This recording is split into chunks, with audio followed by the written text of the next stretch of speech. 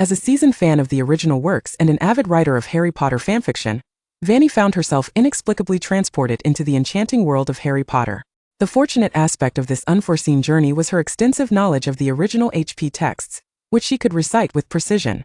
However, the unfortunate twist was her unawareness that the entirety of Hogwarts faculty and students could hear her innermost thoughts. Star. In her first year, Fanny cast her gaze upon Severus Snape, her thoughts resonating throughout the Grand Hall. Behold the most formidable undercover agent, Snape. His devotion to Lily and his guardianship of Harry is profoundly moving. Harry, so the professor is actually a good person. He loved my mother. Snape. Ravenclaw deduct 1,000 points in her second year. As she prepared to hand over her diary to Dumbledore, she was suddenly pulled into the diary's realm by Riddle. He immediately attempted to invade Fanny's mind, only to hear her deliberately revealing thoughts. Voldy, Vadi, Volfi, these pairings are simply delightful. Riddle. I wish I could cast Avada on her. By her third year, the now redeemed Sirius was almost inseparable from Lupin, and in her fourth year, when young Barty donned Moody's guise to enter Hogwarts, a striking figure appeared in his office. Would you care to purchase the complete set of Voldemort merchandise I possess? Young Barty. Star. What follows is a tale of how a time-traveling young witch simultaneously becomes a student of Dumbledore, Voldemort, and Nicholas Flamel. Cotton dolls become a bestseller across the magical realm? Laser-cut merchandise is in high demand? People blindly purchasing memorabilia to the point of despair? Fanny raised her arms and declared loudly, "Our goal is to illuminate the entire magical world with the brilliance of fanfiction." Chapter 1. Mind Reading. Kicking off with the GJD to Dumbledore. Upon realizing her transmigration, Fanny found herself locked in a gaze with the elderly gentleman before her. Just moments prior, she had been comfortably nestled in her school dormitory, joyfully typing away at some unspeakable segments of GJD, and in the blink of an eye, she had inexplicably arrived in this entirely unfamiliar chamber. Fanny couldn't help but cast a sidelong glance around the room, dilapidated and in disarray, save for the neat notebooks on the desk, where the name Fanny Curtis could be faintly discerned. Fanny Curtis. This name matched her own perfectly. Stiffly, Fanny redirected her gaze back to the elderly figure before her. The man wore half-moon spectacles, his flowing silver hair cascading elegantly, and he moved with an air of casual grace, casting a kind and wise glance upon her. Could this be Dumbledore? I have indeed encountered this venerable man before. Suddenly, a thought erupted within Dumbledore's mind. This phrase was not a language he recognized, yet it instantaneously transformed into English, comprehensible to Dumbledore, accompanied by a mechanical voice resounding in his mind. Successfully unlocked the affection system. Current affection ranking of Fanny towards Albus Dumbledore. 1. Congratulations on unlocking Fanny's mind-reading ability. What followed was a cacophony of chaotic, excited thoughts, like a tangled mass. Dumbledore's smile momentarily faltered. He adjusted his glasses symbolically to mask the subtle shifts within his thoughts. What on earth is this? What 2 months of infatuation? What century of unspoken? What tower? What midsummer? How does she know about her and Grindelwald's? Wait, what else is she saying? Are these thoughts permissible for dissemination? Is this allowed? Could she not hold her tongue? Wait, she seems to not have spoken at all. Dumbledore's worldview shattered abruptly. He instinctively glanced at the orphanage headmaster accompanying him upstairs. Noticing that the man evidently had not heard the peculiar sounds, he then turned his attention back to the girl, whose thoughts continued to chatter incessantly in his mind. Strange, he had not employed Legilimency on this girl. Why could her thoughts escape so inexplicably? Could it be a surge of magic? But what of the affection system just now? Dumbledore found himself utterly bewildered, and after a moment of hesitation, he decided to feign ignorance, signaling the orphanage headmaster to momentarily depart before kindly addressing her. "Hello, Miss Curtis, I am Professor Dumbledore, the headmaster of Hogwarts School. I am well aware of Hogwarts. Gryffindor represents courage, Ravenclaw embodies wisdom, Hufflepuff signifies loyalty, and Slytherin stands for ambition. We will undergo the sorting ceremony via the sorting hat, and to reach Hogwarts we must go to Platform 9. Dumbledore. He suddenly felt that he had no need to elaborate further. Nevertheless, Dumbledore maintained his amiable demeanor, quickly reciting the essentials of Hogwarts while retrieving a leather purse from his pocket. Hogwarts has a fund specifically designed to assist students in acquiring their supplies. However, this amount may not suffice for new items, and you might need to purchase some second-hand textbooks. He smiled warmly. I can take you to Diagon Alley to procure your supplies. Oh, splendid! Will we be using apparition? Fanny gazed at Dumbledore with a look of eager anticipation, and after a moment she somewhat demurely nodded. All right, thank you, Professor. Dumbledore, intending to escort her directly to the leaky cauldron, paused. He cautiously observed Fanny's expression and ultimately acquiesced to her wish, leading her to a relatively secluded corner before gently taking her hand and apparating to Diagon. Alley. Only then did Fanny exhibit a hint of surprise. Let's go, Dumbledore said kindly. Perhaps we should first visit Ollivander's wand shop to select your wand. He was eager to see if Ollivander, also a wizard, could hear this girl's thoughts as he did. Fanny stepped into Ollivander's wand shop as the school year approached. Ollivander's shop was naturally bustling with activity, and the bright-eyed old man stood behind the dimly lit counter, having just warmly sent off a boy around her age when he unexpectedly collided with Dumbledore behind Fanny. He glanced at Dumbledore in surprise, who nodded politely in acknowledgement. Are you here to purchase a wand for this young lady? Ollivander inquired, and with a casual wave of his hand, a measuring tape floated gracefully to Fanny's side. Yet, before the tape could finish measuring her arm length, a sudden commotion shattered the shop's tranquility. A wand abruptly soared from a poorly closed box, deftly evading all obstacles in the narrow space, elegantly turning a corner, and directly landing in the palm of Fanny's hand. Instinctively, Fanny waved the wand, and in an instant, a vibrant green light shot forth from its tip, illuminating the dim room with a blinding radiance. Ollivander appeared momentarily stunned. He paused, then bent down to scrutinize the wand in Fanny's hand closely. What a rare sight indeed, he exclaimed dramatically, a sycamore wand. One must know that this wand thrives on seeking novel experiences. Of course, they are also among the wands that eagerly seek out their masters, yearning for those curious and imaginative witches and wizards and the wand core. Ollivander exclaimed in astonishment, I never imagined that one day I would sell 2 wands with phoenix feather cores in a single day, particularly since they are the rarest and most discerning of all. Just moments ago, the renowned savior purchased a wand with a phoenix feather core from me. Just moments ago? Is today the day Harry visits Diagon Alley as well? Dumbledore could not help but cast a probing glance at Ollivander. Yet, Ollivander appeared oblivious, smiling as he addressed Dumbledore. The wand wielded by the savior contains a feather from Fawkes, but this one does not. It is from another phoenix I encountered during one of my travels. It was evident that Ollivander could not perceive Fanny's inner thoughts. Dumbledore's vigilance eased slightly as he smiled and paid Ollivander the required galleons for the wand. Perhaps I shall have to settle for second-hand robes. Fanny sighed as she glanced at her deflated coin pouch, thanking Ollivander before making her way to Madame Malkin's robe shop. Upon entering the shop, Fanny immediately spotted 2 boys of tender years standing inside. One had platinum hair and a pale complexion, while the other sported disheveled hair and was casting an irritable gaze at the boy opposite him with spring-green eyes. Hufflepuff. I think all Hufflepuffs are just a bunch of useless eaters. The platinum-haired boy drawled. By the way, do you know about the Nimbus broomsticks? My dad says he's going to buy me the latest model, but unfortunately, first years are not allowed to bring brooms or participate in Quidditch. So, am I witnessing the moment Draco and Harry first met? Fanny was momentarily taken aback, and then her eyes began to gleam with excitement. As a fanfiction enthusiast, I must see their initial encounter in its entirety. I must admit, while I am not particularly invested in the Draco-Harry pairing, their chemistry certainly explains their popularity within the Harry Potter fandom. 7 years of rivalry, yet until the very end, that platinum-haired boy never revealed Harry as the savior before the Death Eaters, and Harry, in that inferno at the Room of Requirement, escaped the flames with Draco. Let us indulge in the refrain that rivals are indeed rivals. Oh, why do I feel like their bodies quivered for a moment? In the next instant, a perplexed Fanny found herself gazing at Draco and Harry, who were both looking at her with expressions of utter astonishment. Chapter 2. Deha and Draco exchanged glances, bewildered. Are they all watching what I am doing? Fanny exclaimed incredulously. Is my presence truly that pronounced? What were you just saying? Draco's voice trembled slightly as he cast a disdainful glance at the tattered muggle dress Fanny was wearing. A peculiar, mechanical sound had suddenly echoed in his mind, mentioning something about a favorability system and a ranking of 3rd, which he couldn't quite comprehend. Yet, Draco was certain that this bizarre phenomenon stemmed from the girl of muggle descent before him. What was she up to? Was she insinuating that she had some profound connection with this inexplicably odd boy? And Potter?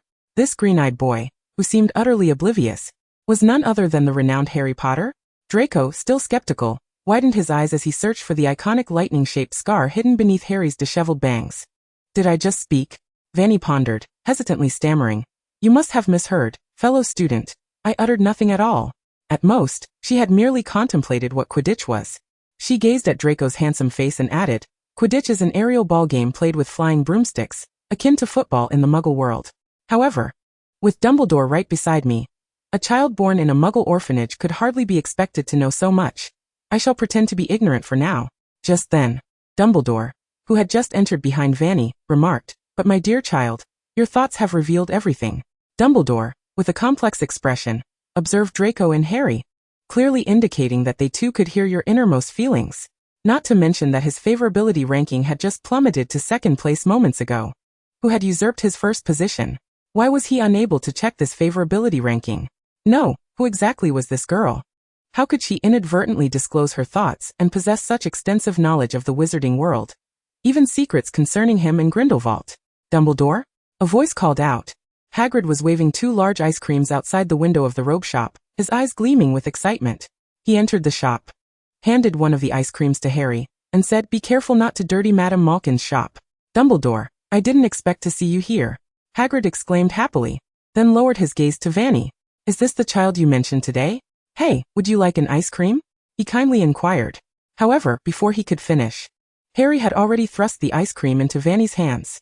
"Here, have a taste." Harry hesitated, feeling that his words might be too forward, and quickly added, "Hagrid will buy me another one shortly.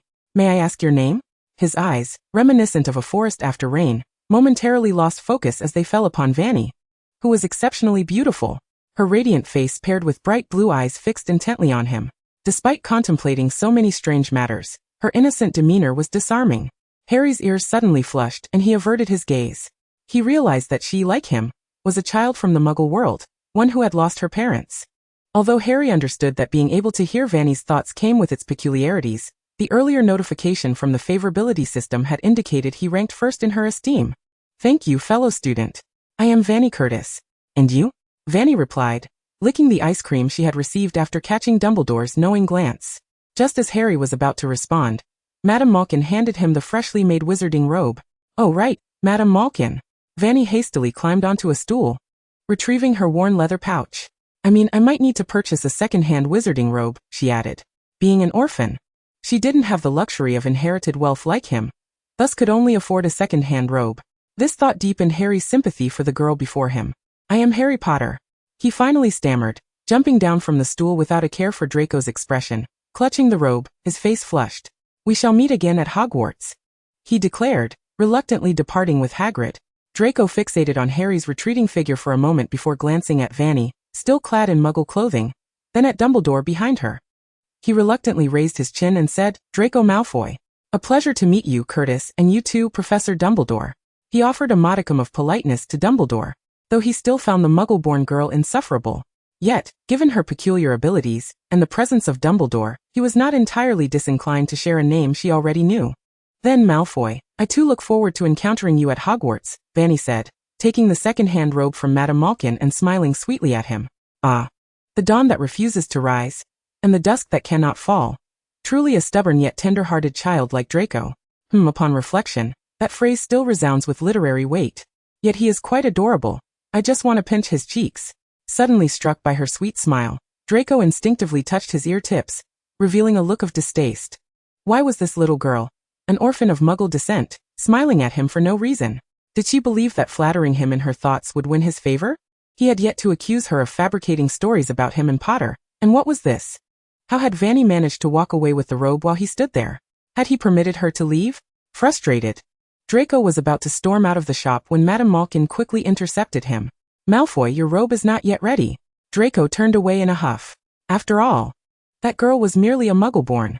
Chapter 3 Wealthy, she aimed to ride the wave of the times.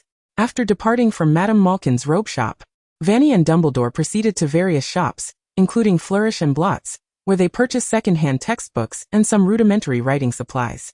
Throughout their shopping excursion, Fanny took the initiative in making purchases, with Dumbledore merely observing her with a smile by her side. He was now entirely convinced that none of the wizards in Diagon Alley could hear Fanny's thoughts. Reflecting on the earlier incident where both Harry and Draco could hear her inner voice, Dumbledore speculated that perhaps only those within Hogwarts could hear her thoughts. However, given the limited sample size, this theory required further investigation. In a rare gesture, Dumbledore personally reached for his wallet and treated Fanny to a dessert. Satisfied to see his favorability ranking restored to first place, he inquired, "So Fanny, with less than a week until school starts, would you like to temporarily reside in my home during this final stretch of the summer? It would provide me the opportunity to investigate the truth behind your thoughts disclosure." "Ah, that sounds wonderful, Professor Dumbledore. After all, it is essential to cultivate a closer relationship with the greatest white wizard of this century, the most esteemed headmaster in the history of Hogwarts, let alone the fact that I should diligently review my knowledge in the week leading up to the start of school. Having such a living encyclopedia by my side would certainly facilitate my inquiries." Thus, Fanny followed Dumbledore back to his residence.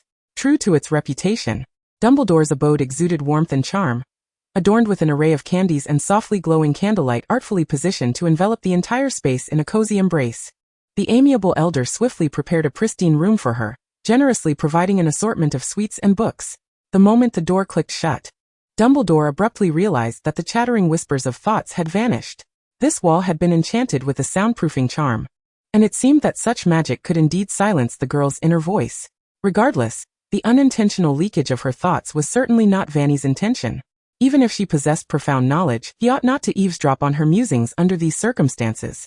At the very least, prior to instructing her on safeguarding her thoughts, he should have arranged for a more private space. Dumbledore pondered for a moment before retrieving several ancient tomes, endeavoring to uncover the principles behind the leakage of Fanny's thoughts.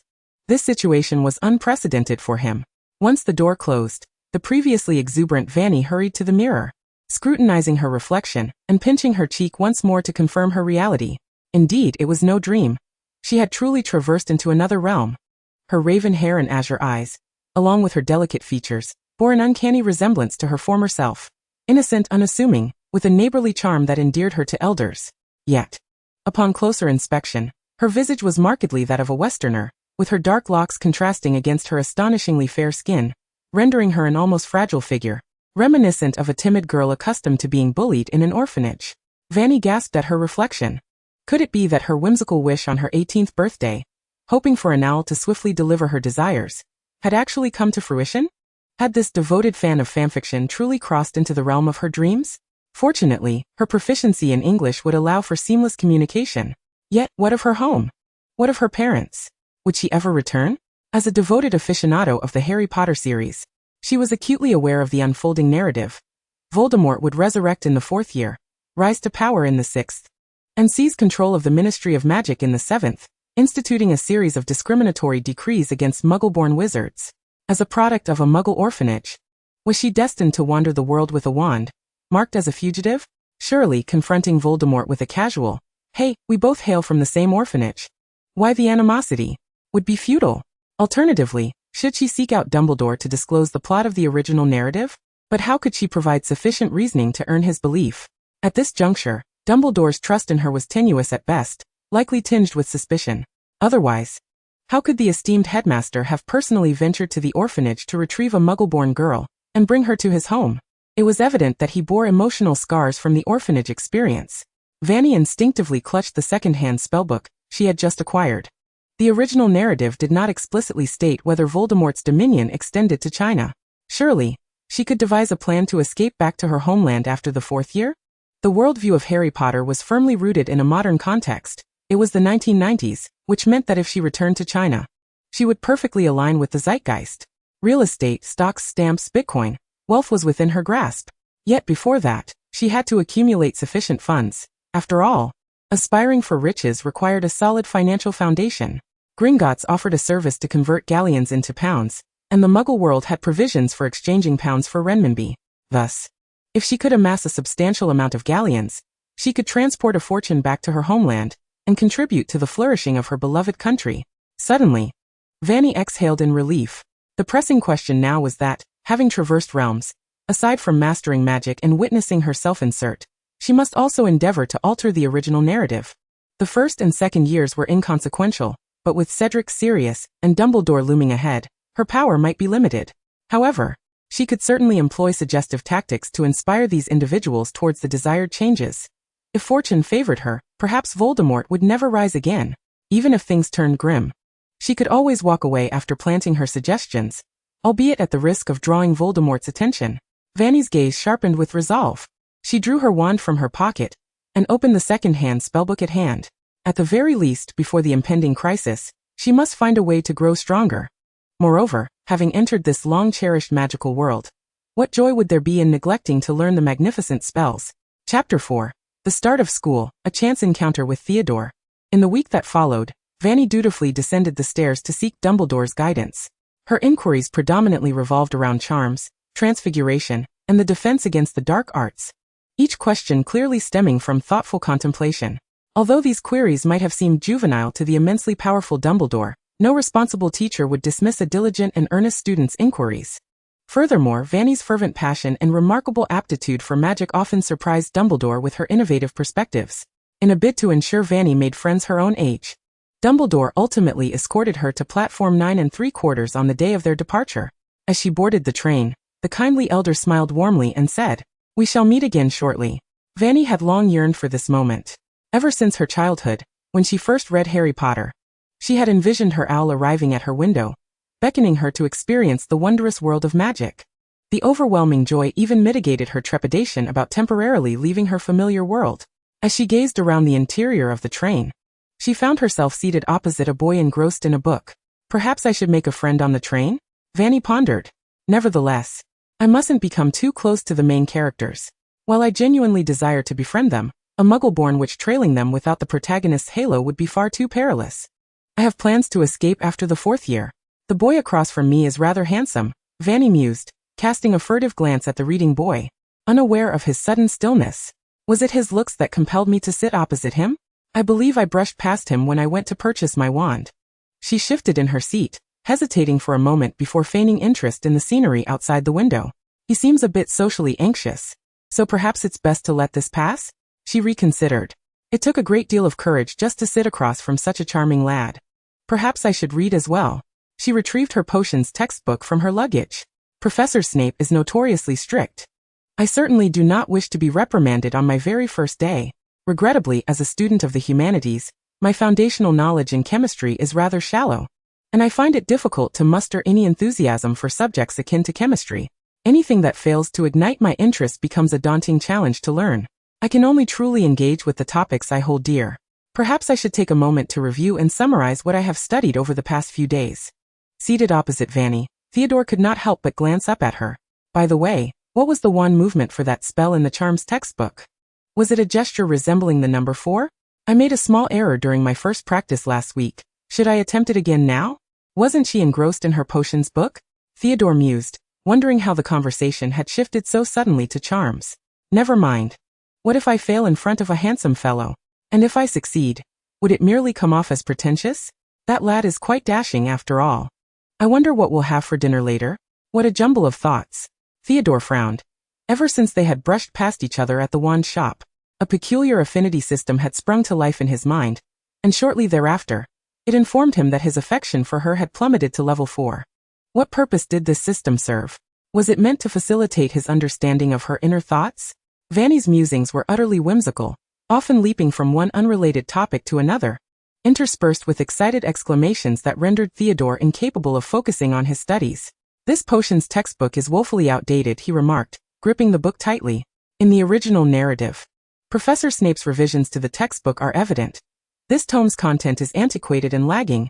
Even the methods for potion making are not the most efficient. Over the summer, I borrowed a plethora of texts from Professor Dumbledore's study, yet I scarcely glanced at this year's potions textbook, he continued. It is glaringly apparent that this book lacks practical guidance and safety warnings. The theory seems divorced from practice, and the entire textbook focuses solely on the mechanical memorization of recipes and procedures, neglecting to explain the purpose of these ingredients and their effects. Am I expected to decipher this on my own? At the very least, I require a systematic framework of knowledge, Fanny remarked, furrowing her brow. Otherwise, what distinguishes this from studying chemistry without the periodic table, and simply wrote memorizing chemical equations for experiments? Forget it, she sighed, pulling out several sheets of parchment densely scrawled with English and a quill. I shall compare what I have summarized over the past few days. At least from the few potion recipes in this textbook, one can deduce that white ash possesses certain characteristics, and that it should function similarly to a catalyst. She promptly took up her quill, and began writing on the parchment. Theodore's attention was irresistibly drawn to Fanny. The insights she shared were perspectives he had never considered, genuinely piquing his interest. Synergistic effects, antagonistic effects, interactions. The essence of potions should be quite similar to chemistry and traditional Chinese medicine.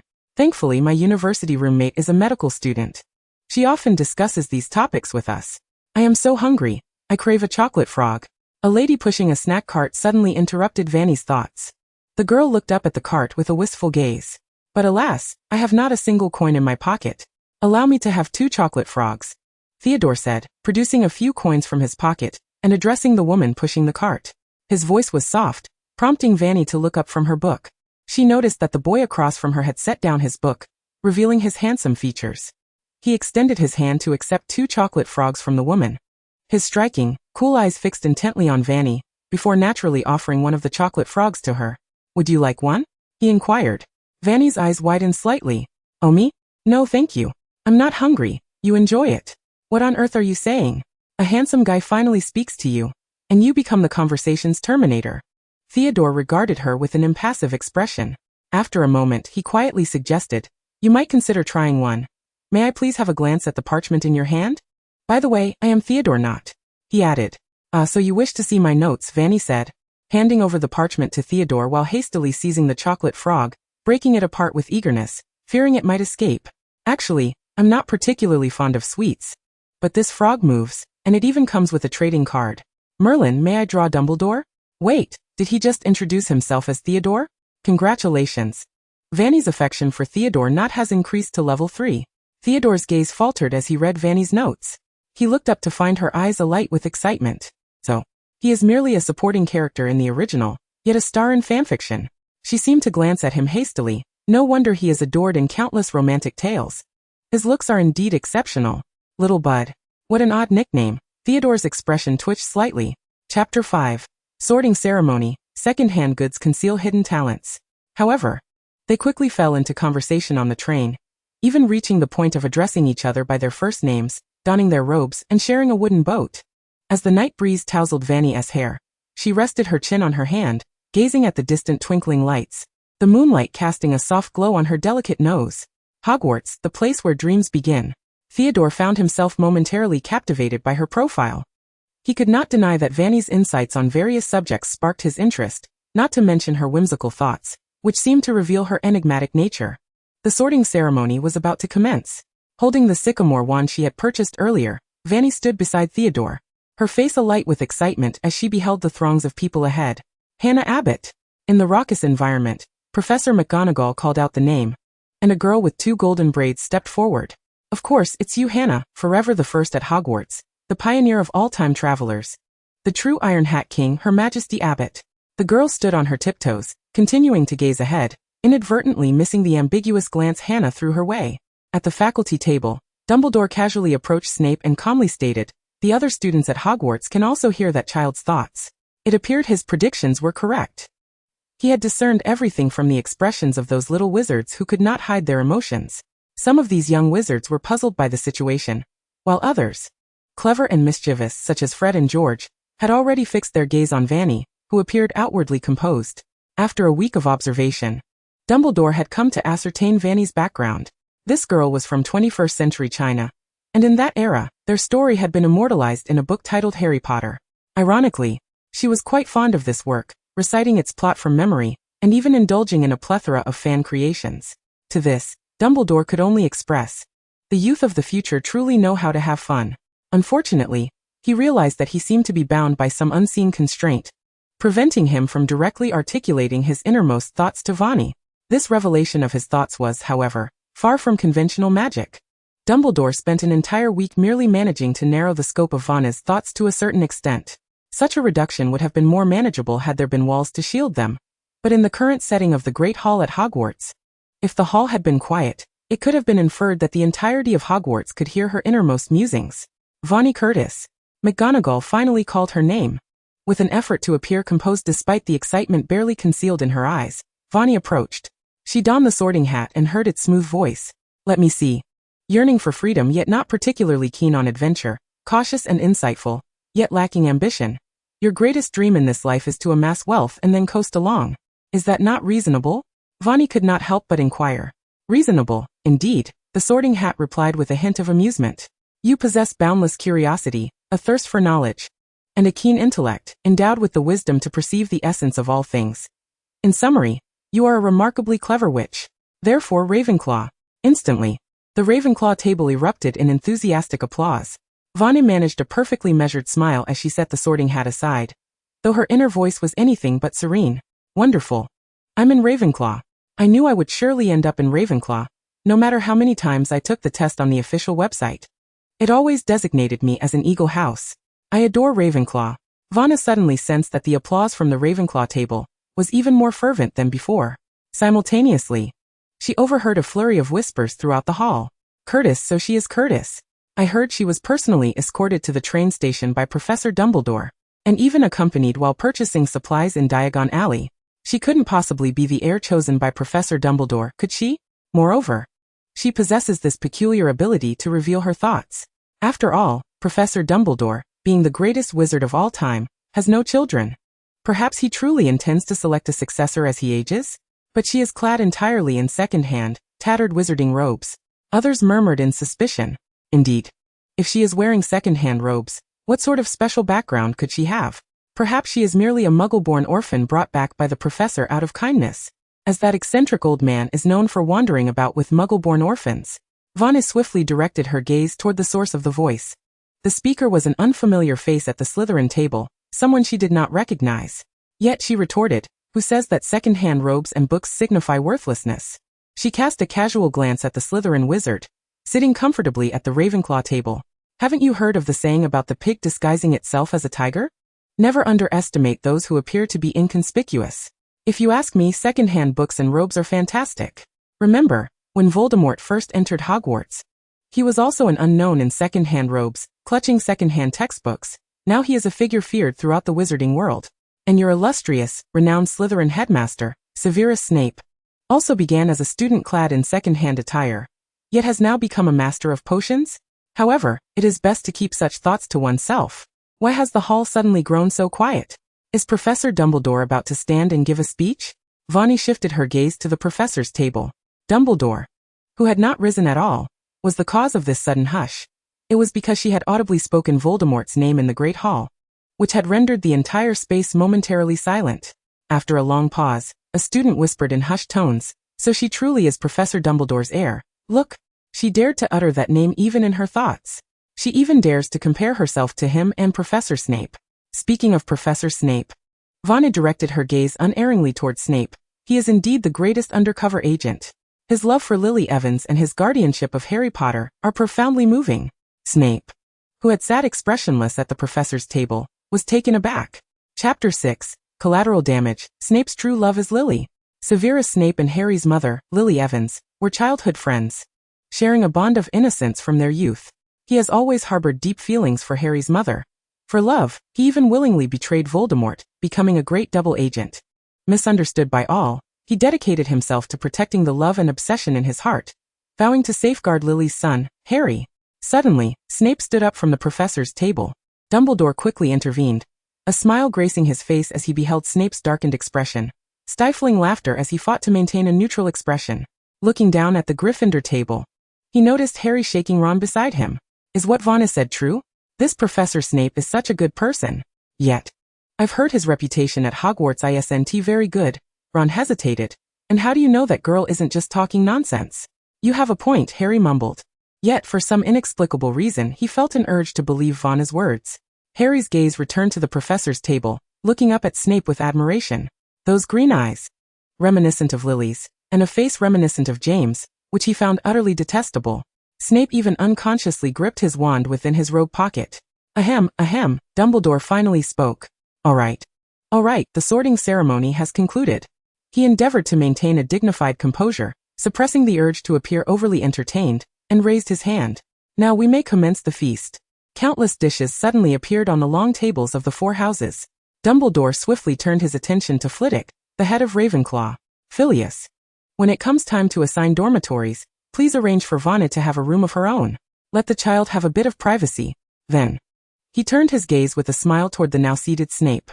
Perhaps you could find a way to teach Fanny the mind-cloaking spell in the future. Who knows? Once she masters it, she might effectively control her thoughts.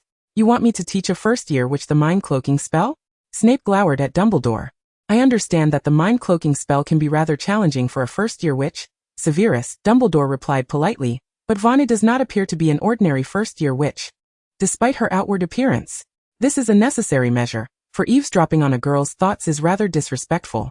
Even if this girl is privy to many secrets about the future, they could simply inquire directly of her in due time, rather than resorting to such underhanded methods.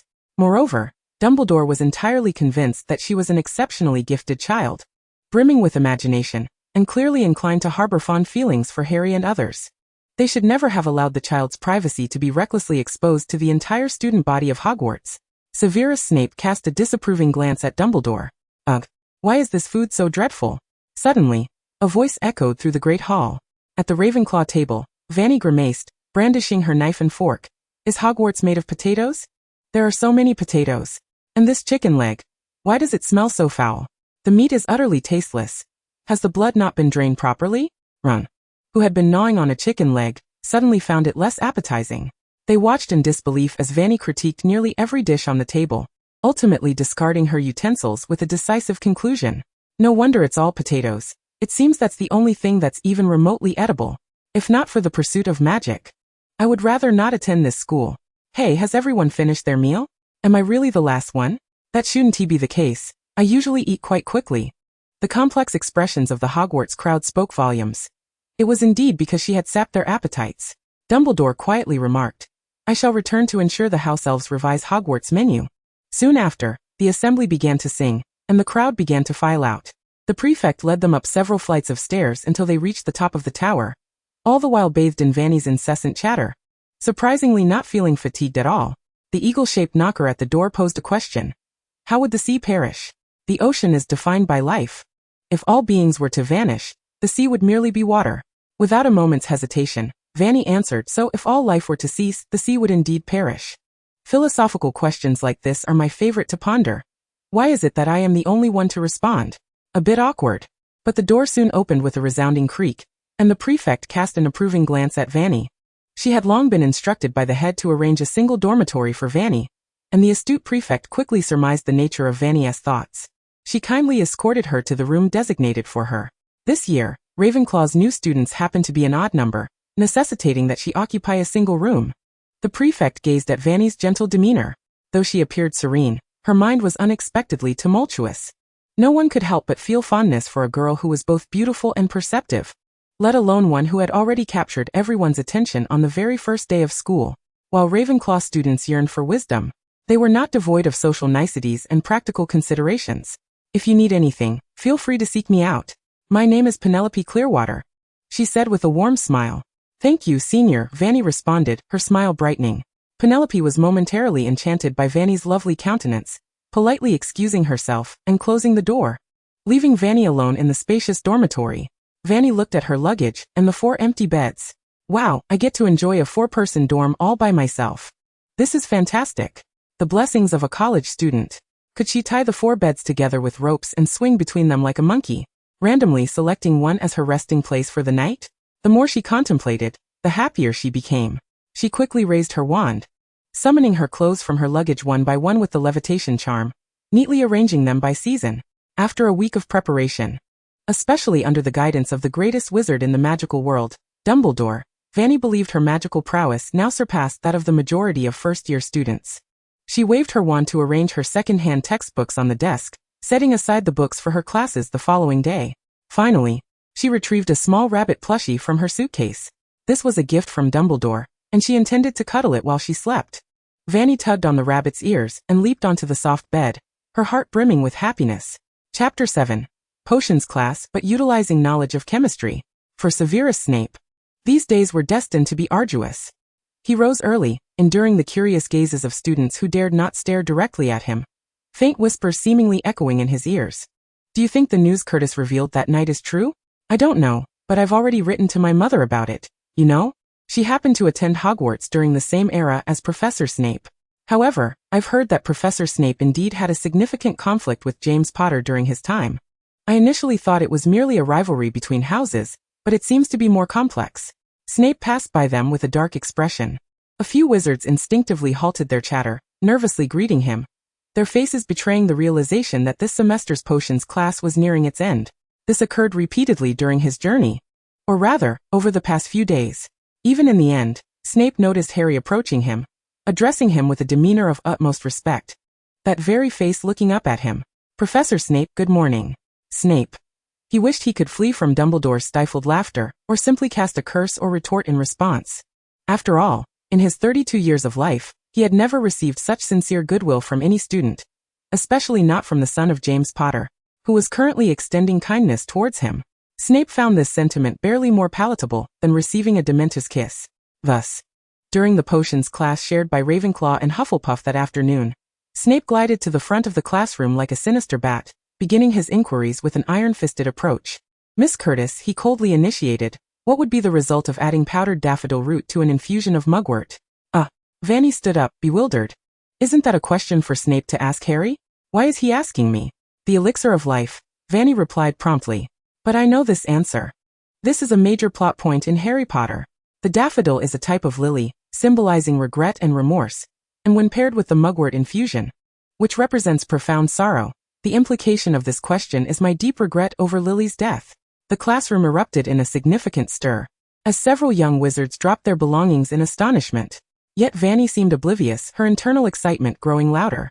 Merlin's woolen socks, Snape was utterly in love with Lily. I know the answers to the next two questions. I can answer them. The stomach of a sheep, and there's no difference between aconite and monkshood. Wait, did I misremember the answers? Fanny looked confusedly at Snape. Snape's expression darkened ominously.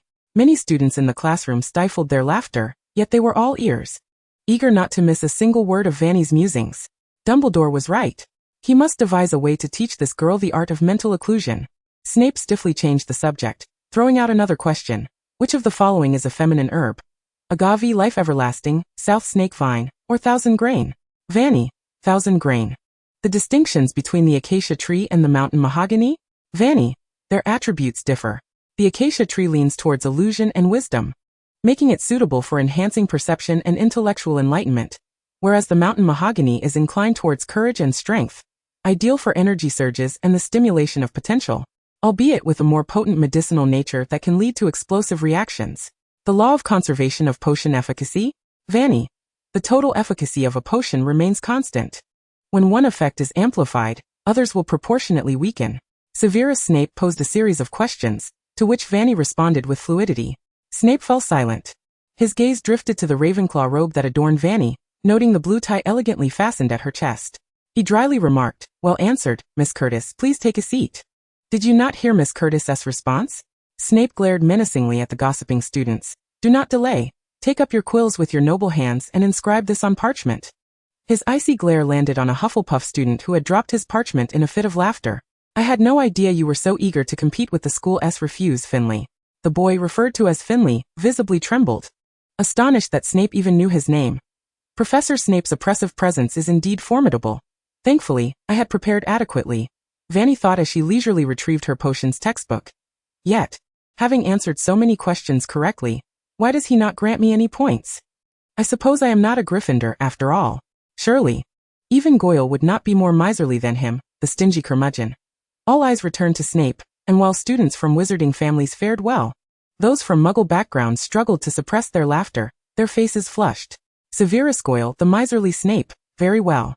He finally said coldly, to commend Miss Curtis's intellect. Ravenclaw earns an additional point. Now let us prepare to brew the scabies potion in pairs. With a wave of his wand, the method for concocting the potion was displayed prominently. Curtis, may I partner with you? A beautiful girl tentatively inquired. I am Padma Patil. Your previous answer was truly impressive. Despite Snape's apparent disdain for her, Padma could not help but admire Fanny's capabilities and developed a deeper trust in Snape's character. How did you manage to learn so much in such a short span of time? Not to mention, Fanny hails from a Muggle orphanage, and had never studied magic before. The potions textbook is so thick, filled with intricate details. How could you have memorized all this? I just flipped through the book for ages, and the characteristics of the acacia tree and mountain mahogany were clearly on two unrelated pages, yet you could swiftly articulate their differences. Having such a witch as a teammate guarantees high marks on every assignment, regardless of their personal preferences not aligning with the professor's. Actually, it's not so remarkable. Fanny winked innocently as she gathered the ingredients from the cabinet. I merely employed a clever little trick. For instance, as she laid the ingredients on the table, she pulled out a piece of paper and handed it to Padma. During the last segment of this summer, I happened to stay at Professor Dumbledore's residence and borrowed several books from his study. Among them was a comprehensive guide to potion ingredients, which elucidates the properties of potion components. I created a more systematic summary based on that information. I reordered them according to their yin-yang attributes, symbolic meanings, and levels of activity, and compiled a table, much like the periodic table of chemical elements.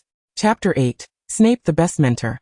In the Muggle realm of China, students face the necessity of subject selection upon reaching high school, a widely acknowledged reality.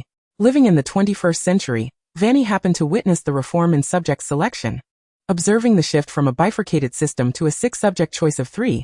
Yet she resolutely opted for a combination of politics, history, and geography. This choice did not stem from a lack of aptitude or extreme specialization. On the contrary, her grades in science and mathematics were commendable. When she submitted her subject selection form, countless teachers and friends expressed disapproval, fervently urging her to choose science, presenting the same few reasons: broad professional coverage, high employment rates, and lucrative salaries. Mundane and uninspiring, Fanny remained unfazed. She simply knew she was passionate about the humanities. Fueled by passion, she pursued knowledge, thoroughly enjoying the process of learning about the humanities, rather than fixating on the monetary or authoritative gains these subjects might yield. Although, of course, it would be preferable to earn wealth and power through her beloved knowledge. No one is entirely indifferent to financial gain. Although I haven't studied chemistry since my first year, thankfully, I have a medical student roommate. Fanny excitedly pointed out the contents of her paper to Padma, deftly picking up a small knife to grind the ingredients. During my idle moments, I perused her books on medical chemistry, systematic anatomy, and pharmacology. Salvaging some of the chemistry knowledge I was on the verge of forgetting. The periodic table of chemical elements is arranged by atomic number, with the atomic numbers of elements increasing from left to right within the same period, revealing periodic trends in properties, such as the gradual decrease in atomic radius and diminishing metallic character. Potion ingredients exhibit similar characteristics. I extracted several hundred of the most common ingredients, arranging them from left to right according to their yin-yang attributes, discovering that the more an ingredient leans towards a yin nature, the lower its activity and reaction rate, and vice versa, Fanny remarked while heating the slug. Simultaneously, I grouped those with similar symbolic meanings into the same vertical column, and astonishingly, I found that this arrangement was successful as well. Just as elements within the same group of the periodic table display similar chemical properties, Fanny silently added, in summary, I compiled a more easily memorable periodic table of common potion ingredients based on their properties. With this in hand, recalling these properties and improving potions will become significantly simpler. Having said that, she resumed grinding an ingredient that Snape had not mentioned. For instance, this ingredient possesses a gentle yin attribute, suitable for enhancing and accelerating reaction rates. If all goes as planned, she placed a small piece of the ingredient into the cauldron, and a wisp of smoke began to rise gently from it. The potion's liquid instantly turning a brilliant sky blue. It would complete a few minutes earlier than the actual potion's timing, and its quality would be superior. Padma stared in astonishment at Fanny's fluid operations. It seemed as though she hadn't contributed anything useful to the process of brewing the scabies potion at all. She hurriedly cast a glance at the periodic table of common potion ingredients Fanny had recorded, rising to assist Fanny in bottling the potion. As she turned back, she found herself face to face with the brooding Snape. He seemed to have been standing there for quite some time, his gaze fixed intently on the paper on the table before slowly shifting to the high-quality potion. How did you conceive the idea of arranging potion ingredients by their yin-yang attributes, activity, and properties for comparative analysis? The insights gleaned from Muggle chemistry, Fanny promptly replied. Indeed. The most accurate approach should involve extracting the most critical and essential components from these potion ingredients, akin to identifying individual elements on the periodic table of chemical elements and subsequently arranging and combining them. Regrettably, my foundation in chemistry is rather insufficient, and I have yet to gain experience with these potion ingredients. Fortunately, predecessors have thoroughly summarized the characteristics of commonly used potion ingredients, the only oversight being that no one has thought to compile and compare these traits. She merely stood on the shoulders of giants, inspired by the periodic table of elements, and ingeniously summarized a convenient chart for memorization. Truly, it is a clever method. Snape gazed intently at Fanny's features for a prolonged moment. After a while, he accepted the vial of scabious potion. The bell signaling the end of class finally rang, and Ravenclaw and Hufflepuff students exited with pallid faces, leaving only Fanny, who was retained by Snape in the classroom. Miss Curtis, may I use magic to create a copy of your chart? Of course, she replied. In fact, she had already shared the same information with Theodore and Padma. Snape waved his wand and replicated the chart, but the duplicate bore an additional line of small text. Chart created by Fanny Curtis. Moreover, Dumbledore informed me. He lifted his gaze coldly to Fanny. He wishes me to teach you the mind cloaking spell. Oh. Fanny's expression momentarily faltered. Isn't the difficulty of this spell a bit too much for me? She ventured timidly. While the mind-cloaking spell certainly requires practice, in the original text, Snape subjected Harry to considerable torment while teaching it, leaving him in anguish. And if I recall correctly, Snape's method of instructing others in the mind-cloaking spell involves persistently probing their thoughts. Isn't it terrifying that he might directly discern that I am from another world? No. The real concern is whether he might directly perceive the trivialities cluttering my mind. Merlin is Snape, the master of Legilimency, currently prying into my thoughts? Snape! He silently scoffed. As if I require Legilimency to deal with you. Your thoughts are already rampant throughout the classroom. Yet Fanny swiftly composed herself, taking a deep breath to gather her emotions. No, I must think of something commendable to say about Professor Snape. Ahem. Professor Snape is a paragon of elegance and decorum. The finest head of Slytherin and the most formidable potions instructor. A master of Legilimency, truly an all-encompassing talent. Except for his lack of hygiene, ahem. Professor Snape will inevitably ascend to the position of defense against the dark arts professor. Although he is sharp-tongued, stern and austere, he is Fanny's inner voice surged in pitch. The epitome of an ideal mentor for university students. He is exceptionally capable, produces results, possesses a hard exterior yet a soft heart, fiercely protective, secures resources for his students, and never claims credit for their work. What could be better in a mentor? Professor Snape, please grant me a few SCI papers. Chapter 9. The Agreement. To teach her a lesson. In the classroom, the girl regarded Snape with a demeanor so meek and obedient, resembling a timid little witch. Overwhelmed by the admiration of her favorite professor. Only Snape understood that Fanny's thoughts had already soared to fantastical heights. As Fanny's inner musings transitioned from extravagant praises to a realm of Muggle terminology that Snape found perplexing, he interjected, "This is a request posed to me by Dumbledore." Just as Fanny was about to protest, Snape commanded, "Every Thursday evening at 8 o'clock, come to my office, and I will teach you the essentials of the mind-cloaking spell." The mind-cloaking spell is typically a spell reserved for upperclassmen. Would early exposure hinder the foundational cultivation of magic? Fanny, under the weight of Snape's penetrating gaze, promptly ceased her line of thought. "Very well," she conveyed inwardly. "I shall come to see you on Thursday, Professor Snape." With that, she departed the classroom in a hurry. Padma was still waiting for her at the door. "Come on. Fanny, our next class is History of Magic, and we don't have much time left. We are still unfamiliar with the layout of Hogwarts. We must hurry." "Padma, by the way, do you know anything about the techniques for the mind-cloaking spell?" "Huh." Padma turned back, expressing her confusion.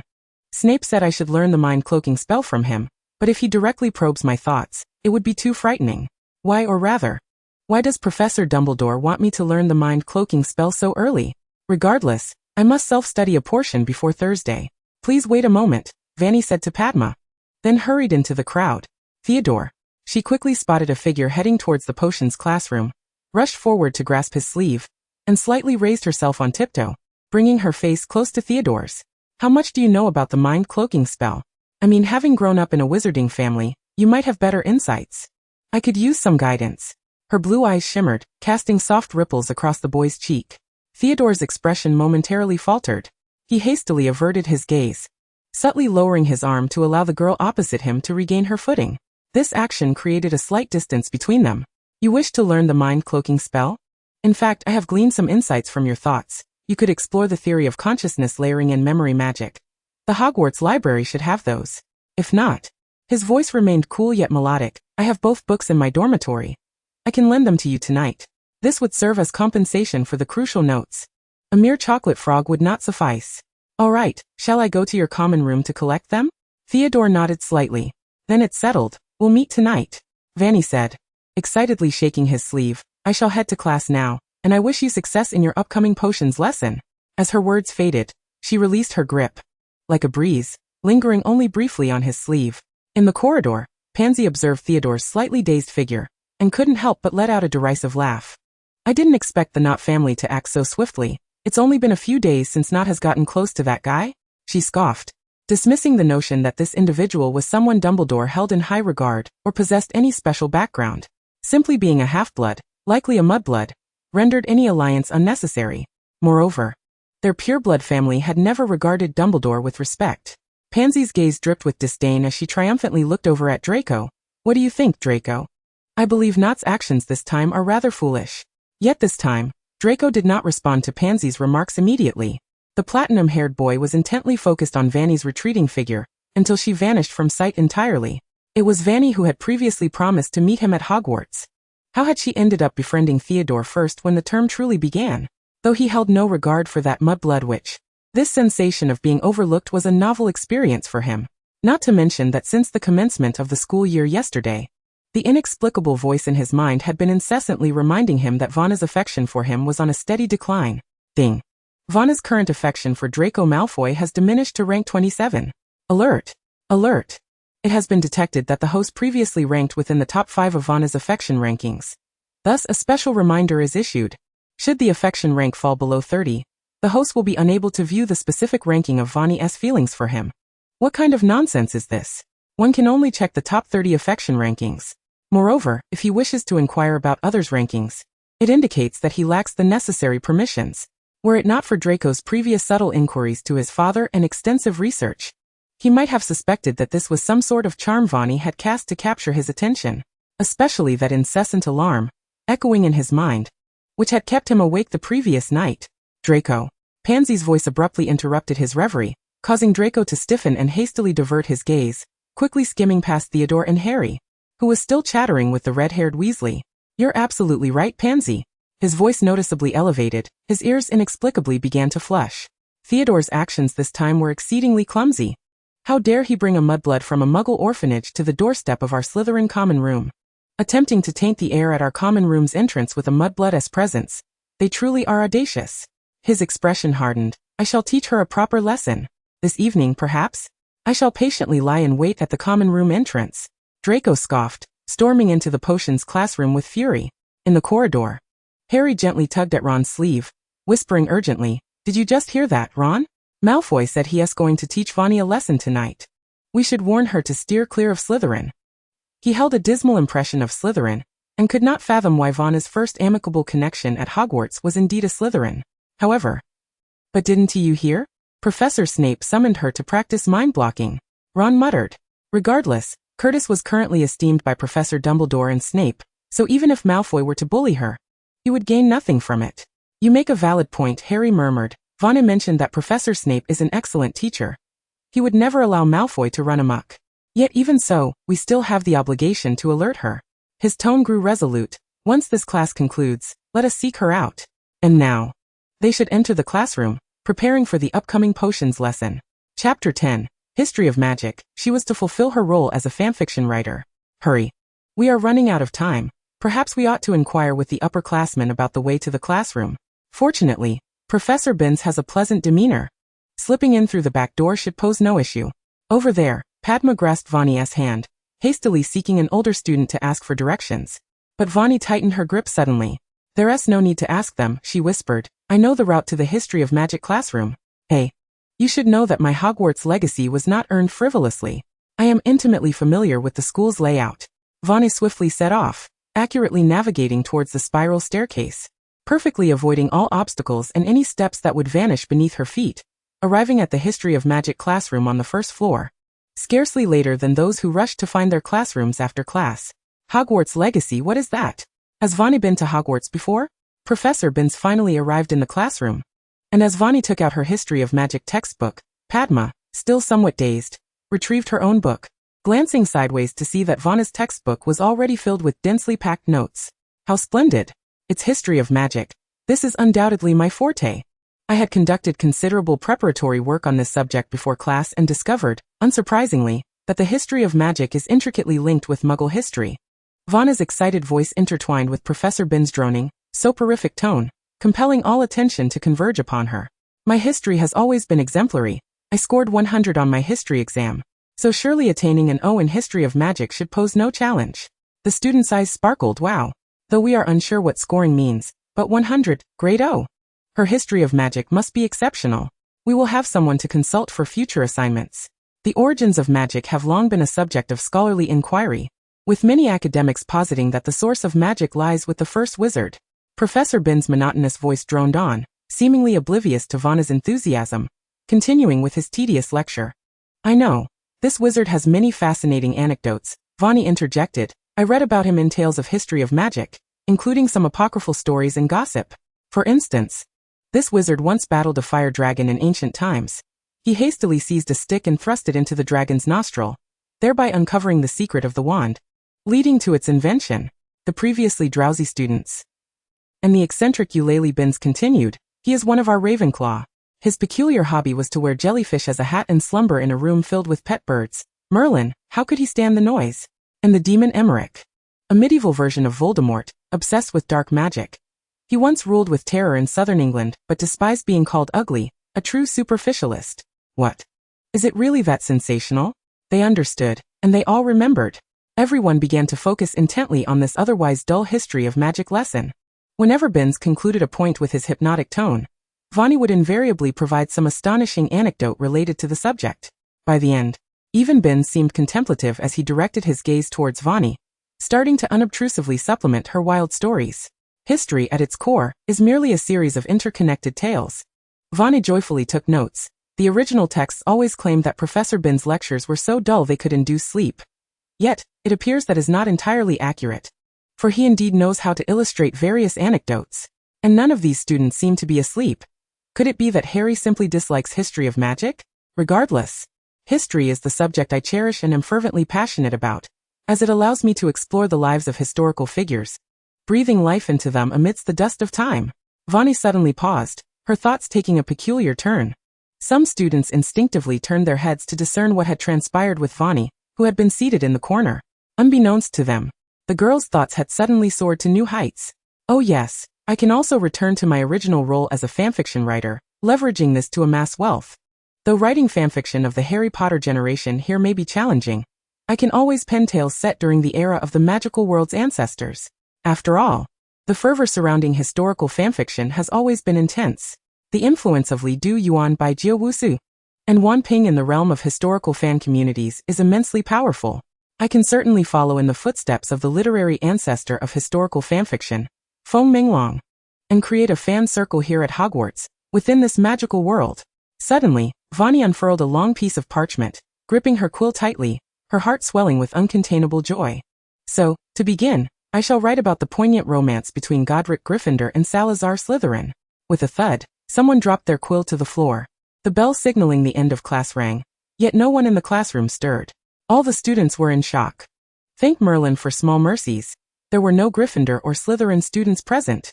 Otherwise, one can only imagine the delightful expressions on the faces of the Lion and Serpent House students upon hearing Vanna's thoughts. Chapter 11, Cats? Support Sirius the dog. What? Are you saying Curtis intends to pen a romantic fanfiction about Godric Gryffindor and Salazar Slytherin? In the Great Hall, Draco leapt from his seat in astonishment, his eyes wide. To be precise, it was her inner voice that declared this. Blaise Zabini elegantly held a glass of juice, sneering, "She must be out of her mind." Pansy scoffed, deriding her for seeking attention with such incomprehensible nonsense. These ridiculous notions. It's not just us, even those foolish lions would rise in protest, hurling insults at Curtis's melodramatic love story. Wouldn't they? But perhaps not entirely. Daphne Greengrass hesitantly raised her head, gesturing towards the Gryffindor table. Fanny was surrounded by Harry and Ron, with Fred and George cheerfully inviting her to join them at the Gryffindor table. Even Oliver and Hermione approached, attempting to strike up a conversation with Fanny. At least, for the moment, she seemed quite popular among that group of lions. Regardless of the attitudes of the faculty and students from the four houses towards Fanny, it bore little relevance to her. As she and Padma exited the History of Magic classroom, Harry and Ron were already waiting for her at the door. Fanny. He waved tentatively, slightly out of breath, as if he had just sprinted from potions class and had something urgent to discuss. Padma, sensing the situation, discreetly followed her roommate, casting a hurried glance back at them. "I heard you plan to visit the Slytherin common room tonight to borrow a book? Why is the protagonist suddenly seeking me out?" Fanny responded, her eyes filled with hesitation, yet she maintained a harmless smile. "Yes, what is it?" "I suggest you refrain from going," Harry hurriedly advised. "Fanny, most of the Slytherins do not harbor friendly sentiments towards you. I even heard someone mention teaching you a lesson at the entrance of the common room. If possible, you should ask your friends to retrieve the book from the Ravenclaw common room instead." "But I was actually going to ask Theodore for help," Fanny countered. "Isn't it a bit too much to have him run all the way from the lowest depths of the Slytherin common room to the highest point of Ravenclaw Tower? As a Muggle-born, being targeted by Slytherin? That's to be expected," Harry remarked. "Regarding what you mentioned, I believe I have a general understanding. Professor Dumbledore had already briefed me on several precautions before my enrollment. Fanny innocently blinked. However, I think that most Slytherin students are still observing me from a distance. Their disdain for my ambiguous lineage will likely manifest only as cold stares and subtle ostracism. This did not hinder her from borrowing books. Even if they choose to act, it would be only the lower years. After all, it would be beneath the upperclassmen to take action against me. As for those lower years, Vanna's smile deepened. I can certainly handle them. The corners of the girl's mouth curled slightly, her raven hair cascading over her shoulders. Her eyes gleamed like crescent moons. Her voice sweet and gentle, brushing against Harry's cheek like a soft breeze. Rest assured, I shall be fine. She gazed into his eyes, her tone sincere. Regardless. Thank you for the warning, Harry. It is my honor to receive a personal warning from the Chosen One. Congratulations. Vanna's affection for Harry Potter has increased to level 1. Harry felt his face flush. He involuntarily took a step back, diverting his gaze, his words becoming stammered. It's nothing, it's simply what I should do, Vanna. Harry, Ron? 2 cheerful voices rang out simultaneously. The group turned to find 2 pairs of mischievous eyes sparkling with mischief. Didn't he expect to find you here? Fred clapped Ron on the shoulder, then turned, feigning surprise as if he had just noticed Fanny. And you, Miss Curtis. George added. You've become quite the sensation at Hogwarts lately. Fred exaggeratedly praised. We've already heard that you shone brightly in your first charms class. With Professor Flitwick awarding you a plethora of points. Doesn't he even forget to praise you in our classes, saying we're not as good as first-year Curtis. George tightened his grip on the air, imitating Flitwick's manner with great emotion. Truly, the new generation is surpassing the old. Fred mused. How about this? George glanced back at Harry, enthusiastically suggesting, why don't you join us and head over to the Gryffindor table for a meal? Fanny? Fred suddenly appeared behind Fanny, poking her in the back with the tip of his wand. Come on, let us take a look at Gryffindor. We have plenty of friends who would love to welcome you. Unable to refuse their warm invitation, Fanny was soon ushered to the Gryffindor table in the Great Hall, where they cheerfully found her a seat. Wow, it seems today's meal is far more delectable than the one on House Day. You are Curtis? A girl with wild hair excitedly rose. I've been wanting to meet you. I'm Hermione Granger. You excelled in charms class. And I heard you made several interesting comments in potions class, prompting Professor Snape to keep you behind. He even asked Fanny a string of questions.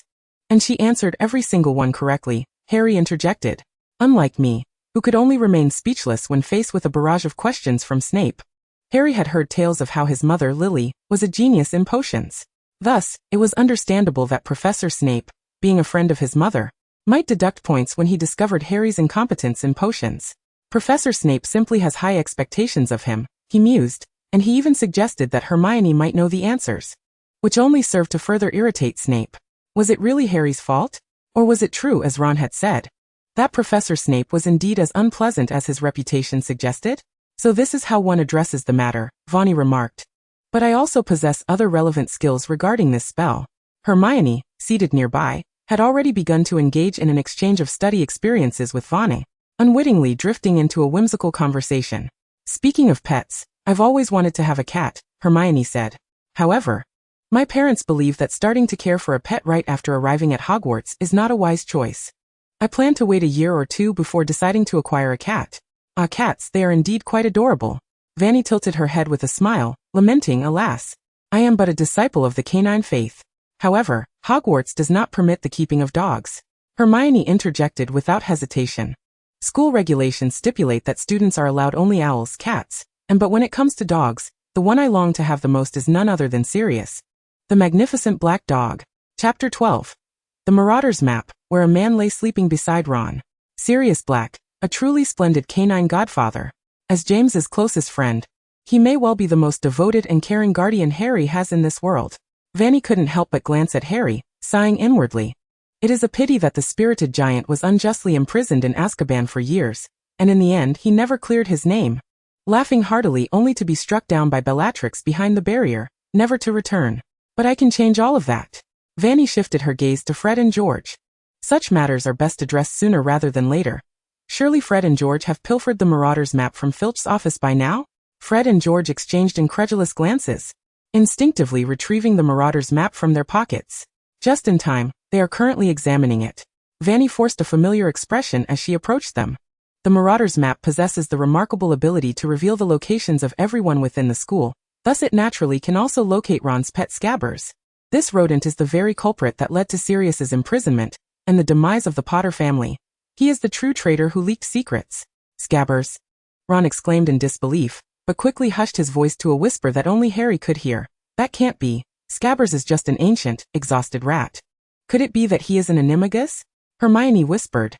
But I studied animagus transformations after our transfiguration class, and found no record of anyone capable of turning into a rat. I left Scabbers in the dormitory. Fred and George were frantically searching the crowded names on the Marauder's map for Peter Pettigrew's whereabouts. Fred, George? Fanny awkwardly interjected, leaning closer to them to scrutinize the map. May I boldly inquire, what is this? It is the Marauder's map, Fred replied, continuing Fanny's thought.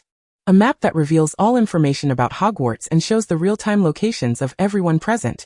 It is our essential tool for sneaking out undetected. George added. Is that so? Fanny murmured, her gaze swiftly scanning the map, though all she saw were countless names crawling like ants across the relatively small surface. Where is Gryffindor's common room? So, the Marauder's map is this laborious to read? No wonder Fred and George have had it for 3 years without noticing that their brother was sleeping in the same bed as a middle-aged man. A sudden fit of coughing erupted. Fanny instinctively turned to see Ron, his face flushed, while Harry patted his back vigorously. He choked on some water, Harry explained hurriedly, increasing the force of his pats. By the way, do we have a first-year student named Peter Pettigrew this year? Fanny finally spotted the name, pointing at it and gesturing frantically. Or is he a senior? This name is quite unique. I believe I saw it among the recipients of the Merlin Medal. Wasn't the reason for the award that he heroically perished while battling Sirius Black? Does he have any descendants with the same name? She feigned confusion, prompting Fred and George to lean in closer. This seems to be Ron's dormitory, Fred said, his voice trembling as he exchanged glances with George. It matches up. It all aligns. Though the truth of Snape's feelings for Lily and their childhood connection remains uncertain, at least this matter is confirmed. Upon reflection, this rat was first Percy's pet before being handed over to Ron. A rat. How could it possibly live for over a decade? It must be an animagus. So, in that case, Percy, who raised the rat, and Ron, who sleeps with Scabbers every day, have actually been caring for a middle-aged man who betrayed Voldemort. Fred and George's pupils dilated in shock. Ron's coughing intensified. It seems he choked on his own saliva again. Harry covered Ron's mouth, yet could not conceal the panic rapidly overtaking the red-haired boy's eyes. No, I need to Weasley, Potter. You will accompany me, a stern voice interrupted Ron's words. Professor McGonagall had approached, looking down at the Marauder's map in Fred and George's hands. She cast a sidelong glance at Fanny before asking, Gentleman Weasley, may I borrow your Marauder's map for a moment? Of course, certainly, Fred and George replied, understanding the gravity of the situation concerning the Dark Lord. McGonagall took the Marauder's map, her gaze fixating on a name within Gryffindor's common room, her expression darkening. It seems Professor McGonagall overheard our conversation. This is excellent. There is no need for Harry to remind them further. Sirius's matter should be resolved directly. As McGonagall summoned Harry and Ron to leave the Great Hall, Fanny prepared to slip away unnoticed when a towering Gryffindor suddenly blocked her path. Hello, Curtis, he exclaimed excitedly. I'm Oliver Wood. I would like to ask you something. Do you happen to know the strategy Slytherin plans to employ in the next Quidditch match? This girl seems to possess a wealth of secret information about the wizarding world. She might even have the ability to foresee the future. If she knows that Sirius has been wronged, then knowing a simple school Quidditch strategy should be no challenge, right? Fanny, what on earth? Curtis, McGonagall turned her head, slowly enunciating her name. You will accompany us. Chapter 13. Peter is captured. She tricks Draco.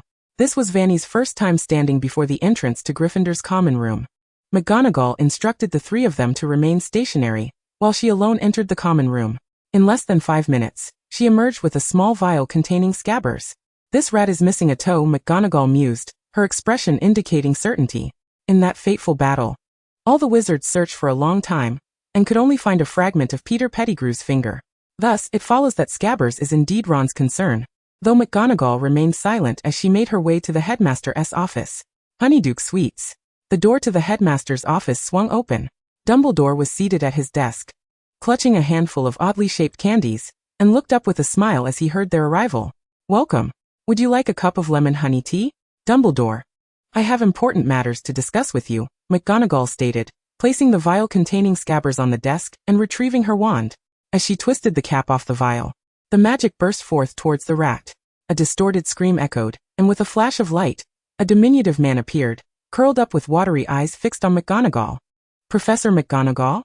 I truly did not anticipate encountering you here, McGonagall remarked coldly. The frigid chains enveloped Peter, binding the diminutive man tightly, as he gazed with his hazel eyes, pitifully attempting to crawl toward Harry. Without hesitation, McGonagall decisively shielded Harry, Ron, and Fanny behind her. It was Miss Curtis who had uncovered Peter's name on the Marauder's map. She had presented the map to Dumbledore, revealing that Peter was still alive, and thus, the events surrounding Black in the past appeared to have been marred by errors made by the Ministry of Magic. Dumbledore's demeanor shifted, as he silently placed the sweets in his hand into a jar, stating, "So, Peter, you are indeed the true secret keeper. You were the one who relayed information to Voldemort, leading to the tragic demise of James and Lily, and you framed Sirius for it, did you not?" Within mere moments, he pieced together the entirety of the situation, his penetrating azure eyes scrutinizing Peter. Peter seemed to shudder. I had no choice. I didn't know what defying him would yield. He exclaimed, "He is far too powerful. You repulse me." Dumbledore's voice, rarely tinged with anger, resonated. "I shall hand you over to the Ministry for a just trial." Peter seemed poised to utter more, but in an instant, Dumbledore's magic transformed him back into a rat, which was then confined within a bottle. A magnificent, resplendent silver phoenix appeared. As Dumbledore's lips moved soundlessly, the graceful bird soaring out of the window.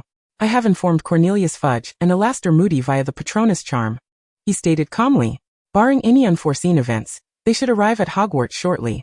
With them present, Sirius should be able to clear his name, correct?" Dumbledore directed his gaze toward Fanny. "Was it you who discovered this crucial lead?" he inquired with a smile. "Then I shall award Ravenclaw 50 points for Fanny's intelligence and perceptiveness. And Ron," Dumbledore added playfully, "I sincerely apologize that you may lose a pet. However, I believe that with Black's character, he will undoubtedly compensate you with another upon his release. Perhaps I could provide you with an owl instead?" "No, that's unnecessary," Ron stammered, the image of Pettigrew still lingering in his mind, causing his stomach to churn.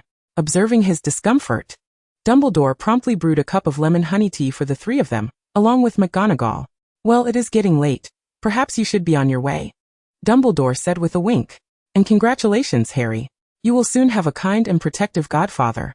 Just after finishing his tea and preparing to leave, Harry fell silent, his spring-green eyes darting to Fanny beside him, then lowering his lashes.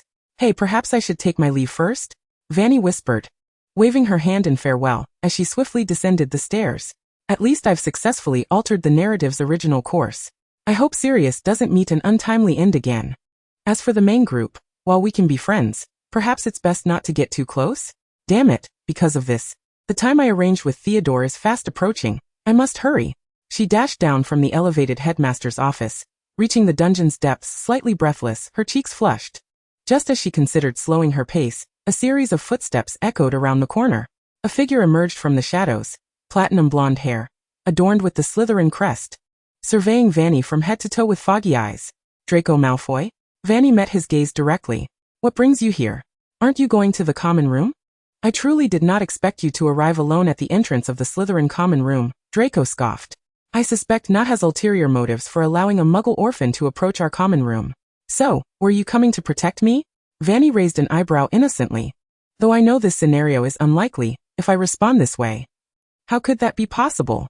Draco exploded, nearly jumping in agitation. But Fanny continued past him, walking towards the bare stone wall at the entrance of the Slytherin common room. He hurried after her, hurling threats. "I must inform you, Curtis.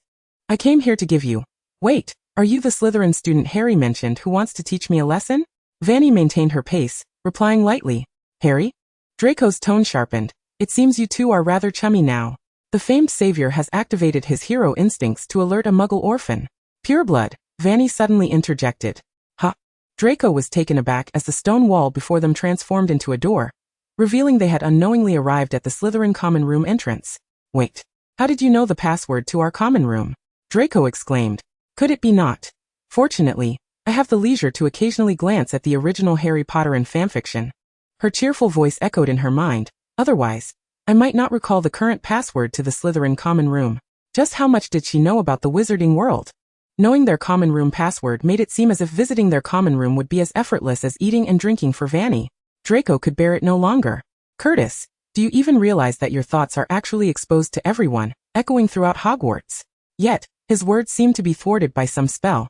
Lodged uncomfortably in his throat, his tongue frozen, rendering it immobile. Before he could open his mouth again, a hand suddenly grasped his sleeve.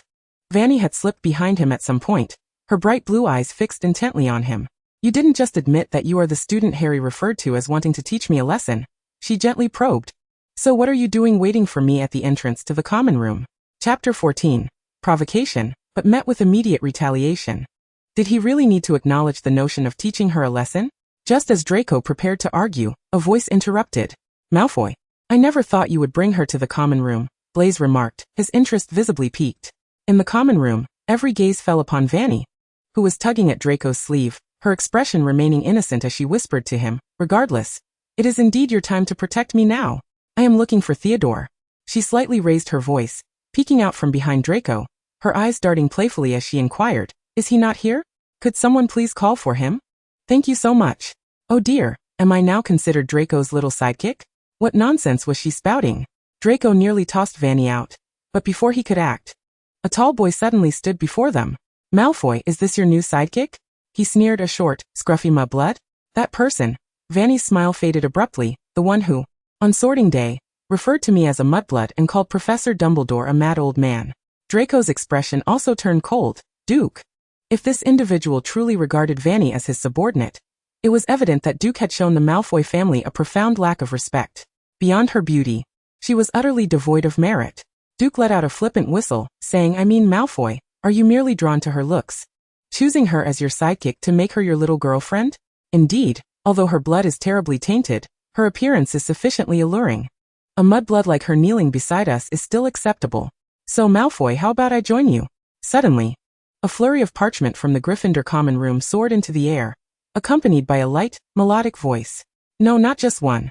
There were two distinct voices from opposite ends. A multitude of parchment and pillows rained down upon Duke's head, obscuring him entirely. Behind the pile of parchment stood a figure who had just exited the dormitory. He held his wand in one hand while the other cradled a stack of books. His dark eyes fixed intently on Duke, who was momentarily trapped beneath the parchment.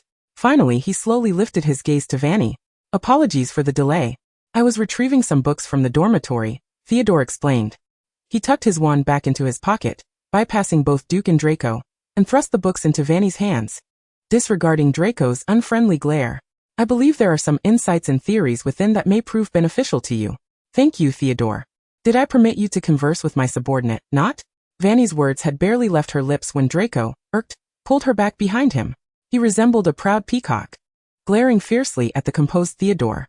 You bypassed me to speak with my subordinate. With a rustling sound, Duke emerged from the pile of parchment, brandishing his wand and glaring at Fanny with malicious intent. A blunder from the depths. He had the audacity to cast an offensive spell right in front of students within the common room.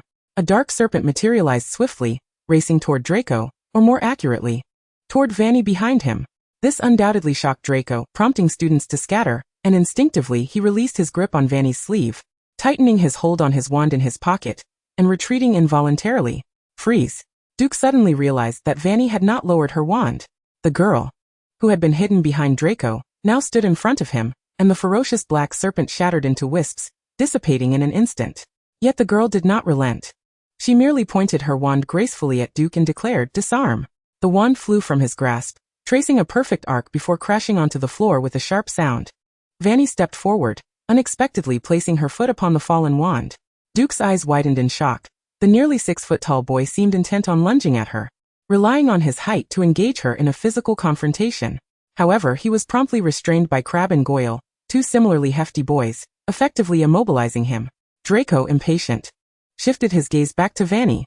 The girl's expression was innocent, her bright blue eyes calm and pure, akin to a serene stream flowing away from the clamor of the mundane world. Why did you attack me? She inquired, tilting her head. Especially in such a public setting. Casting an offensive spell without issuing a duel challenge is a violation of school rules. You, Duke, how dare you ask me why? It was you who initiated the verbal attack against me. She interjected calmly. You assailed my bloodline and humiliated my character.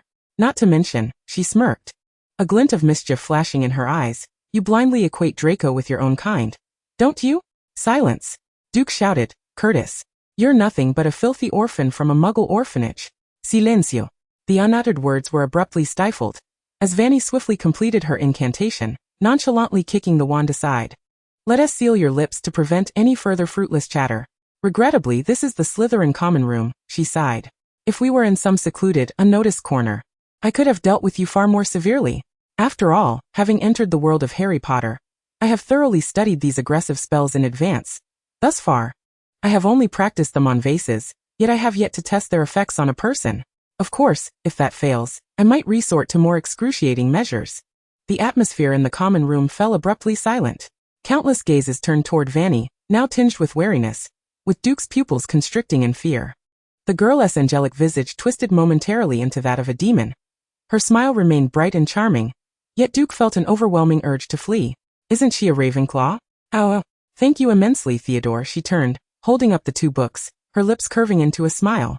I'll finish reading them and return them to you in a week. With that, she turned and pushed open the common room door, departing the scene. Chapter 15, Draco.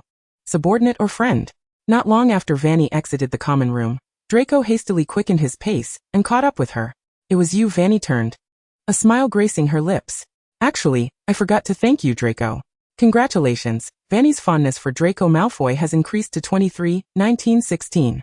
Thank you for attempting to stand up for me just now and for having Crabbe and Goyle restrain that Duke. Her smile brightened further as she reached out to grasp his sleeve. This startled Draco, prompting him to take a step back. Who needs your gratitude? His ears flushed pink in an instant. His gray eyes darted nervously from Fanny's cheek to her smiling eyes before he hurriedly looked away. Yet you were the one who approached me first, expecting me to protect you without my consent. You even allowed others to misconstrue you as my subordinate. Draco exclaimed. In a situation where others perceive you as my subordinate, what difference does it make to me? Then you could simply deny it, Fanny replied innocently, blinking. But not only did you not deny it, you further solidified the notion before Theodore. In fact, I never anticipated Draco would so readily affirm our connection. Congratulations. Fanny's fondness for Draco Malfoy has increased to 8. I thought he would outright deny it, leaving me humiliated, although I did have a backup plan. A simple statement implying that Draco informed me of the common room password, coupled with our prior encounter in Diagon Alley, suffices to render our relationship ambiguous. Did she truly wish to be my subordinate? Draco hesitated, casting a suspicious glance at the girl before him. To be candid, Fanny was undoubtedly superior in appearance. She possessed a standard sweet girl visage with a slightly round face, expressive almond-shaped eyes, a smile that always revealed delightful dimples, and an aura devoid of any aggression. She appeared so innocuous and well-behaved, her features unassuming, embodying the quintessential image of a favorite among elders. Such a person, wanting to be his follower, could only be someone who had been bullied at that wretched orphanage and sought refuge with him upon entering Hogwarts. Draco's expression transformed into one of smug satisfaction. He waved his hand, speaking with a hint of exuberance. In truth, I am not entirely opposed to you being my follower, allowing you to bask in the prestige of the Malfoy name, provided you can adhere to the following points. For instance, remember to dine at the Slytherin long table 3 times a day, fetch me after each class, steer clear of Potter. He paused, and during herbology, keep Not and me in a separate group. I am not entirely averse to accepting you. Although the Duke family has gained considerable renown in recent years, they pale in comparison to the illustrious Malfoy lineage. Ding, Fanny's favorability towards Draco Malfoy has dropped to 12. Draco's expression suddenly stiffened. That has quite a few demands. None of these are insurmountable, he exclaimed, raising his voice. Curtis, as a Muggle-born, you may not comprehend the influence of the Duke family, particularly Aramo Duke, who is notoriously vengeful.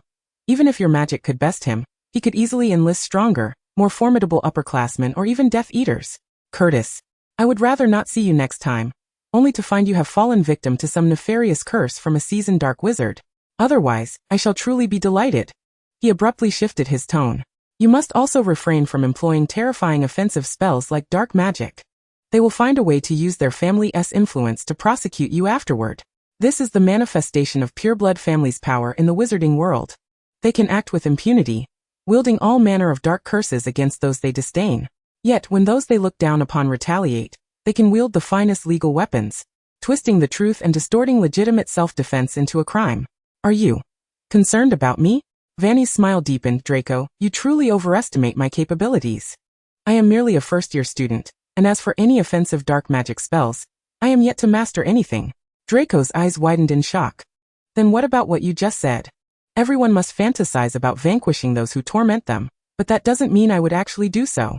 I have no interest in deriving pleasure from tormenting others, nor do I possess formidable magical prowess.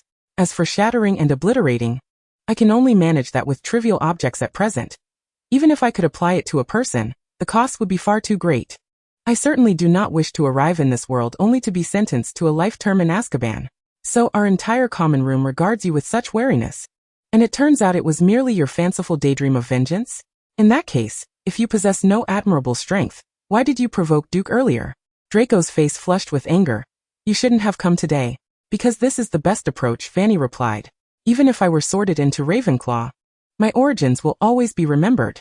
Those students who harbor blood prejudice may not confront me today, but they will inevitably come to seek me out. Borrowing books from the common room was my idea. Should I avoid this place simply because it houses students with blood discrimination? In herbology and other classes, I will still have to share lessons with some of those prejudiced Slytherins. Am I to avoid Slytherin altogether? You are mistaken, Draco. It was Duke who instigated me first, Fanny stated calmly. When dealing with such individuals, rather than merely enduring or remaining perpetually alert, the best course of action is to administer a small lesson first. I acted in plain sight, using relatively harmless spells. Moreover, Duke was the one who spoke ill first. Even if he wished to report me, it would be evident that his misstep carried greater weight. She did not believe that all Slytherin students were united in their allegiance to Duke. As for your suggestion of retaliatory measures, Fanny gently tugged at his sleeve, slightly shaking it. Thus, I wish to be friends with you, Draco. Not as a follower bound by a myriad of demands, but as friends.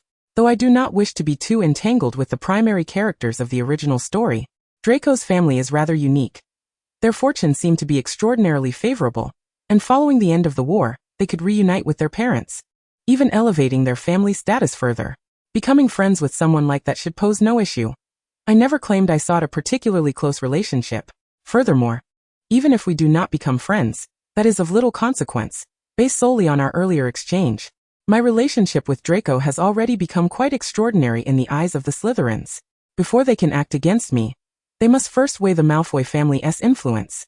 Even if that is absent, I have Theodore, Professor Dumbledore, and Professor Flitwick around me, and even the renowned savior would likely not hesitate to lend me a hand. With these allies, that will suffice. Chapter 16, Voldemort.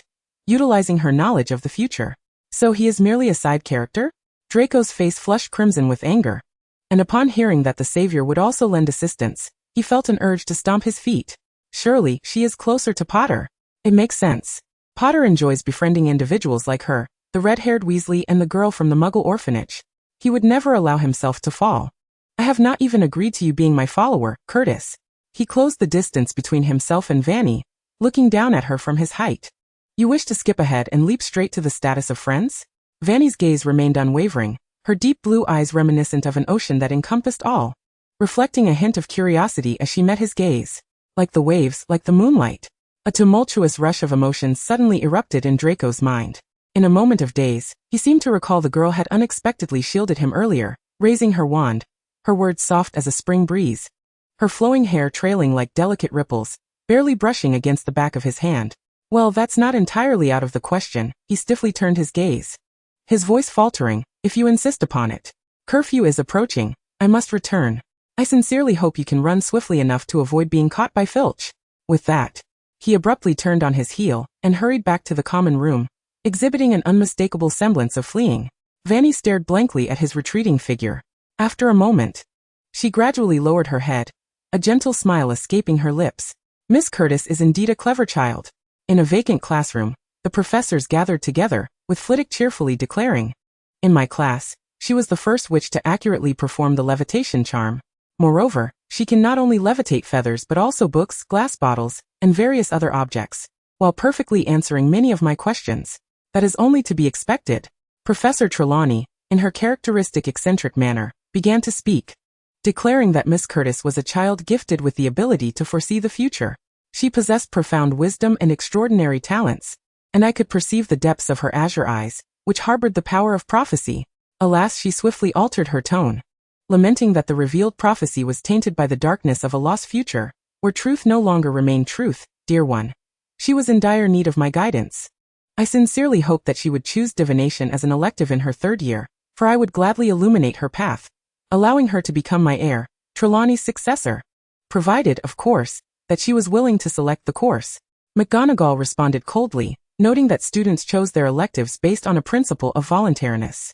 She pondered silently, recalling that Dumbledore had successfully contacted Fudge and Moody to inform them about Sirius.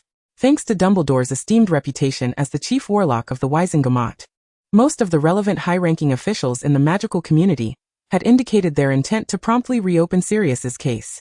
Perhaps they would not have to wait until the end of the week to see Sirius return to their midst. Miss Curtis seemed to have developed a rapport with Not from Slytherin, Professor Sprout mentioned. I observed her working alongside him yesterday, and their project was executed splendidly. She significantly sparked the interest of her fellow students in the study of magical history. I had never imagined that today's students could find such points of intrigue in this subject. Binns floated about, reminiscing about the days when he was a popular professor at Hogwarts. Yet as time passed, his mind gradually failed to keep pace with the times, leaving him unable to comprehend the needs of the students, reduced to a mere vague awareness of them. The emergence of Fanny's inner voice provided a subtle dissolution of the barrier between him and the students. Snape, with a cool demeanor, remarked that she had some talent, but tended to delve into obscure paths. Among the group, only Quirrell stammered, "Why yes, it seems that Miss Curtis is indeed quite clever. My class with her is tomorrow, and it appears to be something to look forward to." They finally exited the classroom.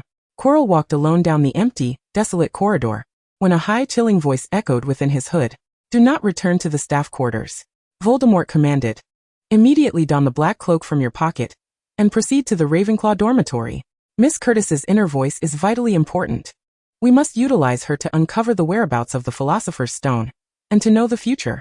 Yet, Miss Curtis resided in the girls' dormitory, and Hogwarts forbade male entry.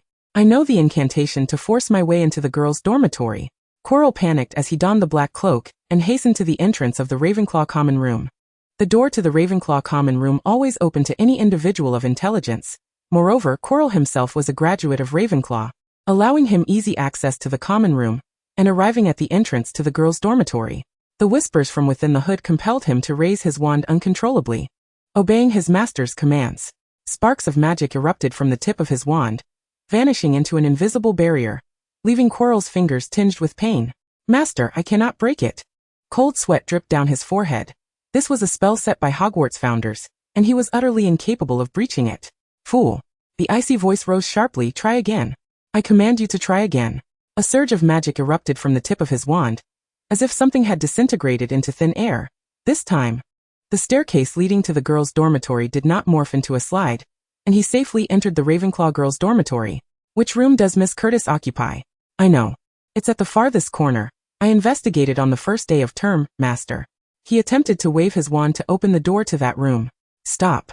Voldemort's sudden command rendered Quirrell rigid, his hand clutching the wand drenched in sweat, paralyzed with fear. "An intriguing rabbit plushie," he heard his master remark with interest. Covered in profound and intricate ancient runes, the protective and alarm spells were exquisitely inscribed. It was undoubtedly Dumbledore's handiwork. Chapter 17. Quirrell's Demise. The next defense against the dark arts professor. The protective enchantments of this rabbit plushie nearly enveloped the entire dormitory, including Fanny. Even he would require some time to break through. It would be preferable if Fanny were elsewhere. However, this was Hogwarts. A misstep could easily trigger the alarm spell, drawing Dumbledore or others to the scene. At this moment, he was far from being able to act without caution. In an instant, Voldemort made a decision. "Go." He calmly commanded Quirrell, "Leave this place, venture into the Forbidden Forest, slay a unicorn, and restore some strength. The Philosopher's Stone is no longer necessary. I can be revived by other means." He was already aware that the Philosopher's Stone was a trap deliberately laid by Dumbledore. Yet he was willing to take the risk for that benefit. But now it was unnecessary. With Curtis present, though her inner voice had yet to reveal this. Perhaps tomorrow during Professor Quirrell's defense against the dark arts class, the girl's inner voice would immediately disclose everything. "We shall leave Hogwarts until the summer break. Once Curtis departs from the school, we will deal with her." Voldemort's voice was cold and cruel. "Torture her until she divulges all she knows, then kill her. There is no need to spare a Muggleborn who might expose everything to the entire Hogwarts staff and student body. The complete future must remain solely in his understanding." "Yes, Master. I shall go to the Forbidden Forest now." Quirrell trembled as he spoke. He waved his wand, opening the nearest glass window in the common room, and leaped from the heights. A masterful slowing charm allowed Quirrell to land smoothly on the ground.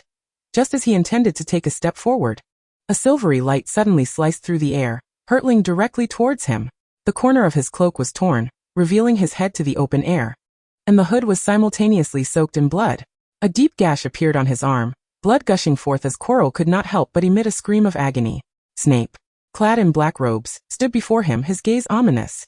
What do you want, Severus?" Quirrell stammered, gripping his wand tightly, wincing in pain as he looked up at him. "I do not understand, Quirrell," Snape said softly. "Why are you not returning to the staff quarters at this hour? Jumping down from here. What are you intending to do? Do you wish to reach Miss Curtis's dormitory? To glean some intriguing information from there?" He took a step closer to Quirrell, raising his wand. "Or perhaps, you are preparing to kill her as proof of your loyalty to your master?" Severus, turn around. The hood slipped, and the chilling voice resonated with terror and depth. "Quirrell, allow me to speak with him." A horrifying visage materialized at the back of Quirrell's head, and facing Snape he softly uttered, "Severus, I believe I overheard something intriguing from Curtis's inner voice. Betraying me for love? The great double agent?" Stupefy. Snape raised his wand, and an invisible sword cleaved toward Voldemort's face, but that face merely curled its lip, mocking laughter escaping its mouth. In an instant, it transformed into a shadowy wisp, violently separating from Quirrell's head. A piercing scream shattered the tranquility of the night sky. As blood gushed from Quirrell's head, he collapsed onto the grass, while Snape merely cast a fleeting glance, endeavoring to capture the rapidly retreating black mist. It was futile. A calm voice emerged as Dumbledore approached Snape's side, revealing that Voldemort had already fled. At this moment he could not be deemed alive, thus we are rendered powerless to vanquish him. He lowered his head, directing his gaze towards Quirrell on the grass. Snape then turned his attention to Quirrell, his mouth slightly agape in astonishment. The once kneeling Quirrell had, unbeknownst to them, completely reclined on the grass, his eyes wide open, lips parted, devoid of any signs of life. It was Voldemort, Dumbledore stated serenely, who, in his desperate bid to sustain his existence and regain his strength, had drained Quirrell of all his life force. He raised his wand, silently disposing of Quirrell's lifeless body. Snape stepped forward, softly inquiring, "What of the Dark Lord? At least we have delayed his recovery of strength. He will not strike in the immediate future." Dumbledore lifted his gaze, lingering thoughtfully in the direction of the Ravenclaw common room. After a considerable pause, he cheerfully remarked, "What we should contemplate now is how to swiftly appoint a new defense against the dark arts professor for Hogwarts. The term has barely commenced, and the students cannot be deprived of such a crucial subject." The following day, as Fanny lazily rose from her bed and exited her dormitory, she was immediately seized by Padma's arm. "Fanny, did you hear that?" she asked, feigning mystery and trepidation. "Last night, or rather this morning at around 1 o'clock. A chilling scream echoed throughout the Ravenclaw tower." "Oh, did it?" Fanny rubbed her eyes, admitting she had not heard it, as her sleep quality was typically excellent. "Really? But the scream was truly deafening. My roommate was jolted awake, frantically peering out the window, only to realize she was looking in the wrong direction, and saw nothing. She was so frightened that she couldn't sleep well the entire night." Padma lamented, gesturing towards her roommate. "Is that so?" Fanny responded dryly. "It seems Quirrell's scream was indeed quite loud. Who knows how terrified I was when I sensed the magical fluctuations emanating from that little rabbit figurine Professor Dumbledore gave me. Surely that cannot be a good omen? It must have been some protective charm set by Professor Dumbledore that activated at that moment. Fortunately, the magical fluctuations dissipated shortly thereafter, and I stealthily carried the rabbit to the common room to peer out of the open window." She refrained from mentioning how long she had cautiously waited with her wand at the ready. "I saw Snape and Dumbledore dealing with Quirrell. How did they know Voldemort had possessed him? Could it be that Sirius's innocence sparked their realization? But why would Quirrell come to me at this time? It makes no sense. Surely Voldemort does not consider me one of Dumbledore's favorite students and therefore seeks to strike first? How strange that Quirrell's arc concluded so swiftly. What will happen to the Philosopher's Stone? Who will take on the role of defense against the dark arts professor? And how will the main characters grow?" Fanny pondered, momentarily noticing Padma's roommate appearing increasingly distraught, on the verge of tears. "Are you all right?" she inquired with concern. "If you're truly unwell, do you need to visit the hospital wing?" "No, I don't." The girl fervently shook her head. "I'm merely frightened because you keep mentioning his name. Moreover, with Dumbledore providing you with such a formidable protective rabbit, does that not suffice to prove you are his favorite student?" Chapter 18. The Battlefield, Dumbledore to the Rescue. However, That morning's defense against the dark arts class swiftly provided Fanny with an answer. Inside the classroom, Snape was reciting the content from the textbook. Despite his weary demeanor, his words were imbued with an unmistakable delight. Today's lesson concludes here, Curtis. You will remain behind. Why must I always be called upon? Fanny muttered inwardly, only to meet Snape's dark gaze. Her heart skipped a beat. In truth, the reason Fanny was able to detect the subtle magical fluctuations from the rabbit figurine in the early hours was that she had not been asleep. As a university student, she had long cultivated the habit of staying up late, regardless of the early classes the next day. She was engrossed in a book Theo had lent her. The time was still too short. I spent hours yesterday barely managing to read a quarter of the book, and towards the end, I found myself distracted, lost in thoughts of fanfiction, without even beginning to practice the theories I had learned. But, Fanny hastily cast a glance at Snape. First, one must avoid direct eye contact. Staring directly makes it easier for the other party to read your thoughts. Secondly, one must hold their breath and clear their mind. Refraining from thought, Fanny lowered her head, nervously clutching the hem of her clothing, and softly asked, "Is there something you need, Professor Snape? Last night, you employed some spells against Slytherin's second-year student, Duke, did you not?" Fanny gently released her grip on her clothing, ready to speak, but was lightly interrupted by Snape. "No one reported you. It was the clumsiness of your spellcasting that rendered Duke unable to speak until this morning. I lifted the curse and inquired who had attacked him. Unfortunately, Duke was unwilling to reveal the identity of his assailant." Snape's gaze fixated on Vanna's brow, concealed by her bangs, yet he had already formed some conjectures. He still recalled Duke's panicked expression, a visage of sheer terror. "Indeed, it was I," Vanna stammered, just as the classroom door swung open. The next class happened to be the first-year defense against the dark arts lesson for Gryffindor and Slytherin. Draco hastily approached Fanny, casting her a disdainful glance before quickly averting his eyes, raising his voice to Snape. "But Professor Snape, I believe this is not Vanna's fault." Duke initiated the confrontation. He summoned a black snake intending to attack her. What Fanny did was merely self-defense. Additionally, Fanny quietly added under Snape's oppressive gaze, "Duke insulted me first. He attacked my bloodline, which incited my anger, prompting me to cast a small spell that lasted only a few hours. By the time you arrived, Professor, the spell's effects should have been fading. I did not intend to disrupt his class." Her eyelashes trembled slightly, and under Snape's somber scrutiny, her eyes silently brimmed with tears. Fanny had a natural tendency to cry whenever someone spoke to her in a serious or overly sentimental tone, even if she felt no significant distress within. Tears would involuntarily cascade down her cheeks. Consequently, during her childhood, she had often been chastised by her parents for her propensity to weep. Thus, Fanny had become adept at concealing her tears, desperately holding them back while reddening the corners of her eyes, which only served to make her appear even more pitiable. Why are you crying?" Standing beside her, Draco suddenly appeared flustered, his desire to reach out and offer solace thwarted by uncertainty, his ears tinged with a shade of pink. The source of distress was Duke. Theodore, who had silently entered the classroom and taken his seat, had somehow found his way to the podium, where he addressed Fanny with a rather unsavory epithet, even going so far as to suggest that she kneel before him.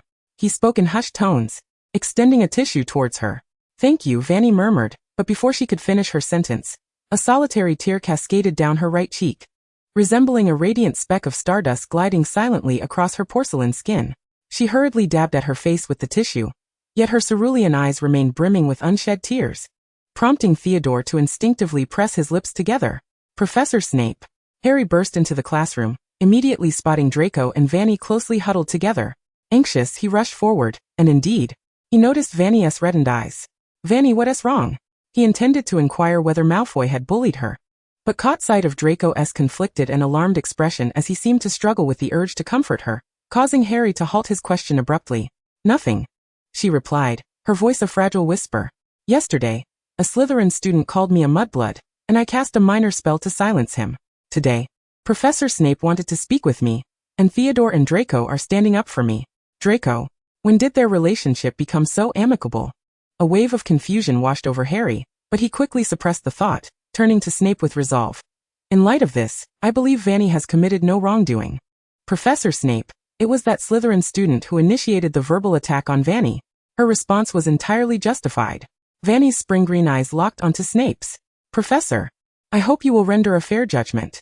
She had previously asserted that Professor Snape was a good man. Despite harboring doubts, he, who could hear her heart, ought to grant her some semblance of kindness, for she had faith in his character. However, Snape had thus far refrained from voicing any opinion on the matter. A succession of students had begun to rally around her. The time for the next class was drawing near, and more students had gathered in the classroom, many discreetly shifting their gazes to the podium, observing the unfolding situation. But Professor Snape, that Duke called me a mudblood. Fanny's quiet voice rang out once more. And Snape, predictably, noticed her gaze drifting slightly, as one who once mistakenly referred to Lily as a mudblood, and consequently severed ties with her. You must harbor a deep-seated disdain for mudbloods. While there was truth in that assertion, Snape abruptly raised his voice, successfully interrupting Fanny's thoughts before he reluctantly returned to his usual measured tone. However, Curtis, I am not aware of any school rule that permits students to invade the common rooms of other houses. He suddenly regretted having asked Fanny to stay after class. Who could have anticipated that she would ponder such matters? Snape scrutinized Fanny, pondering the extent of her mental fortitude. Even with some understanding, she evidently lacked the ability to clear her mind entirely. I'm sorry, Professor Snape. She quickly apologized. This rule has become almost obsolete in the school, considering there are so many interhouse couples at Hogwarts, and most professors turn a blind eye to such behavior. Why, Professor Snape, it seems the commotion from yesterday was indeed too loud. It's all Duke's fault for insulting me. I was there for less than 10 minutes. She weakly protested, just as the classroom door swung open once more. Dumbledore stood at the entrance looking at Snape with calm politeness. Severus, I may need to borrow Fanny for a while to take her to the Wizengamot as a witness. He smiled warmly, winking.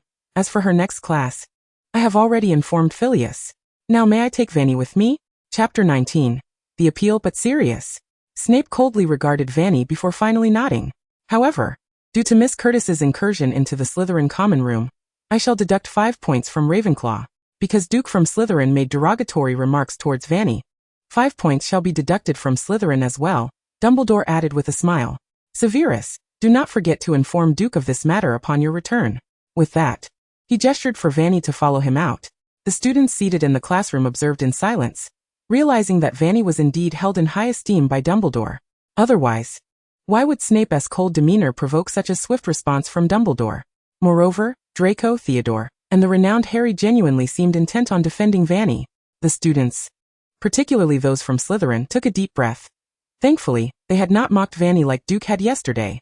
With so many individuals standing up for her, even if she were indeed a mudblood, she was not someone they could easily offend, let alone coming from a Muggle orphanage with unknown parentage. Who knew whether her parents were truly purebloods? At the front of the podium, Draco watched Fanny's silhouette until it vanished, then cast a disdainful glance at Harry before shifting his gaze to Theodore beside him. This is all your fault, he remarked, tilting his chin. Why didn't you step up to defend Fanny first? Were you afraid? She is your good friend, isn't she? Theodore silently opened his book, catching sight of Draco unceremoniously sitting beside him. Hey, I'm talking to you. She can handle things on her own, Theodore replied calmly, asserting that he knew those people were no match for her. Yet she still cried. Draco retorted. So I brought her a tissue, Theodore murmured. Draco narrowed his eyes at Theodore for a long moment before letting out a nonchalant huff. No wonder Fanny sought him out in the end. He was the most useful ally she had. He thought of her friends, realizing that if they were truly capable of defending her, she wouldn't have felt the need to find him. Ultimately, it was their inadequacy that led her to seek him out. Theodore was too slow in his defense, and Potter had been absent from the magical realm for too long, possessing only a name without any real power. As for Dumbledore, he couldn't possibly attend to her every need. Rather than being a mere addition, Draco Malfoy should be her lifeline. Look at this dull fellow before him, once again extracting his books and quill, scribbling something on parchment. Draco's expression returned to one of smug satisfaction as he settled into the sound of the bell, signaling the commencement of a new defense against the dark arts lesson with Snape. Dumbledore led Fanny beyond the boundaries of Hogwarts where apparition was restricted. He raised his wand, calmly instructing, hold my hand. This apparition will cover a greater distance than the last. You may feel a bit uncomfortable. Powerful magic enveloped them, and Fanny felt herself being compressed and tugged, her body traversing a narrow space as the wind howled past her ears. Dizziness overcame her, and she felt slightly nauseous before beholding an imposing and grand structure before her. Try a peppermint. Dumbledore placed the candy he held into Fanny's hand, which would effectively alleviate the discomfort caused by her nausea. Thank you, Professor Dumbledore, she replied. She noticed that Dumbledore's robe pockets seemed rather bulging. Could they be filled with sweets? Professor Snape also had good intentions. She heard Dumbledore gently remark that students ought not to traverse into each other's common rooms, as such behavior undermined the order and independence of their respective houses, and it also complicated the professor's efforts to manage and protect the students. Fanny's inner thoughts could resonate through the entirety of Hogwarts. Should she breach school rules without consequence, all students would inevitably follow suit. Furthermore, she was already on Voldemort's radar. If she continued to roam freely, her personal safety would be significantly jeopardized. Fanny, I do not oppose your friendships with students from other houses. Nor do I disapprove of you retaliating when faced with threats, Dumbledore stated.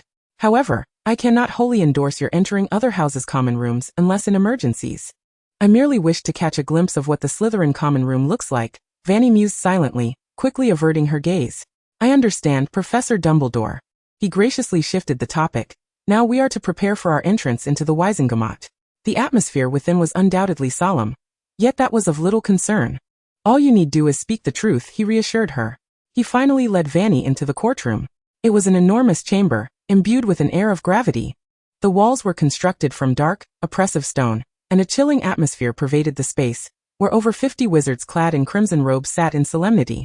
The Minister for Magic, Cornelius Fudge, approached, bowing low and wearing a forced smile. Dumbledore, you have finally arrived. It seems we are about to commence this trial. And this must be Miss Curtis? He directed a practiced smile towards Fanny, wiping the sweat from his brow with a handkerchief. The minister, who had enjoyed a long tenure, clearly wished to avoid expending time and effort on revisiting a case from a decade past. Alas, the request for a retrial came from Dumbledore, the chief warlock of the Wizengamot, and the evidence he presented was compelling. No need to fret, Fudge reassured himself. This retrial is likely an isolated incident, merely Dumbledore discovering that Sirius is innocent. After all, it was Barty Crouch who convicted Sirius, not I. He even saw an opportunity to undermine his old political rival, Barty. Regardless, this retrial would serve as a testament to his own merits. Shall we commence the trial?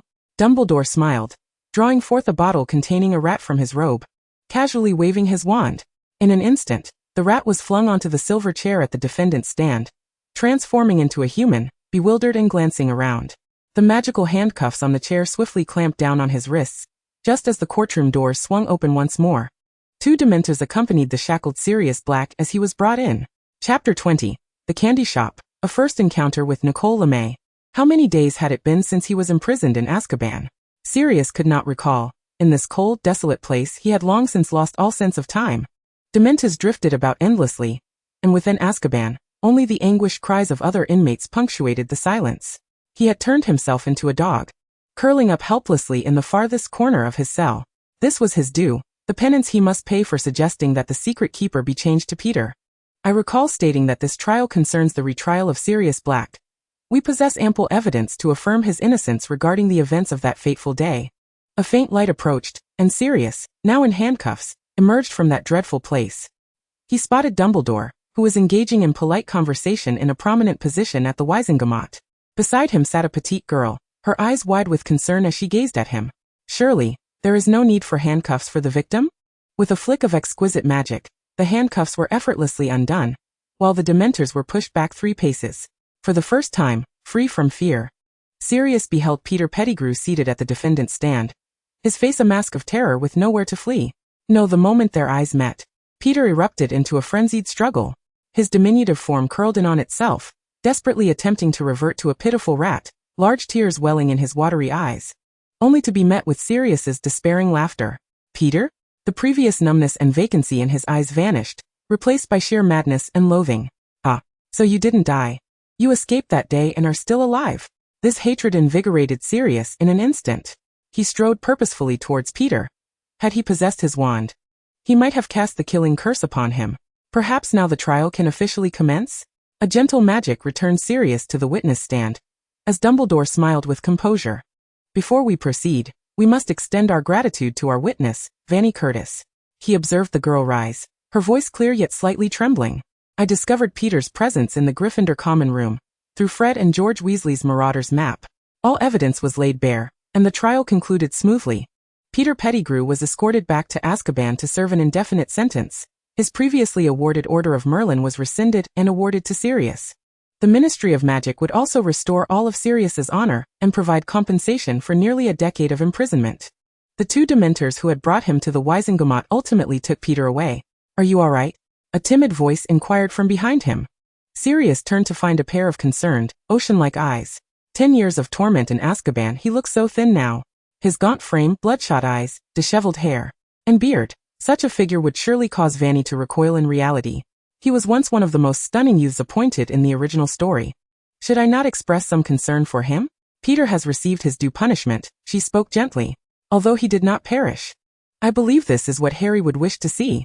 Perhaps you should consider a new plan for your life, and meet Harry again. Merlin. Why does that sound so pretentious all of a sudden? Do I even know him well enough to say that? Will Sirius think I'm mad? Can I take that back? Dumbledore shot Fanny a knowing glance. The girl's thoughts had been incessantly chattering since the trial began. Luckily, they were confined to the ears of only Hogwarts students within the hallowed halls of the Wizengamot. Here no one could hear Fanny's inner musings but him.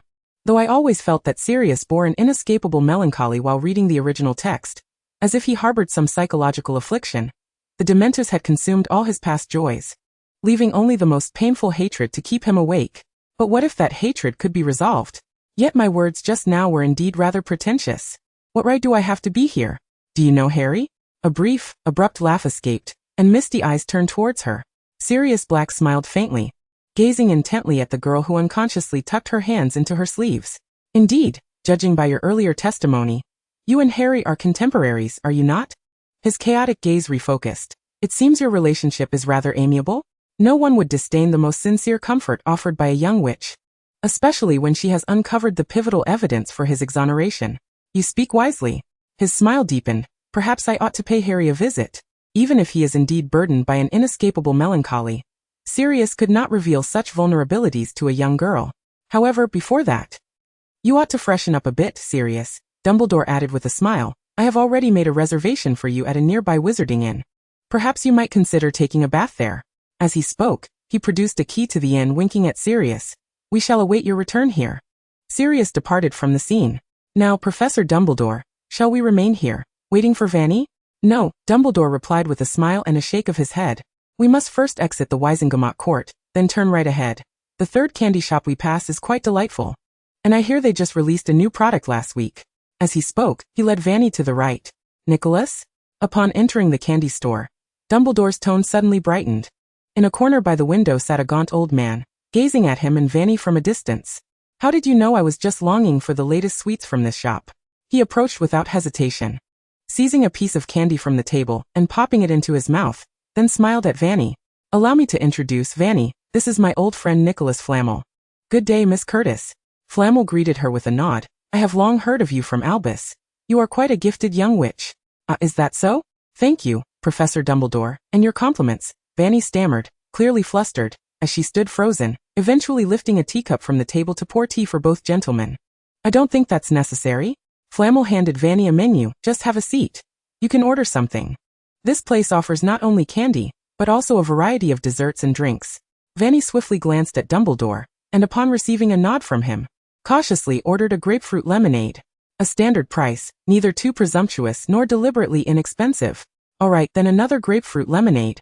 Flamel declared loudly before setting down the menu and casting a silencing charm. Now, as for the matter at hand. Everything is intact, Dumbledore replied. The plans have deviated somewhat. Matters have concluded earlier than anticipated. He retrieved a wrapped irregular object from his robe. Is this the Philosopher's Stone? Fanny wondered aloud, witnessing Flamel secure the object back into a vault. It is a pity it was not destroyed, he sighed, whether sincerely or feigned, before shifting his gaze to Fanny. Albus has informed me that many peculiar occurrences have transpired regarding this young witch, to the extent that even he cannot unravel them. Curtis, he finally said gently, I wonder if you would be willing to spend the Christmas holiday away from Hogwarts at the cottage my wife and I reside in.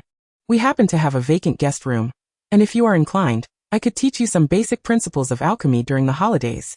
Alchemy? Does that mean one could directly transmute plastic into gold and become exceedingly wealthy? Fanny's expression brightened with excitement as she exclaimed, I would love to. This was an invitation from one of the greatest alchemists in the magical world. She couldn't help but cast a grateful glance at Dumbledore. Without him, she would never have encountered such a person, and she felt that her relationship with him was not particularly close. Professor Dumbledore is a good man. Congratulations. Fanny's fondness for Albus Dumbledore has increased to level 1. They quickly finalized the specifics of their Christmas holiday plans, with Dumbledore watching with a smile, and agreeing to personally apparate Fanny to Flamel's cottage on the first day of the holiday. Upon exiting the candy store, Sirius was standing nearby, next to the court. His hair had evidently been groomed, now neat and elegant, and he wore a fine wizarding robe, appearing invigorated, as if he had just consumed a revitalizing tonic, looking quite spirited. If one overlooked his gaunt frame, pale complexion, and the dark circles beneath his eyes. Nevertheless, overall, with his striking features and attire, these shortcomings seemed to accentuate the fragility of his persona. Fanny's expression faltered momentarily. So, shall we head to Hogwarts now? He approached Fanny and Dumbledore with a confident stride, flashing a charming smile. His wand had returned to his hand, and although the grip on his wand was somewhat stiff, he soon gallantly extended his hand towards Fanny, ready to apparate with her. Dumbledore, who had been standing beside Fanny, hesitated momentarily. He followed suit and apparat, only to see Sirius about to lead Fanny towards Honeydukes, but inexplicably pausing upon noticing him. Is it that, instinctively, you wish to slip back to Hogwarts through Honeydukes' cellar? Yet remember that Professor Dumbledore is following closely behind? Fanny speculated. Dumbledore. The students at Hogwarts had already concluded their classes, and Harry was enjoying dinner in the Great Hall. Upon receiving a notification from Professor McGonagall, he promptly exited the hall, colliding with Sirius on the open lawn. Harry? The moment their eyes met, Sirius's voice became hoarse. This was his godson? You look exactly like James. Sirius crouched down, except for those eyes. They are lilies. Though it felt somewhat presumptuous to say so. His voice grew tense. I must apologize for not fulfilling my duties as your godfather all these years, and you should have developed a bond with your aunt and uncle. But if you are willing, I hope you might come to live with me. His tone was noticeably urgent. I realize this may be. Are you saying I should live with you? Harry asked eagerly, his eyes brimming with hope. I would certainly like that. Perhaps I should interject, Dumbledore said politely. Harry, at least until you come of age, you must reside with the Dursleys. He briefly explained to Sirius the magic of love, and Sirius nodded in contemplation. So, it means just living there for a month. Then Harry, are you saying the Dursleys are unkind to you? Sirius's expression darkened. It's all right. I will purchase the house next to theirs before this summer, and keep a watchful eye on them. If necessary, I shall confront them. Cough, cough. He wisely curtailed the topic before Dumbledore. I did not hear anything. Dumbledore smiled warmly and said, however, before that, you should spend more time with Harry. Sirius. He winked playfully. As it happens, the position of defense against the dark arts professor at Hogwarts is currently vacant. I wonder if you, having just regained your freedom, would be willing to assist your former headmaster by applying for the post of defense against the dark arts professor for this year? Given the perilous nature of Fanny's revelations to the entire school, it would be prudent to entrust this role to someone he could fully trust until she has mastered the art of mental occlusion. Sounds good, Sirius replied casually. But before he could finish, a jarring mechanical voice echoed in his mind. Successfully unlocked the affinity system. Current affinity ranking of Fanny towards Sirius Black, 1.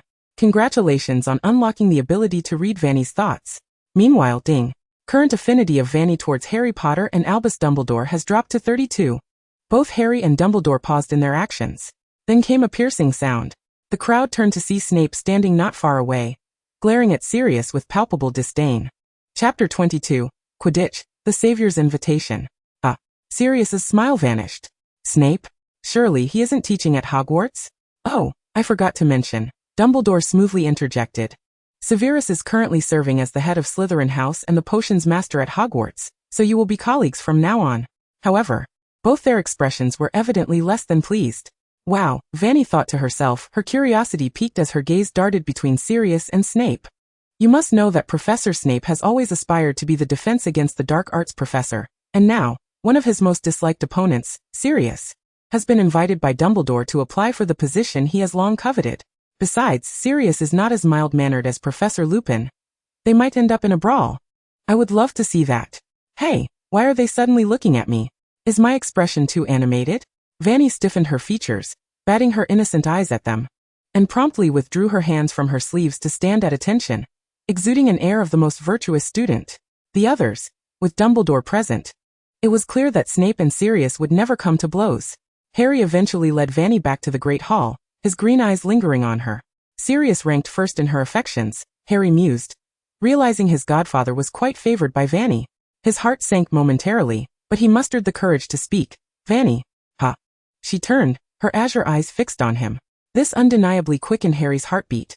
He bit his lip and hesitated. In the previous flying lesson, due to my performance, Professor McGonagall selected me as the seeker for the Gryffindor Quidditch team. I know, you were competing for the Golden Snitch against Draco. Harry's Quidditch talent is truly impressive. Indeed. Fanny was aware of this.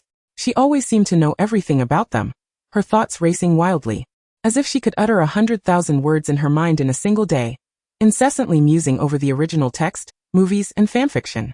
Consequently, he had once confoundedly inquired of Dumbledore during their private moments. Fanny claimed she hailed from another world, where she had seen the original stories about them, including the films and Professor Dumbledore. Could it be that everything we experienced was merely a predetermined conclusion scripted in a book? The parents he lost, the suffering he endured, all that he had witnessed. Sometimes, the world is indeed wondrous, Dumbledore replied. But that does not imply that our lives are false. Everything we experience, see, and feel, love, friendship, and the myriad emotions intertwined, truly occur within our hearts. Do you believe our joys and sorrows are fabricated? Do you think the friendships we forge as we grow are as fragile as the few strokes sketched in a narrative? Reality resides within our hearts, Harry, Dumbledore continued. And what Fanny speaks of merely presents a possibility for our future. Her arrival here attests to the authenticity of our world. The moment she set foot here, everything began to change. The light glimmered in Dumbledore's eyes. The trajectory of the world flows like water. Should the riverbed be inadvertently altered, or if an unfamiliar splash enters, then everything may deviate slightly yet significantly. Harry turned his gaze back to the girl's radiant face. Her blue eyes were extraordinarily beautiful, sparkling like jewels when directed at others, always giving the impression of being genuinely listened to, and even evoking an unexplainable sense of deep affection. Regardless, it was she who naturally harbored feelings for him. And it was she who cleared Sirius's name, granting him a new possibility. In November, the first Quidditch match of the year approached. Harry heard his own voice trembling as he announced, Gryffindor will face Slytherin. Fanny, if you would like to. He felt as though his heart might leap from his chest. Could you possibly sit in the stands and watch my match on that day? The Savior is inviting me to watch Quidditch? Fanny's expression turned uncertain, as if contemplating whether this would make her appear too close to the main characters. Yet after a long moment of shared gaze between Fanny and Harry, the girl ultimately broke into a smile. All right, she replied. Congratulations. Current affinity of Fanny towards Harry Potter has risen to 1. Even she could not refuse the unspoken plea hidden within Harry's green eyes. After all, this was Harry Potter. After dinner, Fanny climbed all the way up to the highest Ravenclaw tower. This was perhaps the greatest exertion she endured daily, she sighed inwardly, only to unexpectedly encounter a familiar figure around the corner. Fanny, Theodore approached, pressing a book into her arms. You missed your last class this morning and the one this afternoon, so I organized some notes for you. You have your charms class with Gryffindor, but Professor Flitwick's lectures should be quite similar to ours. I utilized the time before defense against the dark arts class, and during lunch to compile these. And the others are notes on the herbology discussed by Professor Sprout this afternoon. You can simply use magic to transfer these into your own notebook later. Ah, thank you, Fanny said, genuinely touched as she hugged the not-so-thin book tightly. Theodore gazed intently into Fanny's eyes before finally speaking. Additionally, I may owe you an apology. If I hadn't agreed to your request to visit the Slytherin common room, he murmured, you wouldn't have encountered those subsequent events. But wishing to sneak a glance at the Slytherin common room was my own idea, Fanny blinked. And besides, I don't care about what those people said. Just bothersome flies, she thought, determined not to be seen as easy prey, and thus retorted, so what about this morning? Are you talking about my tears? She tilted her head, the mirth in her eyes transforming into genuine emotion as she reached out to gently tousle Theodore's hair. Oh dear. Are you not aware that there exists a certain type of person who is inherently unable to control their tears? She quickly withdrew her hand, pointing to her own eyes. Sometimes, even when my emotions are utterly tranquil, tears can flow in response to the dismal external environment. Perhaps this condition could be altered, but at least I cannot change it, or rather, I have no desire to change it deep down. I am, by nature, a girl who cries, tears at weddings, tears at funerals, tears at farewells and reunions, tears while reading novels, and tears while watching films. Not to mention, tears have always been a tool for her to evoke sympathy and blur distinctions. Aside from the beatings they brought from her parents during her upbringing, others may wish to cry, but they do not possess the same uncontrollable tearful disposition as I do, nor can they stifle their tears in the face of parental reprimands. Pretending to be strong like the protagonists in Xiongyao's stories, Fanny's tone conveyed a lightheartedness. Even sometimes while strolling along the roadside, observing the wilting flowers, the pouring rain, or the setting sun, I can genuinely shed a tear. Crying itself does not equate to an absolute negativity. On the contrary, I relish the experience of these varied emotions. Come what may. She mischievously blinked and once more, tiptoed to ruffle Theodore's hair when he was not paying attention. I truly was not brought to tears by those Slytherin students, nor was I frightened by Professor Snape, she sincerely declared. Thank you for your concern and your notes, Theodore. Congratulations, Fanny's affection for Theodore not has risen to level 1. Chapter 23 Fanfiction, submitted to singing contrarily. Theodore's eyelashes fluttered. The girl's sudden hand, brushing through his dark hair, sent a slight tickle across his scalp. Despite the brevity of her gesture, Theodore felt as if Fanny's hand had lingered atop his head for an eternity. He wished to retreat discreetly, but his feet felt as though they were anchored to the ground, unable to move away. The sincerity in Fanny's eyes deepened. Just as she intended to take her notes into the Ravenclaw common room, she abruptly halted as they brushed past one another. "Oh right, Theodore," she said, rising on her toes to whisper into his ear, "I have a secret to share. I've recently been writing fanfiction about Gryffindor and Slytherin, and I've already completed 3 chapters. Would you like to take a look? I can fetch it for you right now." Before the words had fully escaped her lips, Fanny scampered into the common room, her boots clattering on the floor. Theodore paused, turning around with a rare expression of hesitation. Although he appreciated her divulging this well-known secret, was it appropriate for him to read fanfiction about a romance between Gryffindor and Slytherin? Fanny soon returned, clutching a book. It was evidently a casual purchase from a Muggle stationery store, devoid of any magic and painfully plain. Upon catching a glimpse of Fanny's expectant gaze, Theodore opened the book. The girl's elegant handwriting emerged before him. To his surprise, the content of the story was far from the cliched romance novels he had occasionally skimmed through. Instead, its beginning was in perfect accordance with the history of magic. England, before its unification, was fraught with conflicts between kingdoms, and the tumultuous era instilled a profound fear of magic within Muggles. In the northern England ravaged by Vikings, Godric, who disguised himself as a knight to protect young wizards, first encountered Salazar. There was no inexplicable ambiguity as he had anticipated. Rather, it resembled the bond shared between comrades, a blend of bravery and passion with a quiet, caring demeanor, encapsulating the youthful spirit. Theodore's reading slowed, and even after finishing the 3rd chapter, he instinctively flipped back to the previous pages. And then what? He subconsciously inquired. What was the prophecy divined by Rowena Ravenclaw? What are the Muggle churches planning next? The historical details aligned perfectly with the records of magical history, seamlessly filling in the gaps. Even the clothing, food, and spells utilized by the characters were meticulously researched within the context of that era. Theodore hastily lifted his gaze, meeting Fanny's beaming eyes. He suddenly turned his gaze away. "I mean, it's quite impressive. You've grasped this segment of magical history so well so soon after the term began, haven't you? Or did you study this historical content in your original world?" "Well, I just read quite a bit," Fanny replied with a light hum. "The history of the 4 founders is around the year 990 AD. Wizarding history had not yet completely separated from Muggle history, and traces of Muggle influence can always be found in what they wore and ate. I have loved reading historical texts since I was a child, and I have continuously engaged in historical research and national comparisons, so my understanding of history is relatively rich. The founders of the 4 houses were also mentioned in my original world, so writing about it isn't particularly difficult.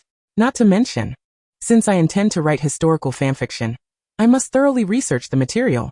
I am quite the stickler for accuracy." Theodore stared silently into Fanny's eyes for a moment.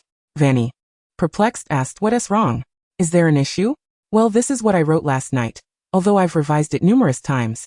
The wording might still be somewhat improper. I plan to revise it further when I return." After all, she hadn't written much fanfiction in English, and despite having read many English classics, writing it felt a bit unfamiliar. "Theodore, not really.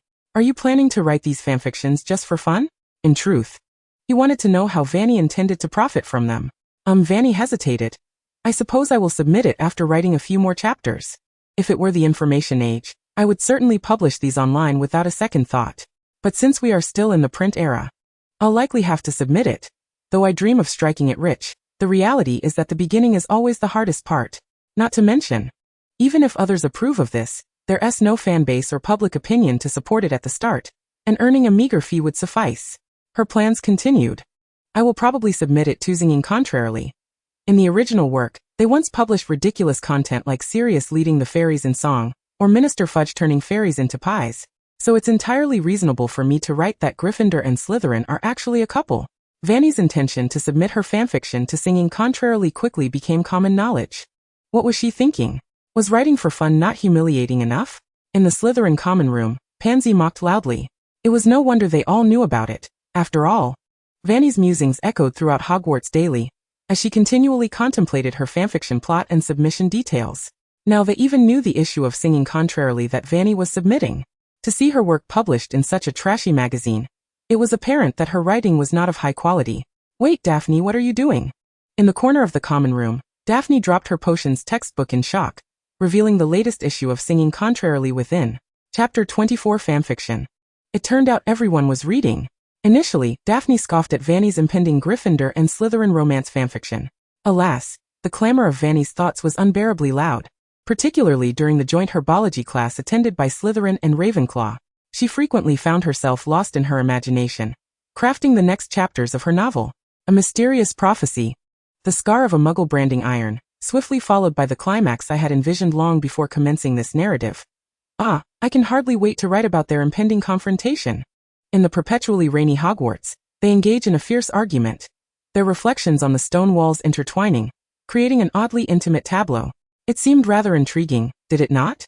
Daphne couldn't help but perk up her ears, attentively listening to Fanny's inner musings, even silently shifting her position closer to Theodore and Fanny, who were collaborating.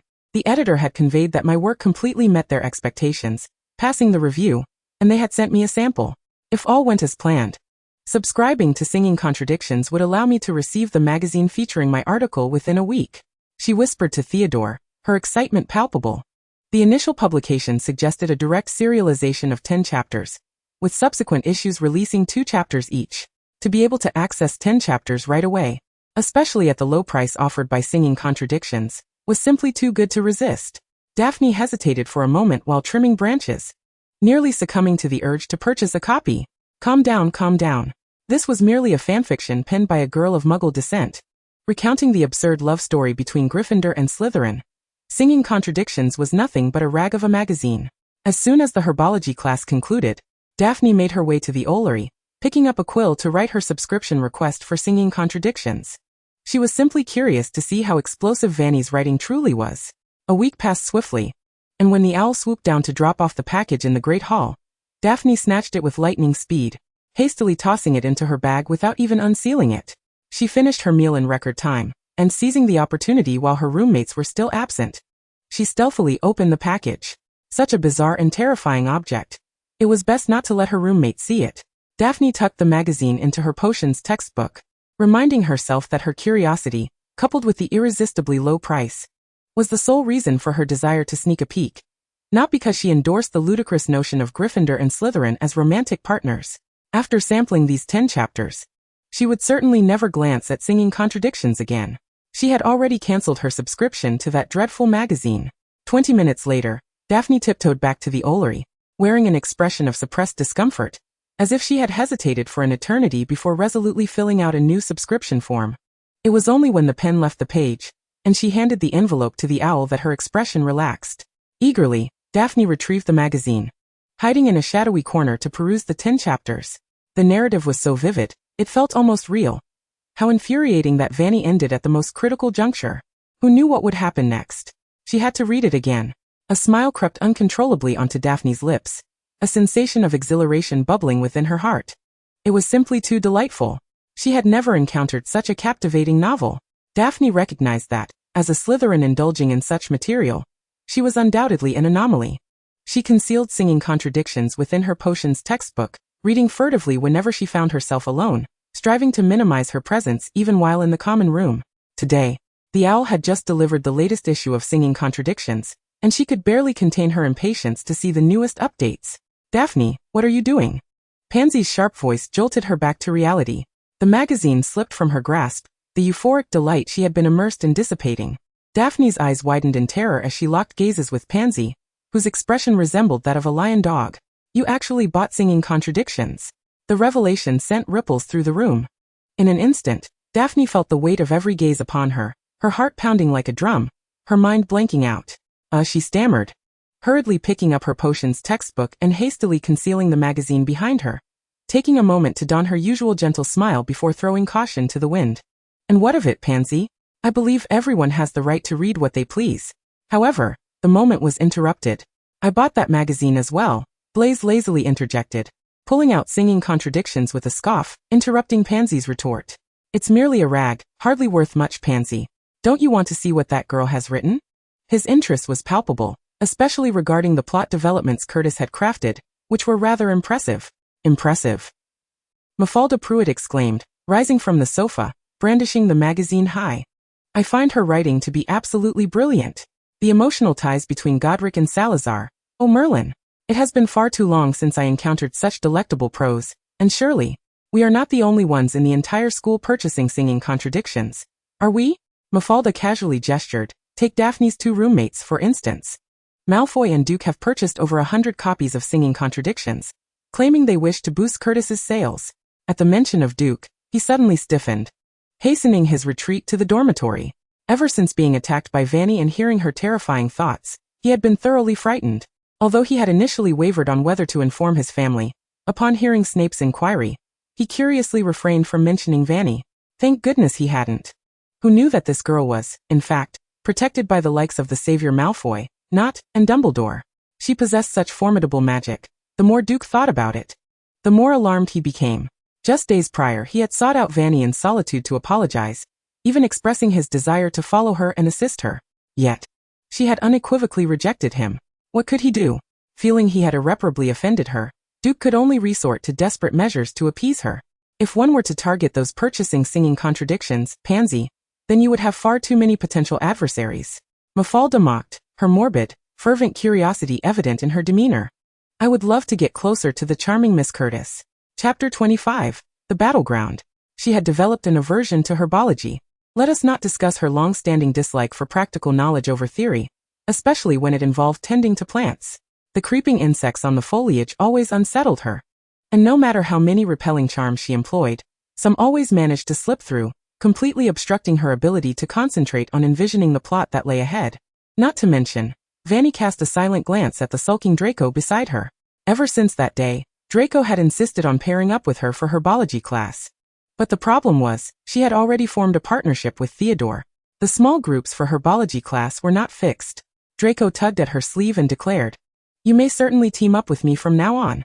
Doesn't Draco consistently exhibit a profound bias against blood purity in the original text? Even if I have reluctantly become his friend, it is implausible for him to undergo such a sudden transformation. Or perhaps he truly cherishes his friends. Draco's expression soured even further. "There is a reason I want you in my group," he snapped. "Your grades in herbology are quite commendable, and partnering with you would enhance my own average. But wouldn't teaming up with Theodore, who is equally adept in herbology, yield even higher scores? Why choose someone who might hinder my performance?" Draco remained silent.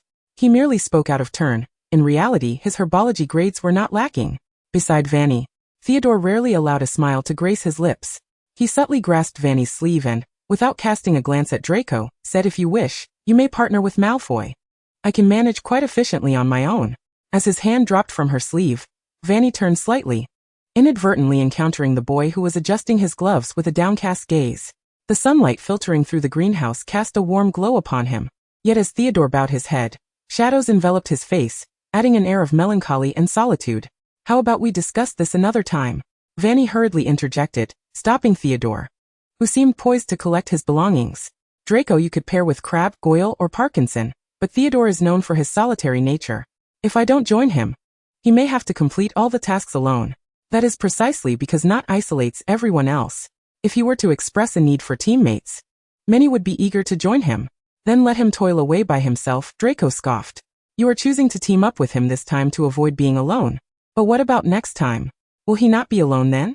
Or is it that you simply wish to remain in Not's company?" A flippant voice approached from afar as Mafalda donned her dragon-hide gloves and strolled leisurely over. "Why not pair Malfoy with Not? They are both purebloods and should have a decent rapport, shouldn't they? Moreover, I would like to team with you, Curtis." Draco and Theodore exchanged bewildered glances. They both focused their attention on the girl with striking features, whose lips curled into a faint smile. Mafalda sidled up to Fanny, leveraging her femininity to swiftly position herself beside her. "My grades in herbology are exceptional. I have been nurtured by my mother since childhood, tending to plants and flowers. Moreover, she whispered into Fanny's ear, I apologize, but I accidentally overheard your conversation with Not last time. And thus I learned about your submission to Counterpoint. I subscribe to Counterpoint and have read those pieces.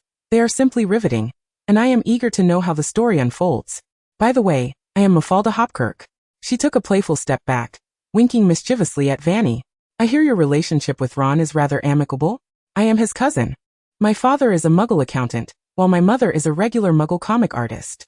Although our family has distanced itself from the magical world for quite some time, my father, being a member of an old pureblood family, still possesses a wealth of gossip and tidbits that might provide material for your writing. Before Fanny could respond, Mafalda confidently seized a bamboo spade, approached the plant before Fanny, and deftly uprooted an entire cluster of prickly bubblegrass, quickly placing it into a sealed wicker basket. The entire process was remarkably smooth, without incurring even the slightest harm from the aggressive plant. Fanny's eyes sparkled in admiration. Mafalda, you are incredible. This is the character that Rowling envisioned, yet regrettably did not include in the original work. Mafalda, whose innate magical talent rivals Hermione's. Congratulations. Fanny's affection for Mafalda Hopkirk has increased to level 9. Very well then, I shall team up with Mafalda. Draco and Theodore, you two can pair together? Fanny suggested, turning to admire Mafalda. Teaming with Mafalda, my grades will surely soar. I can also take this opportunity to observe how she handles herbology so adeptly. I want to learn up close. Mafalda paused in her herb grinding, then smiled slightly, showcasing her scholarly aptitude in front of a Ravenclaw, while perhaps a cliché, was undoubtedly effective in garnering Fanny's favor. She had always prided herself on her exceptional talents, far surpassing most others. Chapter 26. The Mind Closure Spell. A reunion with Sirius. Throughout the herbology lesson, Theodore exhibited an unprecedented swiftness and precision in handling the herbs. It was evident that Draco had previously observed him working on assignments with Fanny, and his speed had never been so remarkable. With a scowl on his face, he pulverized the ingredients in his grasp, while Fanny and Mafalda engaged in animated conversation. The bond between the girls seemed to strengthen rapidly, as Fanny found herself captivated by Mafalda's fresh gossip, and they enthusiastically discussed various topics, including fanfiction and attractive couples. When the bell rang and they submitted their flawless assignments, Mafalda bid farewell, whispering, if you finish any fanfiction, don't forget to show it to me first. Her smile radiated brightness. I really like you, Fanny. Fanny paused, taken aback, then slowly blinked. Thank you, I like you too. I'll share any inspiration I have with you. Congratulations. Fanny's affection for Mafalda Hopkirk has increased to level 7. I have something to attend to this evening, so I shall take my leave. Until next time. Today was Thursday, the day Fanny needed to visit Snape's office to learn the mind closure spell. Pushing open the office door, a heavy scent of potions enveloped the room, where Snape sat at his desk clad in black robes, his back to her as he busily concocted something. Fanny approached cautiously, observing a tall, hexagonal apparatus set in the midst of the room, with a copper cauldron suspended above, spinning at a high speed, filled with a multitude of mixed potions. Snape's countenance was grim as he waved his wand, releasing a smoky aura that gradually slowed the cauldron's rotation, bringing it down to the table. Fanny's eyes widened as she noticed several colors separating within the cauldron. A simple disillusionment charm could, while the cauldron spun rapidly, exploit the differing elemental properties of the potion ingredients to facilitate their extraction. Snape adjusted the apparatus beside him, placing the handwritten chart Fanny had created in a prominent position, allowing for a better observation of the variations in their properties. Fanny then noticed a plethora of manuscripts scattered across the table. Snape's elegant handwriting filled the parchment with numerous English equations and spells, overwhelming her senses. Is this truly the beginning of experiments for publication in SCI? Snape suddenly turned, his dark eyes locking onto hers. Obliviate. An unusual sensation surged forth in an instant. Fanny could not divert her gaze in time, and the intangible spell effortlessly shattered her mental defenses. Countless memories flickered through her mind at a rapid pace as Fanny closed her eyes, holding her breath in concentration. Under intense resistance, she suddenly retreated 2 or 3 steps. The formidable magical force was gradually pushed aside, and Snape's office reappeared before her. No vigilance, he remarked coldly. You have arrived in my office yet remain entirely unprepared. How then do you expect to effectively apply the mind-blocking spell in real situations? Snape scoffed. The enemy will not strike when you are ready. Let alone Fanny, who had only practiced for a few weeks. Even in a state of preparedness, she could not fully withstand his legilimency. But completely emptying the mind and establishing a barrier is not so simple, Fanny protested inwardly. though her demeanor remained obedient and respectful. Yes, Professor Snape. Does your mind not constantly conjure a myriad of thoughts? Do you not hear a cacophony of voices and ideas within? Indeed, he had never encountered someone whose mind harbored such a multitude of thoughts in a single day. Were it not for the existence of Legilimency, Snape mused darkly, she would not even require the study of mind-blocking spells. The fragments extracted through Legilimency were a jumbled mess of incoherent snippets, where fantasy and reality intertwined chaotically, devoid of logical connections. Odd stone textures or cloud patterns were envisioned by her as countless exquisite artworks. Perhaps there was an element of disinterest in Vanna's past on his part. Yet Snape believed that even other masters of Legilimency would struggle to glean anything meaningful from her baffling memories without wasting considerable time. For Fanny, employing the mind-blocking spell to suppress specific thoughts, an endeavor more challenging for ordinary individuals, might prove easier. Regrettably, he merely wished for her to suppress the effects of Legilimency, not to utilize mind-blocking spells to confound her adversaries. Now continue practicing, Snape huffed. Teaching you the mind-blocking spell is not merely for your weekly exercises. Do not forget to maintain a state of mental closure in your daily life.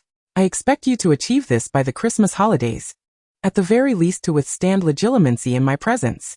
Do not let me hear those vague rumors again. The foolish students had already pried into his past through their elders, eagerly discussing meaningless gossip while naively believing he remained oblivious. His detention room was now filled with a considerable number of students. Why does it feel like Professor Snape has become even more intimidating? And to maintain a mind-blocking state in daily life as well. I'm only a first year.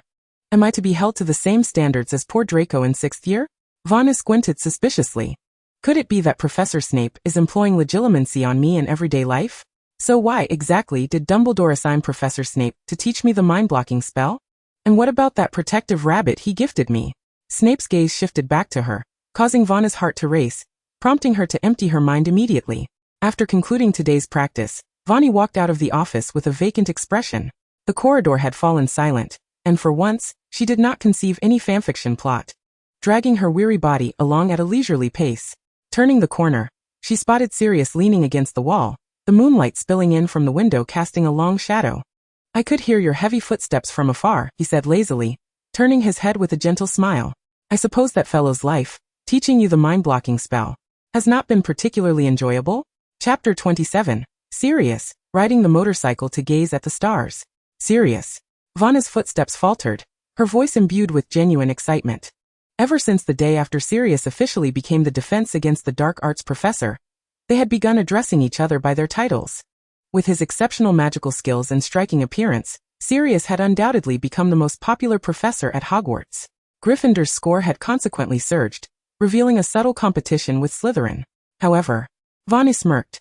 Ravenclaw's scores were not to be underestimated either. I heard your performance in flying class was less than stellar? He leaned forward, his handsome face coming closer to Vanna's. Fanny averted her gaze. If Harry had shone brightly in flying class and secured the position of Seeker, she found herself in a rather awkward position.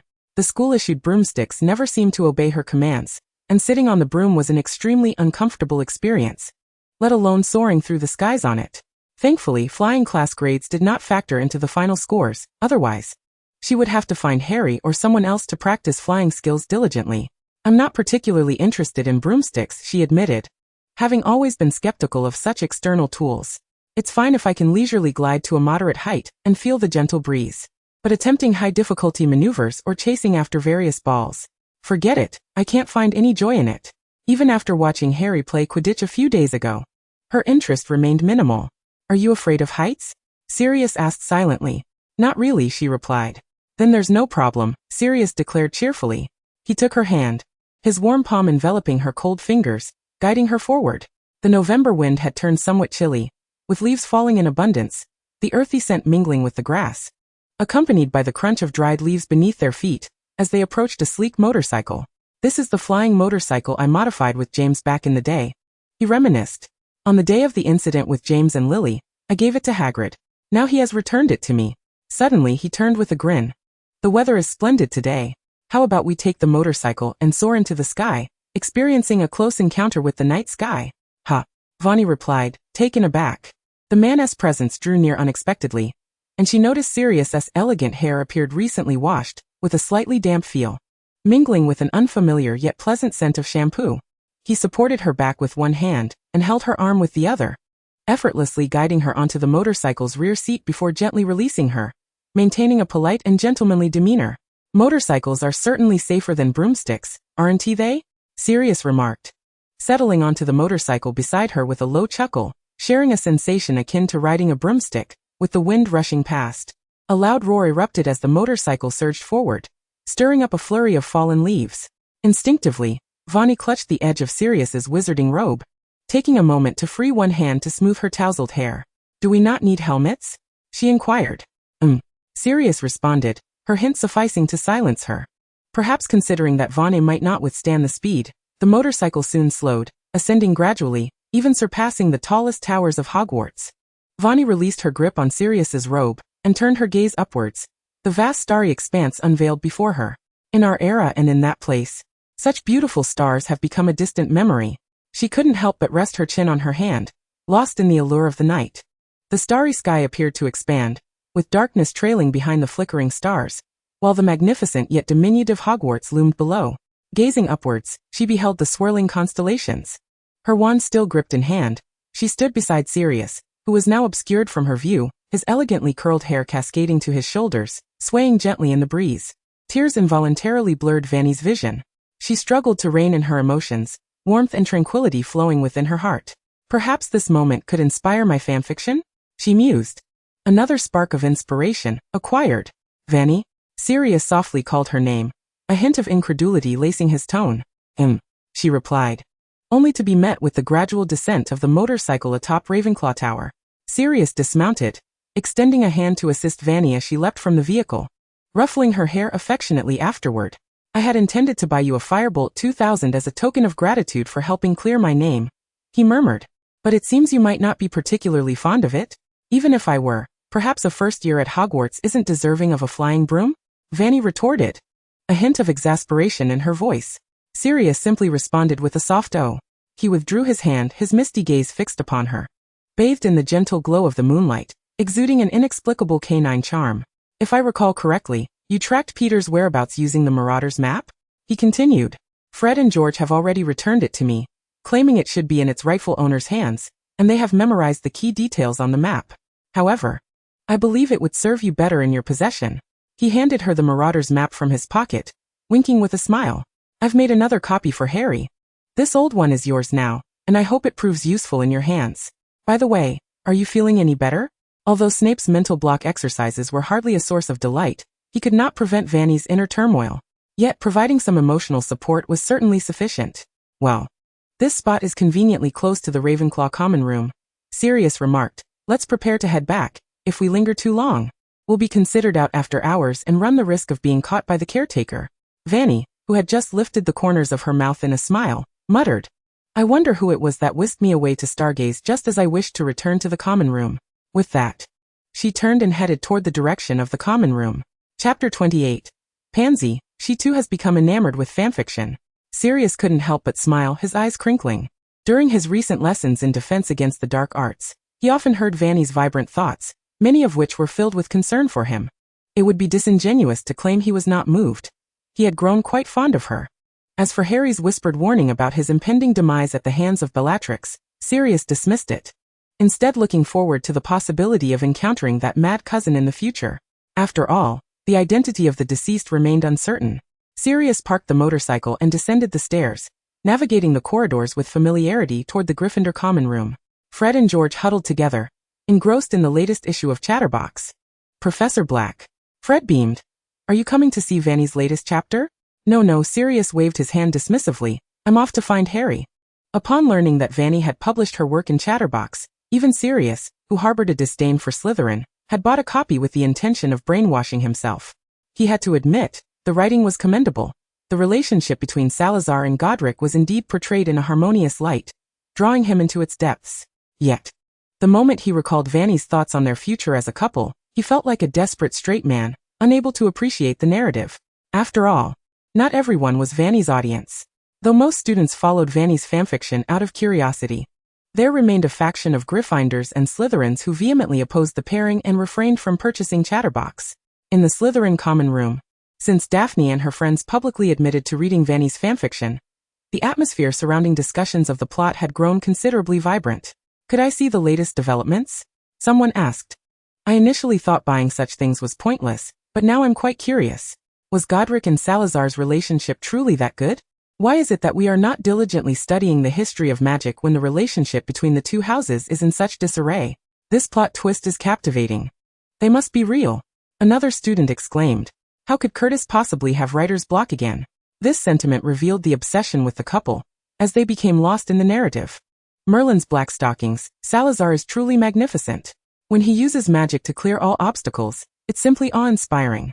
This marked the beginning of a fervent admiration for the founder of their own house.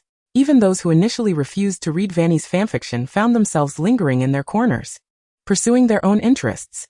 Only a few, including Pansy, bore sour expressions in the common room. Have these students forgotten who they are?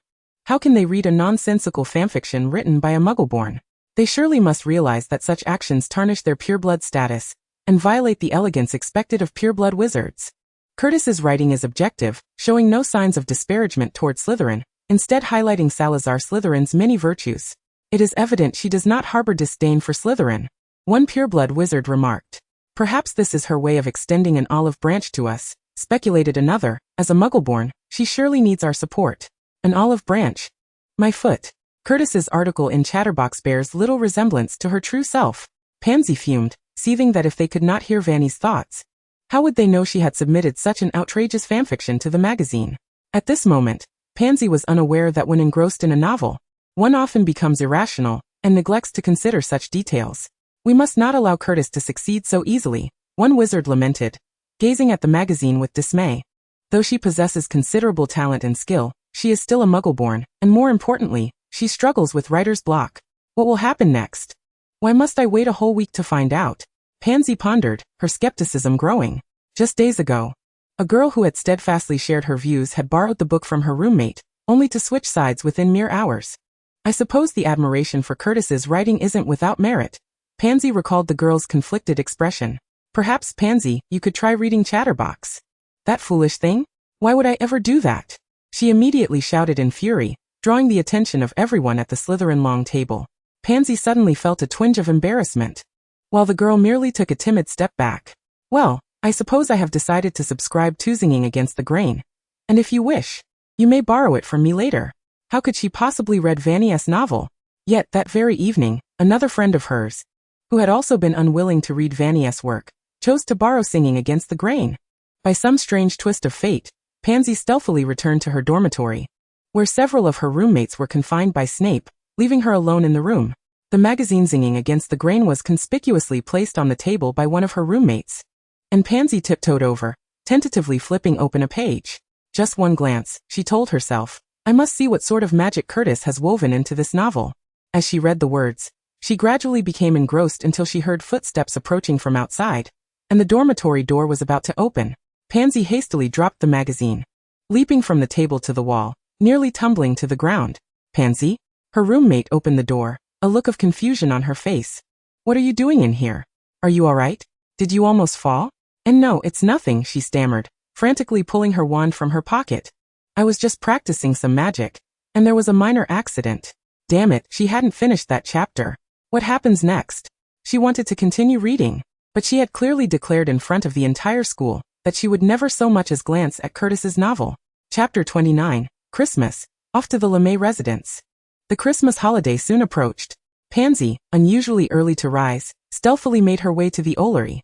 She had ultimately subscribed to Singing Against the Grain, determined to keep it a secret from everyone. Each morning, she would hurry to read the content while the surroundings were deserted, using magic to swiftly dispose of the magazine. Nowadays, mealtime in the Great Hall had become the most anticipated event for all students. Fanny always concocted her subsequent plots during meals. Countless students pretended to linger at the Ravenclaw table, just to catch Fanny's musings more clearly. Many upperclassmen envied the first-year students, for who knew how much they could glean about the unfolding story in class with Fanny. Snape, his expression dark, entered the headmaster's office, tossing several copies of Singing Against the Grain onto the desk. Miss Curtis's writings are utterly absurd, he remarked coldly. The nonsensical rumors and fabrications, along with that dreadful magazine she publishes, seem to me a sheer waste of her time. Is that so? I find some of Fanny's writings rather intriguing, Dumbledore replied. taking a sip of honey tea and smiling as he turned a page of the magazine. At the very least, she writes about the tumultuous love-hate relationship between Gryffindor and Slytherin, rather than the matter of me and Grindelwald, cough cough. In my classes, I have noticed more than once that students are reading this. Not only that, but Fanny even openly daydreams about her plots during my lessons. Although her mental blocking charms had shown some effectiveness, her thoughts became more vibrant and excited when she was lost in plotting, nearly expanding to fill the entire classroom. While Fanny did not spend the entire class lost in thought, many professors, including Snape, found the distraction unbearable, and often called on her to answer questions the moment she seemed to drift away. Surprisingly, Fanny could accurately respond to these questions. Snape attributed this to the fact that she had only just begun to zone out. Thus, he deliberately waited until she had been distracted for over 5 minutes before casually calling on her to answer questions. Yet Fanny continued to respond with ease. Over time, after numerous failed attempts, Snape could only choose to call on her at the moment she drifted off, just like the other professors. Daydreaming was indeed a poor habit. Dumbledore rose calmly. I shall suggest this to Fanny. Now he was to take Fanny to the LeMay residence. Fanny, who also rose early, could not fathom why she was always called upon the moment she zoned out. It would be one thing if it were Professor Snape, but the likes of McGonagall, Flitwick, and even Professor Binns could name her the instant her mind wandered. Was it that obvious when she daydreamed? Fanny pondered in confusion. Back in her secondary school, whenever she zoned out, her teachers believed she was attentively listening. How was it that this tactic no longer worked at Hogwarts? Having lost the privilege of daydreaming due to her mind-reading abilities, Fanny was ultimately sent to the LeMay residence by Dumbledore. Happy early Christmas, Miss Curtis. As she opened the ancient wooden door, LeMay's wife, Perenelle, greeted her warmly. You too, Mrs. LeMay, Fanny replied politely, holding a beautifully wrapped gift box. Although she was introduced to the LeMays by Dumbledore, and despite her current poverty, relying on a scholarship for most of her living expenses, that did not mean she should not express her gratitude to those who cared for her and wished to teach her something. This is a Christmas gift I prepared for you, she murmured shyly. Oh, you dear child, what more gifts do you have? Perenelle said with a beaming smile as she accepted the gift, quickly unwrapping it. Let me see. Oh, 2 cards. One for you and one for Mr. LeMay. Fanny added quickly, her voice becoming lighter and sweeter. The designs on the cards were inspired by neon-style anime, and she had even employed some simple transfiguration spells. Thank goodness. As a fanfiction writer, Fanny considered herself somewhat talented in art. The elegant cursive English lettering, the characters reminiscent of the LeMay couple, yet distinctly two-dimensional, along with the vibrant roses that blossomed as the cards were opened, enchanted the elderly, wealthy woman. Among the flickering candlelight, Fanny's obedient and lovely features appeared even more endearing. Upon finishing his conversation with Dumbledore, LeMay returned to the house and found Fanny sitting on the sofa with his wife, who was kindly offering her a piece of apple. Look at this little one. She even brought us gifts. Perenelle turned to her husband, always fond of these creative little trinkets. Oh, by the way, Fanny, I haven't shown you the room you'll be staying in during this Christmas holiday. You should take some time to rest on your first day here. Thank you very much, Mrs. LeMay. Fanny followed Perenelle upstairs, not forgetting to nod at LeMay. Actually, I would like to know about the library. May I see some of the books in this house? She understood that some families were reluctant to lend their tomes to outsiders. The library is in the room at the corner of the 2nd floor. Perenelle replied kindly, you may browse at your leisure, dear. We have no strict rules, especially since you were personally invited by Nicholas. In fact, we have prepared some suitable books for you, right in your bedroom. She opened the door to the room, revealing a warm and inviting layout. The pale blue velvet curtains, the spacious and inviting bed, the ample natural light, the exquisite oak writing desk, and the shelves brimming with countless books. All of these elements of her bedroom were a substantial improvement over her dilapidated room in the orphanage. Such is the allure of alchemy. Fanny couldn't help but exclaim. The LeMays are indeed affluent. Additionally, my sincerest apologies, Mr. and Mrs. LeMay. After returning her luggage to the bedroom, she descended the stairs to inform the LeMays. I shall be leaving next Wednesday.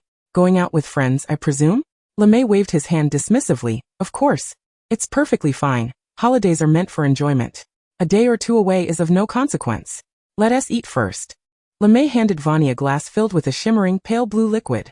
A drink, and let us have some roast chicken. Fanny gazed at the crystalline liquid, taking a tentative sip. It was refreshingly sweet, melting upon her tongue with a subtle aftertaste of tartness and a hint of herbal essence. LeMay observed her with a smile as she finished the glass. Chapter 30. Encounter with Luna, the magazine society team building. The books selected by the Lemes were indeed commendable. They encompassed basic ancient magical scripts and various texts related to alchemy, described in accessible language that brought the subjects to life. She felt herself nearly captivated. Alchemy follows the principles of the four elements: earth, water, fire, and air, and is associated with transfiguration, potion-making, and ancient magical literature. In the smoke-filled laboratory, LeMay waved his wand, conjuring translucent spirit butterflies that hovered around Fanny, emitting a soft hum. He deftly dispelled the butterflies. The essence of alchemy lies in the transmutation of matter, LeMay explained slowly, achieved through specific rituals, the combination of magic and material, facilitating the transformation between substances. Common alchemical tools include magic circles, cauldrons, and various measuring instruments, and the items produced can be peculiar and diverse: gold, mysterious artifacts, potions, and, he paused, philosopher's stones. Vanna's heart skipped a beat. However, we shall not study these today, LeMay quickly smiled. Today we will learn to create a relatively simple protective charm. He had no genuine intention of teaching Fanny alchemy. It was far too esoteric, involving knowledge from numerous other disciplines and complex theories, which would be exceedingly challenging for a first-year witch. Had it not been for Dumbledore's request to assist with the girl's emotional turmoil, he might not have used the guise of teaching alchemy to bring Fanny here. Unfortunately, the spirit butterflies he had devised to detect emotional leakage continued to linger around Fanny, indicating that the soul-stabilizing potion he administered yesterday had proven ineffective. She was not experiencing subconscious leakage due to cracks in the surface of her soul as he had surmised. Perhaps utilizing the crystal tempered by phoenix flames, which absorbed stray thoughts, could yield better results? LeMay continued to ponder, his quill unknowingly inscribing a lengthy manuscript. Mr. LeMay, is this all right? The girl's sweet voice pulled him back to reality. He looked up to find that Fanny had flawlessly inscribed the ancient magical script on the parchment. The liquid in the silver cauldron perfectly heated, and even the moonstone, crucial to the charm, had been polished to a fine sheen without diminishing its magical properties. LeMay's eyes sparkled. Although the method for creating a basic protective charm is simple, such a perfect execution by a novice is indeed worthy of commendation. Fanny hesitated. If I were to apply a layer of moon-touched beast scale powder to the surface of the moonstone? Moon-touched beast scale powder? That substance is of the water element, which directly opposes the fire element of the cauldron's liquid, and combining them would surely result in a catastrophic error. Just as a flicker of disapproval was about to cross LeMay's face, she thrust a parchment covered in ancient magical scripts before him. Serious alchemical script? No. This script could only temporarily diminish the vitality of the fire element. Once the script's effect wears off, LeMay's voice suddenly halted, his eyes widening in realization. Wait. If we temporarily reduce the vitality of the cauldron's fire element, the powerful water element contained in the moon-touched beast scale powder could envelop the fire element in these brief moments, thoroughly calming the agitated liquid. In that case, this charm, with water enveloping fire, would first absorb external magical attacks with the water element, while the fire element, cushioned beneath, would deliver a more targeted explosive counterattack. This would significantly enhance the charm's efficacy, representing a formidable application of the theory of yielding to strength through gentleness. It's worth a try. LeMay's voice rose, and he tightly gripped his wand, summoning a bottle of magical ink. You could also enhance this script with related improvements, such as adding this isolation effect script. Dumbledore was right. This girl's talent is indeed exceptional. LeMay's eyes gleamed with excitement, eager to focus all his attention on Fanny and impart all his knowledge to her. She was a prodigy in alchemy, a rising star destined to illuminate the realm of alchemy. Without hesitation, he handed Fanny a collection of manuscripts he had written, disregarding Dumbledore's instructions, and devoted nearly every waking moment to teaching her alchemy. Even until the following Wednesday, when Fanny joyfully departed, LeMay's gaze remained fixed on the closed door. Didn't you say holidays are for enjoyment, and that a few days away is of no consequence? Perinaire teased from the side. Fanny possesses extraordinary talent in alchemy. LeMay whispered.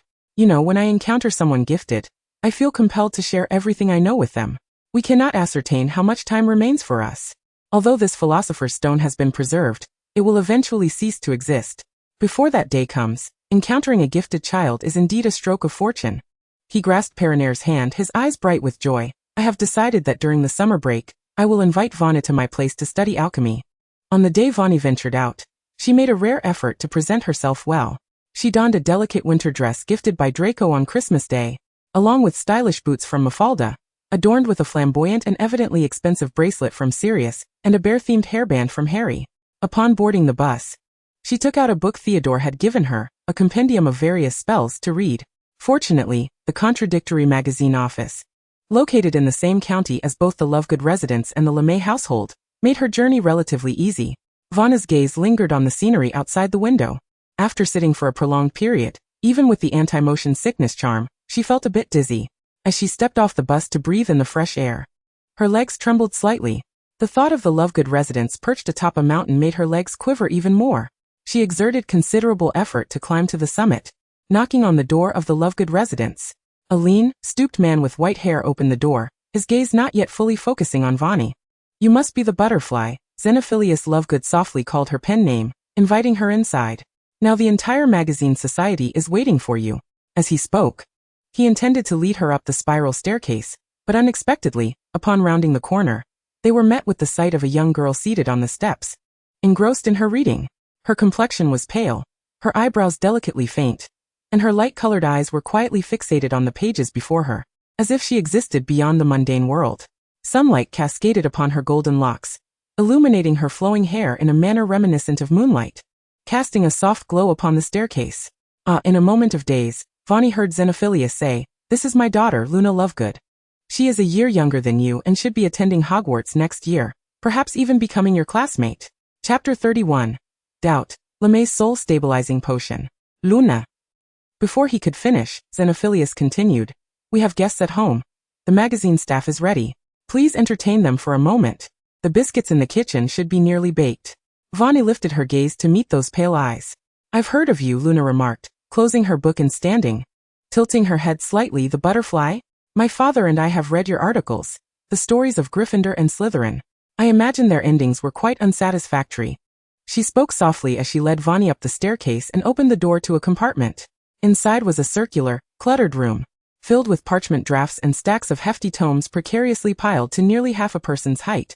A few men and women lounged haphazardly on the sofas, each sporting an array of eccentric styles. "Little girl, Rival, extinguish that cigarette. Don't let the young lady inhale second-hand smoke," a tall witch dressed audaciously chided with a laugh. "All right," responded Rival, the long-haired man, grinning as he waved his wand, transforming the cigarette into a quill. "You are the butterfly, the one who writes the Gryffindor and Slytherin fanfiction." He rushed forward, as if recalling something, and spritzed himself with a few sprays of perfume. "I hope the scent of smoke hasn't offended you. Your writing is truly captivating. Our entire magazine staff is eager to know what happens next. The fanfiction penned by Miss Butterfly has increased our subscription by at least 50, exclaimed a petite witch with twin ponytails, suddenly standing up. "Though Mr. Lovegood mentioned you were attending Hogwarts, I never imagined you to be such a young witch." She stepped closer, adjusting her round glasses, her gaze intensely fixed on Vanna's features, prompting Vanna to instinctively take a step back. You look quite youthful as well," Vanna replied uncertainly. "Oh." She immediately burst into laughter. "I am 30 this year. Young lady, if you encounter any difficulties with your studies, feel free to ask me. I was once a distinguished Ravenclaw graduate, and even served as a prefect. Go on. Ainsley, how many years has it been since your graduation?" The tall witch playfully pushed the ponytailed witch aside. "If you have questions, come to me, Vita. I'm 22 this year, and I haven't forgotten what I learned." She raised an eyebrow. "But a girl like you should have no trouble completing your assignments, right? You're only in your first year, and your writing style is already so mature." "It's just average," Vanna said modestly. In truth, she had never doubted her fanfiction would be obscure. Before her arrival here, she had been a well-known writer in her field. The fast-paced narrative style of 21st-century web literature, rich in highlights and excitement, naturally found its place in the relatively insular magical world of the 1990s, complemented by her mature writing and heartfelt dedication, leading to her modest acclaim. "What about Joshua?" Vita inquired, turning around. "He used to be so vocal about his admiration for your work. Why has he vanished since your arrival?" "He's over there." Ainsley pulled a light-haired boy forward. "Joshua, why aren't you greeting your idol? This gentleman is our magazine's art editor. He handles all the layout and cover design." Rival chuckled. "If I'm not mistaken, he's also studying at Hogwarts and is currently in his third year at Hufflepuff." The tall, lanky boy was suddenly thrust in front of Fanny, awkwardly hunching his shoulders. Rather handsome," she thought as she noted his shimmering light blonde hair, alabaster skin, and striking blue eyes reminiscent of a lake's clarity. "Congratulations, Vanna's current affection for Joshua Carrington has increased to level 9. The boy's cheeks immediately flushed a delicate pink. Hello. I'm Fanny, she said, tilting her head and smiling at him. Yet Joshua appeared even more anxious. Is there pudding? Luna's voice drew everyone's attention. I suddenly have a craving. My father should have prepared pudding for this gathering, right? I hope it hasn't been snatched away by the Nargles.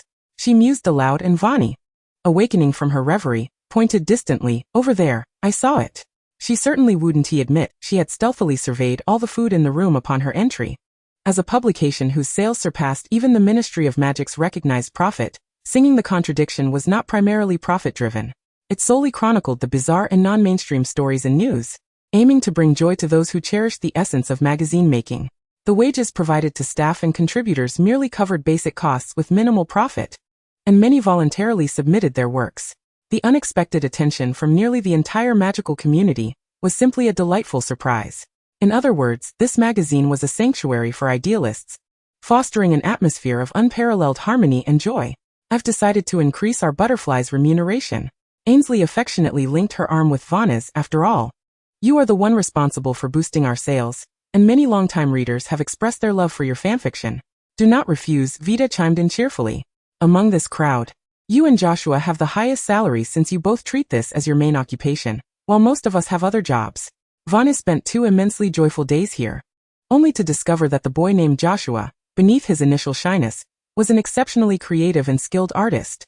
Even more astonishing was his remarkable talent for confectionery, as he single-handedly made all the desserts for the magazine, effortlessly satisfying everyone's taste buds. She quickly became friends with Luna, promising to correspond as pen pals, and developed a playful habit of teasing Joshua. It was only when the day turned to dusk that she reluctantly returned to the LeMay residence, this time with Ainsley's assistance via apparition. Upon opening the ancient wooden door, she initially did not spot Mr. and Mrs. LeMay, instead walking directly into the living room, where she noticed a manuscript lying on the table. Unicorn tears, symbolizing pure souls, moonstone powder for stabilizing the mind, and flower buds from the dreamless sleep vine. She furrowed her brow as she read, pondering what this concoction was for. Wait, if this formula were to be brewed, wouldn't the resulting flavor resemble that drink she had on her very first day here? Why did LeMay have her drink this? Stabilizing the soul and blocking consciousness? Fanny, you're back? A sudden sound of footsteps approached, and LeMay's gentle voice drew near. Instinctively, Fanny returned the manuscript to its original place, stepping back 3 paces and raising an innocuous smile. Yes, Mr. LeMay. Chapter 32, Cavern, Update on the Favorability System. In the days that followed, Fanny immersed herself in one-on-one alchemical instruction with LeMay. The relentless study left her utterly fatigued, her entire being steeped in the essence of alchemy. Yet her heart was beset by a lingering anxiety that hovered above her like a storm cloud. Both her instincts and the original plotline suggested that LeMay was genuinely sincere towards her, and that the potion posed no harm to her body. Yet why the secrecy? What was the true intention behind urging her to consume this enigmatic liquid? A myriad of questions lodged in her throat. But Fanny ultimately chose silence as she boarded the train to Hogwarts. While others enjoyed their holiday, she found herself ensnared in after-class tutelage. Fanny's Christmas assignments were hastily completed in the dead of night, her fanfiction submissions dispatched, and the looming deadlines for her next submission cast a shadow of uncertainty over her ability to finish. As for the brain-closing technique that Snape had instructed her to practice, a twinge of guilt crept in. She had scarcely devoted time to it over the break. Perhaps she would seize the opportunity to practice on the train. After diligently recording her confusions from the semester in her notebook, Fanny gazed out at the snow-blanketed landscape. How she longed for home. She took a deep breath, centering herself, and resumed her practice of the brain-closing technique. The door to the train compartment swung open once more, and Joshua entered, pulling a suitcase behind him.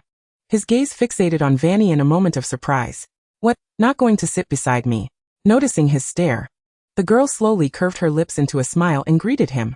Even as he stepped into the compartment, the boy remained bundled up to the nines, donning a fluffy hat and a khaki scarf, obscuring all but his bright eyes and a small, reddened nose. Joshua hesitated for a moment before gradually taking a seat opposite Fanny, loosening his scarf to reveal his pale lips, then removing his hat to expose hair flattened comically by the headgear. This sight elicited an involuntary chuckle from the girl across from him. Why do you always blush? She tilted her head, observing the faint flush that had once again graced Joshua's cheeks, and playfully nudged him with her foot. Oh right, Joshua. I wanted to ask you something. Since you are also a member of the Contrarian magazine, you must have known that the butterfly is, in fact, me. I used my real name when I first submitted my work. With a cheerful demeanor, she continued, so, I must inquire. Did you divulge my pen name to anyone? Perhaps to roommates or classmates, thus exposing my alter ego to countless others? Otherwise, how could she have overheard whispers of her name among her peers? Particularly during the boarding process, where she had heard it mentioned no less than 3 times, most often with students furtively pointing her out to their parents? Though she bore no aversion to her identity being revealed, did Joshua not understand that such indiscretion was a severe breach of etiquette in this circle? Fanny's gaze was piercing. Joshua visibly flinched, straightening his posture and speaking with evident urgency. Of course not. Their blue eyes locked, and Joshua's sudden elevation in volume seamlessly masked Fanny's nearly imperceptible use of the Legilimency spell. A mere assessment of his honesty. If he were unfamiliar with the spell, he would remain oblivious to its application. Calmly, she tucked her wand, which she had been holding under the table, into her pocket. Under Professor Snape's tutelage, her proficiency in the brain-closing technique was still rudimentary, yet she had gleaned some basics of Legilimency, which seemed to come to her more naturally than the former. Naturally, she instinctively employed her brain-closing technique to bury these thoughts. Joshua was not lying. What could this imply? Did someone else overhear her conversation with Theodore, aside from Mafalda? Damn it, Curtis, not again. The noise in the great hall was incessant, a witch angrily flinging a magazine to the ground, disrupting the most critical moment. Who knew what would transpire next? It's fine, it's fine. The Christmas break has passed, and Curtis will be back tonight. Another witch waved her hand dismissively. We'll glean the subsequent plot from Curtis's snippets of thoughts when he returns. Indeed, that fellow Curtis always concocted or reminisced about unupdated plots, and once he was back, their lives would improve, replete with more gossip to savor. She chuckled quietly, like Professor Snape and Lily. Now, every student at Hogwarts was aware that Snape and Lily had once been childhood companions, embroiled in a series of love-hate entanglements. Ever since Fanny's thoughts had been unwittingly revealed, students from all 4 houses had united in their quest to unearth the tales of the previous generation, soon turning over every stone and giving rise to a plethora of bizarre rumors. However, such matters required discretion. Speaking too loudly risked drawing Snape's ire and landing one in detention. Pansy, seated at the Slytherin table, silently indulged in dessert while eavesdropping intently. Fortunately, she shared the same year as Curtis and attended several classes with him. Although Curtis was often reined in by professors the moment he lost focus, she still had more opportunities to catch snippets of his thoughts than others. Even though Pansy had secretly become a fan of Fanny's work, she maintained her facade of pureblood superiority. She would never admit to being enamored with Fanny's fanfiction, especially after publicly denouncing and refusing to read it. At most, she merely gleaned the continuation of the plot through eavesdropping on Fanny's thoughts. Just as Pansy was about to raise her spoon for a hearty bite of pudding, a chilling mechanical voice abruptly echoed in her mind. Notice, the novice protection period has concluded, and the system has undergone a comprehensive update. Only those in the top 20 of the favorability ranking may now listen to Fanny's thoughts.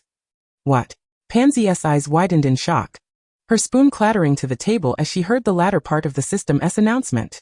Those with a favorability ranking below 20 will be unable to access Fanny's thoughts, and those whose ranking remains below 50 for an entire semester will permanently lose the ability to read Fanny's thoughts. But this favorability system only allowed for queries regarding the top 30. She was utterly in the dark about her current standing in Fanny's regard.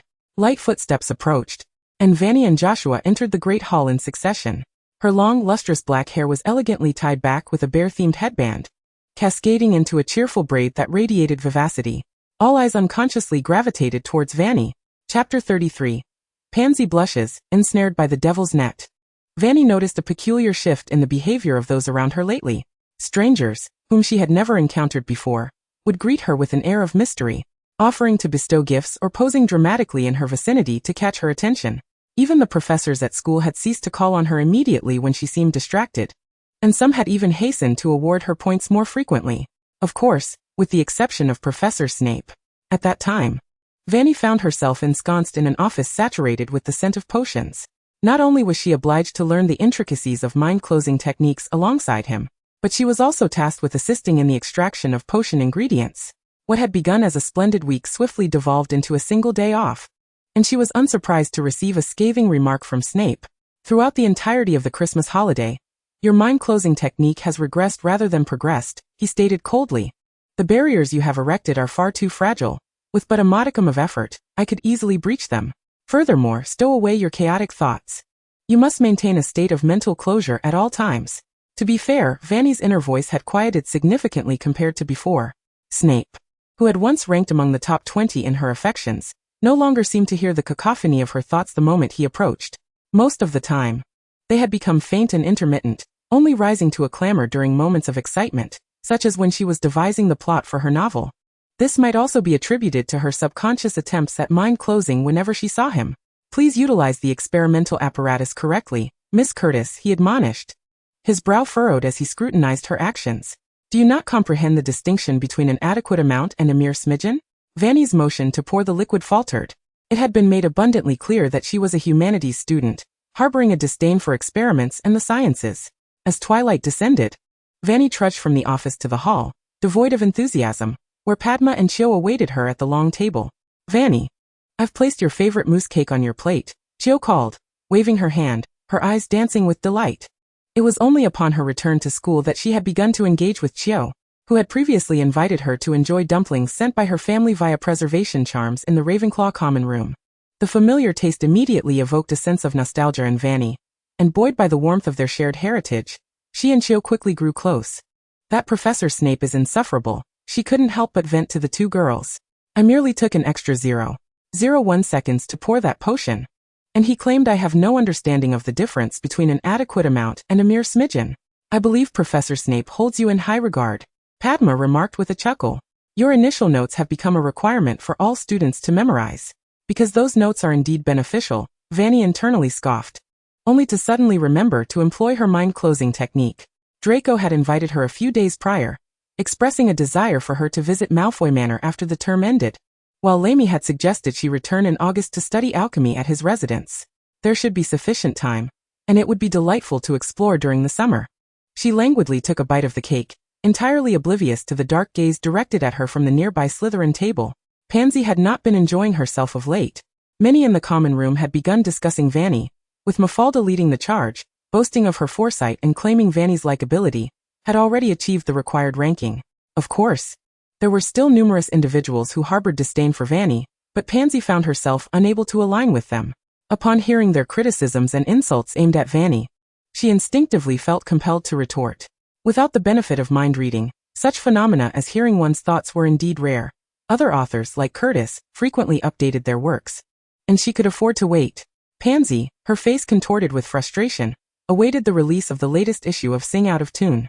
She could hardly contain her impatience, nearly sprinting to a secluded corner to delve into the pages upon receiving the package. With practiced ease, she flipped to Fanny's column, only to be met with the latest investigative findings on the boggart. Wait, where was Fanny's latest fanfiction? Had she turned to the wrong page? Pansy incredulously leafed back and forth until, in a small corner, she discovered Fanny's notice of absence, stating that there would be no updates this week. Damn Curtis. One update a week was tolerable, but now not even a single word. What could possibly be the reason for her silence?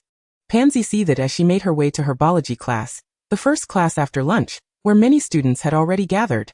No wonder they had not exhibited their usual anticipation. It turned out Fanny had not updated at all. Who knew what the continuation of the story entailed? Pansy mused, reluctantly opening the magazine tucked within her herbology textbook, having previously destroyed it only to wish to revisit the content. Now, she resolved against destroying any more copies. Perhaps it was time to reread the previous plot. With a surge of anger, she tended to the plants, unknowingly drifting further from the main group. In a shadowy, damp corner, a vine-like plant began to grow rapidly, inching closer to Pansy. Ah! A sudden, piercing scream reverberated through the classroom, drawing everyone's gaze to see the terrifying devil's snare ensnaring Pansy's petite form.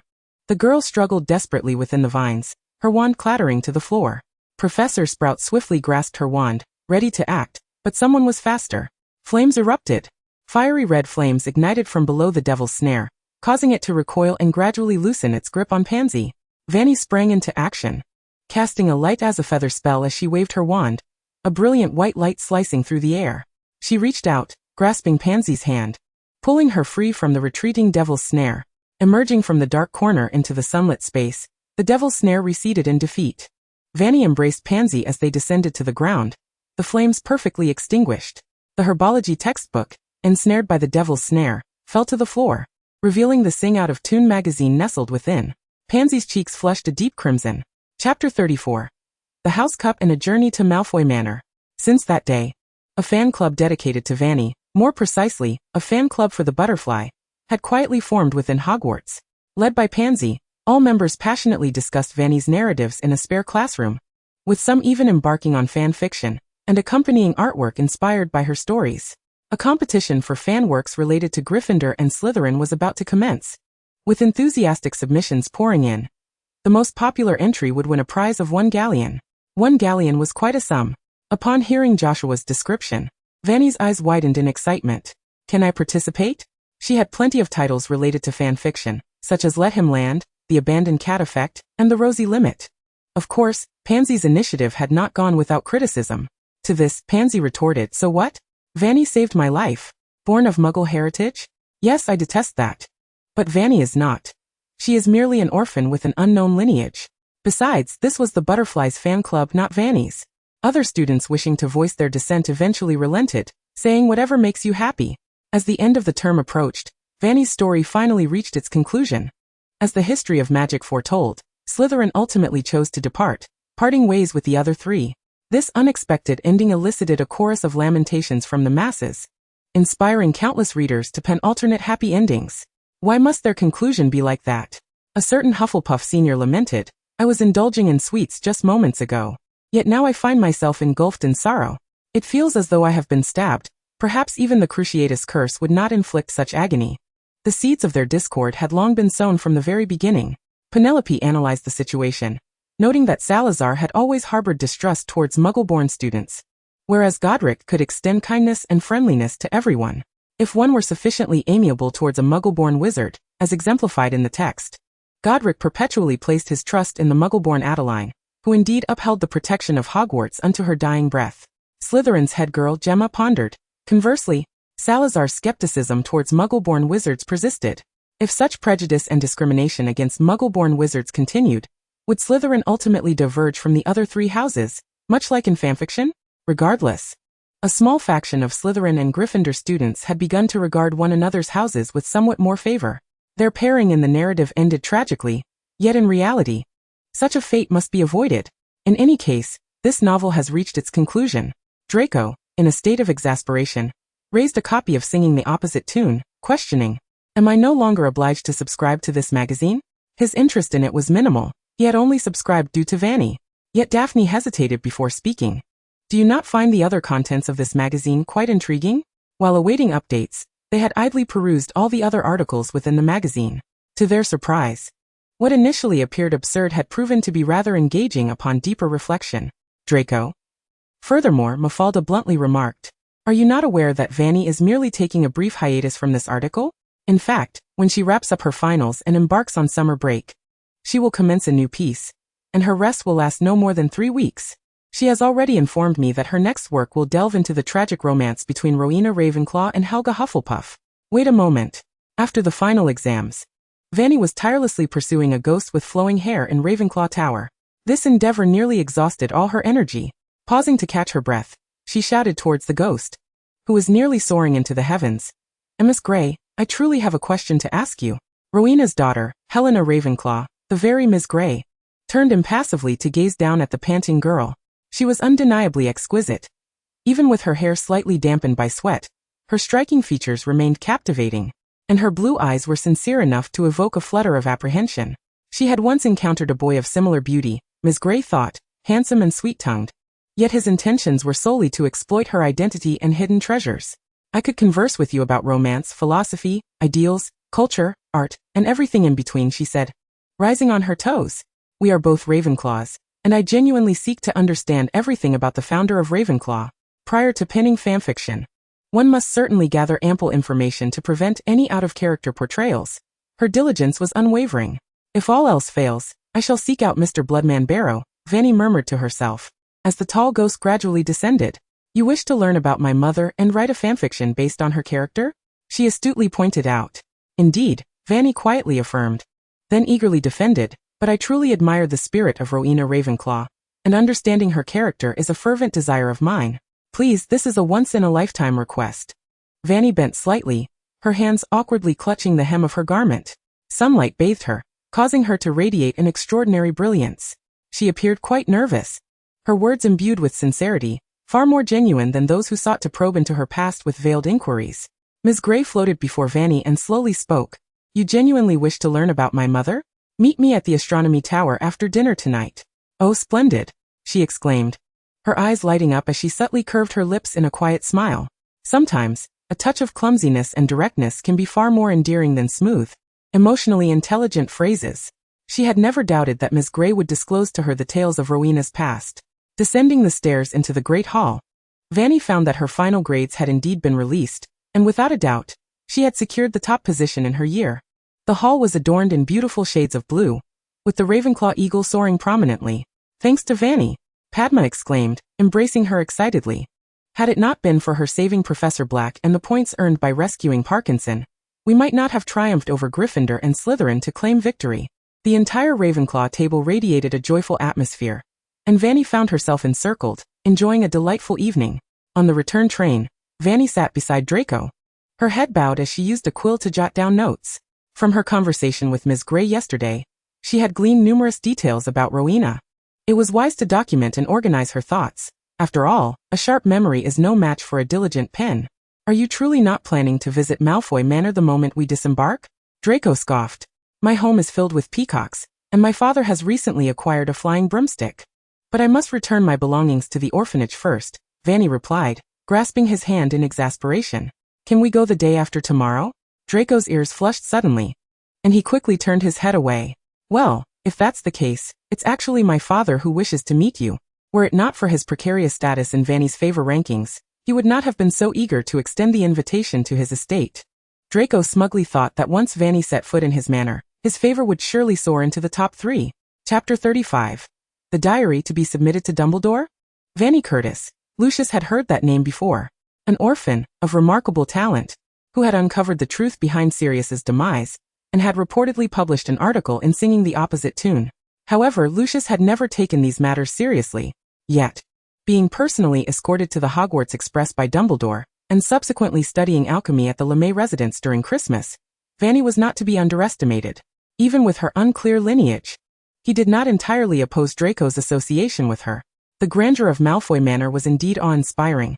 Had she not traversed into this world, she would likely never have stepped foot in such an opulent Western European estate. Fanny's gaze wandered as she took in her surroundings, where Narcissa and Lucius stood at the entrance, donned in the latest fashionable wizarding robes, their faces adorned with a polite yet distant smile. The members of the Black family truly possess striking appearances. She greeted the Malfoy couple courteously, and relished a delightful lunch prepared by the house elves, happily accompanying Draco as they explored the vast estate, observing the white peacocks and Draco's newest flying broomstick. Eventually, she found herself wearily seated in the study on the second floor, nibbling on ice cream. Malfoy Manor was indeed expansive, and she felt utterly fatigued from her explorations. Perhaps she should engage in some leisurely activities such as reading or playing chess in the study. Shall we do our homework together in the study? Fanny proposed. I happen to have brought along some assignments on the history of magic. Draco. By the way, at this point in the timeline, is the diary still at Malfoy Manor?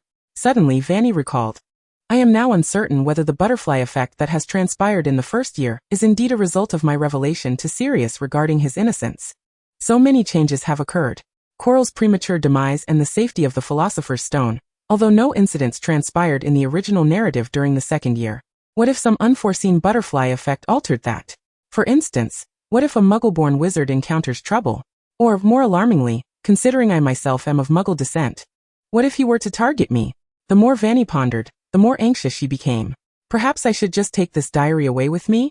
If memory serves me right, the diary resembles a typical Muggle notebook, with a slightly faded black cover displaying a date from 50 years ago. That diary? Draco furrowed his brow, as if he had seen it somewhere and had a vague notion of its whereabouts. Was this diary of significant importance to Fanny? Would it exert a considerable influence on her forthcoming life? Yet such a diary must surely be well guarded by Lucius. Fanny indeed rummaged through her satchel to retrieve her history of magic assignment. Perhaps I should return to Ginny to obtain the diary. Conveniently, I am visiting Harry for his birthday at the end of July, and I should be able to encounter the Weasley family then. She swiftly inscribed the title of her essay with her quill. I can establish a rapport with Ginny in advance. Aren't you working on your assignment? She inquired, glancing up at Draco. It was the third day of the holiday, and Draco replied tersely, before abruptly grasping her hand. Stop writing. Let's take a stroll around my estate. Why did she give up so quickly? Was Potter or Weasley deemed more reliable than him? If he inadvertently handed her the diary, it might enhance her affection for him. Wouldn't it? This study is where I usually study. I can also show you the Malfoy family's hidden library. He languidly hummed, guiding Fanny to push open another ancient wooden door. In the dimly lit room, countless ancient tomes came into view. In the corner of the bookshelf, an old diary lay conspicuously, with faint tendrils of magic clinging to it. It seemed she could sense the magic emanating from the diary.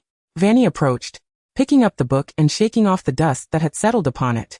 Draco appeared to have drifted away, and as Fanny surveyed her surroundings, she heard footsteps outside the door. Lucius stood outside, calmly observing the scene. He had initially intended to prevent Draco from leading Fanny to the library, but upon witnessing the girl head straight for the shelf housing the diary, he recalled her identity and her close association with Dumbledore. The Ministry of Magic had recently been conducting extensive investigations into dark magical artifacts. Perhaps this was also a warning from Dumbledore. My father said you could take a book from the library as a gift from the Malfoy family. Is that so? Fanny smiled, tucking the diary into her bag. Then I shall graciously accept. Congratulations, Fanny's current affection for Draco Malfoy has risen to level 3.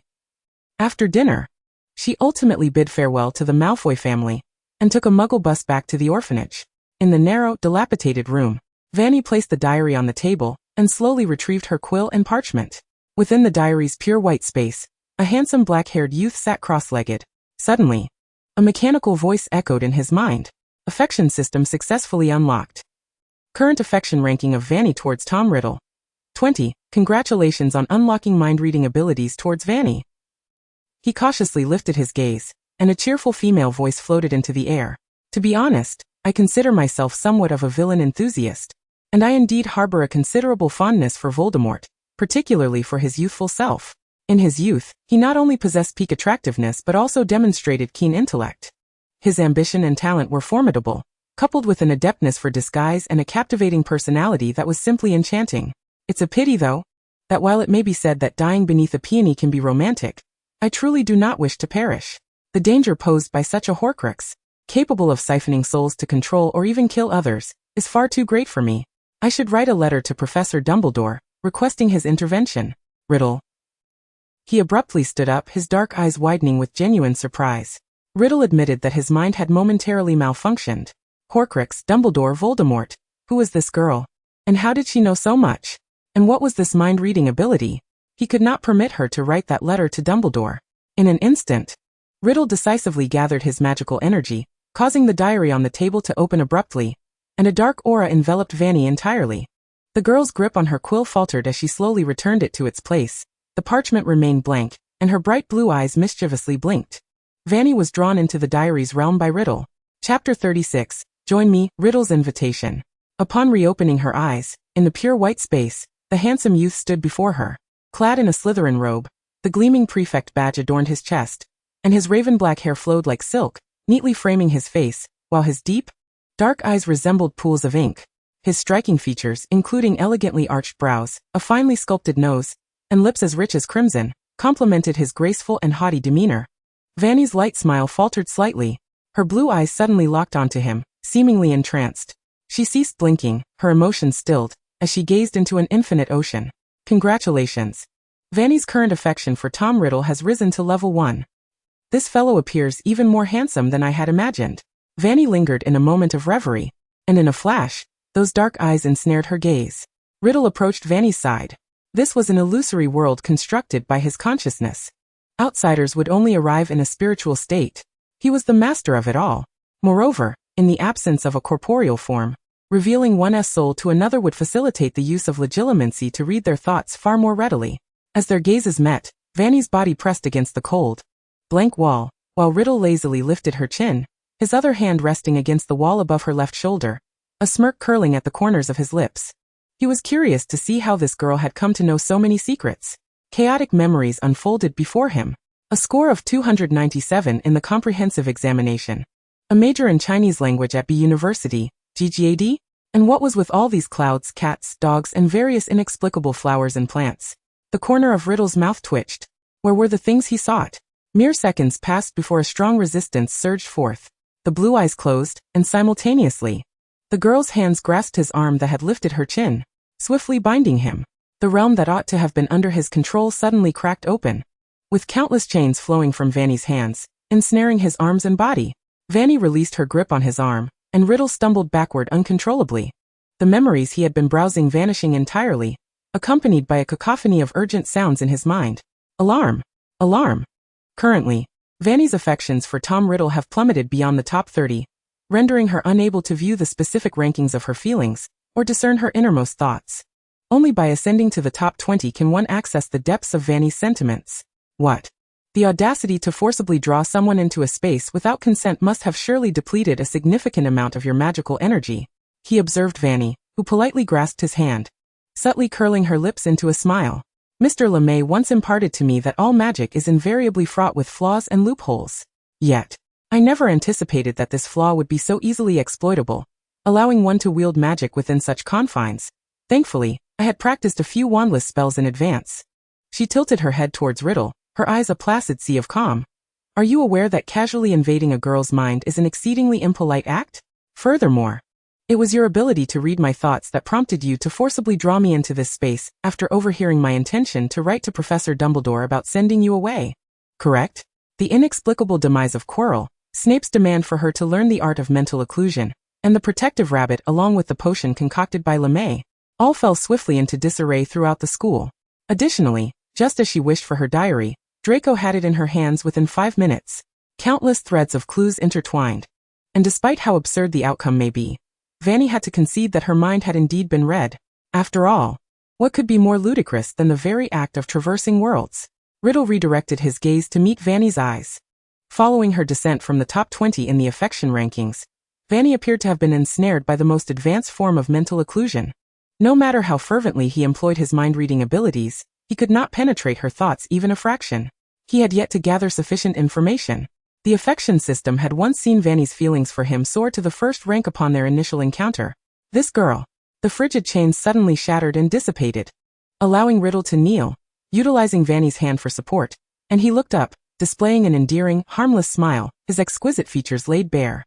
My dear lady, it seems you harbor some misconceptions about me. Congratulations, Fanny's affections for Tom Riddle have risen to 19. Indeed, Riddle's smile deepened, and just as he aimed to meet Fanny's gaze to reapply his mind reading, his wrist was firmly grasped.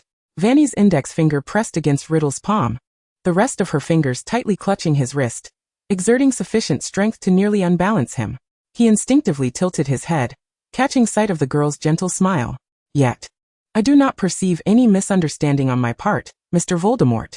Her cascading black hair framed her ear, while Fanny's gaze remained fixed on Riddle's brow and eyes. Do you still wish to employ your mind reading on me? She admitted that she had briefly been entranced by Riddle's appearance, and momentarily, beauty had beguiled her, revealing that her mastery of mental occlusion was not infallible. Under intense scrutiny, it could still be breached. However, after a year of practice under Professor Snape's tutelage, eluding the impact of his mind-reading spell proved rather manageable. Perhaps I should apologize for my abruptness? Riddle replied with a disarming smile, conceding that he had indeed decided to draw her into this space upon hearing her thoughts, and he expressed a genuine interest in her memories and past. After Fanny openly acknowledged being subject to mind reading, it seemed that a certain restriction within the system had been lifted. However, it appeared that she was not only subject to his scrutiny, but had also suspected others. Let me guess, you have similarly been read by other wizards, possibly including your classmates, teachers, and even Dumbledore himself, correct? Did no one inform you that your thoughts were being exposed? Poor lady. His words momentarily faltered. Everyone desires to pry into the secrets you hold, going to great lengths to excavate more from your mind, with no regard for respecting your privacy. Even the illustrious Dumbledore, who preaches love, remains silent, leaving you to uncover the truth on your own. Ironically, I, the infamous Dark Lord feared by all wizards, was the first to reveal the truth to you. Oh dear lady, do you not feel a chill from this revelation? Like a serpent with wings enticing Eve to taste the forbidden fruit, his words flowed with an elegant British accent. At least I genuinely lament your plight. The exposure of your thoughts has rendered them blind to your brilliance. You are a brave, astute girl, a veritable genius. Having actively lured me into this space after realizing your thoughts might be compromised. Oh Merlin, have you grown utterly disillusioned with this hypocritical world? Fear not. He artfully wove his words, sincerely apologizing for his earlier actions and vowing never to repeat them. Perhaps he could assist her in sweeping away the false righteousness. I can discern every virtue within you. His serpent-like gaze roamed her face freely. You are intelligent, charming, well-versed in ancient magic and the principles of spellcraft, and have delved into various magical disciplines, including alchemy and wandless magic. Perhaps you might consider sharing a portion of what you know with me, gradually testing the waters. As the greatest wizard of our time, I can offer you far more than you can imagine. Join me and I will help you resolve all your issues. Chapter 37. Negotiation. Yet unable to comprehend the desire to kiss. A perfect recruitment. To deduce the trajectory of events from scant information in such a short time, while remaining courteous and poised, fearlessly revealing a sliver of his dark nature, yet skillfully maintaining boundaries. Share a portion of what you know with me, gradually test the waters. Oh, how humble and enticing that phrase sounds, as if granting you the reins of this matter, leaving ample room for choice in this negotiation. His words brimmed with beguilement, presenting a facade of concern for her. Had a genuinely bewildered little girl, whose thoughts had been laid bare, stood in her place, she might well have been ensnared by this striking young man, losing her wits and divulging most of her knowledge. Fanny couldn't help but smile, her grip on Riddle's wrist loosening slightly. Yet Riddle's deductions were still somewhat lacking. Dumbledore's gift of the protective rabbit, his urging her to learn mental occlusion, and sending her to LeMay for potions that might shield her thoughts were glaringly apparent, leaving little doubt about his desire to keep his own thoughts concealed for some undisclosed reason. Not to mention, she was a fan of the original HP works, having meticulously studied nearly every character in fanfiction. Should she trust that Riddle could sincerely apologize and assist her? Or should she believe she was the first emperor of China? A fleeting glimmer of malice flickered in her eyes as Fanny tilted her head, deliberately allowing her thoughts to escape. What is this fellow babbling about? I don't understand, I want to kiss. Riddle's expression abruptly froze. In an instant he broke free from Fanny's grasp, rising and taking a step back. Though his movements were smooth and fluid, leaving no room for criticism, Fanny still caught a glimpse of an unnatural flush fleeting across his ears. Fanny, are you serious about stepping back like that? I am Fanny Curtis. She boldly spoke before Riddle could strike a pose, her innocent smile gracing her visage, reminiscent of the most obedient and considerate student in school, one who could easily be overlooked by the teachers. A first-year student of Ravenclaw College, or rather soon to be a second year after the commencement of the new term. I am indeed privy to numerous secrets. For instance, I am aware that even if you draw me into this space, you cannot inflict any harm upon me here. Otherwise, in the original story, when Riddle pulled Harry into the chamber, he would have met his demise immediately. As she furrowed her brow in contemplation, resembling an exemplary student confronted with a profound dilemma, I understood that this diary was a Horcrux, and that you intended to create a total of 7 of them, with their destruction achievable through fiendfire or the fangs of a basilisk. Speaking of the basilisk, it resides within the Chamber of Secrets, which is located in the abandoned girls' bathroom at Hogwarts. Do not regard me with such an expression. She languidly cast a glance at Riddle, whose gaze was laden with murderous intent. Your diary is still in my possession, and I happen to know a Parseltongue friend. While the fiendfire curse may not guarantee complete control, wielding it to obliterate you would be quite feasible. Riddle's handsome features contorted slightly. He scrutinized Fanny with caution, eventually mustering a strained, amiable smile. So, what is it that you require of me? Since I was already cognizant of all his secrets, my decision to meet with him was undoubtedly strategic. Fanny subtly curved her lips, half sincere and half false. I need you to do everything in your power to ensure my safety. Your master, Voldemort, has likely realized that I am privy to too many secrets and may be devising a plan to find me, extract all the secrets, and subsequently eliminate me. In truth, the moment she surmised after the Christmas holidays that her thoughts might be accessible to others, her heart sank. All the enigmas fell into place. Voldemort undoubtedly knew of her ability to foresee the future. Now, it was not merely a matter of fleeing to China on the eve of the Great War. Even if she attempted to escape to outer space, Voldemort would surely find a rocket to retrieve her. The unyielding arrogance, the inherent coldness towards muggles and muggle-born wizards, the formidable power, and the obsessive madness that had lingered for over a decade made Fanny doubt that she could survive under such a maniac's grip. Yes, Dumbledore would protect her, but would she remain under his watchful eye indefinitely? Everyone is prone to oversight, and unlike Harry, she did not possess the protagonist's halo, or the various charms of love. What if she inadvertently fell into Voldemort's clutches? Would she be left to await her death? Fanny dared to assert that had her thoughts not been exposed, she would have found a way to relay all that she knew to Dumbledore, ensuring that this victory, fraught with peril, would not be so arduous. However, just yesterday, she had ventured alone to the Gaunt residence, spending an entire day without discovering any trace of the ring. Perhaps her magical prowess was too feeble. Or perhaps the ring had been relocated. Fanny leaned towards the latter. If she were Voldemort, upon realizing his impending defeat, his first instinct would undoubtedly be to conceal the Horcruxes, especially with a witch in Hogwarts who might know the locations of all his Horcruxes. What else could he do but relocate them? Aside from the locket box from the Black residence, and the diary from Malfoy Manor, which had quickly turned against Voldemort, Fanny was certain that the other Horcruxes had likely been moved. She had also investigated the Room of Requirement at the end of her first year. The diadem had vanished, probably taken by Quirrell at the start of term. As the narrative shifted, secrets were laid bare, and the ability to foresee the future ceased to be a pivotal tool for survival, instead becoming a double-edged sword, akin to a defenseless person cradling a trove of gold. Chapter 38. Instruction, wherein she regarded Riddle as her mentor. Fanny's gaze fixated on Riddle. Compared to Voldemort, this version of Riddle, a mere 6th year with a fragment of his soul residing within the diary, was far easier to control. Young enough, his cunning still shallow, rationality intact, and more importantly, constrained by her own limitations. After all, engaging in a transaction with someone like Riddle was akin to bargaining with a tiger for its hide. She had to be prepared to destroy the Horcrux at a moment's notice. Fanny had once perused a tome in LeMay's library, a voluminous work concerning ancient runes, alchemy, and soul magic, replete with numerous manuscripts penned by Mr. LeMay himself. The content of the book was exceedingly esoteric, and as one who also sought immortality, LeMay had undoubtedly delved into the intricacies of Horcruxes. Horcruxes preserve life through the act of soul-splitting.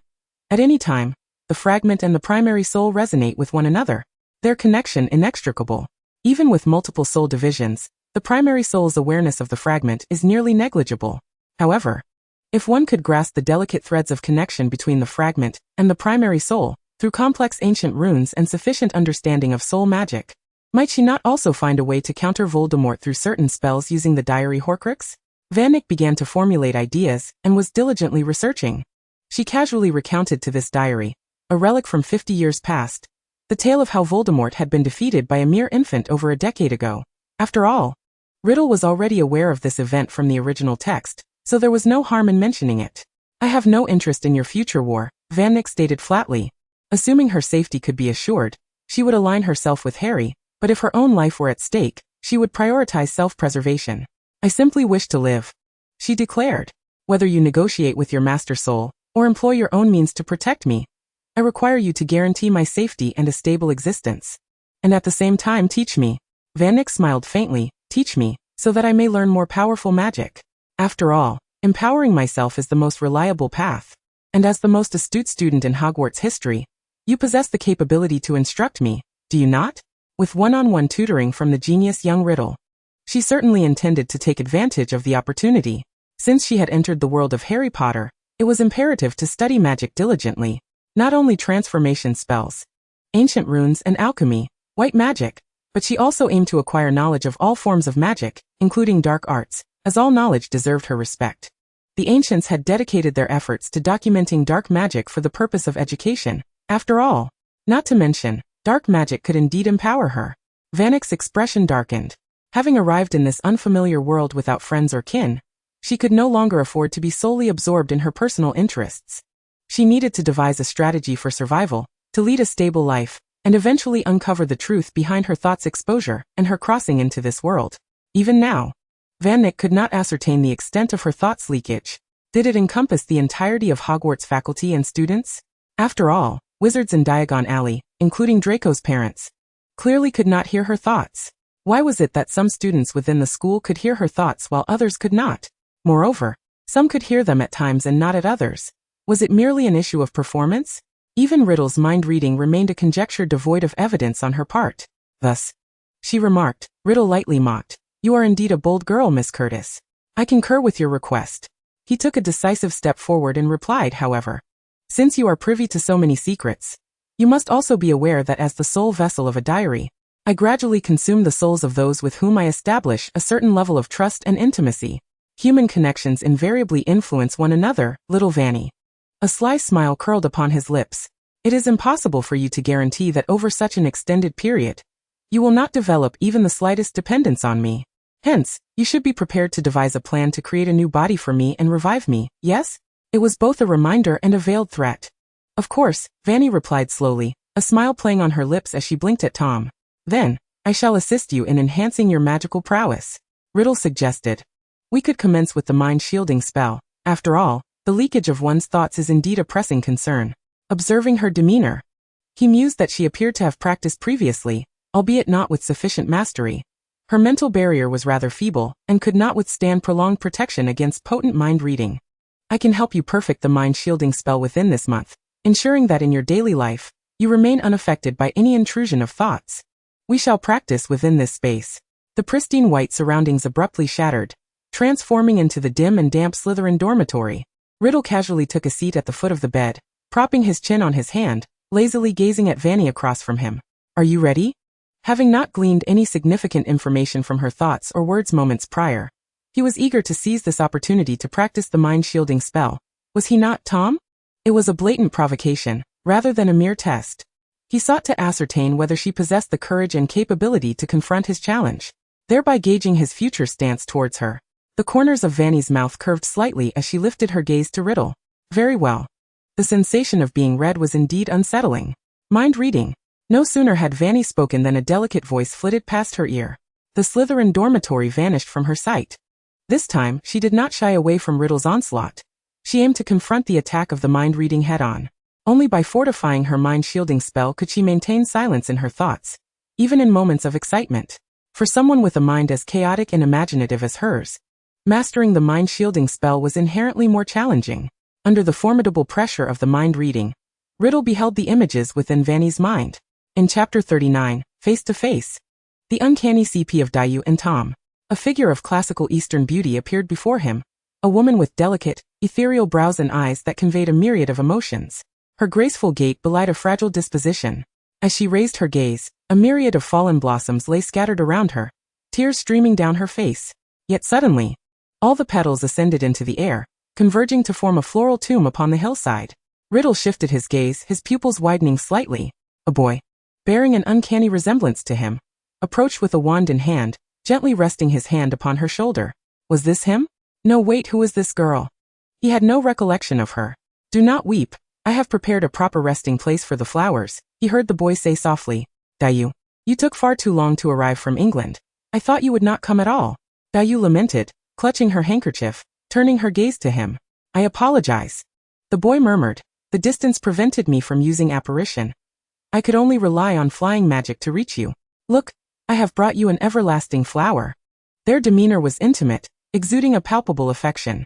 Riddle's pupils trembled as he witnessed the boy tenderly calling out, Dayu, I have come from afar, solely to lay the flowers to rest for you. Deeply moved, Dayu gazed into his eyes with fervor. Tom. Dayu. Riddle's expression shifted. The visions within his mind shattered abruptly, and he stared incredulously at the girl before him, a mischievous grin spreading across her face. I'm sorry, Tom, Fanny chirped. I often think of peculiar things. But you must believe me, I do not indulge in such pairings. After all, if one were to seek a partner in Dream of the Red Chamber, Xue Jun would be a more fitting match for Xiang Fei. Mind reading. Riddle, struck by disbelief, could no longer contain himself, and unleashed the spell upon Fanny once more. The images within her mind shifted again, revealing a boy with disheveled hair, green eyes, and a lightning scar. The tall, lean figure stood directly opposite Harry, creating a standoff. Look how alike we are, the Riddle in Fanny's mind proclaimed, both half-bloods. Raised in Muggle households, we lost our parents at a young age, arriving at Hogwarts oblivious, yet considering it our true home. We are truly kindred spirits. With a tenderness Riddle had never possessed, the Dark Lord approached Harry, enveloping him in an embrace. Come, Harry, I like you, we should stand together, should we not? The renowned savior blushed deeply. All right, Tom, let us be together. Riddle. For a fleeting moment, his smile fractured. Miss Curtis, what do you usually ponder? No, Fanny. Tell me, who are these two individuals standing in your mind? Was that truly him? And the other, was it Potter? Aside from their identical appearances, what connection did these two share? Riddle felt as though his eyes had been sullied. Ah, I sincerely apologize. Fanny stifled a laugh, blinking innocently. It was not her fault. Having read countless fanfictions about the pairing between Voldemort and Harry during her youth, she inadvertently absorbed far too much. This notion clung to her like a malignant tumor. Impossible to forget, Fanny sighed helplessly. Mind reading. Riddle re-established his facade, gritting his teeth as he addressed Fanny. The scene transformed again. Revealing a boy with platinum blonde hair, Riddle recognized him as his former schoolmate, Abraxas Malfoy. Well, at least this pairing is not as outrageous as the previous two, Riddle thought. Observing the image of himself conversing with Abraxas, feeling a vague sense of relief. But as the scene shifted, the Riddle within Fanny's mind radiated with joy, expertly cradling a similarly platinum-haired infant, tenderly speaking to Abraxas. This child is truly adorable. Let us name him Lucius. Riddle? Riddle's perfect smile fractured completely. For the first time, before Fanny could mount a counterattack, he voluntarily exited her mind. Facing Fanny's momentarily widened, perplexed eyes, Riddle rose from the bed, swiftly casting several mind-reading spells. Mind reading. Riddle saw his diary resting beside a red-haired girl named Ginny, struggling to compose a love letter in Gryffindor dormitory. Was it not? Was it addressed to Harry, with his green eyes resembling those of a newly pickled frog? How could he still be speaking in a strange tone to Harry, claiming that Ginny was falling in love with him? Mind reading. Riddle witnessed himself commanding Lucius to kneel, casting the Cruciatus curse upon him. Yet inexplicably, Lucius gazed at him with an enthusiasm he could not comprehend. No, had Abraxas not just appeared? Why was Lucius now involved? What on earth was transpiring? Mind reading. Riddle observed his conversation with Dumbledore within the confines of Hogwarts. Dumbledore? What relevance does he have here? Hadn't he already glimpsed through Fanny's thoughts that Dumbledore was, in fact, entwined with Grindelwald? Why had he been dragged back into this? No. Stay away. Riddle's visage contorted in utter dismay. He could swear that in his lifetime, not even Dumbledore had inflicted such an intense assault upon him.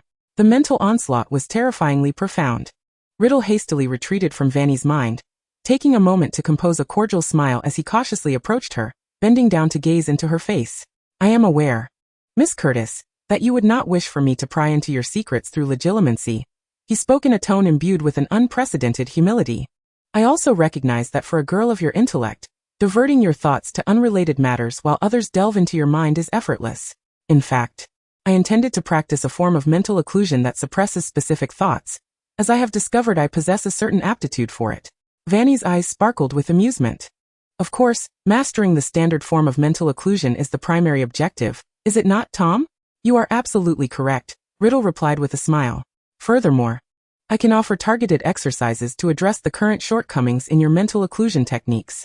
I shall write down the key points for you, and endeavor to help you master this skill within the week. As for the method you mentioned regarding suppressing thoughts to mislead the mind, you could easily contemplate mundane, conventional matters to achieve your practice goals. Thank you, Fanny, Riddle said graciously. Unable to contain herself, Fanny burst into laughter. Was she not startled by the thoughts swirling within her mind? After all, it was he who first sought to exploit the guise of instruction to uncover her secrets. The creative minds of the great fanfiction community could only conjure increasingly outrageous scenarios, at least until Riddle concocted a means to extricate himself from her influence. He would remain at her mercy. Chapter 40. Riddle, the perfect tutor. The exclusive instruction Riddle provided was remarkably beneficial. Within a short span, Fanny's proficiency in mental occlusion soared. As he elucidated the deficiencies in her techniques, his explanations were both profound and easily comprehensible, allowing her to grasp concepts with remarkable speed.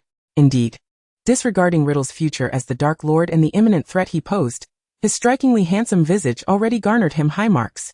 He exuded a gentler demeanor than Professor Snape, making him the perfect tutor, skilled, amiable, and aesthetically pleasing, all for free. Fanny was thoroughly satisfied. As Riddle had predicted, approximately a week after practicing mental occlusion, Fanny had flawlessly mastered the technique, successfully concealing her thoughts while also possessing the ability to selectively reveal her inner voice as needed. Beep, an error has occurred. The system is now in sleep mode for a comprehensive update. The faint mechanical voice was perfectly masked as Fanny lifted her gaze toward Riddle, who was languidly rising from the bedside within the confines of the diary's space. It seemed this issue had been resolved. He approached her lightly, stating, "Now, we must address the next concern. You mentioned a desire for me to ensure your safety. However, if I remain confined within this diary, oblivious to the changes occurring in the world outside, I cannot fulfill that promise. In truth, I discovered something when we first met." He smiled subtly. "Little Fanny, your soul is more potent than any wizard I have encountered." What should have been a translucent soul resided within her, gently coiling and compressing, nearly transforming into a sphere of pure white. yet it continuously floated with an ethereal grace. It appeared to be two fractured souls, each imbued with the strength of a formidable wizard. They were bizarrely intertwined within a single body, not as a result of a soul-splitting curse, but rather exhibiting signs of cohesion and healing. As time progressed, her soul would only grow stronger. Riddle mused nonchalantly, a notion that was not entirely unwelcome to him. I require you to open a small portion of your soul to me, allowing me to successfully extricate myself from this diary, he stated plainly. You should be prepared. For merely carrying my diary in your pocket offers no protective benefit. Rest assured, this minimal portion of your soul will not affect you in any detrimental way. He gazed intently at Fanny. This is simply a modest request from me. He needed to exploit the trust and dependence of the diary's user to consume and fortify his own essence. Unfortunately, Fanny had thoroughly scrutinized his character from the outset, and within a mere week, her trust in him was virtually non-existent.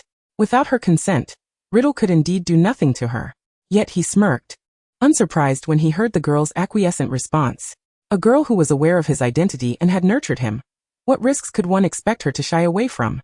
Fanny's soul opened to him, and Riddle gently grasped her shoulders, his touch remarkably tender.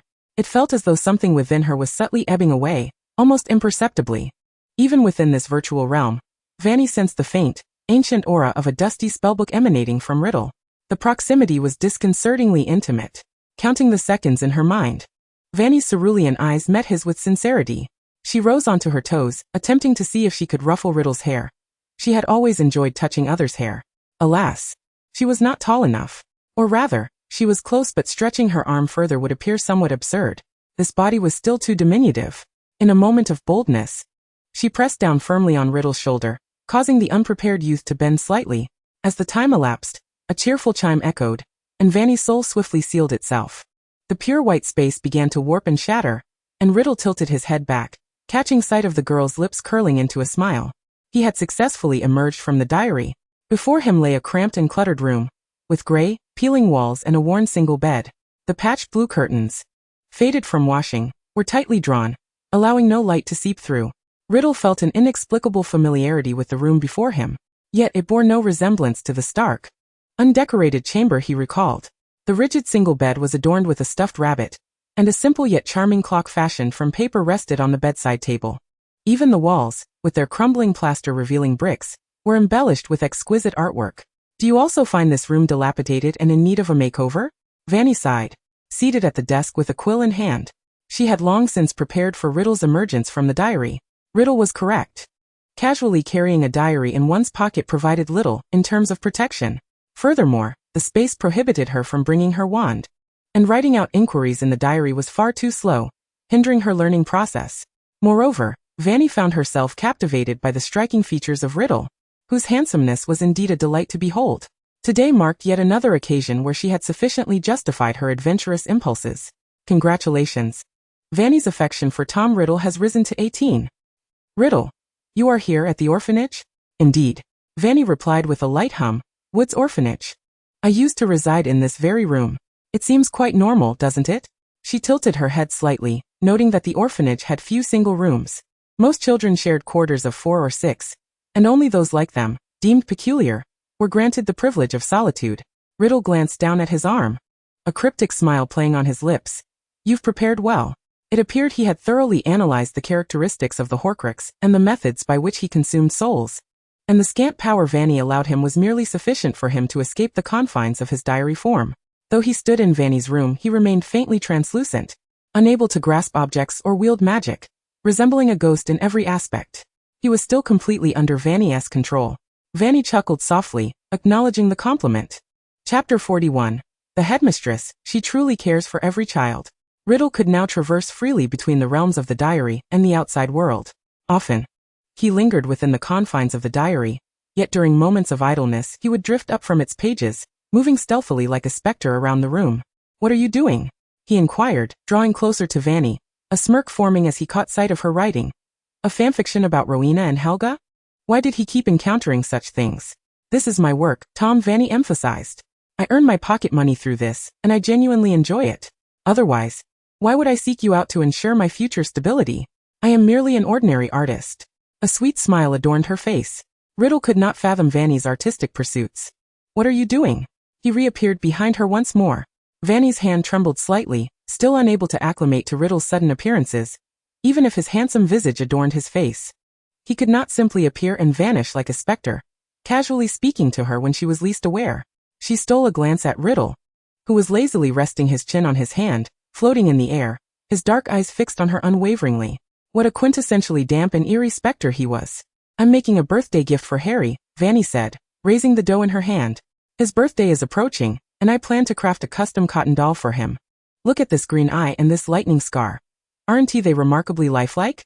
Originally, she had refrained from befriending the main characters for fear of drawing Voldemort's attention and subsequent pursuit, but now it mattered not. For Voldemort had indeed taken notice, and was prepared to hunt her. She could now freely engage with all the characters from the original narrative without concern. Furthermore, I intend to prepare a birthday gift for Professor Dumbledore as well, considering he has been a great help to me this year. Both he and Harry celebrate their birthdays in July. What should I prepare for him? Besides the popular candies from the Muggle world, should I also include some intriguing books, and perhaps an abstract painting of my own? What would pique his interest? Riddle stared at her impassively. "Oh, Tom, please do not regard me with such a countenance," Fanny replied, her eyes sparkling. "I have stated that I am merely an artist desiring a tranquil life. Who can predict which side will triumph in your future war? It is best to curry favor with both." Riddle. "So this is your rationale for hedging your bets in the presence of the very individuals involved?" Were it not for his desire to draw closer to Fanny and subtly observe her actions, Riddle would have likely retreated back to the diary upon encountering her bewildering thoughts. In truth, he did indeed return to the diary. "Tom." This time, Fanny actively took a quill and inscribed a line in the diary. "The workload for my history of magic essay is overwhelming. Could you help me come up with a topic?"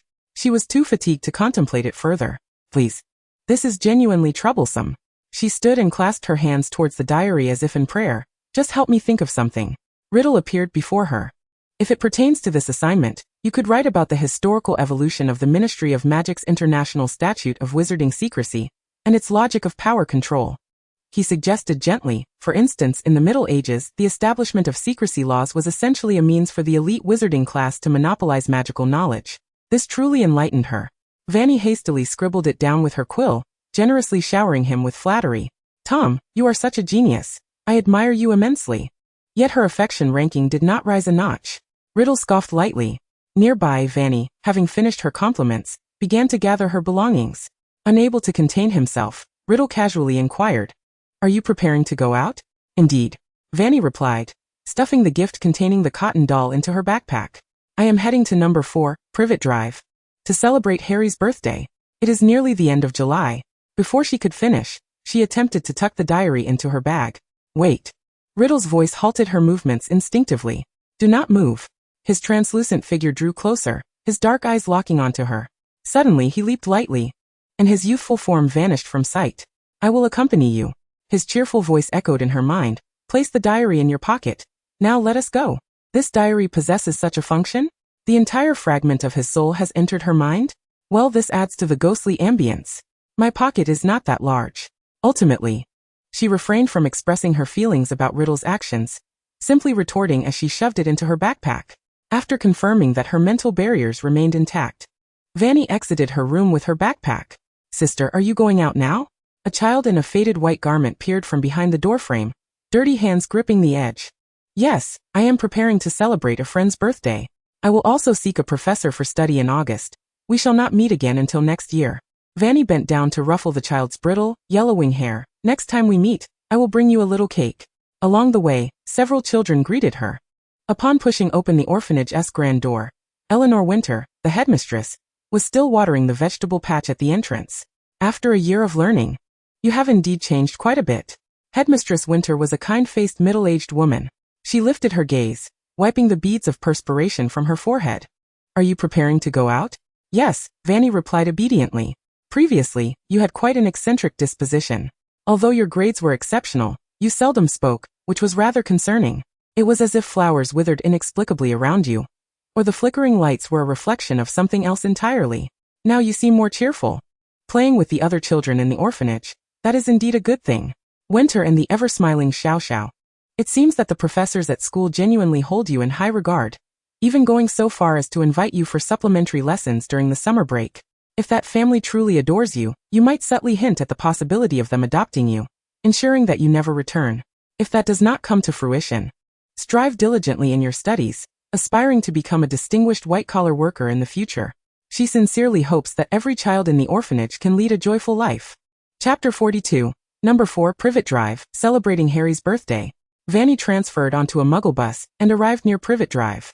She donned a simple white floral dress, a recent purchase made with some galleons exchanged for pounds at a local clothing shop. As she was visiting a friend, she deemed it necessary to dress both comfortably and attractively.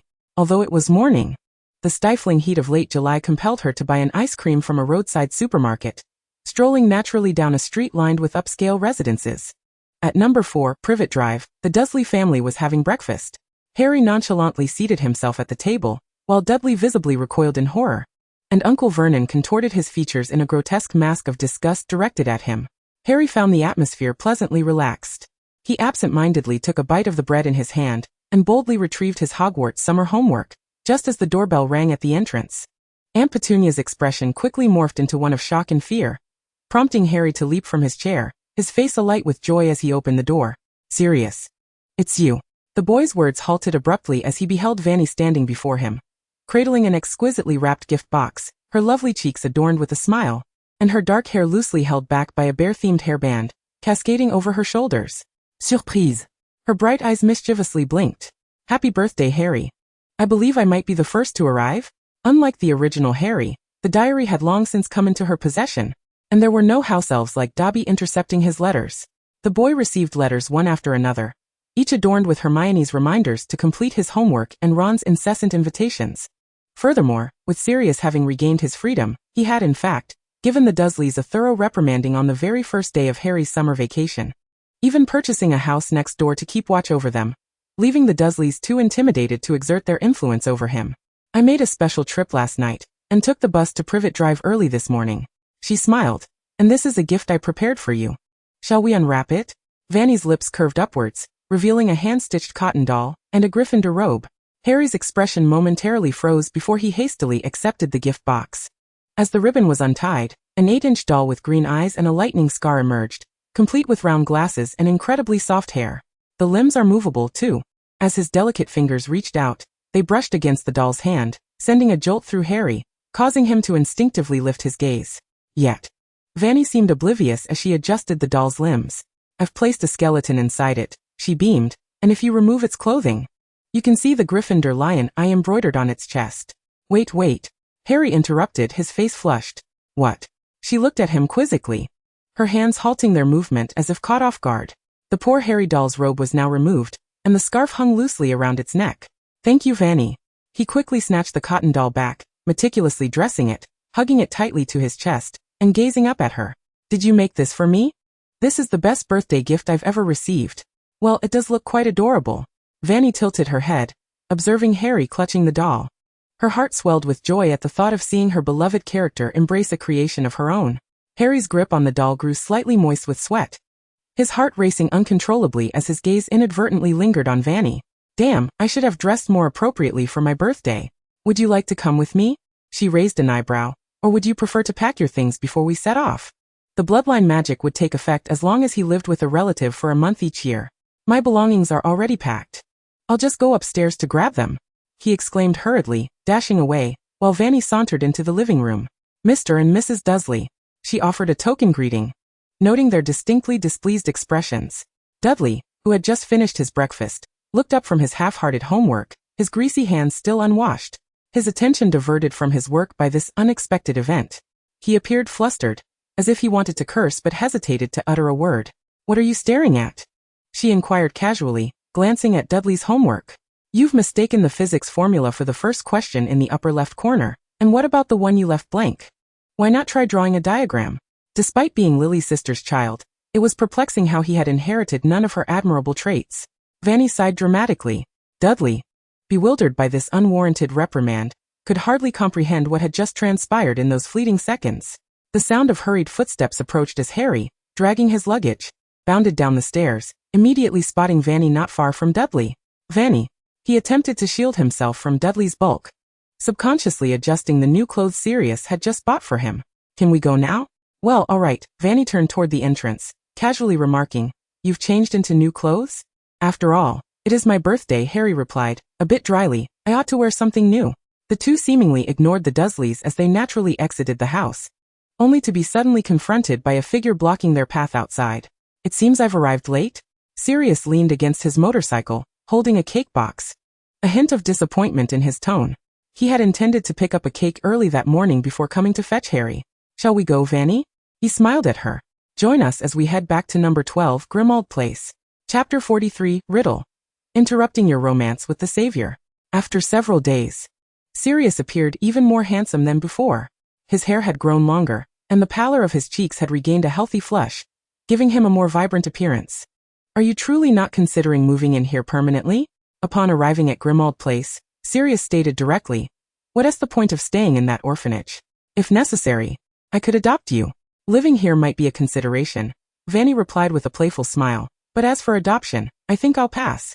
I have parents, and I don't wish to forget that in my original world, Hermione and several members of the Weasley family had already arrived at the Black family residence, where Fred and George were happily engaged in a game of wizard chess, while Ron was tragically being dragged by Hermione into completing his homework. The summer has already passed the halfway mark, and you haven't written a single letter of your assignment." Hermione glared furiously at Ron's face, while the red-haired boy appeared reluctant. "What does it matter? There's still a month until school starts. We have plenty of time left. The remaining time should be devoted to previewing the subjects to be studied in the next grade."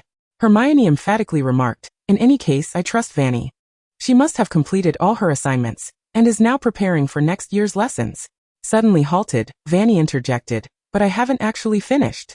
Aside from promptly completing the assignments for my favorite subjects, I usually rush to meet deadlines for the others. Today is Harry's birthday, why not take a break?" Naturally, Harry's birthday was a joyous occasion. The largest and most exquisite cake graced the dining table, surrounded by family and friends. Though Creature's culinary attempts were lamentable, Molly swiftly took over, crafting a delightful feast. Fred and George ignited a cake battle, inadvertently smearing cream on the aging walls, prompting Molly to chase after them in reprimand. Meanwhile, Fanny stealthily approached Creature's little nook beneath the kitchen cupboard. The Slytherin locket should be here. In the original text, this locket possessed the power to influence emotions. It remains uncertain whether Voldemort realized that the locket had been stolen by Regulus when he transferred the Horcrux. Did he believe it had been destroyed by Regulus? Or was he stubbornly inclined to investigate the Black family home? The sound of approaching footsteps suddenly drew near, prompting Fanny to spring up, unmistakably spotting Creature's irritated visage as he drew closer. Never mind. She currently possessed a diary as a Horcrux. Acquiring another could spell trouble. She would leave the Slytherin locket here for now, and devise a plan to hint at it later. She had no desire to transform into a tempestuous little girl. The day following Harry's birthday, everyone ventured to Diagon Alley to procure supplies for the new semester. The crowd in front of Flourish and Blotts was bustling. A handsome wizard beamed brilliantly, pulling Harry into the center of the throng. He promptly announced his intention to become the defense against the dark arts professor at Hogwarts for the upcoming year, gifting Harry an entire collection of his books. Dumbledore mentioned he had found a candidate for next semester, so I need not temporarily serve as the defense against the dark arts professor. And the chosen one is this fellow? Gilderoy Lockhart? Sirius squinted, displeased. Sometimes, fame could be advantageous. Fanny gazed at the collection of Lockhart's books that Harry held. Essential textbooks for second-year students, sighing at their exorbitant price. "How about I gift this set to you?" Harry hesitated, clutching the books, only to be met with Fanny's firm refusal. She insisted on purchasing the entire series with her pocket money and lingered in front of the camera shop window, reluctantly spending nearly all her money on a new camera. "Harry, look over here, holding your cotton candy doll." She gleefully raised her new camera, waving at Harry. He instinctively turned in response, and the girl in the little dress smiled at him, her eyes shimmering with a radiant light. He couldn't help but follow Fanny's lead and embrace the doll, his green eyes fixed not on the lens, but on her azure gaze. Click. "Oh, why didn't you look at the camera?" Fanny puzzled, glancing at the camera. Well, perhaps this was fine too. There was a unique charm to it. Grateful for the magical world, she reveled in the ability to capture real-time photographs even without a Muggle smartphone. Photography had always been one of her passions. Despite the uncertainty of her future and the treacherous path ahead, with only a few nuts left in her pocket, she would not relinquish her loves. Only passion could infuse her life with vitality. "You are truly adorable," she said, printing the photo and tucking it into her pocket. sincerely addressing Harry. Congratulations, Fanny's affection for Harry Potter has risen to level 1. Harry felt his heart racing. After completing the shopping list for second-year necessities, Sirius escorted her to the house of the Lemes, where she would once again face the laboratory and a multitude of intricate materials, delving into the complexities of advanced alchemy. Once assured that she could boldly use magic in the Leme residence, Fanny, seizing the opportunity while the Leme couple busied themselves preparing dinner, proposed to explore the laboratory first to regain her previous touch. Mr. Leme readily agreed. The whispers of unicorn tail hair, pearl dust, and mandrake roots echoed in Fanny's mind. Was she that fearful of me? Rushing to concoct a soul-nourishing potion with alchemy? You, who might devour another's soul at any moment. It is only prudent for me to exercise caution, she remarked seriously, gently heating the unicorn tail hair over a low flame. Often, a single failure, the onset of a downfall, begins with an illusion of complete control, leading to complacency and eventual descent into despair. You speak wisely, Riddle observed. Is that the reason you did not take the locket earlier? He raised an eyebrow. I thought you might have a collecting obsession, wishing to hoard all my Horcruxes. Fanny replied coldly. I expected you would have shown yourself and spoken when I sought the locket. Now, I am entirely bound by your hand. Even if I were fortunate enough to learn the whereabouts of the other Horcruxes, it would hold no significance for me. Riddle taunted. What? Do you wish I had appeared a few days ago to interrupt your romantic tete-a-tete with the illustrious savior? Fanny's hand noticeably trembled. Well, that could be arranged. He continued with intrigue. Imagine during your conversation with the savior, I suddenly appeared between you and Potter, revealing that the delightful, clever, charming Miss Curtis had long been harboring his most detested enemy, allowing him to observe all, including the playful moments with little Harry. Even as the girl stitched a birthday gift for him, all of it witnessed by his nemesis. Fanny nearly dropped the small knife in her hand, glaring at the crushed mandrake roots on the table. No, dear Mr. Voldemort, is that truly the case? Chapter 44. The Cotton Candy Doll, an inciting incident. If you are so eager to meet your demise, then by all means proceed. She spoke with emotionless resolve, then allowed a slight smile to curve her lips. But of course, I am indeed adorable, clever and charming. You do have a knack for speaking the truth. Riddle shifted his gaze to the silver cauldron and suddenly spoke softly. Perhaps you should lower the heat a bit more. Pour in the pearl dust before the unicorn tail hair melts, and the result might be improved. Fanny squinted skeptically. Would you truly be so kind? Little Fanny. Clever and charming, of course I would extend a hand, Riddle drawled. As a reasonably reliable ally, I would rather not see you consumed by me so soon. Fanny chose to ignore him completely. She calmly calculated in her mind, and upon confirming that Riddle's suggestion was indeed accurate, she poured the pearl dust into the cauldron. Riddle waited in silence. The affection ranking system remained silent. After successfully brewing the soul-nourishing potion, Fanny exited the laboratory to join the Lemes for dinner. Mr. Leme retrieved a gift box from the counter. This is a protective charm I crafted for you. He unwrapped the package, revealing a finely crafted ruby pendant that could enhance one's magical perception and, when necessary, unleash a powerful shield to ward off a single curse. Thank you, Mr. Leme. Fanny exclaimed, her face alight with surprise. Such an item was indeed incredibly useful for her at present. Fanny promptly adorned her neck with the pendant. In the ensuing days, it came as no surprise that she immersed herself in the study of alchemy. By day, she was enveloped in the laboratory, attentively absorbing Leme's teachings, and by night, she indulged in literary pursuits or perused the extensive library within Leme's abode. In her quest for knowledge, she resembled a tireless swallow, voraciously gleaning every morsel and becoming utterly enraptured, even viewing it as a form of leisure. Fanny discovered that, perhaps more than alchemy, she was captivated by the esoteric and profound ancient magical scripts, which she found irresistible. She took it upon herself to transcribe an extensive collection of notes on ancient magic onto parchment. Only on the rare afternoons of the weekend did she venture outdoors. Armed with the expensive camera she had previously purchased, wandering freely outside her residence to capture photographs, eventually finding her way into a Muggle cafe, where she would order the cheapest coffee and peruse the casual literature within. It is essential for one to allocate ample leisure time for the mind. Fanny emphasized that, as a creator, relentless output without input would inevitably lead to a dearth of inspiration. She aspired to explore more of these niche artistic works. Riddle remained non-committal on the matter. A month swiftly passed, and Fanny found herself escorted by Leme onto the Hogwarts Express. As she stepped into the carriage, Harry greeted her. Seated alongside Ron, with a cotton doll quietly perched by the window, exuding an endearing charm. Hey Potter, it's only been a summer. And suddenly you're playing with dolls? Draco strutted in with Crabbe and Goyle, scoffing derisively. Still donning that Gryffindor robe, are we? And look at those green eyes with a lightning scar. Potter, did you commission this from someone? He squinted, reaching out to snatch the doll, only to have it swiftly reclaimed by Harry. This cotton doll was made for me by Fanny, Harry replied coldly. It's a birthday gift she gave me. Draco abruptly turned his head. Fanny sat beside Hermione, engrossed in Gilderoy Lockhart's gaddying with ghouls. Although Lockhart was undeniably a fool in the original text, it cannot be denied that his ability to thrive in the magical world had its merits. For instance, his novels were indeed captivating. Perhaps Fanny could draw inspiration from his writing techniques, alongside the sights she had witnessed during her recent visits to Malfoy Manor and the Black Residence, all of which could find their way into her narrative. Every aspect of life served as a wellspring of inspiration for her. A sudden noise jolted her back to reality as Draco grasped her wrist, compelling her to rise instinctively. You sought out Potter over the summer, investing effort into crafting him a birthday gift? He glared at her.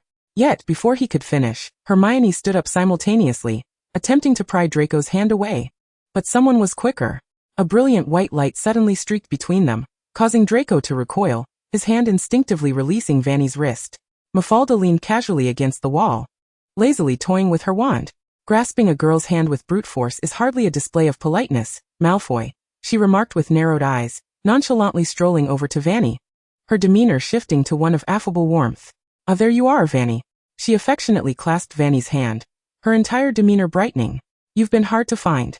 I've had so much to share with you over the summer. Regrettably, she let her sweet tone fade, redirecting her gaze to Hermione and Ron. Long time no see. Granger, cousin. Her tone was flippant, her attitude devoid of respect.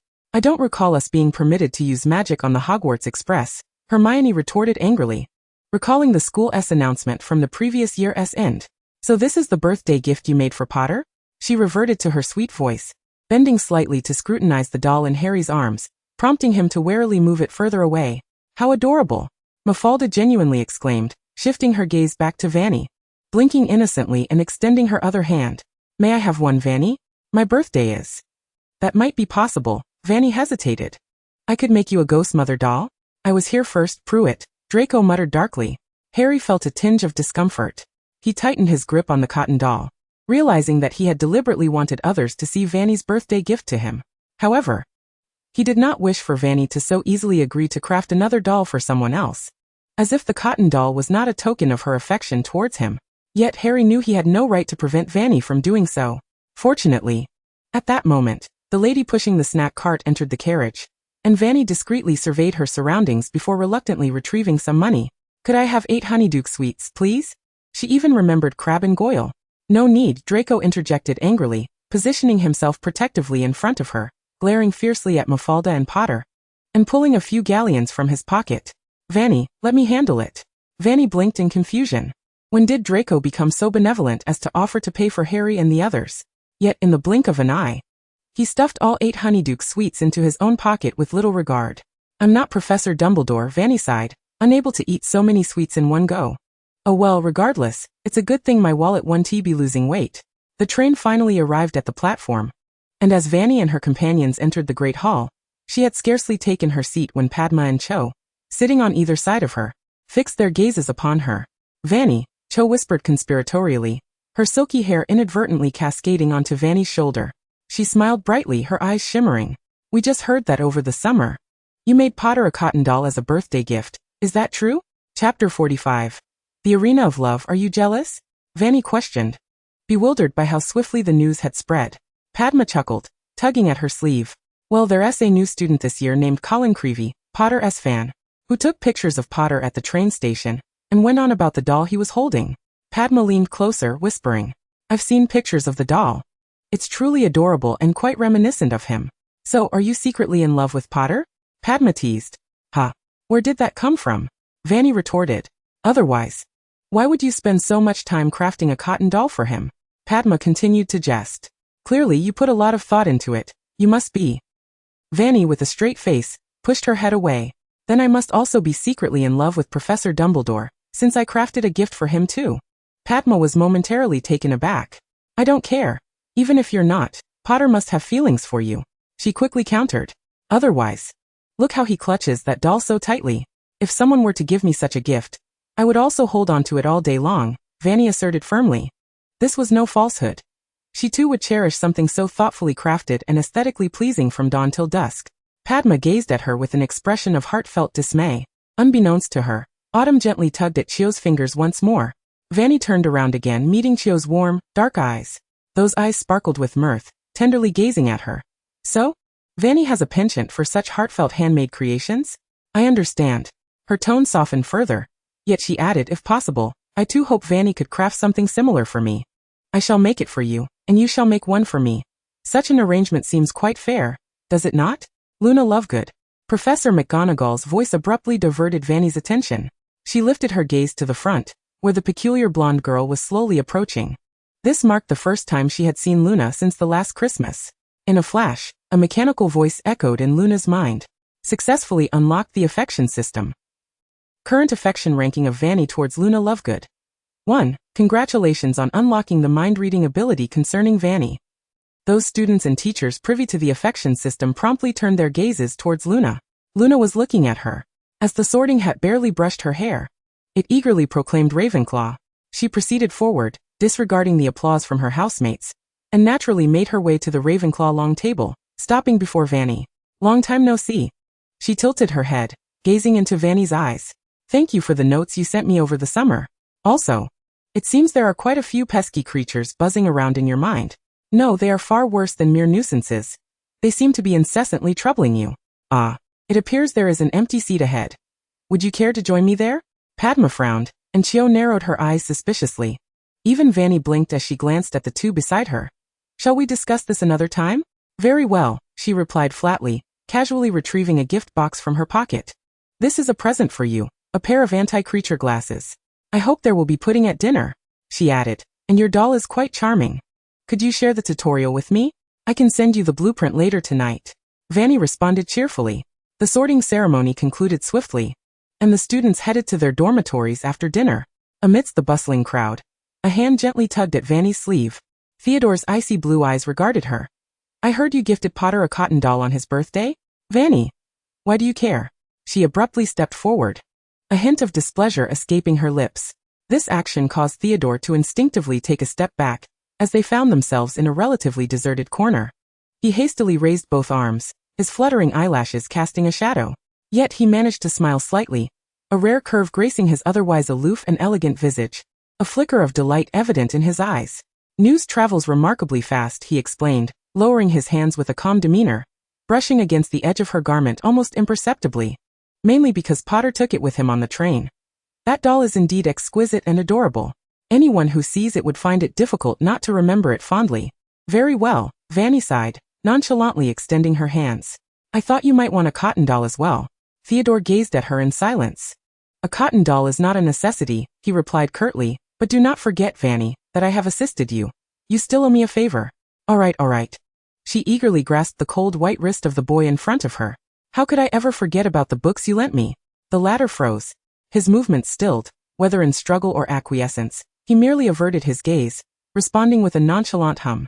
As time grew late, Theodore was the first to descend the stairs, while Fanny ascended to the highest tower, answering questions before stepping into her long-cherished single dormitory. The lingering spirits in her mind gradually took form, transforming into a handsome youth, languidly drifting within her chamber. It seems you are quite popular. What? Are you jealous? Fanny retorted, raising an eyebrow at Riddle, who appeared so free within her room as she began to pack her belongings. Or do you wish for a similar cotton doll? Chapter 46. The Evaluative Gaze. Crafting a doll for Riddle. Riddle instinctively sought to cast a mockery-laden glance her way. However, before he could react, the zipper of her suitcase burst open, and countless items soared into the air at Fanny's wand wave, categorically arranged with precision, including a plethora of clay and sculpting tools, which lay flat upon the table. She gracefully settled into the chair at her desk, eyes glimmering with mischief. Do not move. A generous handful of flesh-toned clay was needed in her hands, and she abruptly commanded, causing Riddle's lips to press together in a frown, meeting her blazing gaze. Let us remain quiet for a moment. Fanny grasped another hue of clay, beginning to blend colors. I shall craft a doll for you. Such a splendid visage ought not to be wasted as a mere model. Make a doll? Riddle was about to scoff, but Fanny had already commenced her actions. With deft movements and practiced skill, she tightened her sculpting knife, meticulously outlining the contours as the spine's recess was gradually carved, taking mere moments to form an outline. First she shaped the thighs, calves, and feet. Her gaze devoid of emotional nuance, fixated solely on Riddle's entire physique, sculpting every proportion to match his own, even attending to the details of his muscular structure with remarkable care. Riddle's throat instinctively tightened. "Fanny?" He slightly tilted his head, softly calling her name. The atmosphere shifted palpably. An unsettling feeling intertwined with his quickening heartbeat, causing Riddle's ears to heat involuntarily. He felt a twinge of annoyance at Fanny's unabashed scrutiny, as if she had claimed him without permission. Desiring to escape, yet fearing the humiliation of retreat, he found himself rooted in place, neither advancing nor withdrawing.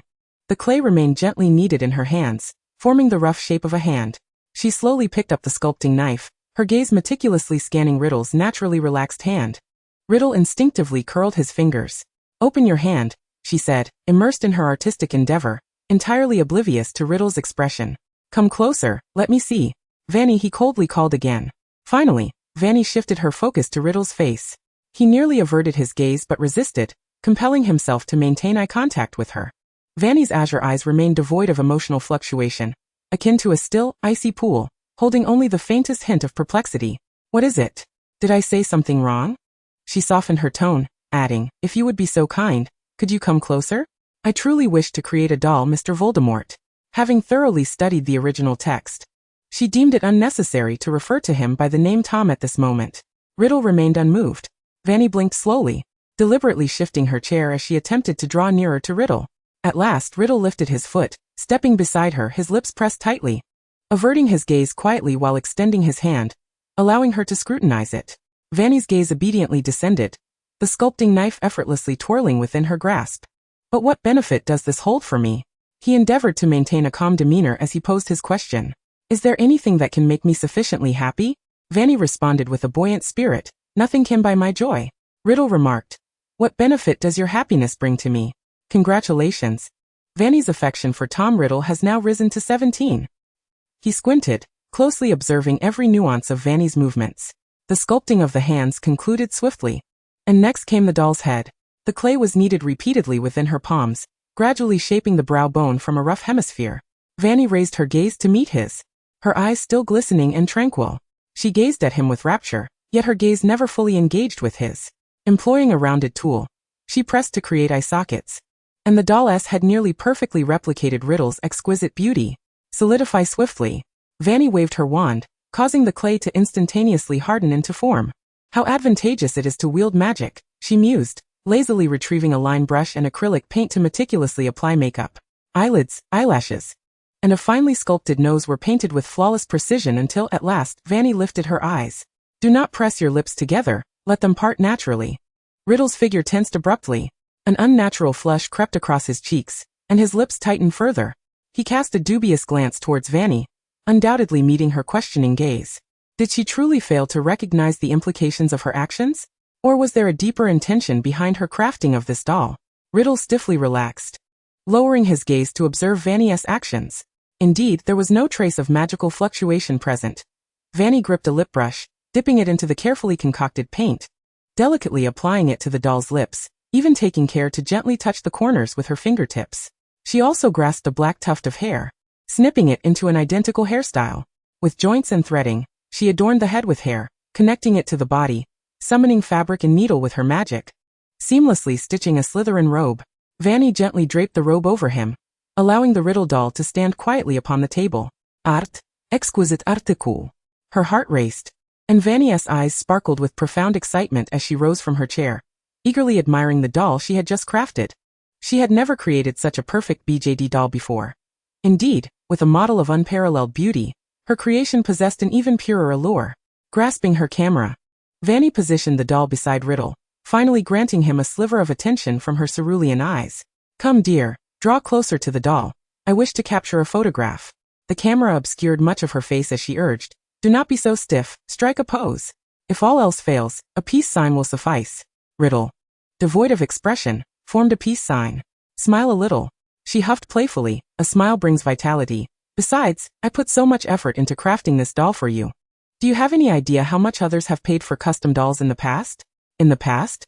Riddle raised a politely feigned smile. his gaze involuntarily drifting toward the doll beside him. Click. The magical camera shutter captured the moment with precision, documenting the graceful youth's gaze shifting from the lens to the doll. Congratulations, Fanny's affection for Tom Riddle has now risen to 16. Absolutely perfect. Fanny beamed, contently reclining on her large bed. She had successfully captured a photograph of the character alongside the doll, a popular character at that. She was indeed thriving as a fan creator. If there are no further matters, Riddle finally regained his tranquil expression. I shall take my leave. Also, I plan to send you out to Nocturne Alley this Friday. I hope you will prepare in advance. Furthermore, it is getting late. A malevolent smile danced upon his lips as Riddle softly intoned, "Good night, Fanny." His figure promptly vanished back into the diary. And only then did Fanny realize the clock indicated nearly 6 o'clock. Oh no, she had lost track of time. Chapter 47, Forbidden Books. Her fanfiction was set to be published. Fanny herself was unsure how she had spent that day. For nearly the entire day, she had relied on stimulants to barely make it through classes, until the final lesson of defense against the dark arts that afternoon, when she peacefully rested her head on her desk and fell asleep. Well, at least she had the real Voldemort teaching her dark magic right beside her. As for Gilderoy Lockhart's dull lessons, she could afford to ignore them. Truly, engaging in such an absorbing activity as doll making should not be undertaken on the eve of a workday. Fanny thought wearily, ultimately glancing around the classroom as the lesson concluded, and stretching languidly. The upcoming chapter is the most exhilarating part. I can hardly wait to see how the readers will react. She deliberately let her thoughts slip out, satisfied to observe several familiar faces involuntarily shifting their attention towards her. A few days ago, a publisher contacted me, expressing a desire to compile my earlier fanfiction about Godric and Salazar for a standalone publication, complete with corresponding illustrations. If all goes well, it will be released this Christmas, available at Flourish and Blots. I am eager to see the sales figures. I even penned an unpublished side story specifically for this book. The 3 or 4 wizards around her gasped in surprise, hurriedly nudging their classmates and whispering, "You certainly know how to market." Riddle assessed her silently in her mind. Fanny smiled slyly. Since she was aware of her thoughts being revealed, there was no harm in leveraging this for her own benefit. After dinner, Fanny escorted Riddle back to the dormitory, and casually drew a magical circle to prevent his free movement. After all, Riddle could not wield magic in his current state, and the circle she had drawn would effectively confine him. "I'm going to take a shower. You behave yourself." She grasped her wand and toiletries, swiftly closing the door behind her. However, instead of heading toward the bathroom, Fanny made her way to the corner of the library. Theodore was waiting there for her. "The books you requested." He calmly handed her 2 volumes, his ice blue eyes silently observing the large basket of toiletries she was carrying. "Are you planning to take those books into the bathroom with you? Reading while soaking in the tub is quite beneficial for both body and mind." Fanny huffed. "I relished the sensation of being submerged in warm water while reading." Among the toiletries there lay her pajamas, a strikingly pink outfit adorned with a bow. Theodore cast a casual glance before quickly averting his gaze back to her. "How suspicious," he remarked. "Why did you write to me during the summer, asking me to search for books on ancient runes, alchemy, and dark magic in the restricted section once school commenced? What are you researching? How did you acquire these books from the restricted section?" Fanny countered with a question of her own. "Did you sneak in last night?" "Indeed." Theodore nodded. It was the first day back at school, and the caretaker was rather lax, making it easier to access the restricted section than usual. But it won't be so simple in the future. "No matter," Fanny declared nonchalantly, "we will devise a method for future endeavors. These are some notes on alchemy and ancient runes I compiled during my summer visit to Mr. LeMay." She tucked her wand into her pocket, cradling 2 hefty tomes under her arm, and lowered her head, diligently searching through the basket of toiletries. Theodore's gaze inevitably drifted toward the basket, where he caught sight of the girl's shampoo and body wash brand. Was her usual fragrance derived from this? It was a brand he had never heard of. Perhaps from the Muggle world? "Here." Fanny extracted a small notebook from within, and handed it to Theodore. "You still haven't informed me of your intentions with these 2 books." Theodore accepted the notebook, responding coolly. Fanny bestowed upon him a sweet and gentle smile. "As you can see, I am indeed conducting research." She winked, adding, "After all, I am a Ravenclaw. It is only natural to pursue some intriguing topics." With her free hand, she tugged at Theodore's sleeve, playfully shaking it, inadvertently brushing against the boy's wrist. "I promise that I will complete your doll within a week as a reward, all right?" Theodore's body stiffened slightly. He raised his eyes, his thick lashes casting shadows, and his pale skin appeared even more ethereal in the dim corridor. If any issues arise, feel free to seek me out. He attempted to retract his arm discreetly but ultimately acquiesced to Fanny's actions. I won't tell anyone. Good, Fanny replied with a soft smile. She finally released Theodore's sleeve and made her way to the prefect's bathroom, grateful to Penelope for sharing the password with her. Settling into the bath, Fanny lazily waved her wand, casting a drying charm on the 2 books before opening one, The Lost Treasures of Alchemy and Ancient Spells. She intended to glean knowledge from these texts, ensuring that her self-drawn magic circle targeting Riddle was devoid of flaws, identifying areas for improvement, and determining whether the necessary materials and conditions could be further simplified. Such matters should remain hidden from Riddle, although she could, in theory, use her magic to expel Riddle from her mind. Doing so without a plausible excuse would undoubtedly arouse suspicion. Best to study in the bathroom, avoiding any unnecessary alarm. Fanny's bathing routine was quite swift, typically completed in 5 minutes.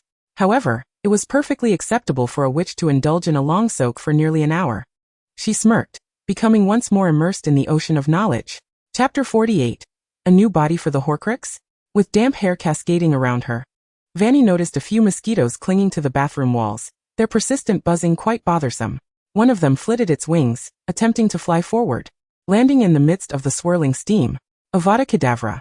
With bare feet slipping into her slippers, Fanny wrapped herself in a towel. A delicate green light leaping from her wand to precisely strike the tiny creature in flight. Without a sound, the mosquito dropped to the ground. Her aim was commendable, yet it still fell short. The book she had been reading was now closed, and Fanny regarded the lifeless mosquito on the floor with a cool detachment. Regardless of circumstances, enhancing one's strength was always essential. She needed to master powerful and offensive spells. Entering a new world, the moral standards of her previous existence were not entirely applicable. It was time for her to instigate some changes. Regrettably, while the killing curse could swiftly extinguish a life, both in the original text and in the literature she had perused, it was emphasized that the caster must possess a resolute intent to kill and formidable magical power. Maintaining the will to kill a mosquito was one thing, but what if the target were a living person? Even with ample magical power, Fanny doubted her ability to truly harbor murderous intent toward anyone. She tightened her grip on her wand, fixing her gaze on the 2 remaining mosquitoes.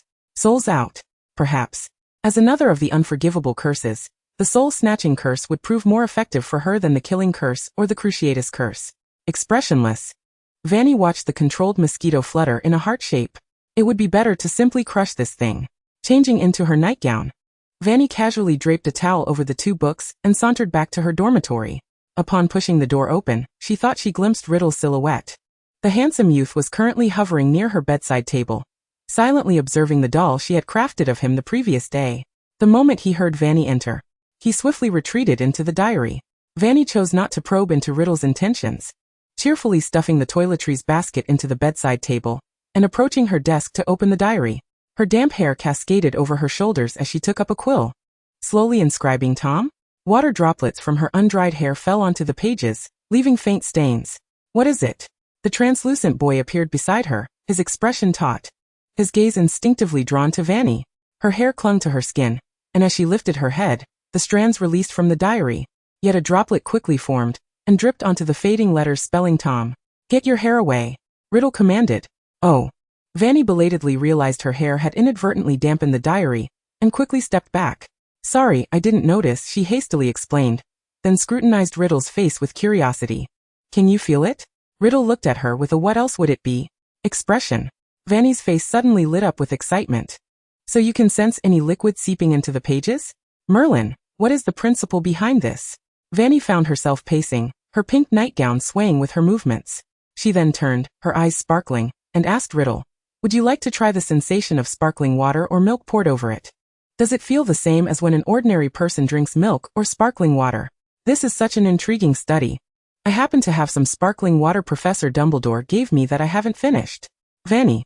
Riddle's smile was devoid of warmth. Alright, I was just joking, she mumbled, stepping closer to Riddle and rising on her toes. Why are your ears turning red? Is it because of my hair just now? Riddle abruptly took a few steps back, giving her a cold glare. Fanny lazily sat back down in her chair. After all, he was still just a teenager. Even the future Dark Lord, skilled as he may be, was undeniably innocent at heart.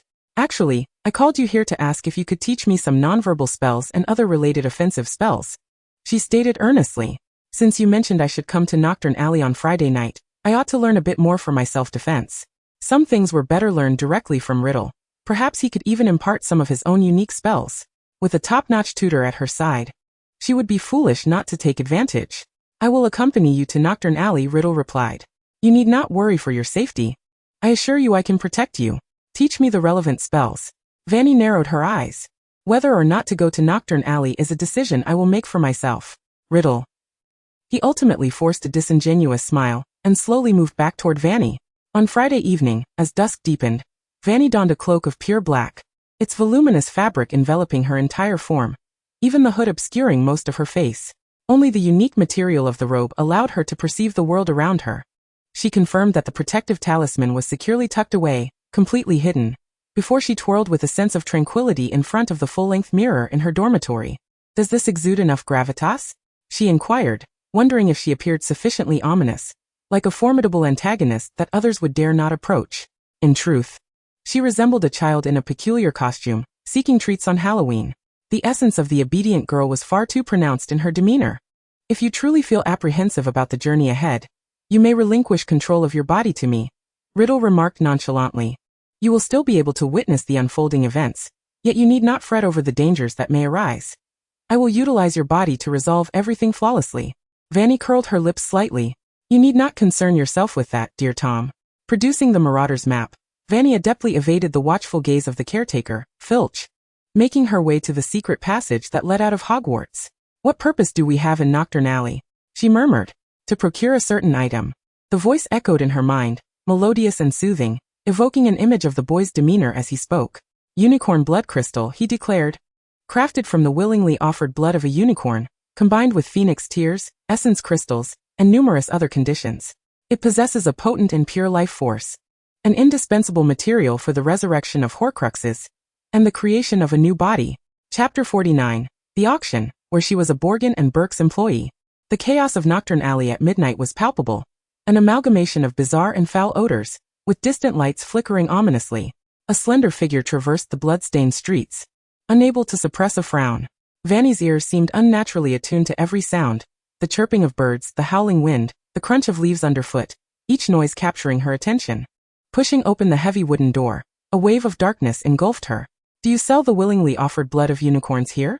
She deliberately lowered her hood, allowing her calm and refined voice to emerge. And phoenix tears? If possible, she wished to avoid venturing into the forbidden forest or seeking Fox for the necessary items. As the candlelight flickered to life, a man with grotesquely contorted features sat behind the counter, impatiently tapping his wand. Blood tears? Those are rare commodities. I merely wish to inquire if you have any, Fanny replied with chilling composure, her gaze darting across the man's face, struggling to avert her eyes. How much dark magic had this man employed upon his visage? Of course. The man quickly let out an odd laugh, waving his wand to conjure 2 pitch-black vials. Willingly offered unicorn blood, 50 galleons. Phoenix tears, 35 galleons. Fanny stepped forward, examining the 2 dark vials. Tendrils of magic swirling in her hands. Are you certain this is willingly offered blood?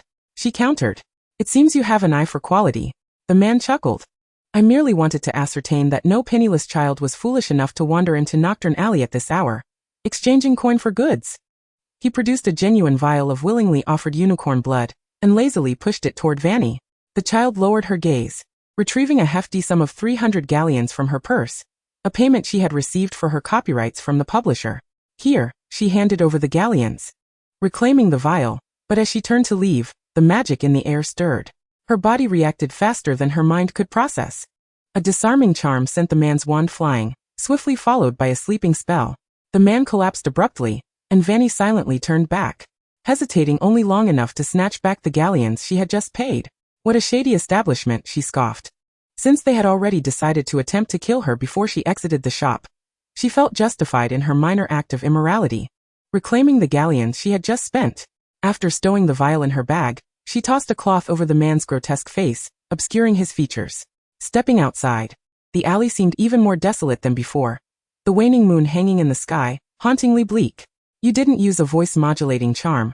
Riddle's voice intruded upon her thoughts. How did you achieve that tone just now? It's a voice disguise, Fanny succinctly replied. As a fanfiction enthusiast, she had learned various techniques for voice alteration. This tone bore no magical fluctuations, likely leading many wizards in the vicinity to believe she was a boy. Your response was commendable. I hadn't the chance to remind you. Do not be so tense. At least in the nighttime shadows of Nocturne Alley, the scum wishing to harm you are no match for you. Little Fanny. You possess a keen intelligence surpassing all the wizards I have encountered. Trust in your unparalleled talent. Is that so? Thank you for the compliment, Tom. Fanny calmly surveyed her surroundings, however. Since you have already guided me to seek the unicorn blood crystal, you must have a concrete plan that requires alchemy, correct? Please share with me the details of the subsequent resurrection plan, she continued, so I may assist you fully. After all, you just mentioned my exceptional talent, and this summer, you witnessed my modest abilities in alchemy. Indeed, I do require your assistance, Fanny, Riddle replied smoothly, his tone rising at the end. We shall discuss the specifics when we return home, shall we? Fanny finally allowed a smile to grace her lips. With Riddle's words, her spirits had indeed lifted from the earlier tension. Turning down a narrow path, the road ahead opened up slightly, the dim candlelight illuminating her right side as the number of people on the street increased. Most wore masks, approaching a rusted iron grate, tapping a certain spot before vanishing from sight. That is the auction house, Riddle remarked softly. And this is also why I instructed you to come here on Friday night. At midnight every Saturday, an auction for essence crystals will be held here, and perhaps you may find what you seek. After all, while essence crystals are rare, they are not so extraordinarily scarce as to be impossible to procure, making them a staple at this prestigious auction. Fanny followed the crowd, tapping the designated spot. In an instant, she was engulfed in a dizzying whirl, revealing an opulently decorated interior. Countless elegantly attired men and women mingled amidst the grandeur, two massive, exquisite wooden doors standing before her, flanked by 4 waiters in wizard attire who politely welcomed guests. Fanny approached, only to be abruptly halted. Please present your pass. A woman with a copper mask extended her hand. Fanny fell silent, quietly producing a vial of Felix Felicis from her bag. Will this suffice? Its purity is unparalleled. Who crafted it? The woman inquired swiftly, Snape or Slughorn. Fanny longed to reveal that it was indeed brewed under Snape's watchful eye, a potion she had concocted for her own protection on this night in Nocturne Alley. Neither of these esteemed individuals brewed this Felix Felicis. We do not accept such trivialities at our auction. The woman immediately scoffed, dismissing Fanny from the line. Fanny stood speechless. I abhor this world that is solely dependent on the renown of great masters, she lamented vehemently, undoubtedly provoking a soft chuckle from Riddle. She continued to fixate on the throng of people surging forth, as a woman gestured for the couple behind her to present their passes. The male wizard, with a grin, took the hand of the witch adorned with a silver mask, declaring, I am her companion, and according to the auction house's regulations, anyone wearing a silver mask is permitted to bring one partner. Is that not correct? Silver mask, one companion? Fanny narrowed her eyes and silently exited the resplendent edifice. 5 minutes later, a man wearing a silver mask suddenly approached another door, his dazed gaze sweeping across the surroundings. Please present your pass. This time, it was a respectable gentleman, Mr. Boking's pass. Who are you? His gaze shifted to the diminutive figure behind the man. Me. A voice emerged from Fanny, more refined and demure than before, her hood slightly raised, revealing rosy lips and a delicately chiseled fair chin, resembling a charming young boy with a sweet tongue. I am Mr. Boking's clerk. Chapter 50. Coercion, the exorbitantly priced Lockhart autograph. An invisible magical force entwined around Boking. 5 minutes prior, Fanny had precisely targeted a solitary man wearing a silver mask.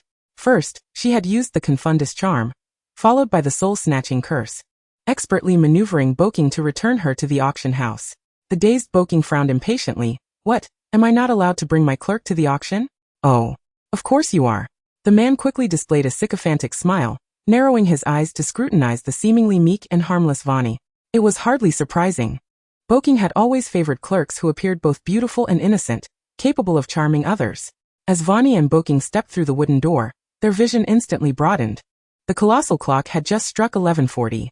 Countless elegantly attired wizards mingled, exchanging toasts, while the long table was laden with cakes and sweets. All wore various masks that obscured their faces, rendering their identities largely unguessable. Yet, amidst the crowd, a figure with platinum hair stood out conspicuously. Fanny squinted, glancing at the prominently displayed auction item list. Mr. Boking, adorned with a silver mask, had learned of the upcoming auction items a week prior to the event. Yet many wizards with insufficient status, donning copper or even iron masks, clustered around the list. She stole a distant glance. If I recall correctly, This auction features not only raw materials for spirit crystals, but also ancient coins from the magical world, dragon eggs, and a historically significant protective cloak, she complained inwardly. Having gleaned such information through the Confundus charm, but as a destitute orphan, where am I to procure the galleons for bidding? I do not believe you lack methods, Fanny, Riddle said gently. Can your mind only conceive of following the rules to acquire what you desire? Fanny felt Riddle was guiding her towards a path of considerable clarity. In truth, she had already gained considerable insight. Sometimes I truly ponder the possibility of robbing Gringotts, she murmured. As far as I know, Bella has stored quite a fortune in Gringotts, hasn't she?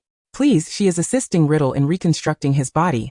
Given Bella's fervent adoration for Voldemort, even if she were to pilfer her savings to aid Riddle's resurrection, she would hardly care, would she? Memories lingered in the diary of Riddle. With no recollection of Bella from 50 years prior, Fanny guided Boking toward an opulent crystal floor. Slowly ascending, countless identical private rooms coming into view. As they traversed a deep corridor, an exquisite wooden door swung open. Inside the lavishly adorned room were sofas, candlelight, and a tea table with warm tea, while the glass windows effortlessly revealed the heart of the auction, with those outside unable to glimpse the interior. The clock struck midnight, and a splendidly dressed host took the stage to deliver the opening remarks. Fanny delicately sipped her tea, followed by the host's animated and invigorating voice. Next, we shall auction the first item of this evening. The host waved his wand, unveiling the item concealed by a red cloth, exclaiming with fervor. This item is the autograph of the illustrious Gilderoy Lockhart, starting at 10 galleons. Fanny nearly spat her tea. What was more alarming was the fact that the hundreds of private rooms surrounding the center began to illuminate one by one, with voices, some intentionally muffled and others unabashedly clear, clamoring to bid. 15 galleons. 20 galleons. 35 galleons. This insipid item is fetching a price akin to Phoenix tears? Vanna's lips twitched as she watched it escalate to 50 galleons, ultimately securing the bid. The witch in the room that won the Lockhart autograph appeared positively smug. She couldn't help but speculate how much longer Lockhart could remain afloat without the secret chamber opening. Well, based solely on this year's outrageous teaching, he had nearly collapsed by half. Suddenly, Boking's actions grew erratic. His fingers curled involuntarily, and his eyes shut in agony. Fanny instinctively leapt from the sofa, pressing her wand against his throat. After years of navigating the treacherous alleyways, even when struck by the soul-snatching curse without awareness, Boking would quickly break free from the spell. Of course, this was also due to her current weakness. Fortunately, after casting the soul-snatching curse, she immediately rifled through Boking's belongings, and now both his wand and various defensive trinkets were tucked into her pockets. Boking slowly opened his eyes, dazed. Vanna's expression darkened. I sincerely apologize, Mr. Boking, she interjected before he fully regained consciousness. To gain entry to the auction, I utilized the soul-snatching curse on you without your consent, and I deeply regret it. I must bind you swiftly. Countless chains sprung forth, swiftly ensnaring Boking. Without hesitation, she waved her wand at the moment he struggled, causing his mask to be lifted, and she coldly observed the utterly immobile Boking. This private room has been enhanced with soundproofing and concealment charms. Fanny tightened her hood and softly inquired, do you recall over 40 years ago, when a freshly graduated student came to your shop as a clerk? He has returned? Fear instantly spread across Boking's face, his voice trembling as he gazed at Fanny, unable to discern her features. The wand raised his chin, and Boking's words came out in a rush. I can do anything for him. Please don't kill me. Please don't kill me. I need the spirit crystal materials from this auction. The cold, youthful voice resonated once more as Fanny unconsciously smiled, undoubtedly witnessing Boking's fervent nodding. Indeed, invoking Riddle's name often made matters considerably easier. I need you to swear. Affirm that you will never reveal my presence here, nor mention that you purchased the spirit crystal materials on my behalf. A slender tongue of flame shot from the tip of her wand, slithering toward Boking's neck. This was a spell Fanny had modified while studying ancient magical texts. It was far more domineering than the unbreakable vow, requiring no witnesses and no handshakes between the parties. The fire would not entwine around their arms, but would instead coil around the most vulnerable point of the coerced, their neck. Once betrayal occurs, it is met with immediate retribution. Come now, Mr. Boking, swear to me that you will not divulge any details of today's events, nor will you seek any information regarding my person. Her tone was light and airy. Even if someone were to inquire about her, you would merely state that I am but an ordinary clerk in your establishment. The flickering flames grew ever tighter, offering no respite for contemplation, and Boking hastily replied, I swear. The slender tongues of fire vanished in an instant. Yet their residual warmth lingered upon Boken's neck as Fanny, with a smile that barely touched her eyes, stowed away her wand. At that moment, the auctioneer's enthusiastic voice rang out once more. Next up for bidding is the invisibility cloak. Chapter 51. Mafalda, a wealthy individual by her side. This cloak is crafted from the finest fur of the invisibility beast, made using the most sophisticated cutting-edge techniques, relying on the moonlight of the full moon for its creation. The auctioneer elaborated in elaborate terminology on the crafting process of this cloak. Thus, its lifespan exceeds that of ordinary cloaks, with an effective duration of up to 7 years. The starting bid is 200 galleons, and we shall commence now. Fanny instinctively turned her gaze to the center. She felt this cloak paled in comparison to the ragged one Harry possessed. Yet evidently, the other attendees were of a different opinion, as countless private booths illuminated in succession, far more fervently than the previous bidding for Gilderoy Lockhart's autograph. The price steadily climbed to 500 galleons, and the lower half of the auctioneer's face, unmasked, radiated an exuberant smile. Suddenly, a golden light flashed, and Fanny looked up just in time to see a booth situated higher up erupting with sound. "I bid 700 galleons," came a voice, distorted by a spell, rendering age and gender indistinguishable. 700 galleons, excellent. A booth has offered 700 galleons. Is there a higher bid? 750 galleons. Chimed in another booth. 750 galleons. And before the auctioneer could complete his sentence, the high booth interjected once more. 1,200 galleons. The casual tone raised the price by a significant margin, and the atmosphere became suddenly tense, save for the auctioneer's delighted voice. "Very well, 1,200 galleons, 1,200. Is there a higher bid?" With a thunderous crash of the gavel, the auctioneer's voice boomed. "Let us congratulate the wizard from that booth for acquiring this invisibility cloak with a lifespan of 7 years. The mere bidding reached 1,200 galleons, surpassing the prize of the Triwizard Tournament's 4th-year champion. Fanny stood in stunned silence, observing the scene outside. Merlin. What difference does it make to have another wealthy individual in this world? Fortunately, the next item to be auctioned, the raw materials for spirit crystals, paled in comparison to the meticulously crafted invisibility cloak, starting at a mere 100 galleons. Under the terrifying filter she had cast upon him earlier, even unbound by chains, Boken trembled as he participated in the bidding, ultimately concluding the transaction at 500 galleons. Without hesitation, Fanny tossed the 100 galleons she had brought into Boken's hands. "I have another 200 galleons at home. I will send it to you via owl upon my return." The remaining galleons were to be reserved for her own daily needs. Fanny expressionlessly drew out a piece of parchment and inscribed a promissory note in an unfamiliar script. "I guarantee to repay the remaining 200 galleons within the next 2 years, with an annual interest rate of 4. She then retrieved the vial of Felix Felicis and handed it to Boken. "This vial of Felix Felicis is my compensation for the soul-binding curse I imposed upon you, compelling you to acquire the spirit crystal materials." Boken's expression visibly tightened. I don't need to fear being completely consumed," he said, smiling obsequiously. "I would willingly do this for you, expecting no recompense." "You shall do as instructed," Fanny replied. Puzzled, repaying debts is a fundamental principle. Were it not for her current need for the item and her lack of funds, she would never risk such an endeavor. Boken's body seemed to tremble even more than before. The auction finally approached its conclusion. As the last item was sold at a high price, Fanny lifted the concealment charm on their booth, and the door was suddenly knocked upon. 2 wizards dressed as waitstaff stood at the entrance. Boken hurriedly donned his mask, almost instinctively gesturing for Fanny to exit first. Fanny silently continued to play the role of the dutiful clerk by Boken's side. The waitstaff guided Boken and Fanny through the venue, pushing open a heavy iron door. The path ahead immediately narrowed, dimly lit, with countless sparkling gems lining the corridor. "Sir, the spirit crystal materials you purchased are just ahead." Turning the corner, Fanny unconsciously tightened her grip on her wand as one waitstaff bowed deeply while another stepped forward, waving their wand to cast a specific spell. The box slowly opened, revealing the resplendent spirit crystals before Fanny's gaze, with boundless magical power shimmering within.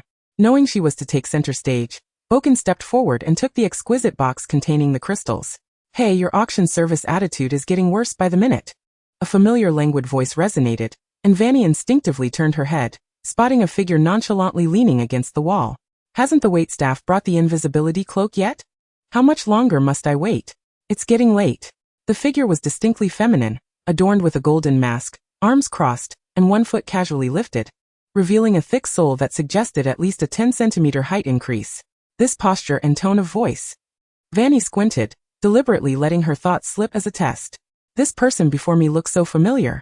I remember someone who also enjoyed leaning against the wall like a limp noodle. And with this surrounding aura, their arms crossed casually. The figure trembled slightly, the crossed arms dropping momentarily before folding again, as if recalling something. She involuntarily locked eyes with Fanny before hastily glancing away. A smile crept onto Fanny's lips. Boken, having received the box of spirit crystals, stepped outside, and she discreetly followed, passing by the slender figure. What a surprise to encounter you here, Fanny said in a soft, indistinct tone, her fingertips brushing against the hem of the woman's clothing. Mafalda. Dread filled her as she realized a wealthy individual was indeed by her side. Chapter 52. Maple leaf specimen. She holds an umbrella for Riddle. Exiting the auction house. A fine autumn rain began to fall outside. Fanny took the box of spirit crystal materials from Boken's trembling hands, and tossed his wand and other trinkets back to him. The horizon had already begun to lighten, the path in the alley becoming muddy and treacherous. Fanny opened an umbrella, and only after turning out of the overturned alley into the Muggle district, ensuring no one followed her, did she slowly remove her hood, revealing her lovely visage. If I recall correctly, Fanny, you are a witch, Riddle scoffed. Don't you know how to use a waterproof charm? First of all, we are now in the Muggle district, where magic cannot be used, Fanny replied, stifling a yawn as she gazed down at the rain-soaked carpet of fallen leaves. Secondly, don't you think there's a certain charm in walking under an umbrella in this weather? Riddle. The autumn rain fell incessantly, weaving a persistent tapestry, while the road was riddled with potholes and dotted with shallow puddles. Golden leaves floated upon the water's surface, rhythmically struck by the raindrops, rendering everything pristine. She suddenly sighed as she ascended the steps of a nearby cafe, folding her umbrella, its tip striking the ground and sending a few droplets scattering. Regrettably, there were no headphones here, nor the melancholic melodies that typically accompanied her. Could I trouble you for a matcha latte, please? She gently requested, withdrawing some Muggle currency from her bag to hand to the server. Fortunately, the cafe was filled with music. In the quiet morning, devoid of patrons, Fanny settled into a corner by the window, completely shedding her black wizarding robe, to reveal a linen checkered dress underneath.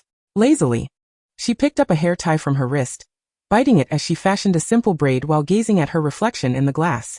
The girl in the window appeared almost ethereal, her fluffy braid cascading to one side, her complexion pale, with faint shadows beneath her striking blue eyes, lacking the vibrancy of the golden leaves falling outside. Something seemed amiss in her mind, an elusive fragment, as a soft glow descended beside her. A semi-transparent, exquisite youth bent down, meeting her gaze with his deep, dark eyes. Are you not planning to return to school? He inquired, knitting his brows in concern. In this street filled with muggles, only Fanny could perceive Riddle. Let me have a cup of coffee to perk me up first, she silently responded, accepting the latte from the server. It's Saturday, there's no class, so why the rush? The steam still curled from the coffee, and instinctively, Fanny parted her lips to blow on it, the warmth bringing a hint of color to her otherwise pale face, as she took a gentle sip. Riddle observed her in silence. Fanny casually reached for a book on the shelf behind the sofa.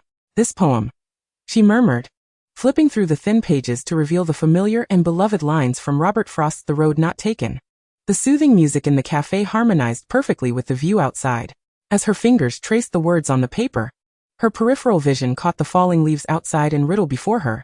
Yet her mind conjured images of the dark alley, the opulent auction, and the unforgivable curse she wielded in the shadows.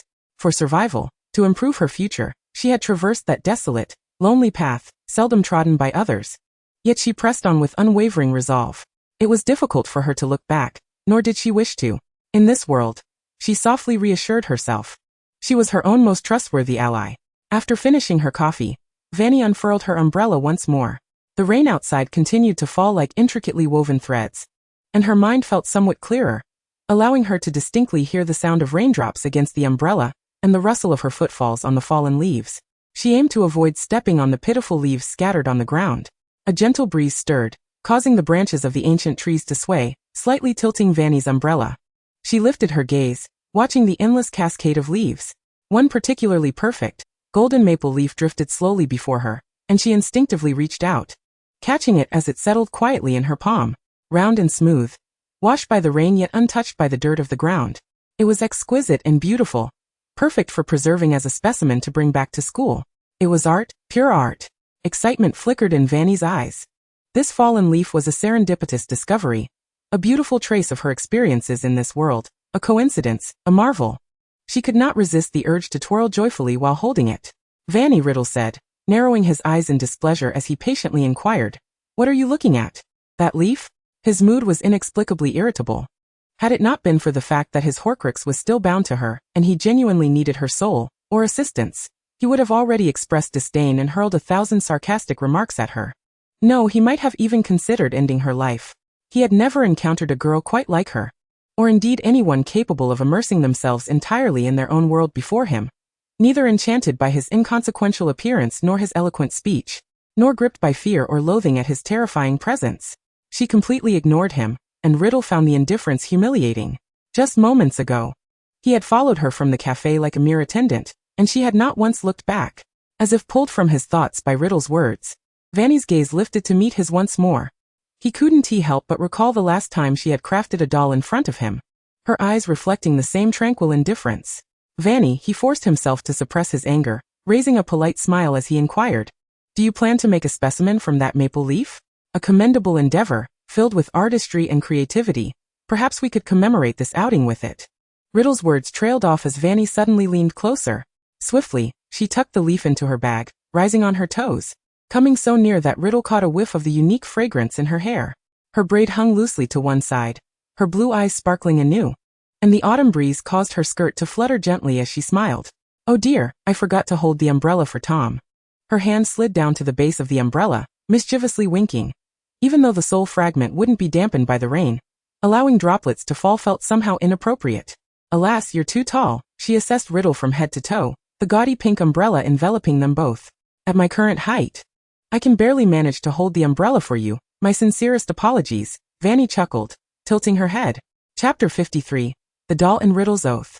Walking under the rain with an umbrella indeed held a unique charm. The fine rain pattered rhythmically against the umbrella. Even in his incorporeal state, Riddle instinctively took a step back, though he remained sheltered under its protection. The distance between them inevitably closed. Riddle's gaze settled upon Fanny. It seemed she had only just thought of this clever gesture, and, after instinctively holding the umbrella for him, her attention had drifted elsewhere. No, she was stealing glances at him. Riddle promptly redirected his gaze ahead, leaving only a sliver of attention to observe her. Amid the persistent autumn rain, his semi-transparent form appeared strikingly vivid.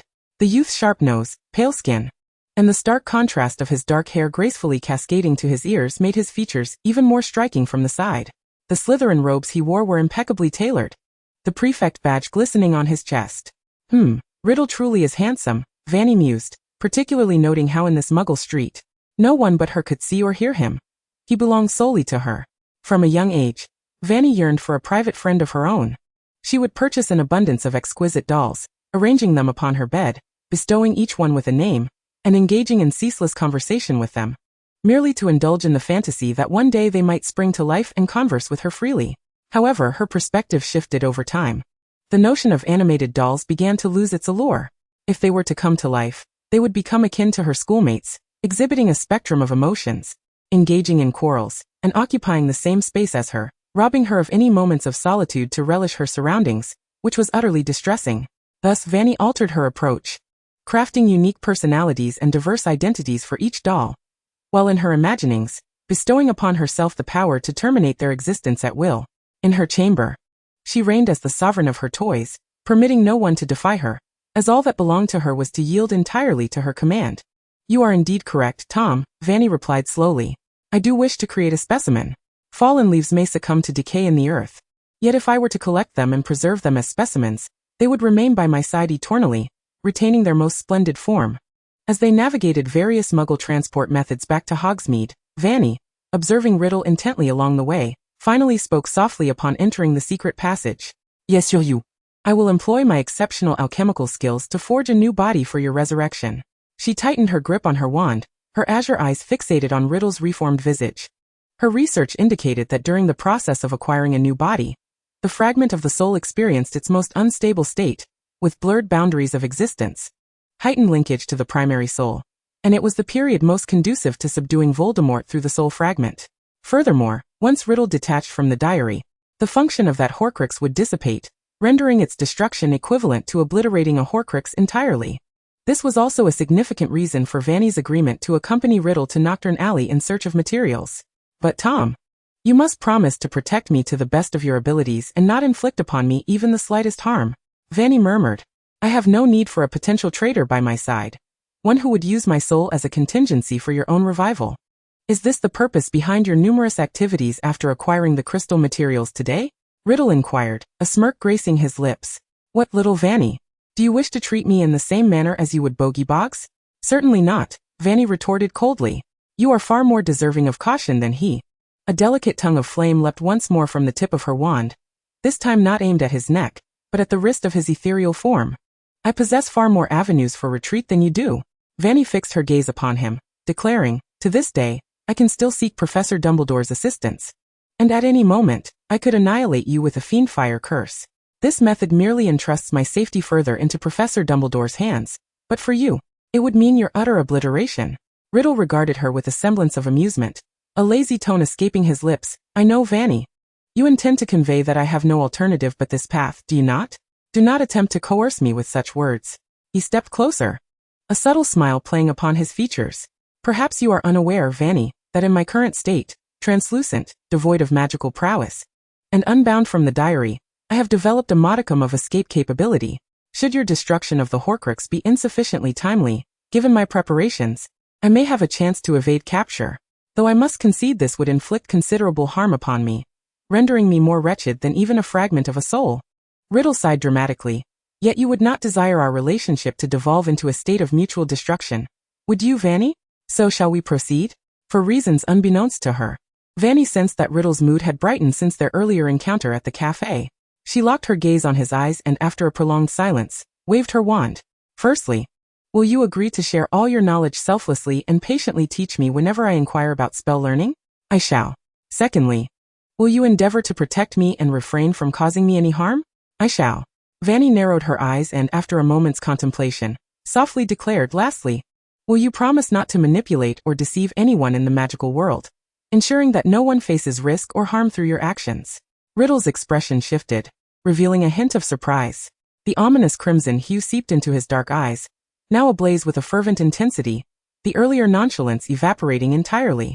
Fanny feigned an action as if to retrieve the diary from her bag. If we were in school, I would willingly comply. Chapter 54, Luna, her most cherished gift. The fierce flame dissipated from Riddle's wrist, leaving a warmth that nearly scorched his soul. He regarded Fanny as though he were encountering her anew, scrutinizing her countenance with keen interest. Fanny maintained her composure, a serene smile gracing her lips. How unexpected, he remarked softly. Perhaps I should possess rights akin to yours? Provide a deadline. The sanguine glow in his eyes diminished, and a slender flame coiled around Fanny's wrist.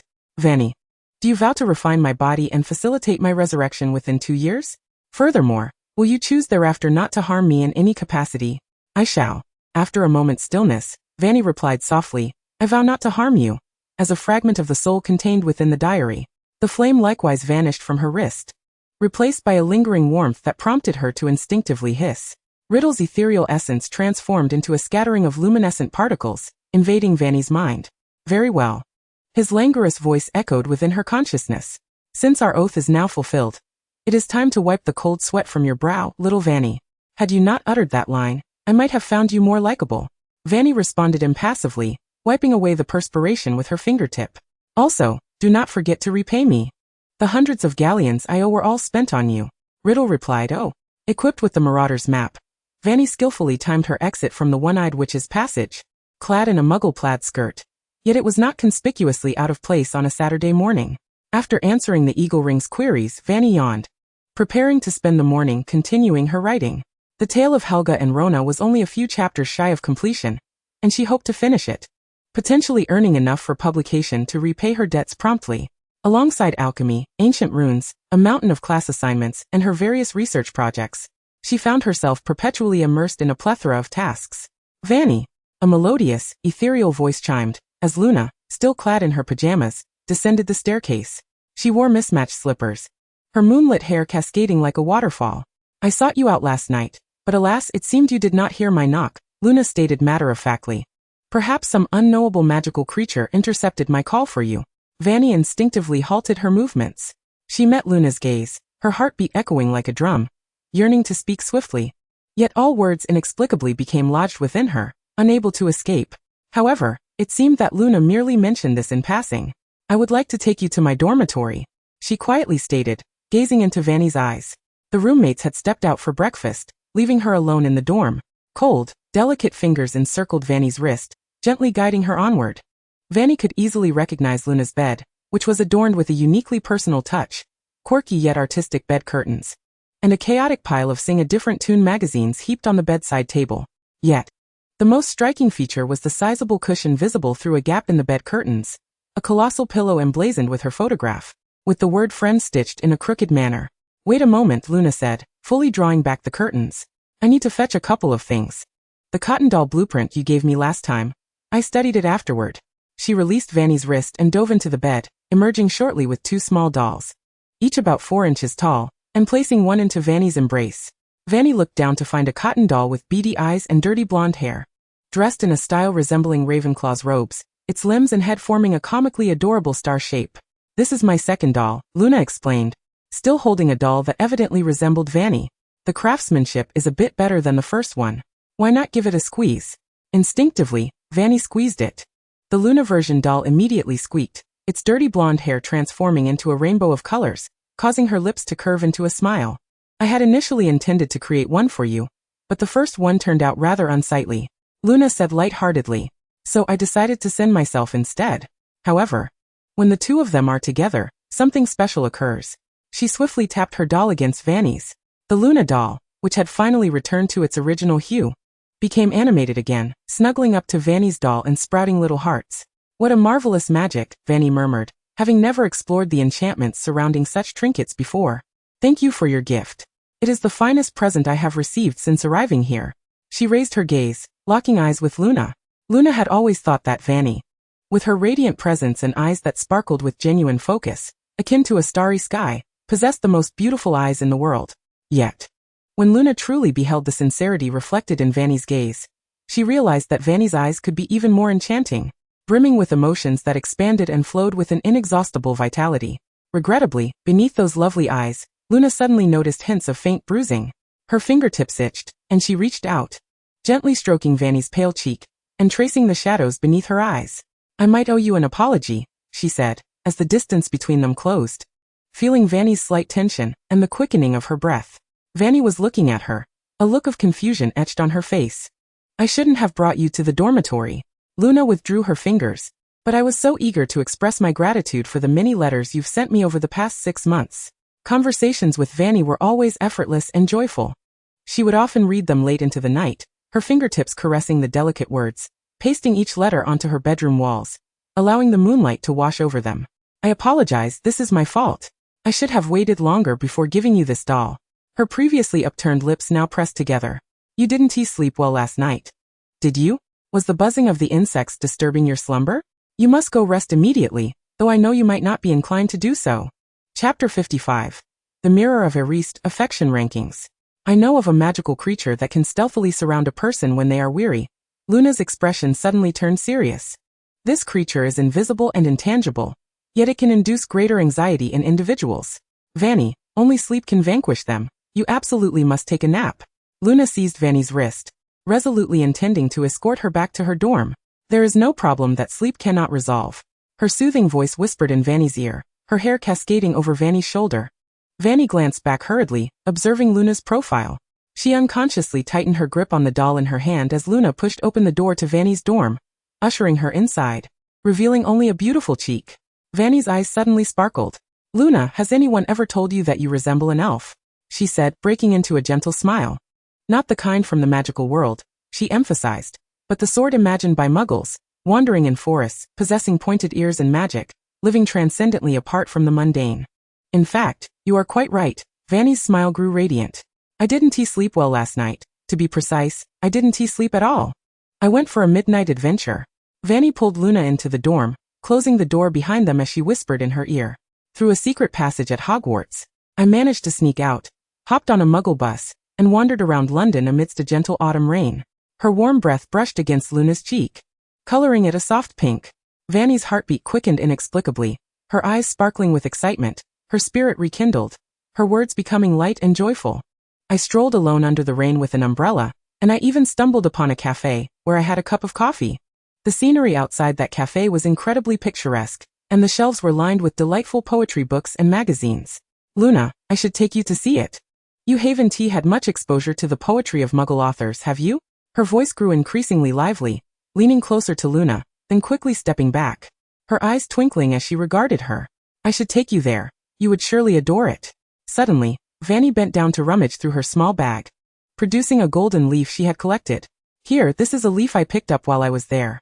Tilting her head, she waved her wand, silently enhancing the leaf with a transparent layer, making it exceedingly beautiful. It's a gift for you. Fanny pressed the magically preserved specimen into Luna's palm. Luna instinctively lowered her gaze, quietly studying the leaf. Yet before she could finish, Fanny's gentle voice rang out again. Thank you for your concern, Luna, she said with an unprecedented seriousness. I will go to sleep immediately. Congratulations, Fanny's affection for Luna Lovegood has reached 50. Successfully unlocked affection system permissions 15. A harsh mechanical voice suddenly pierced through Luna's mind, and a semi-transparent system panel appeared before her. Once affection exceeds 50, the system panel can be displayed and reviewed at any time. The current system is undergoing emergency repairs, so only the affection ranking feature is accessible. Note: the host can only access the rankings of individuals below her own affection ranking. Current affection ranking, Fanny toward Luna Lovegood 1. In other words, can she access the ranking of Vanna's affections towards everyone? Luna narrowed her eyes, almost succumbing to her subconscious desire to click on the affection rankings. No, that would invade Vanna's privacy. She ought not to pry. Knowing that she holds such a high regard in Vanna's heart should suffice for her contentment. As the system panel vanished from her sight, Luna's fingers unconsciously caressed the leaf specimen Fanny had just gifted her. She nodded subtly, her gentle smile resurfacing. I will. Then she added, so Fanny, sweet dreams? Furthermore, she slowly opened the dormitory door, finally remarking, Fanny, there are many unseen things surrounding us that may cause us inconvenience. After you awaken, perhaps you should seek ways to confront them. With that, Luna closed the dormitory door. Several nights later, Fanny lazily emerged from the senior girls' bathroom, basket in hand, filled with toiletries and notes. She had recently returned to a normal Hogwarts student schedule, embracing the rarity of early nights and early mornings, and had made further refinements to her research on ancient magical texts against Voldemort. Unfortunately, it seemed the activation of this text might require a source of considerable energy, leaving Fanny temporarily at a loss. She couldn't help but recall Luna's words from Saturday morning. Perhaps due to their close relationship, Luna was not as isolated as in the original story. Yet Fanny still occasionally overheard whispers in corners, calling Luna a mad girl. But Fanny never regarded Luna as such. Luna's words always carried wisdom, and her tales of magical creatures brimmed with whimsy, drawing Fanny into a world where she felt compelled to sketch portraits of those creatures. Such significant reminders could not have arisen from mere chance. To this day, Fanny remained perplexed by the principle of mind reading that had accompanied her arrival in this world. As she turned down a corridor, a slender figure suddenly darted past her. Mafalda linked her arm with Fanny's, drawing her into a dimly lit room. The fluorescent light flickered. An eerie green glow burst forth from the tip of Mafalda's wand, illuminating the girl's vibrant face with an ethereal beauty beneath the dim light. Fanny, already aware of Mafalda's intentions, was about to offer a resigned smile when Mafalda swiftly turned her around to face a mirror within the room. The erased mirror. In an instant, everything in the room except for Fanny vanished. No, to be precise, even she herself disappeared. Her features morphed back to those of an East Asian descent. Her eyes returned to black, yet she remained clad in her Ravenclaw robes, wand in hand. Behind her stood her parents, the three of them radiating joy as if posing for a family portrait. Speak, a cunning voice, tinged with excitement, echoed from behind her, brushing against the nape of Vanna's neck. Mafalda pressed her palm against Vanna's shoulder, a mischievous expression gracing her face. What did you see in the erased mirror? Chapter 56. Eternal Friendship? Hair entangled. It was this voice that jolted Fanny back from the mirror's illusion. Under the dim green glow, two slender figures were intertwined on the floor, with Mafalda nearly resting her head on Vanna's shoulder. The excited, trembling breath flushed the girl's fair skin, and her waist-length hair mingled with Vanna's inky locks. Mafalda gazed in wonder at the intertwined strands. If she could gather those two colors of hair in her hands and bind them together with her favorite, most cherished hair ribbon, how beautiful that would be. Fanny nonchalantly stroked Mafalda's cheek with her fingertip. Mafalda stiffened. I never expected this mirror to be hidden here, Fanny murmured nostalgically. I saw my parents here. Mafalda suddenly recalled the girl's predicament, and felt her actions were somewhat inappropriate. She stepped back, intending to articulate something skillful, But Fanny turned her gaze away from the mirror and offered a soft smile. Fanny was, after all, a girl lost in her own fantasies. Even without the mirror, her imagination could run wild, conjuring visions far more splendid than those reflected. She had anticipated seeing such things in the mirror. The erased mirror would not wield too great an influence over her. Then, Mafalda, what did you see in there?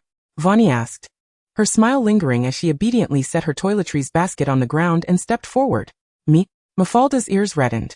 I saw myself wielding all the gossip in the world, defeating Granger and securing the top spot in our year as the Slytherin prefect. Oh, and also becoming the student council president. All right. Ultimately, she diverted her gaze under Vanna's cheerful scrutiny, her voice softening slightly. I also saw you in the mirror, Fanny. You and I standing together, still holding on to that fanfiction. Slowly, her gaze returned, her eyes shimmering as they lingered upon the damp strands that had fallen from Vanny's recent movement, now devoid of interaction. Perhaps I owe you an apology? She murmured, her brow still adorned with a smile. I merely wanted you to see this mirror. The eerie green glow faded entirely with the flick of Mafalda's wand, plunging the room into deeper darkness, save for a sliver of light seeping through the barely closed door from the corridor. Suddenly, she curved her lips, playfully pushing the unsuspecting Fanny against the wall, her fingers gently caressing the strands of her hair. Fanny appeared momentarily stunned, seemingly perplexed by her actions, gazing vacantly into Mafalda's eyes, her demeanor remaining relaxed and at ease. After all, who could forget how that night at the auction, Mafalda had been startled when Fanny had called her name? Mafalda intentionally intertwined her own hair with Vanna's, replaying the memory of that dark auction corridor in her mind. The frail girl clad in a pitch-black robe had approached her, the hood swaying slightly with her movements, revealing glimpses of her pale chin and vibrant lips. From the very first day of school, Mafalda had been profoundly curious about this girl whose thoughts were laid bare for all to hear. What caused her thoughts to spill forth? What about her lineage, her character, and that enigmatic affection system? Mafalda had never encountered anyone so shrouded in mystery, and her obsession with exploration had led her gaze to be wholly captivated by Fanny. She knew Fanny adored fanfiction, loved to create, often lost in daydreams, and could be quite sentimental. She also recognized Vanna's formidable talents, a girl deserving of the title genius. Yet, she had never anticipated that this very Fanny would appear alone in the auction at Nocturne Alley in the dead of night. Despite her seemingly gentle and harmless exterior, with Dumbledore and Flitwick treating her kindly, how could she have ventured into Nocturne Alley? How had she gained entry to the auction? Had she persuaded the silver-masked individual to let her in? Or had she employed some nefarious dark magic? Where had she procured the galleons for her crystal essence supplies? As far as Mafalda knew, Vanna's earnings from her writing didn't seem sufficient. Mafalda suddenly felt that the information she had uncovered about Fanny was woefully insufficient.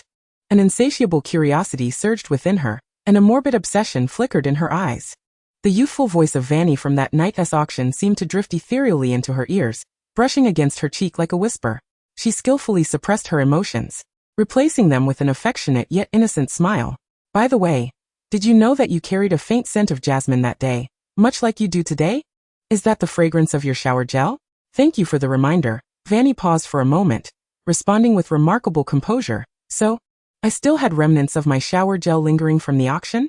That is indeed a compelling piece of evidence regarding my true identity.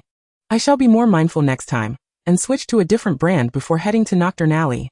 She meticulously recorded her thoughts and for reasons unknown, waved her wand to firmly shut the door, tilting her head to inquire, and why are you so close? Fanny's crystalline blue eyes quietly regarded her as she softly replied. There are only the two of us here. Even when sharing secrets related to Nocturne Alley, we need not be so near once the door is closed. Mafalda, unable to restrain herself, tightened her grip on the strands of hair entwined with Fanny's. Tilting her head, she asked, are you trying to intertwine our hair together? Suddenly, Fanny reached out, grasping Mafalda's flowing locks with a gentle firmness. The benign smile that Mafalda had previously worn nearly faltered. Her heart skipped a beat.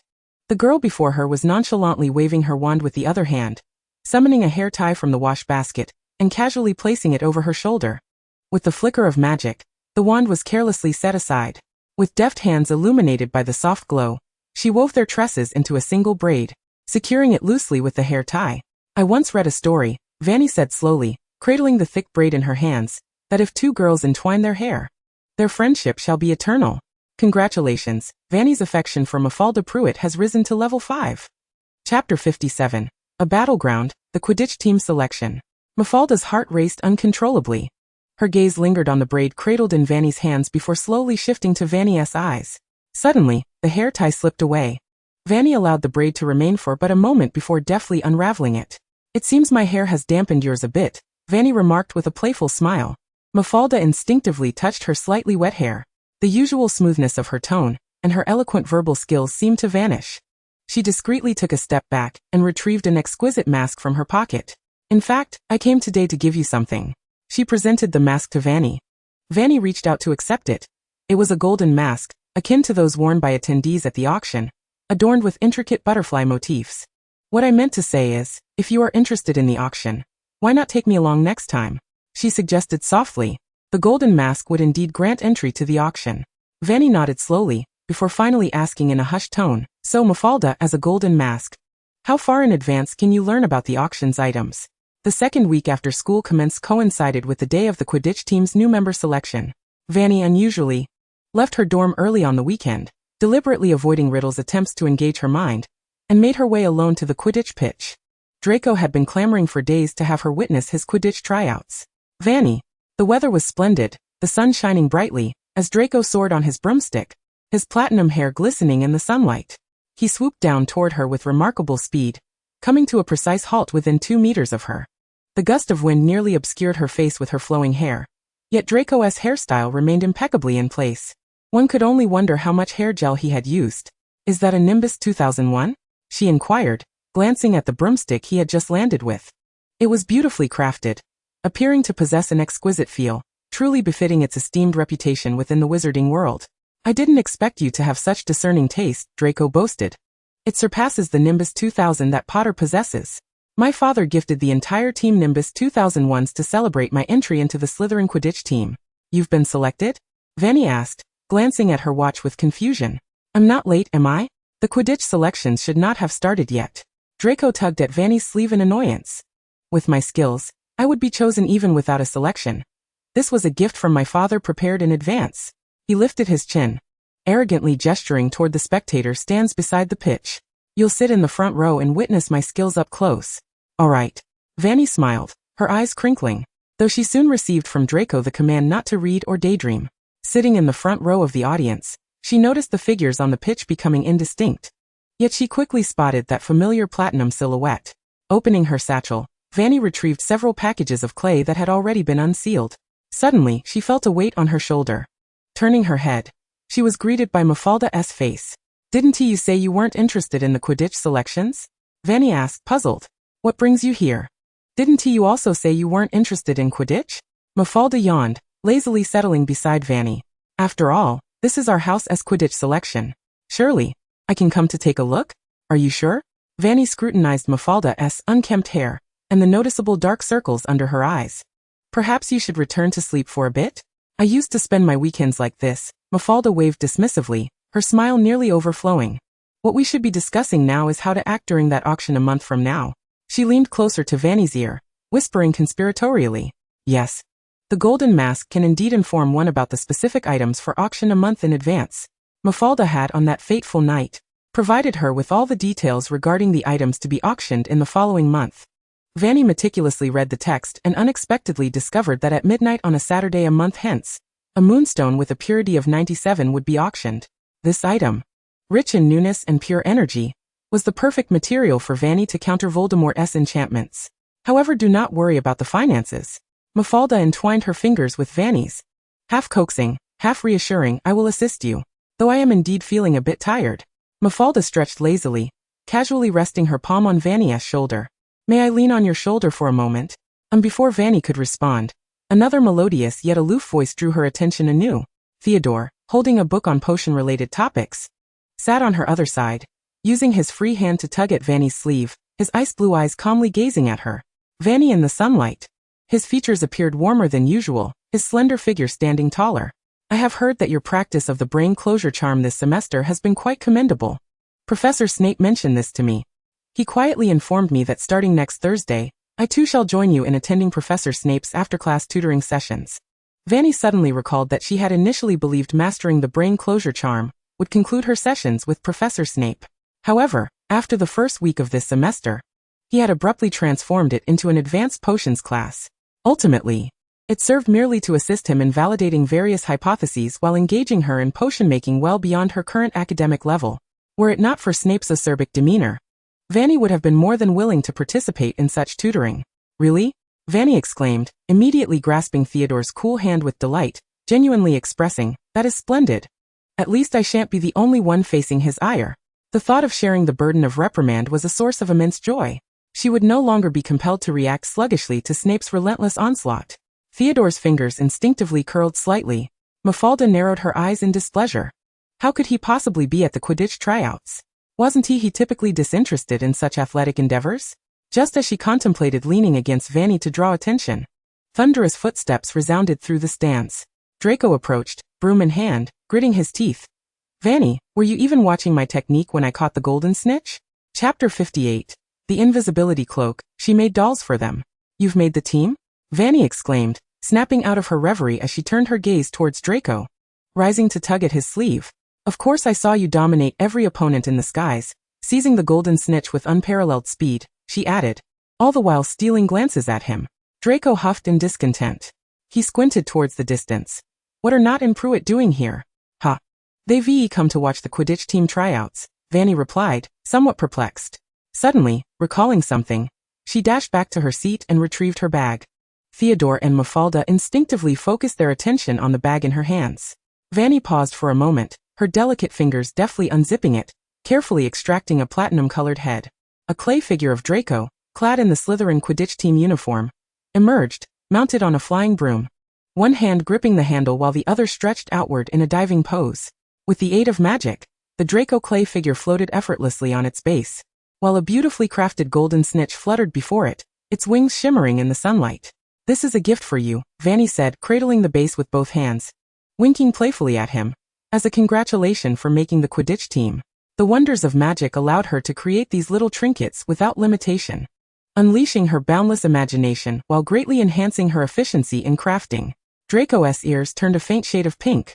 He fixated on the clay figure in Fanny's hands, then lifted his gaze to meet hers, his mind wandering to the dormitory at night, picturing her in her pajamas, meticulously molding his likeness from clay. Surely, she must have been recalling his features continuously. Perhaps she even had his photograph nearby. After all, Fanny had brought a camera when the semester began. Did she possess a picture of him? Draco abruptly snatched the clay figure from Fanny's grasp. "When did you make this?" he stammered, hastily averting his gaze, raising his voice unnecessarily. "Just give it to me directly. I knew I would make the team." "Do you like it?" Fanny inquired. Still beaming, Draco stiffened suddenly. The previous blush on his cheeks deepened significantly, and he stared wide-eyed, unable to respond. However, Mafalda seized the moment to grasp Fanny's wrist, resting her head on Fanny's shoulder, and began to complain softly. "Fanny, why did you suddenly make a doll for this guy? Weren't you saying earlier that you would create some ridiculous doll of a mother for me?"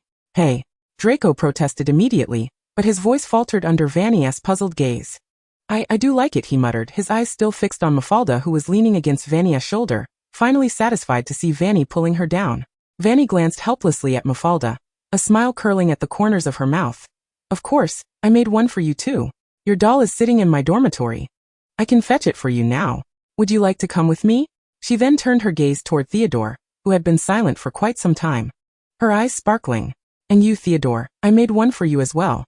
For Theodore, she had crafted a clay head along with a fully articulated body, ensuring each gift was unique for her friends.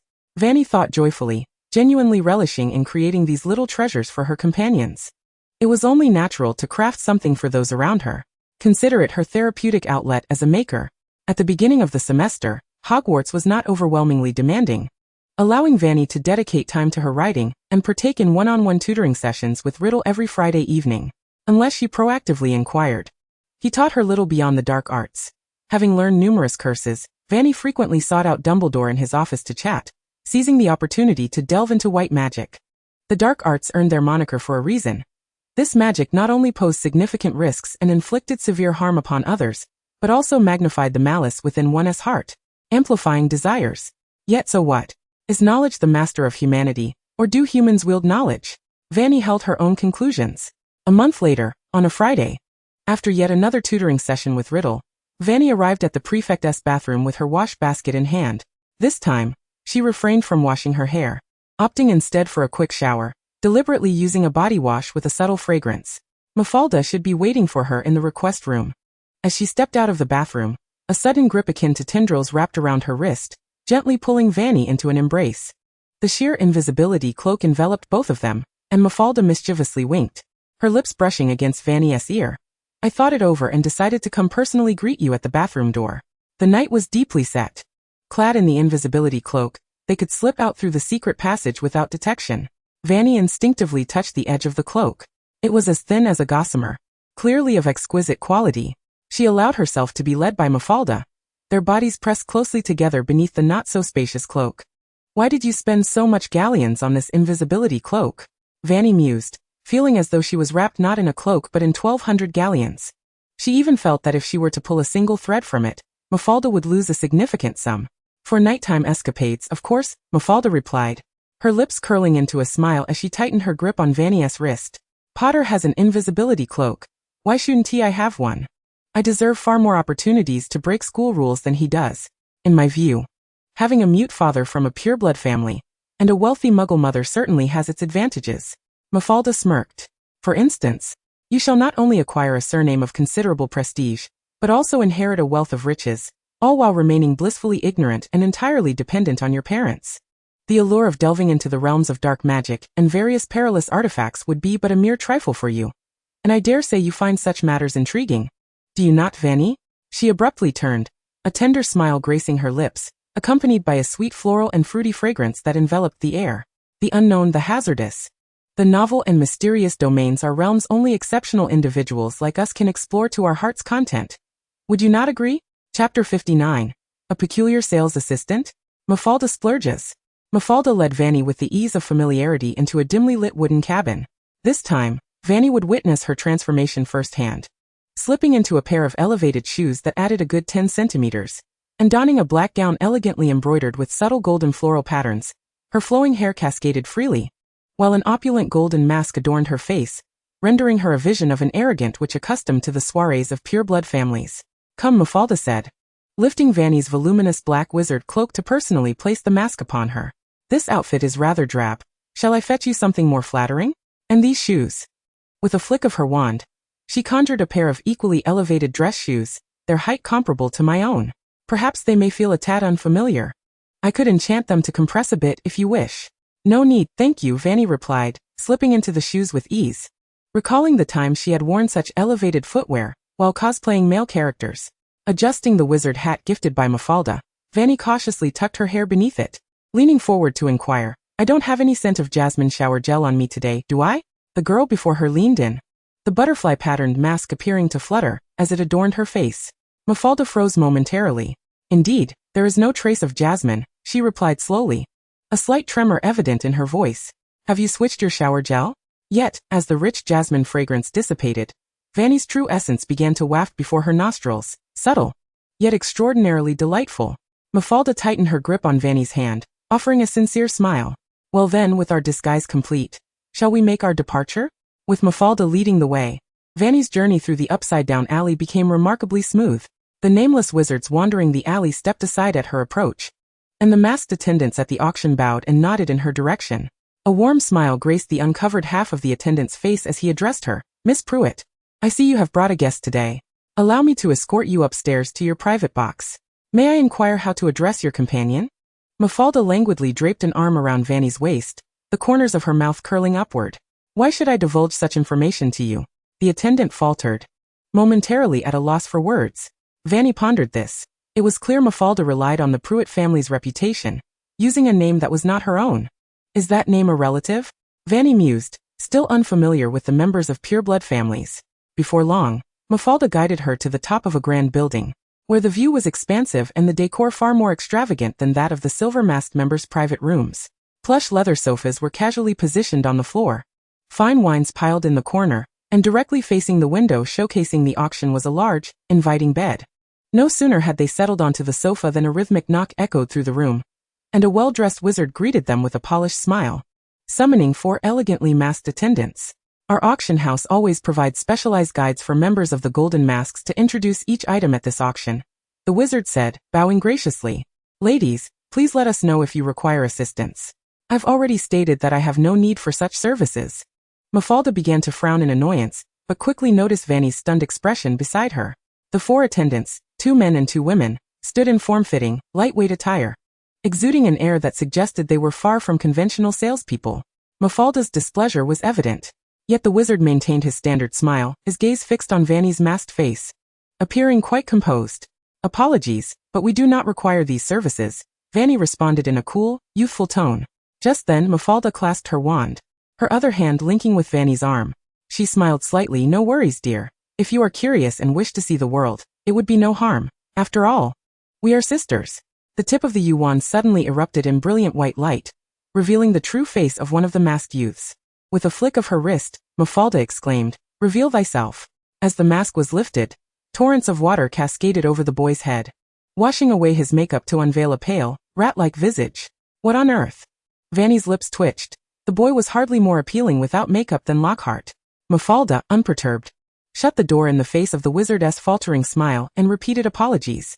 I know you have an interest in beautiful things, she said, grasping Fanny's hand with a pitiful expression. But the attendants at this auction are hardly worth your time. They are only concerned with making you spend money, and might even engage in nefarious deeds.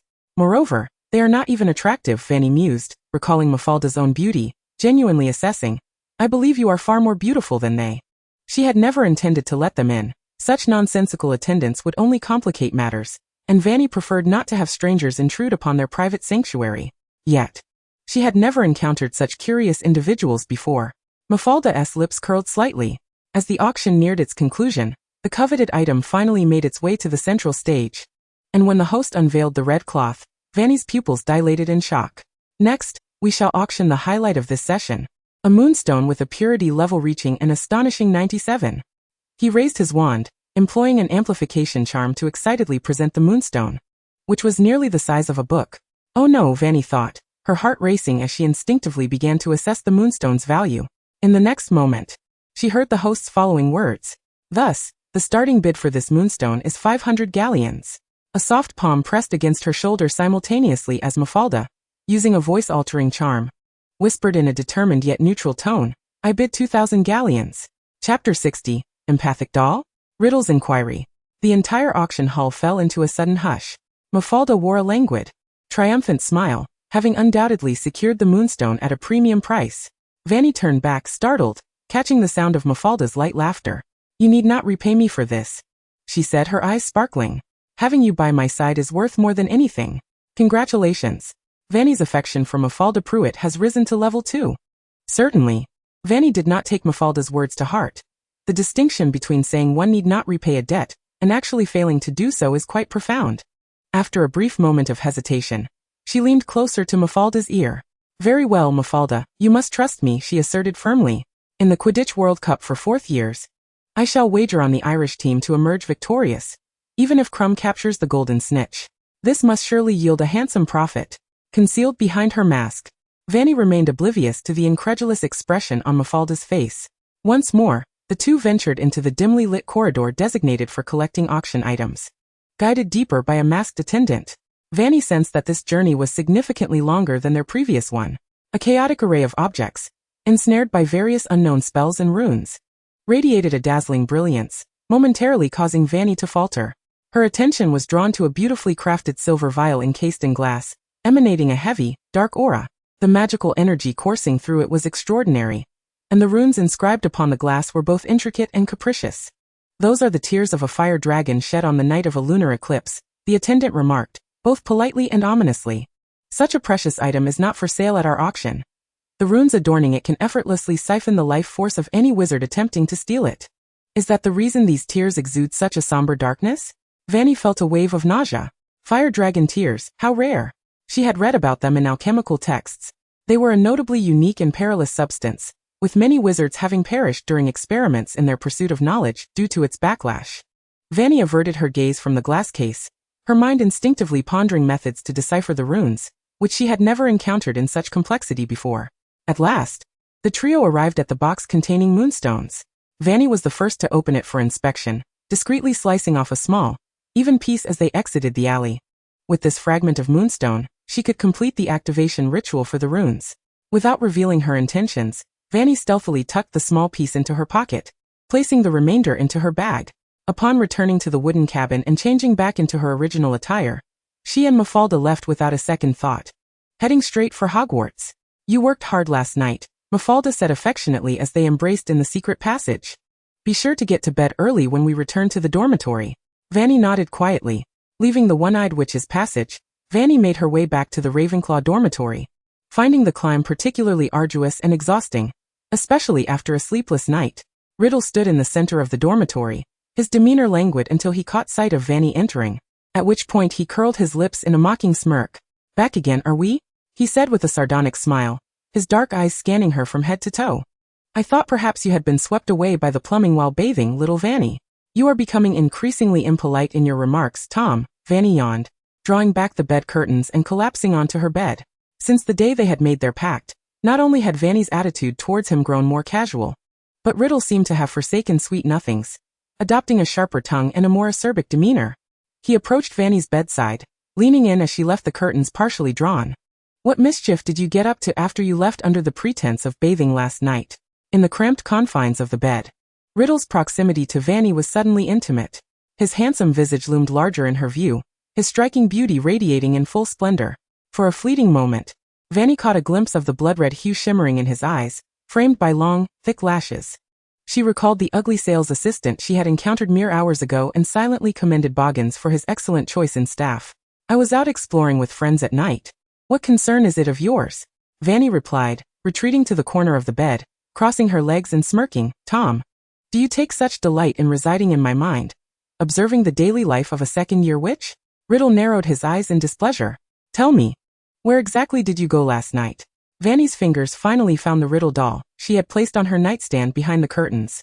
An ominous premonition surged within Riddle as, in that instant, Fanny also retrieved her sycamore wand from her pocket.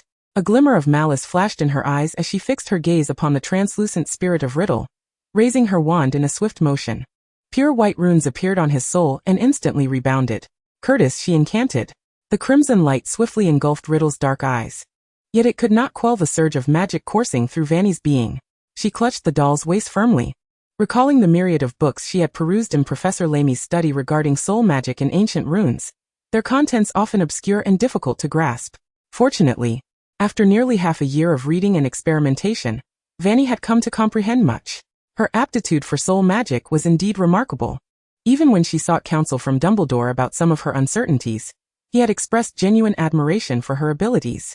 "Every question you pose leaves me pleasantly surprised," he had remarked, his azure eyes piercing into hers. "So, what prompted you to delve into the study of soul magic?" "Perhaps it is simply a matter of curiosity," Fanny replied, meeting his gaze with her own cerulean eyes. "Since childhood, I have harbored a profound thirst for knowledge regarding such esoteric matters. Love, soul, freedom, life, and death. These concepts I have encountered countless times within the philosophical texts and the literary works of various authors. Professor Dumbledore, I yearn to understand them deeply, to grasp the true meanings encapsulated within those enchanting words." An immense surge of magic poured forth from her palms. Fanny sensed her power ascending to a new height. Concentrating all her magical energy into her wand, she waved it according to her thoughts, dispersing the layers of magic swirling in the air. The pure white runes emitted a breathtaking radiance, silently imprinting themselves upon the Riddle doll. Fanny tentatively ruffled the doll's hair. Riddle emitted a muffled groan. Chapter 61. The Puppet. She comes from the future. As Fanny raised her hand to tousle the doll's hair, Riddle distinctly felt the sensation of soft fingertips gliding through his dark locks, brushing against his scalp, causing him to involuntarily emit a low groan. Lifting his gaze, he beheld the youthful girl quietly caressing the doll's hair. Her presence demurely curled in the corner, one hand gripping her wand as she sat with her legs together, slowly raising her azure eyes to regard him with keen interest. Strangely enough, Riddle recalled the moment he first encountered Fanny, when she had deliberately projected her inner thoughts. "I don't understand. I want to kiss." Riddle pressed his lips tightly together, instinctively retreating a few steps. If only moments ago Fanny had appeared noticeably drowsy upon entering the dormitory, now her fatigue had vanished entirely. A flush of excitement spread rapidly across her cheeks as she eagerly scooped up the doll and rose from the bed, her legs carelessly swaying at the edge. "It seems I have succeeded with this spell?" Her voice was light and joyful. "This is my first attempt at employing soul runes. Attempting to connect a wizard with the doll in my hands." She maliciously swept her gaze across Riddle's visage before gently clasping the doll's hand. After all, Tom, as you well know, I have always had a penchant for delving into intricate spells. She sighed with resignation, lamenting that sometimes, when confronted with peculiar forms of magic, I find myself bereft of suitable subjects for experimentation. And you, a remnant soul, devoid of any magical essence and scarcely clinging to the notion of life, are the most fitting candidate for my magical pursuits. Before Fanny could finish her thought, she noticed Riddle's face contorting grotesquely. The fierce distortion diminished his striking beauty by at least a third. The self-important Dark Lord could hardly endure being in a position of subjugation. Fanny cast a disdainful glance at Riddle's current countenance, and the next moment, she ruthlessly twisted the doll's arm. Riddle's arm lifted involuntarily. Barefoot, she stepped onto her slippers, casually placing her wand on the bed while cradling the doll in one arm, her inky hair cascading over her shoulders. Just like in her childhood, when she played with dolls, she affectionately embraced the Riddle doll. With a playful flick of her fingertip, she grazed the doll's cheek. Suddenly, she yanked off the doll's Slytherin tie. She twisted all the joints with reckless abandon, and the doll fell into the corner of the dormitory, an eerie flush creeping onto its pale, exquisite face, beads of cold sweat trickling down its forehead. Fanny hummed a tune as she positioned the doll in a kneeling posture, and ambled over to Riddle, bending down with a beaming smile. "Oh, Tom," she cooed, stroking the doll's hair gently. "I just remembered that the joints I made for this doll's body are detachable. Tell me, what would happen if I were to dismantle all its joints?" She sighed again. "Alas, it seems I have sworn not to harm you." Riddle's expression suggested he wished to inflict 10 excruciating curses upon her, culminating in an Avada Kedavra to end her life. Yet, in such a disheveled state, his fearsome visage held no intimidation, instead possessing a strangely appealing quality. Suddenly, Fanny was struck by a playful impulse. "Goodness, Tom, what has happened to you? Who could have reduced you to this state?" she exclaimed dramatically, carefully tightening her grip around the doll's waist and placing it atop the desk. She deftly opened an exquisite storage box on the desk, grasping a miniature comb, and tenderly groomed the doll's hair, smoothing out the wrinkles in its clothing at a leisurely pace. Fanny quietly sat at the desk, readying the Slytherin tie and adjusting the doll's attire. "Fanny," a low, faint voice echoed from the corner, as Riddle struggled to suppress his overwhelming fury. "What is the purpose of this? We have already sworn an oath to one another, destined never to harm each other, so why insist on casting such spells upon my soul, swiftly bringing our relationship to an icy standstill?" He sighed softly. "Little Fanny, I once believed you to be an intelligent individual." No one responded. The sensations deep within his soul surged forth again, and Riddle could not help but turn his head, discovering Fanny already engrossed at her desk, diligently toying with the doll. It seemed she was genuinely beginning to play with the Riddle doll upon which she had cast her spell. So absorbed was she that she entirely forgot there was another him. A wave of intense humiliation washed over Riddle, distorting his features. He finally managed to rise, beginning to mock her. "What is this, Fanny? As a witch with a soul that has long matured, are you truly still indulging in doll play at this age?" Fanny froze, halting her manipulation of the doll. Riddle's lips instinctively curled upwards. "I know far more about you than you might imagine." He approached her once more with a coaxing tone. "For instance, during our first encounter when I performed Legilimency upon you, I discovered that you are a student from China, and you are already in university, are you not? Moreover, it is evident from the fragments of thought that flit through your mind, along with the numerous secrets you possess, that you do not belong to this era." Riddle's smile deepened, his tone shifting to one of unprecedented delight, his voice languid. "You hail from a future many years ahead, even decades, so you are aware of our ultimate fate, are you not?" He awaited her reaction, eager to see her panic at his revelation. Riddle could discern that Fanny had been deliberately concealing her true identity all along. She never disclosed her origins, nor did she reveal the reasons behind her knowledge of the locations of Horcruxes, and even during his numerous Legilimency attempts, Fanny had desperately relied on some nonsensical pairings to obscure his perception, yet he had still deduced it. In light of this situation, how would the pitiable, ever-sentimental Fanny react? Riddle's eyes gleamed mischievously as he savored the sight of her expression crumbling. "Tom!" she exclaimed, her lips parting wide in a display of vibrant anger, tears streaming down her cheeks like pearls cascading down her face. Fanny raised her voice, resolute. "I don't believe there's any rule forbidding those over 18 from playing with dolls." Riddle. Chapter 62. Doll Form. From the desk to the bedside table. Even years later, after regaining his body and magical prowess, Riddle would still find himself tossing and turning at night, waking abruptly from dreams, unable to restrain a silent scream within. "No, is she truly unwell?" Was this truly the matter at hand? Fanny's choice to play with dolls had no bearing on him. Whether she chose to indulge or not mattered little, as long as she did not play with him. Riddle's expression twitched momentarily. Yet in the next instant, tear-streaked Fanny seized the Riddle doll once more, compelling him to kneel again. An extraordinary sensation swept over him. An intense humiliation causing a flush to rise to his cheeks. And this time, Riddle could feel Fanny's gaze fixed upon him. She smiled, her bangs concealing her brows, genuinely finding amusement in the situation, meticulously inspecting him from head to toe. "You appear rather undignified at present," Fanny remarked, crouching down, a faint bruise visible beneath her eyelids. Her azure eyes radiating a gentleness that was almost overwhelming, rendering the act of playing with dolls anything but childish. Ding. Current affection of Fanny towards Tom Riddle has decreased to 19. "I'm terribly sorry, but I do not appreciate anyone employing an imperious tone with me," she smirked. "Nor do I like it when someone attempts to threaten me with their misguided notions of superiority."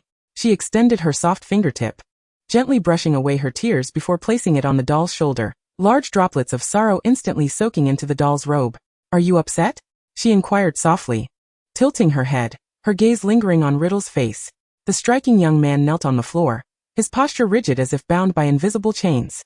His once neat black hair appeared somewhat disheveled, a few strands damp with sweat clinging to his forehead, the blush of humiliation burning on his exquisite features, while his dark, bloodshot eyes were now glazed with tears. "Oh, could it be that you are truly upset?" Fanny could not help but ponder, given Riddle's arrogance in the original text. It was highly probable that he would continue to feign indifference for a while longer. "Apologies?" she said with genuine sincerity, obediently placing the doll back on the table. "But I have yet to commit a far worse transgression. I have not inflicted any harm upon you. Though bound by our vows, my abilities remain limited. However, Tom," she emphasized while kneeling in place, her gaze fixed on Riddle, "I truly believe that since we have exchanged oaths, our relationship should at the very least be equitable, correct?" Vanna sincerely harbored this thought. Riddle was inherently this way. Only through a suitable lesson could he be induced to maintain a semblance of civility towards her. As for the future, it was laughable. Could she truly expect to cultivate a bright future simply by indulging him? Solely appeasing Riddle would lead to his ungrateful acceptance of her efforts, yielding little in terms of gratitude. Ultimately, one must rely on oneself. Yet her moral compass was far too elevated to conceive of any means of reprimanding him. Even in anger, she instinctively felt compelled to apologize. Fanny stifled a yawn, glancing at the still silent Riddle with a sense of ennui, then cheerfully returned to the bed to grasp her wand. "I'm tired. I shall retire," she mused, toying with the wand in her hand. "If there's nothing else, shall I proceed to dispel this enchantment?" "Wait." The sudden voice halted Vanna's playful gestures with the wand as she drew aside the bed curtains. Riddle had risen once more, his unwavering gaze fixed upon her. What was she thinking? Riddle pondered coolly. Could she truly threaten him with this spell? To imply that he must maintain at least an equal standing with her? Did she not fear igniting his ire? Or perhaps... A faint blush crept to Riddle's ears, concealed by his tousled hair. If that were indeed the case, it would simplify matters. He fixed his gaze upon the Riddle doll, absorbing the white runes upon its surface. The translucent soul gradually faded from Vanna's view, and the doll on the table appeared to gain a spark of life in its eyes. Frowning, he sat before the potions textbook, and Vanna's eyes widened in realization. In an instant, countless animated dolls from various shows flashed through her mind. She abruptly sprang from the bed, excitement radiating as she looked at the Riddle doll. Her slender fingertip instinctively reached out to touch its cheek, only to be halted by Riddle's silent intervention, his hands gently but firmly blocking her. Heh. He pursed his lips in irritation, his dark eyes unwaveringly fixed on her. Fanny, belatedly aware, withdrew her hand. "My apologies?" She blinked. "I simply did not anticipate that this spell possessed such a function. However, with you transformed into a doll, how am I to take you outside?" Shifting the topic, she gazed down at Riddle. "I am quite confident in my skills. Your visage bears an almost uncanny resemblance to your true self. If I were to carry you outside, Professor Dumbledore would be utterly horrified. Remove the portion of the enchantment that links your soul to the doll." After a brief pause, he added softly, "This is troublesome, Fanny." Unable to resist, Fanny smirked slightly. With a flick of her wand, she modified the enchantment in accordance with Riddle's instructions. The Riddle doll remained devoid of any magical power, and she need not fret excessively. The sunlight had fully risen, and without changing her clothes, Fanny simply collapsed into slumber. Riddle silently observed her sleeping form. She always favored sleeping on her side, curled up in the dim corner, clutching a rabbit plushie tightly. with only her head peeking out from beneath the blanket. The room was enveloped in the sound of her steady breathing. Riddle's gaze shifted to the bag she had brought with her, now resting on the bedside table. Where had she ventured last night? Had she acquired something that she had placed within the bag? What was her true desire? The crimson hue in his eyes deepened as he instinctively lifted his foot, intent on approaching and opening Vanna's satchel. Yet he quickly recalled himself. Vanna's slumber was typically light. Without magic he could not employ the silencing charm, and any misstep could easily awaken her. Furthermore, in his current soul fragment state, he was incapable of interacting with any physical object. Looking down, he glanced at the desk, approximately 3 feet off the ground, and then at the bedside table, roughly 2 feet high, considering his present doll form. It was indeed a substantial challenge to traverse from the desk to the bedside table. Chapter 63. The Movement of the Earth? She has a tablet now. Upon waking, Fanny noticed that the sun had gradually dipped in the west. Realizing she had forgotten to draw the bed curtains before sleep and languidly rose from the bed, Riddle sat at the desk, lazily perusing the fanfiction Fanny had penned about Gryffindor and Slytherin, his lips twitching slightly. Awake, feeling as though he had suffered a mental assault, Riddle promptly tossed the manuscripts aside, mustering a polite smile. I need to speak with you, Fanny, to discuss our future plans and the specifics of my resurrection. As Fanny approached, he gracefully unwrapped a piece of instant cake that Dumbledore had previously gifted her, offering it with finesse. If you feel a bit peckish, you might sample this honey cake. Fanny. She obediently seated herself at the desk, listening intently to Riddle's instruction. Fanny had not delved deeply into the specifics of how to resurrect a Horcrux. Such matters should have been left to the diary, while she merely needed to comprehend the purpose and steps of Riddle's method to replicate it in the future, subsequently applying a countercurse against Voldemort. Before initiating the resurrection ceremony, the first task was to create the unicorn blood crystal. Riddle articulated clearly, this concoction requires 7 months of preparation, necessitating clockwise and counterclockwise stirring 7 times at both sunrise and sunset, with stringent quality requirements for the cauldron itself. Your second-hand cauldron will not suffice. You must procure a higher quality one. Fanny, busy taking notes, suddenly felt a sense of affront. The times of sunrise and sunset. She had not anticipated that coming to Hogwarts would require her to calculate the damn geographical types of Earth's movements. Furthermore, we require a sufficiently large venue for the resurrection ceremony. The Great Chamber of Secrets left by Salazar Slytherin conveniently provides us with such a setting. Riddle's words took on an odd pause as his mind involuntarily recalled the content he had just read. Fanny blinked innocently. And lastly, there is an optional material. He suddenly leaned closer to Fanny, his long fingers inadvertently brushing against the weighty tomes behind him. The Tears of a Dragon on a Lunar Eclipse. Vanna's grip on her quill froze momentarily, possessing formidable resonance and plundering abilities, if used appropriately. Riddle's eyes gleamed. It may assist me in resonating with the primary soul, potentially siphoning a portion of his power without his awareness. This is what you wish to see, isn't it? Little Fanny? His dark eyes burned with intensity as he fixed his gaze upon her, the doll's hand mirroring his, resting upon the back of her hand. His exquisitely refined lips curved with just the right amount of intrigue. Riddle gently urged, therefore, I implore you to share with me the clues regarding this material. I noticed a shift in your expression just now. You are aware of its whereabouts. Riddle's eyes glimmered with anticipation. Indeed, I have seen it. Fanny hesitated before affirmatively nodding, her delicate fingertips clasping Riddle's hand. Riddle's posture stiffened involuntarily. At the auction, Fanny succinctly replied, I happened to catch a glimpse of it while retrieving items with Mafalda last night. It is a non-saleable item, inscribed with perilous ancient runes that can siphon life force, making its acquisition exceedingly challenging and likely illegal. With a resigned sigh, she added, I have no desire to enjoy a life sentence in Azkaban. She promptly released Riddle's hand, twirling gracefully to retrieve her handbag from the bedside table. I forgot to take it out. This is the high-purity moonstone I won at the auction yesterday. About the size of a book. She unzipped her bag and casually placed the moonstone on the table, then waved her wand. Riddle squinted, initially suspecting that Fanny had withheld details of her activities and acquisitions from him for some clandestine or threatening purpose. However, as she so nonchalantly produced the moonstone, he began to question his understanding. The sycamore wand emitted a brilliant white light once more. The moonstone is renowned for its memory-storing capabilities, restorative properties, and enhancement of mental perception, often serving as a primary material for crafting meditation basins. The purer the stone, the more potent its attributes. Fanny's fingertips glided across the moonstone's surface, and in an instant, her magical energy rendered the stone smooth and flat. If my deductions are correct. She hastily tapped the stone's surface with her wand, strengthening charm, amplifying its sensitivity to all forms of force. Countless runes then cascaded onto the edges of the moonstone. And Riddle observed the unfolding scene. Fanny had evidently researched this spell extensively, her execution smooth and fluid, the oddity of the runes eluding even his comprehension. What on earth was she trying to accomplish? Riddle pondered, but in the next moment, Fanny waved her wand again, summoning another feather quill from the pen holder on the desk, and magically dulling its tip. She grasped the quill and lightly traced a line across the silvery, semi-translucent stone. A black mark instantly materialized on the surface. Rewind the trace, she commanded, lifting her wand. A silvery light enveloped the stone, quickly erasing the mark entirely. Riddle's mind teetered on the brink of incredulity. Sure enough, Fanny's expression brightened with delight as she picked up the quill, skillfully sketching and employing a spell he had never considered applicable in this context. The space expanded into layers, colors transformed the hue of her strokes, and with the moonstone's storage properties preserving the work until the very end, it felt as though half an hour had passed, yet it seemed like mere minutes.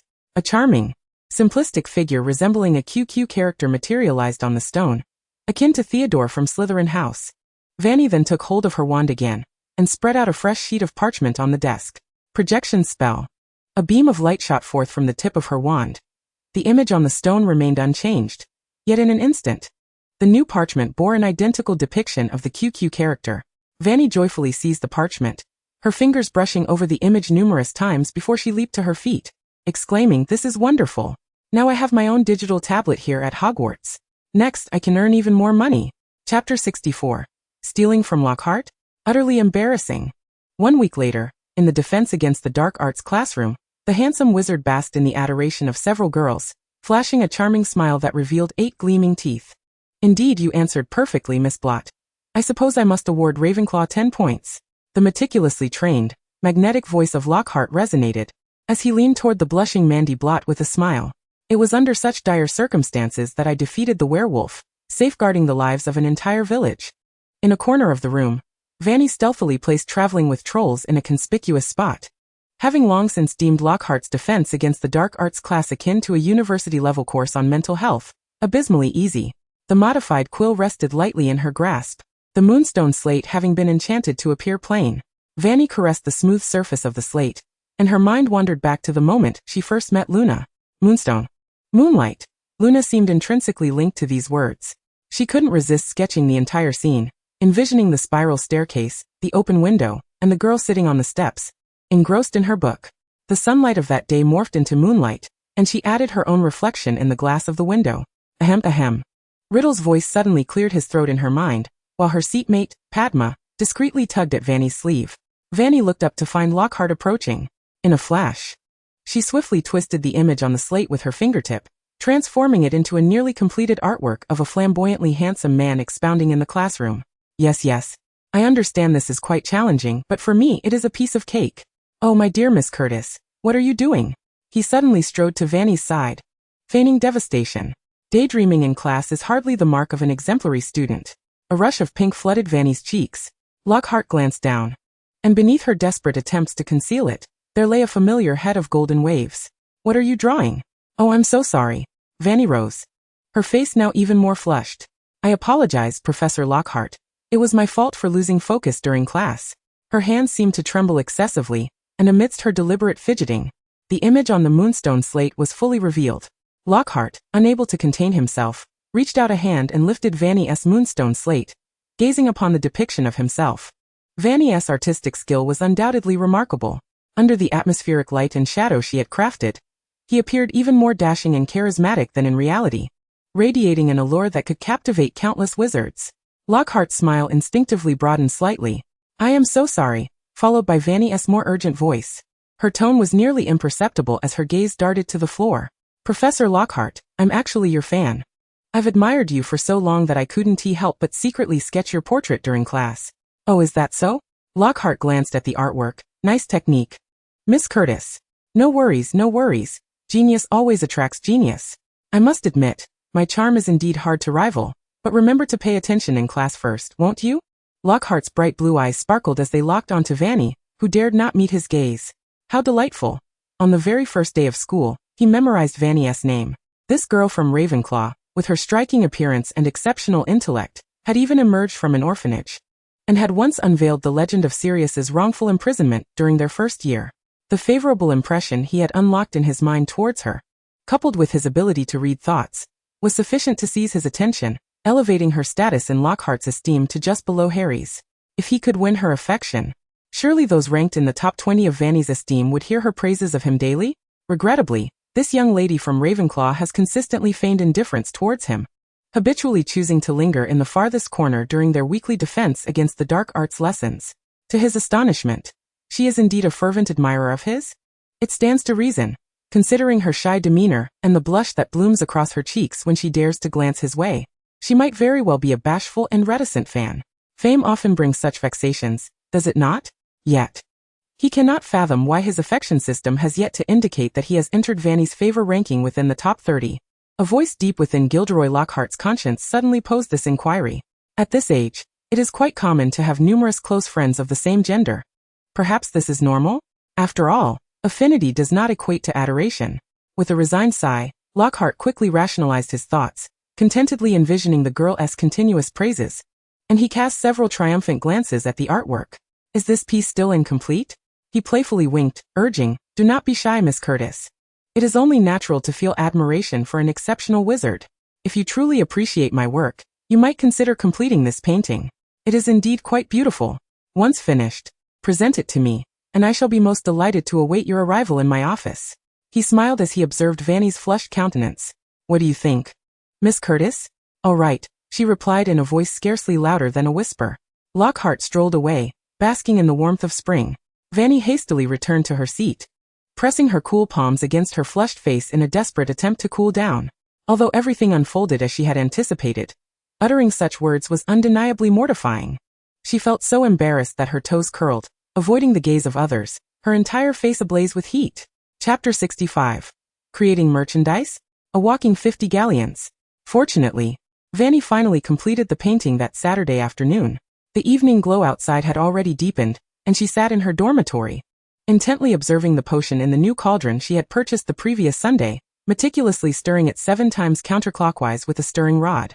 With the approach of winter, the sun set ever earlier each day. By December, she might very well find herself rushing back to the dormitory to stir potions after her afternoon classes, rather than leisurely heading to the great hall for dinner.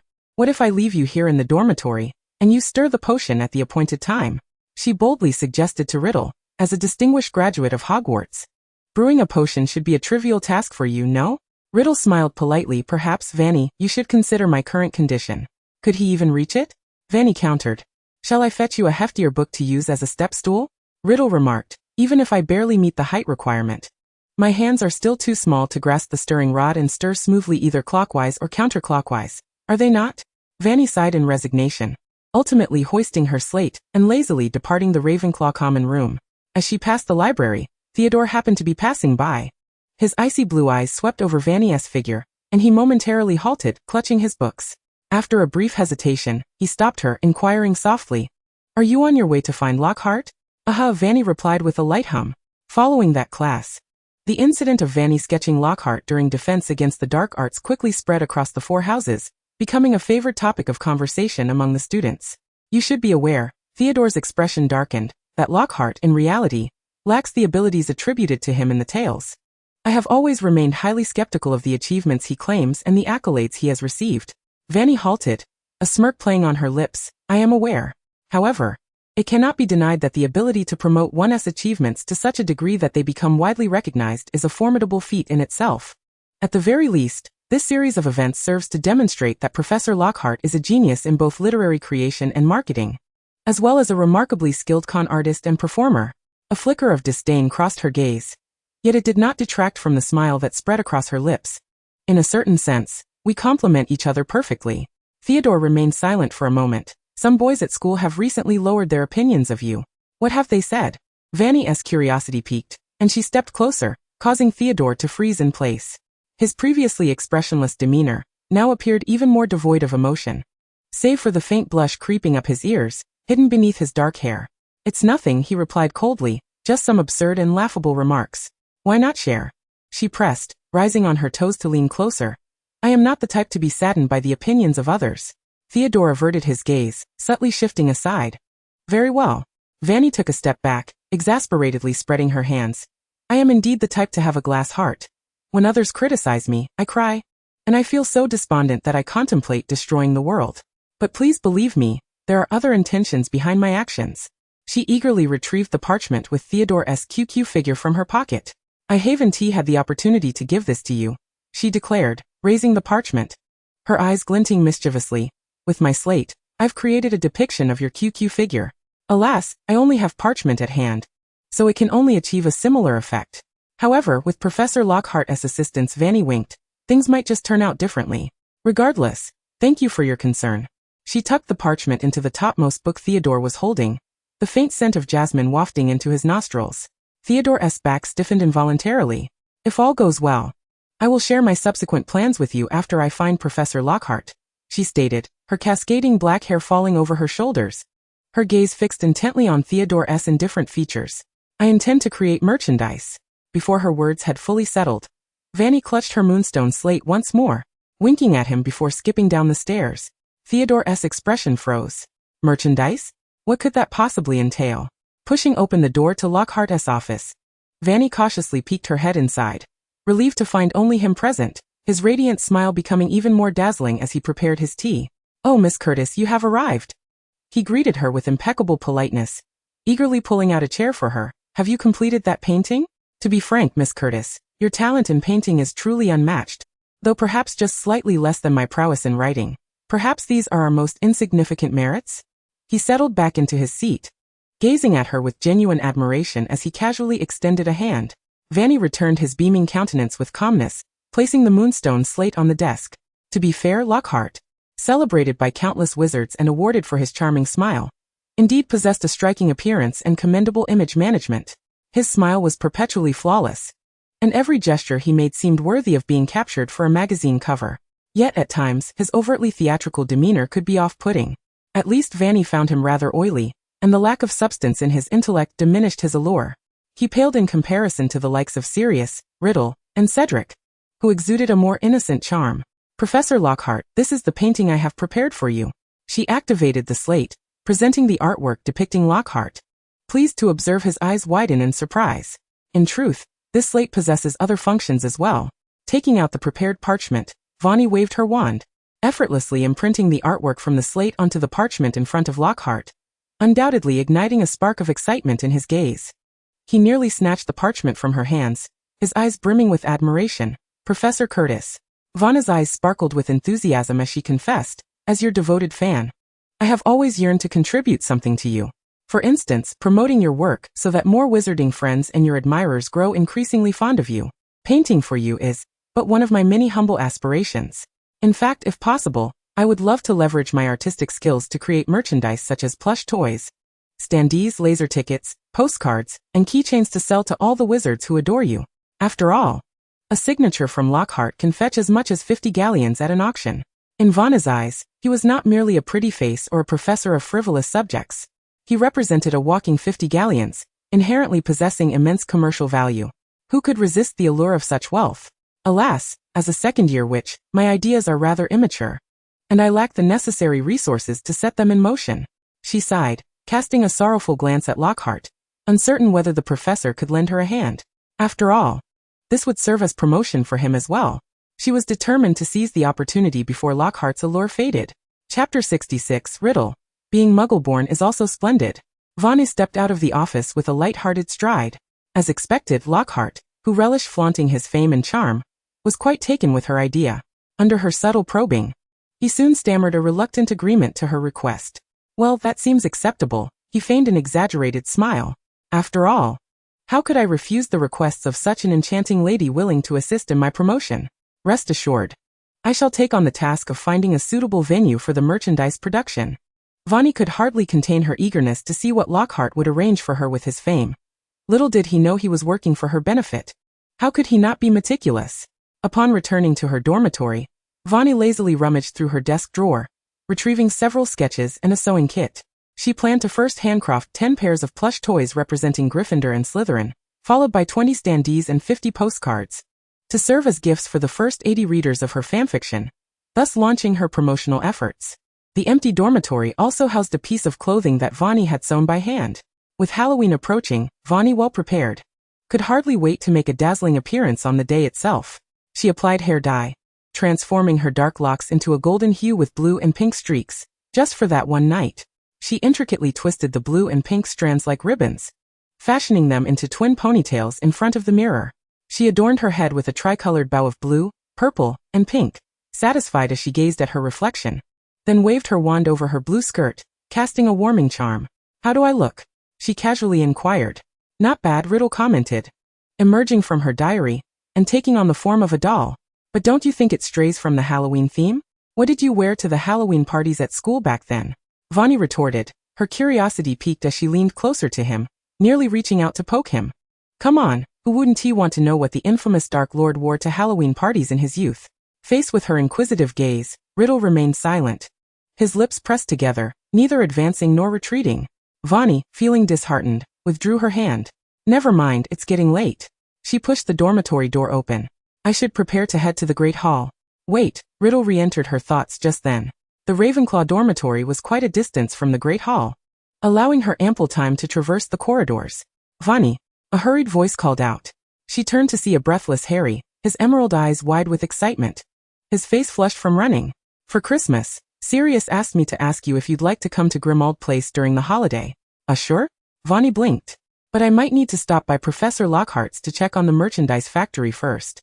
"I can go with you," Harry immediately replied without a second thought. "But Fanny, why are you suddenly interested in making merchandise for Lockhart? What's wrong with that?" Hermione chimed in, irked. "Professor Lockhart is an excellent wizard. It's perfectly reasonable for Fanny to create merchandise for him." She suddenly took Vanna's hand, earnestly asking, "You mean you plan to visit the merchandise factory before Christmas? Can I join you? I could help with some little tasks."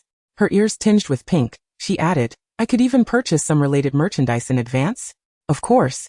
That's absolutely fine," Fanny replied with a smile. "Buying early could even leave you with some amusing stories for future blackmail."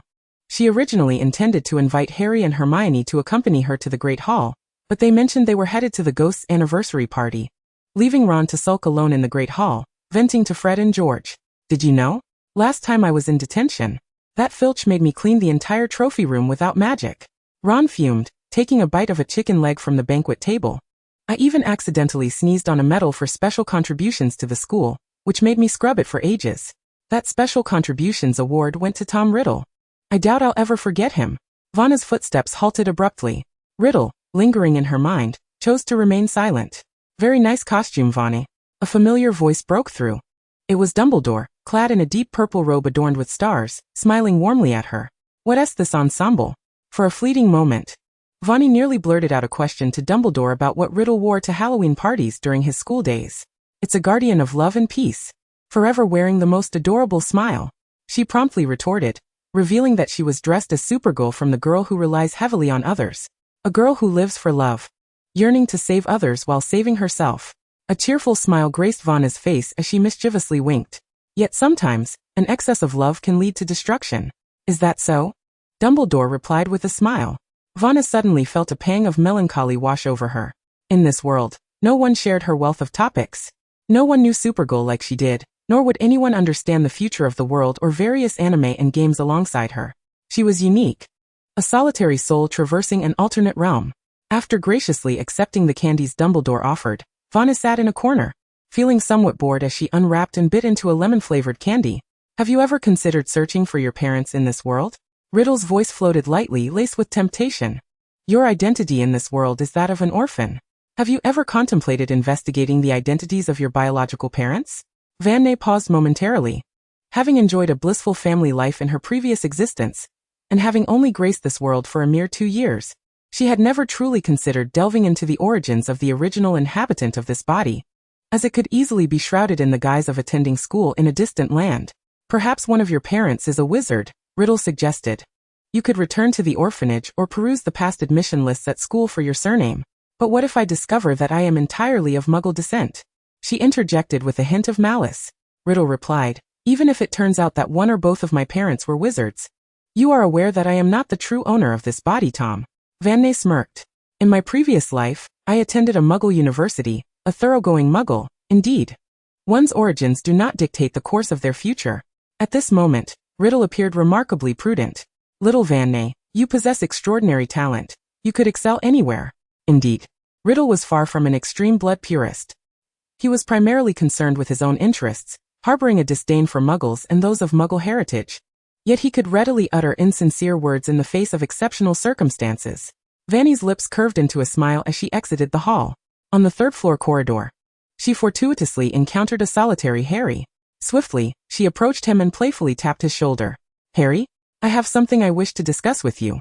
She stepped back and continued. You have a close relationship with Hagrid, correct? Do you know the reason behind his expulsion from Hogwarts?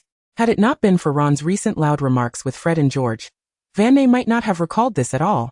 In the original narrative, due to the reopening of the Chamber of Secrets, Hagrid successfully cleared his name from the injustices he suffered 50 years prior, regaining his right to wield a wand, and eventually serving as the professor for care of magical creatures in his third year. However, now due to her interference, Riddle would not reopen the chamber, unleashing the terror of the basilisk upon the school. She needed to devise a plan to restore Hagrid's reputation. Harry seemed somewhat flustered. I'm not quite sure about this. Hasn't he mentioned it to us? If you wish to learn more, I can take you to Hagrid's hut when I return. Realizing something, Harry quickly became more fluent in his speech. Fanny knows many future events. She might possess some hidden truths. All right, Fanny replied with a playful glint in her eyes. After all, many, including Harry, were already aware of her origins. She need not disguise herself so meticulously. Are you planning to clear Hagrid's name? Riddle teased in her mind after she answered the question posed by the eagle ring. Why not? Fanny murmured. Wasn't he the true culprit 50 years ago, who orchestrated the frame-up against Hagrid? I cannot simply stand by while an innocent man suffers this injustice for half a century. Foolish altruism. Riddle could not restrain his biting sarcasm this time. As expected, Harry invited her to Hagrid's hut the following Saturday evening. After stirring the potion in her cauldron in the dormitory during sunset, Fanny intended to venture out alone, but was intercepted by Riddle, who invaded her mind, holding on to the notion that he might relish witnessing her exposed as the true culprit. She surprisingly did not refuse. Hagrid's hut exuded a warm and cheerful ambience, with the soft glow of the setting sun streaming through the window and the fireplace within radiating comforting warmth.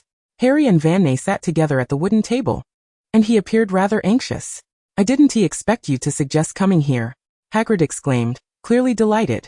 I have a strong impression of you. In fact, Harry mentions you almost every time he visits. Harry eagerly interjected, Hagrid. Oh right, of course Hermione often speaks of you as well. I once gave you an ice cream, didn't I? He beamed as he brought over a plate of dark food, rock cakes made by me. Give it a try. Fanny silently stared at the plate of pitch-black food. Out of courtesy, she picked up a piece and attempted to take a bite, but it was too tough. Thus, she forcefully placed the rock cake between her back teeth. Its texture was hard, and it possessed a dry, unidentifiable flavor, leaving Fanny utterly baffled as to its ingredients. Hagrid's culinary reputation for darkness was well-deserved, even prompting her to reminisce about the tastiness of traditional English food. How is it? Isn't it delightful? Hagrid, completely oblivious to the girl's strained smile, continued to inquire cheerfully. You've come at the perfect time. I'll prepare dinner. So you needn't trouble yourselves returning to the hall. Fanny's expression nearly faltered. She hastily stood up. Thank you, Mr. Hagrid, but it's really not necessary. Not at all a bother. Dumbledore often speaks highly of you. I believe our relationship is quite established, Hagrid insisted, waving his hands dismissively. How about I cook this meal? In a moment of urgency, Harry suddenly jumped to his feet, his emerald eyes wide with alarm. After all, Hagrid, you often make various desserts for Ron, Hermione, and me. But we haven't cooked for you yet. He stammered as he hurried towards the stove, with Fanny following suit. Rest assured, he exclaimed, raising his voice. I want to make a mistake. Then I'll assist Harry. Fanny quickly chimed in. Hagrid, initially wanting to protest, suddenly paused as the two moved toward the stove. Fanny pulled at Harry, who was fretting over the remarkably scarce ingredients laid out before him. Hey, she whispered. How did you tell Hagrid that you wanted to visit him? I just said you were also interested in magical creatures, and mentioned that I have a good rapport with Professor Dumbledore, Harry hurriedly explained while cracking eggs. Absolutely, absolutely. I didn't imply anything about liking dark cuisine or rock cakes. I know, Fanny chuckled softly. I was merely pondering what questions would facilitate a conversation with Hagrid. After all, based on her observations, Hagrid likely could not hear her thoughts. However, Those questions could easily wait for later. For now, Fanny only needed to admire the renowned savior's adept cooking skills and gently inquire, "Is there anything I can assist you with? Shall I wash this cucumber for you?" She bent down to grab the cucumber resting on the cutting board, her sudden proximity causing Harry's heart to race. Chapter 68. Into the Forbidden Forest. Luna encounters a unicorn. Fanny had always relished sampling an array of culinary delights since childhood. As a young girl, she would often gaze at her father wielding a spatula in the kitchen, eyes sparkling with hope that he would prepare more of her favorite dishes. As she grew older, her father taught her to cook, yet she was reluctant to learn, as the unair-conditioned kitchen rendered her drenched in sweat, and the pungent aromas of certain spices brought tears to her eyes. Fearing splatters while pouring oil and worrying about knife accidents while cutting meat, Fanny soon abandoned her culinary pursuits, claiming that her passion lay in dining rather than cooking. Nevertheless, she found washing vegetables to be entirely manageable. Perhaps having been tempered over many years at the Dursleys, the excessively precocious Harry had long mastered extraordinary culinary skills. He awkwardly presented a perfectly seared steak, accompanied by crisp, golden fries. Fanny's eyes sparkled with delight. Encouraged by her enthusiasm, the cheerful Hagrid retrieved a bottle of fruit wine hidden outside the wooden hut, though he forbade the two from tasting it. He recalled that last year, Dumbledore had visited and mentioned that this year's student was from an orphanage, and that he would personally go to fetch them. Clearly, he was not a connoisseur of fine spirits, for it wasn't long before his face flushed red. At that moment, Harry pondered why the headmaster did not assign Snape or McGonagall to retrieve the student. Yet perhaps it was for the best. "You possess a kind disposition, and get along well with Harry." Harry, who had already been standing shoulder to shoulder with Fanny, appeared even more flushed, unconsciously gripping the edge of the table with one hand. Indeed, Harry was a remarkable friend. Fanny smiled slowly, her eyes crinkling in delight. "Mr. Hagrid, I actually came to discuss something with you."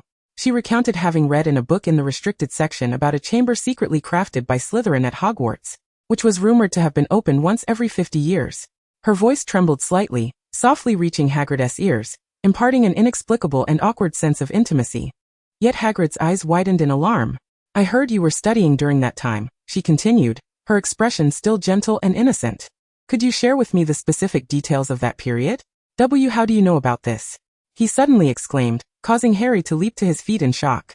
The haze of drunkenness quickly dissipated, and his body began to tremble slightly, his voice rising in pitch.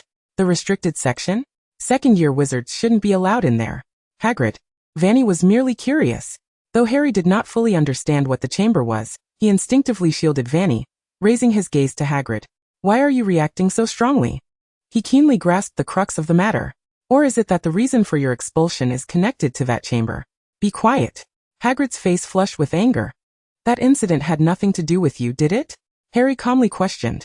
"If it had no bearing on you, then why bear the unjust blame? Fanny only seeks to uncover the truth." Fanny gently clasped Harry's fingertips. "Mr. Hagrid," she peered from behind Harry, locking her gaze on Hagrid's still slightly intoxicated eyes. "You need not take any action. We merely wish to venture into the Forbidden Forest to learn more about the buried past. For instance, we might inquire of a spider in the forest." She smiled sweetly, clearly pleased to see Hagrid's body tremble even more. "You know, Harry possesses an invisibility cloak. Even if you disagree, we are resolute in our determination to enter the Forbidden Forest." Her laughter was light and melodic. "There are many dangers in the Forbidden Forest, Mr. Hagrid. Surely, you do not wish for us to wander in at midnight and never return, do you?" "I apologize, this is not a threat." She sauntered closer to Hagrid. "I know you have our best interests at heart, but do you not wish for your name to be cleared, to reclaim your wand openly and without fear? Or are you afraid of something? Aragog will not reveal anything." Hagrid suddenly roared. "I asked him countless times during my studies, but he steadfastly refused to disclose the true nature of the monster at the school." "I understand," Fanny replied innocently, "but that does not prevent me from seeking further information." After all, she already knew the answer. It was merely a formality. Besides, she could not possibly respond during the Ministry of Magic's reinvestigation by claiming it was all due to her knowledge of the original storyline. As for taking Hagrid along, it was solely because Aragog recognized no one but him. Any intruder into his territory would be devoured. Hagrid swallowed hard, contemplating for a moment before leading them out of the wooden hut. The sky had darkened, the moon concealed behind the trees, and he skillfully guided Harry and Fanny deeper into the Forbidden Forest, advising them to cast their Lumos spells. Brilliant white light erupted from the tips of their wands as Fanny and Harry huddled close together, inadvertently crunching the decaying leaves along the narrow path. "Who goes there?" Hagrid called out, raising his voice. As he parted the tangled underbrush, the sound of a stream suddenly reached Fanny's ears, prompting her to tiptoe toward a clearing beyond the thicket. A pure white unicorn stood there, its long, slender legs poised gracefully, with a gently flowing stream behind it. A girl clad in Ravenclaw robes stood quietly, the faint moonlight casting a shimmering glow upon her flowing, dirty blonde hair, rendering it translucent. "Luna?" Fanny could not help but exclaim, as in the moonlight, Luna's fingers reached out to caress the unicorn's pearlescent mane. Chapter 69, Harry, to truly understand her. Luna Lovegoth. Harry was naturally quite familiar with the name. On the first day of their second year, it had become apparent to all that this girl had secured the top spot in Fanny's affections. Since then, Harry had found himself casting some of his attention her way. This girl, apart from her interactions with Fanny, often wandered alone and rarely conversed with her roommates. Ron's sister Ginny had once deemed her the crazy girl in the common room. Luna. Fanny, who had been standing closely beside him, dashed through the parted underbrush, her face alight with joy. "What are you doing here? How is there a Hogwarts student here?" In the wake of her excitement came Hagrid's gruff voice. "Do you not know that the Forbidden Forest is dangerous at night? You are lucky to have encountered a unicorn. Had you stumbled upon another creature, you would not know how much harm you might have suffered. But I know the creatures in the Forbidden Forest will not harm me." Luna calmly turned, her hand still caressing the unicorn's mane. "The Thestrals told me that the Forbidden Forest poses no danger to me." "The unicorn's eyes are so beautiful," Fanny remarked excitedly. "They resemble flowing moonlight." "Indeed," Luna said, her attention swiftly diverted. "She is truly stunning. Even her mane resembles water ripples." Fanny. "So gentle, so serene." Luna. "So bright and luminous, she permits me to touch her. I suspect she is a girl. I should have brought some fruit for her today." Fanny. "We can bring apples next time, Luna." Harry, unable to contain himself, attempted to step forward but was restrained by Hagrid's grip on his shoulder. "Hold on," he murmured, gazing intently at the unicorn in the clearing. Adult unicorns often dislike being approached by males. It is best to admire them from a distance, Harry. Harry felt that Hagrid did not comprehend his thoughts at all. A surge of inexplicable anger welled up within him as he fixed his gaze on the girl brushing the unicorn's mane. In truth, just a week prior, when Fanny had stopped him and expressed her desire to meet Hagrid together, Hermione and Ron had stood not far from him. At that moment, his heart had never raced so quickly. It was the first time Fanny had sought his help.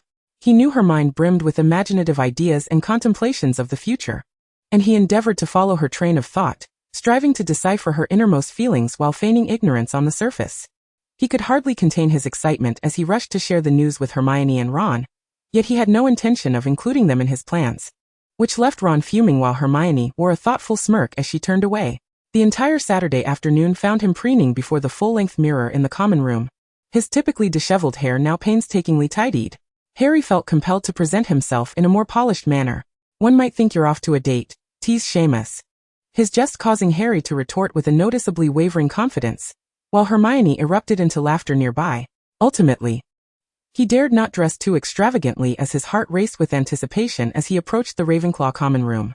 Should he perhaps tentatively respond to the eagle statue's query while awaiting Vanna's arrival, aiming to surprise her? Alas, before he could even contemplate the eagle's question, Fanny abruptly swung open the door to the common room. She looked exceptionally lovely today, her dark hair cascading freely, with a longer pleated skirt beneath her robe, and dainty white knee-high socks adorned with bows gracing her slender calves. Harry swallowed hard, instinctively reaching out, only to retract his hand at the last moment, until Fanny grasped his sleeve. "Did you do something with your hair today?" she inquired, blinking. "Or did you wash it last night? Why do you always tug at my sleeve?" Harry murmured, "If the quality of this robe were any poorer, you'd tear it to shreds." What was he even saying? My apologies? I've been accustomed to it since childhood," she said, releasing her grip with a hint of regret, only to have her hand clumsily caught by Harry again. I didn't mean it like that. I meant if you're willing, we could hold hands." "Hold hands? Why?" Fanny seemed puzzled. Yet in the next moment, her warm hand naturally found its way to clasp Harry's palm. "Well, I suppose that's all right," she stammered, although she wasn't particularly fond of excessive physical contact with others. With Harry it felt somewhat acceptable. His heart raced even faster, and he couldn't help but fixate on their intertwined hands, feeling as if Hagrid's hut was suddenly much closer to Hogwarts Castle. Regardless, this evening, it seemed they would have no one but each other, aside from Hagrid. Finally, Fanny had sought his assistance, granting them a rare opportunity to be together. He could choose to aid her, to delve deeper into understanding her through these subtle interactions. But why, in that desolate forbidden forest, did the pale moonlight filtering through the ominous treetops seem to envelop her entirely? And he, shrouded in shadows, could only silently observe her engaging in lively conversation? Sometimes he genuinely wished to know what thoughts resided in Vanna's mind, Harry thought irritably.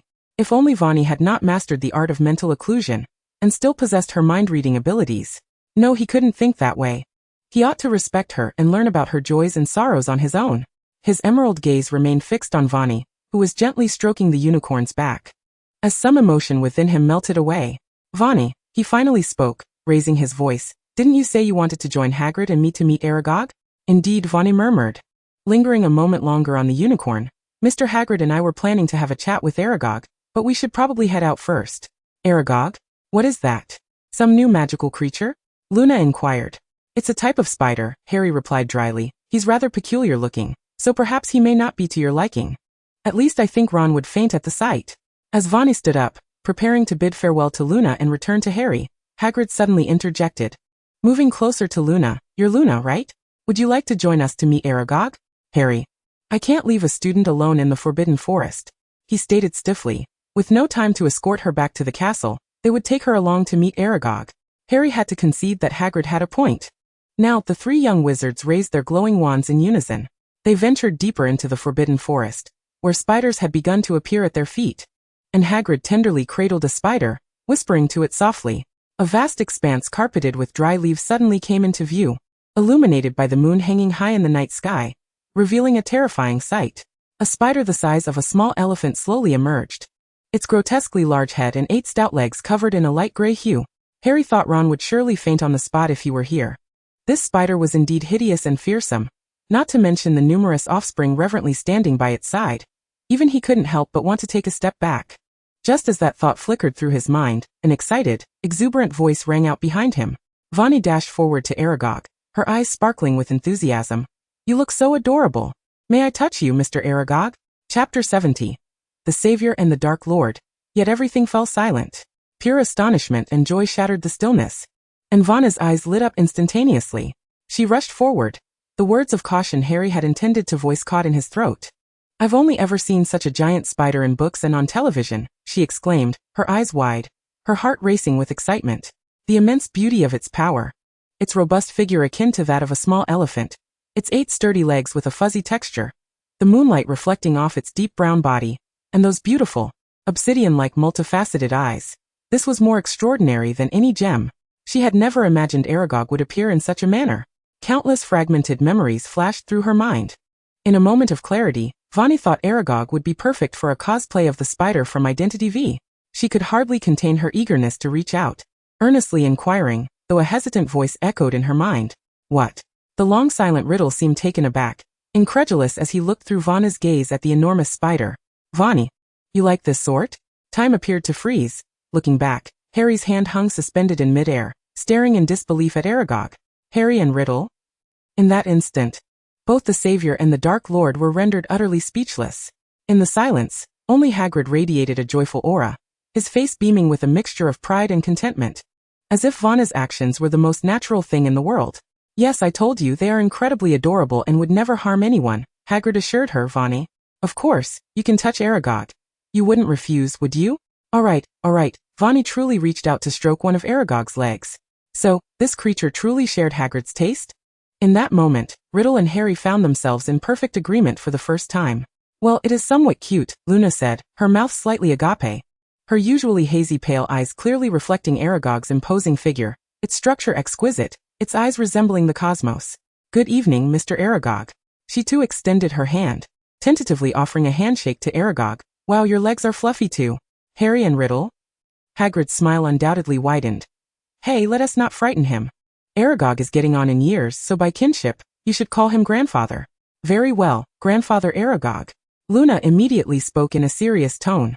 You are the second most adorable and intriguing magical friend I have ever encountered, the first being Fanny. Hence, did this girl win Fanny's affections by mirroring her thoughts? Harry, who had felt a lump in his throat, gradually relaxed. Summoning his courage, he cast a glance at Fanny beside him, approached Aragog, and stammered, "Aragog, I find you exceedingly beautiful. You exude a sense of power, and your skin is remarkable." Harry felt as though all his strength was being drained away, yet he forced himself to extend a hand. "May we shake hands?" Riddle. He failed to comprehend Harry's intent, and was taken aback. Aragog. He had lived for over 50 years and had never before received such admiration from wizards. Even the small spiders scuttling nearby seemed to fall silent. Hagrid, standing by, calmed his inner turmoil and spoke slowly. "What do you seek from me?" Fanny took a timid step back, brandishing her wand. "I wish to learn about the true monster from 50 years ago that dwelled within the Chamber of Secrets." After a moment of silence, Aragog replied, "Hagrid should have informed you. You ought to know that 50 years ago, Mr. Hagrid was falsely accused of being the murderer who opened the chamber, while you were branded as the monster who killed that muggle-born girl." Fanny interrupted directly, "But you never harmed a single human, did you? No being wishes to be unjustly slandered, not even spiders." She crouched down, unsure of which of Aragog's many eyes to meet, and eventually directed her gaze towards his body. "Even if you do not care, Hagrid has indeed been greatly affected by this matter." She spoke quickly. "To this day, he remains in a position of wrongful accusation, unable to wield his wand openly. Hagrid has endured this injustice for far too long. How many 50-year lifespans can a wizard and a magical creature possess?" Fanny chose her words carefully, recalling that in the original text, Aragog had died of natural causes in his 6th year, and now, as he grew old alongside Hagrid, did he truly wish to see the wizard who cared for him live on bearing the burden of wrongful accusation, until his own demise? "I merely hope you can provide some clues," Fanny whispered, observing Aragog's expression. He silently rolled his eyes. After a moment, he commanded the remaining hordes of spiders to retreat 3 feet, expressing resentment. "The creature that resides within the school is an ancient being that we spiders fear most. It can easily threaten our lives and we never speak its name." "Oh, I understand," Fanny replied calmly, "the monster whose name cannot be mentioned. The Voldemort of your spider world, am I correct?" Riddle suppressed a cough, nearly choking on the thought in Fanny's mind. Hagrid instinctively shivered, and Fanny turned to smile at everyone. "I now know what the monster in the Chamber of Secrets truly is. Regarding the creature feared by spiders, I once read about it in a book from the restricted section." She calmly fabricated a lie, concluding the recording spell cast by her wand. "It is a basilisk." Chapter 71. Moaning Myrtle, the Corrupted Magical World. Fanny had pondered this question countless times while reading the original text. Why was it that when the Chamber of Secrets was opened, the Ministry of Magic ultimately determined Hagrid to be the culprit, and no one at Hogwarts, save for Dumbledore, doubted this? Yes, even if Riddle was exceptionally charismatic, handsome, and adept at charming hearts, enjoying the trust of everyone at Hogwarts, could this case truly be so mistake-free? The magical world is not unlike the Muggle one. It possesses far more methods for solving mysteries. The deceased Moaning Myrtle did not choose to move on, but remained at Hogwarts as a ghost. Did not a single individual within the Ministry of Magic or Hogwarts think to inquire about the experiences of the deceased or to distinguish between the deaths caused by spiders and those inflicted by a basilisk? Evidence was indeed readily available. Ultimately, it was the Ministry of Magic, the entire magical world that was thoroughly rotten. Myrtle, a Muggle-born girl, faced bullying alone at Hogwarts, while Hagrid, of half-giant blood, suffered discrimination from the magical community. In stark contrast, Riddle, residing in Slytherin, had countless supporters from pureblood families, whose parents were high-ranking officials within the Ministry of Magic and members of the Wisengamot, some of whom might even be the Minister of Magic himself. It was all too easy to manipulate the situation. This was unequivocally a brutal hunt orchestrated by the powerful against the powerless and the discriminated. "Fanny?" Harry grasped her palm with urgency, his green eyes, reminiscent of a forest after rain, gazing at her. "Where are you taking me?" "That direction is not towards the girls' lavatory. It is an abandoned girls' lavatory," Fanny replied tersely, brushing her fingers through Harry's hair with an unmistakable fondness. "No one will be here at this hour. You can rest assured." Harry's face flushed crimson. Thankfully, under the cover of the night, she could not see it, and fortunately, Luna had already departed. No. Harry felt his previously arranged hair become tousled once more. A faint sound of weeping echoed nearby as Fanny pushed open the lavatory door, revealing a girl with inky black hair and glasses, helplessly crying in mid-air. "Moaning Myrtle?" Fanny inquired softly. "I sincerely apologize for the intrusion. But may I ask how you met your demise?" Harry clearly found Fanny's question to be quite offensive. Yet, Myrtle's eyes suddenly sparkled. She darted in front of Fanny, her neatly styled pigtails swinging rapidly before her shoulders, her pale, haunting face drawing close to Fanny's. All these years, no one has ever asked me how I died. You're asking me how I died? This fellow Ravenclaw suddenly directed her gaze towards Harry. Hey, what essay boy doing in the girls' lavatory? Harry tightened his grip on Fanny's hand. I believe this lavatory has been abandoned. In the second before my death, I saw a tall, thin boy in the girls' lavatory, and was just about to warn him that he was in the wrong room. But Myrtle seemed entirely unconcerned with Harry's reaction, drifting towards the high ceiling of the lavatory. Her expression grew particularly excited and joyous. I had just finished crying in the lavatory, and had not yet taken off my glasses when I saw a boy entering the girls' lavatory. And then a pair of yellow snake-like eyes focused on me, and then I died. Myrtle laughed with unusual delight. So little girl, why are you suddenly so eager to ask me questions? Is it to aid your subsequent writing ideas? Helena once told me you were writing a novel. You must make sure to depict my death as sufficiently tragic, perhaps even alongside some handsome fellow. She giggled. Of course, not dying is also a wonderfully exquisite option. I wish to investigate the true culprit behind your death. Fanny suddenly interjected. Would you be willing to provide some verbal testimony regarding the case from 50 years ago? Myrtle's laughter abruptly ceased. Everything fell eerily silent. The door of the girls' lavatory creaked under an unseen breeze, and the waterlogged stone basin emitted the sound of droplets colliding. Drip, drip, the floor was damp. Before the cracked mirror, Myrtle floated in a state of bewilderment, suspended in midair, as a dim light seeped from the partially ajar bathroom door, casting an elongated shadow of Fanny. If my suspicions are correct, the creature responsible for your demise must be the basilisk. The faint glow illuminated much of her face, shedding a bit of light on Myrtle's ethereal essence. I once read in an ancient tome that the basilisk possessed a pair of eyes that could mesmerize any creature in a most literal sense. Any being that fell under its gaze would perish instantly. Fanny stepped forward, lowering her gaze as she gently remarked. This creature is feared by spiders, but holds a profound dread for roosters. Perhaps we could investigate whether, 50 years ago, there were any cases of roosters meeting a tragic end at the school? The smile on Myrtle's face froze, and tears lingered in her eyes, threatening to fall. What prompted you to suddenly recall this long-forgotten case from 50 years ago? She quietly inquired. Is it because you are friends with Hagrid? Yes, but not entirely. Fanny promptly replied. I merely believe that some truths deserve to be unveiled.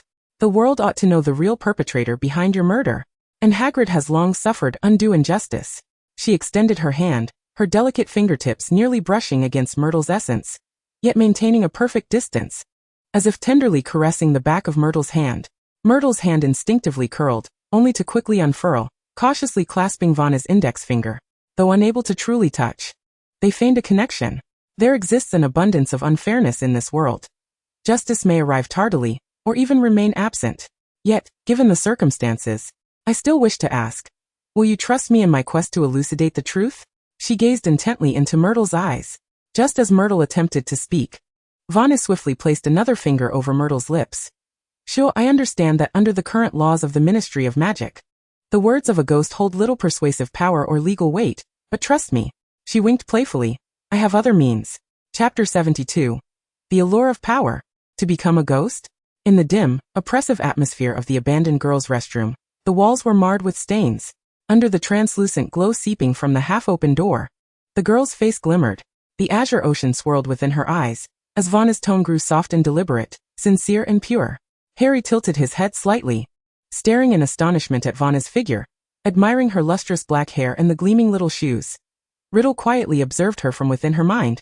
His lips curved in a casual smile, his eyes reflecting an abyss of silence. Myrtle gazed at her in a daze, tears unconsciously sliding down her cheeks, her hands yearning to grasp Vanna's arms, only to pass through them instead. Reluctantly, she withdrew her hands and abruptly stated, "The Hogwarts archive." What? The school's archive contains numerous important documents from past years. Myrtle replied with clarity and composure, and there's the caretaker's office, which holds detailed records of all students punished at Hogwarts, including the demerit points assessed against them. 50 years ago, there indeed was an incident involving a rooster that was inexplicably killed. Even Headmaster Dippet had some awareness of it. And you may inquire about it with his portrait in Dumbledore's office. Myrtle continued. Though the words of ghosts and portraits may hold little value, the Hogwarts archive accurately documents cases of rooster killings along with the corresponding demerit records for the students responsible. You might want to seek them out, as written evidence holds far more weight in the wizarding court than the self-affirmations of a ghost or any half-blood giant. She was a Ravenclaw. Vanna's eyes widened slightly. A peculiar smile once again graced Myrtle's face, and she giggled, drifting away from Fanny only to reappear behind her like a specter, her lips brushing against her ear. Very well, I am willing. Her eyes twinkled.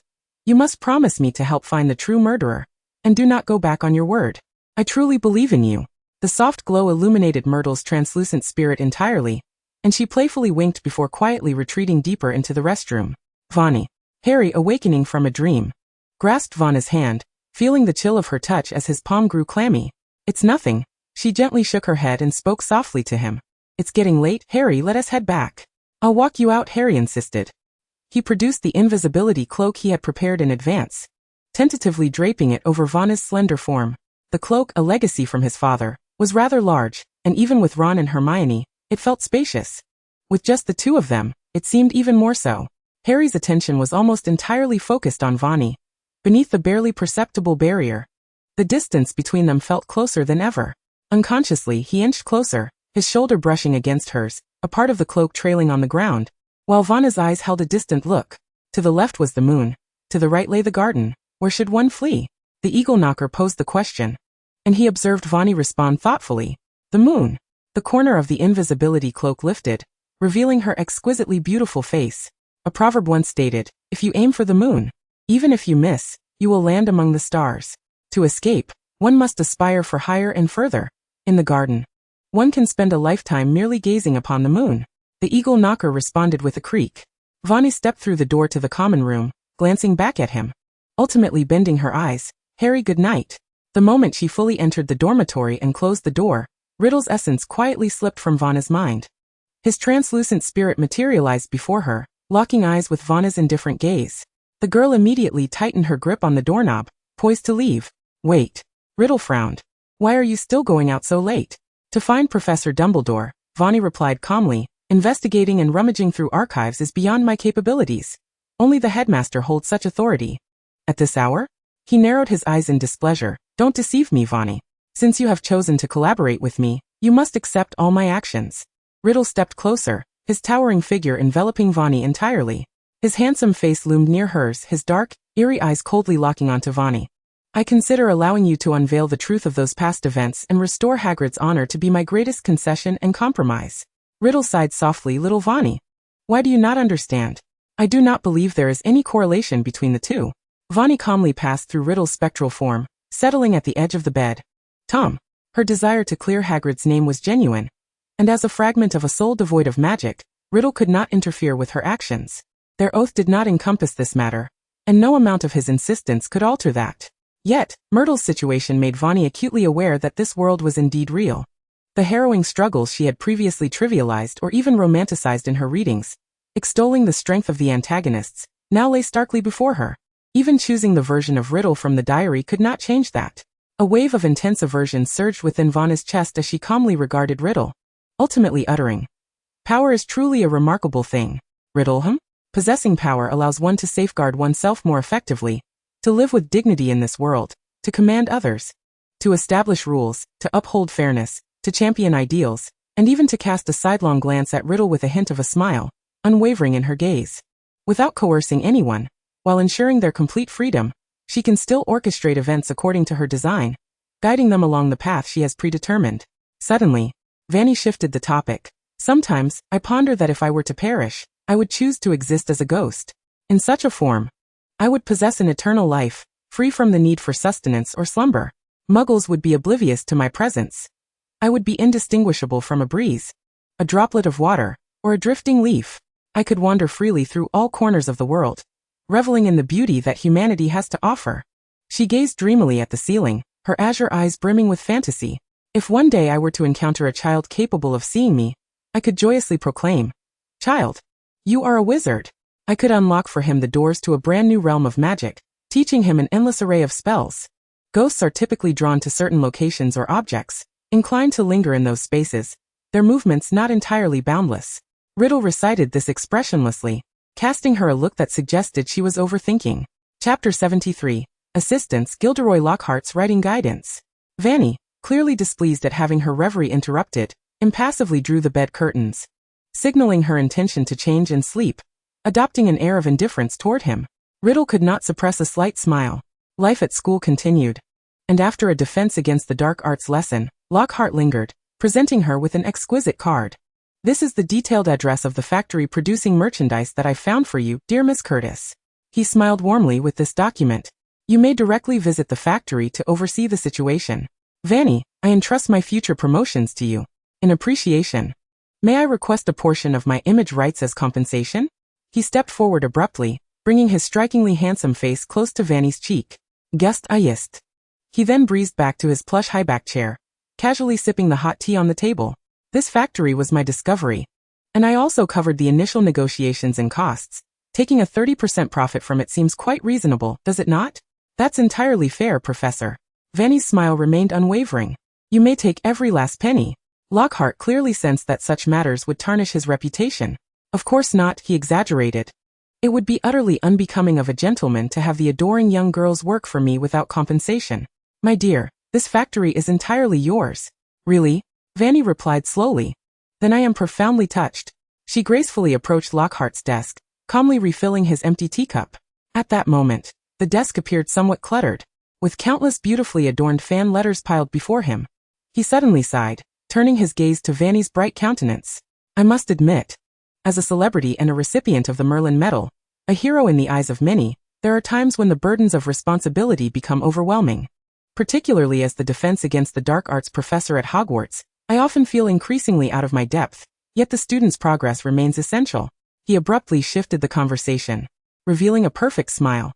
"How about this? I plan to establish a dueling club, and I would like you to serve as my assistant. What do you say?" Fanny's smile faltered slightly. "Ah," she internally questioned Riddle. "Is he asking me? What difference does it make from working for him for free?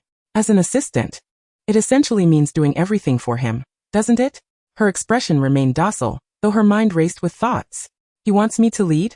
What on earth is the professor thinking? The reason I sought him for merchandise is solely due to his fame and my inability to venture beyond school. Surely it's because I instinctively become anxious in negotiations, appearing weak without sufficient confidence? I am not cut out for leadership. I detest it." She lamented. "If anyone were to make me a leader, they'd be forever cursed." With her lips pursed, Fanny was about to concoct an excuse when the man in front of her took another step. He waved his wand, aligning the exquisite envelopes neatly, and the books from the drawer soared into the air. Fanny's eyes widened as she beheld countless copies of Singing Contradictions in an instant. "Those fanfictions about Gryffindor and Slytherin, as well as Ravenclaw and Hufflepuff, are your work, aren't they?" Lockhart smirked. "Fear not, among the literary circles. It is not uncommon for an emerging author to be discussed by others. Your true identity remains largely undiscovered. I only recognized a familiar writing style through the papers you submitted." "Your writing is commendable," he reassured her, "though there are still some shortcomings in the handling of plot details." Lockhart tossed her a piece of parchment, which landed accurately in her lap. Densely inscribed with various suggestions for revisions, each phrase sharp and eloquent, striking right at her heart. In the sunlight, Lockhart's handsome face appeared as if gilded, particularly pleased by the girl's admiration.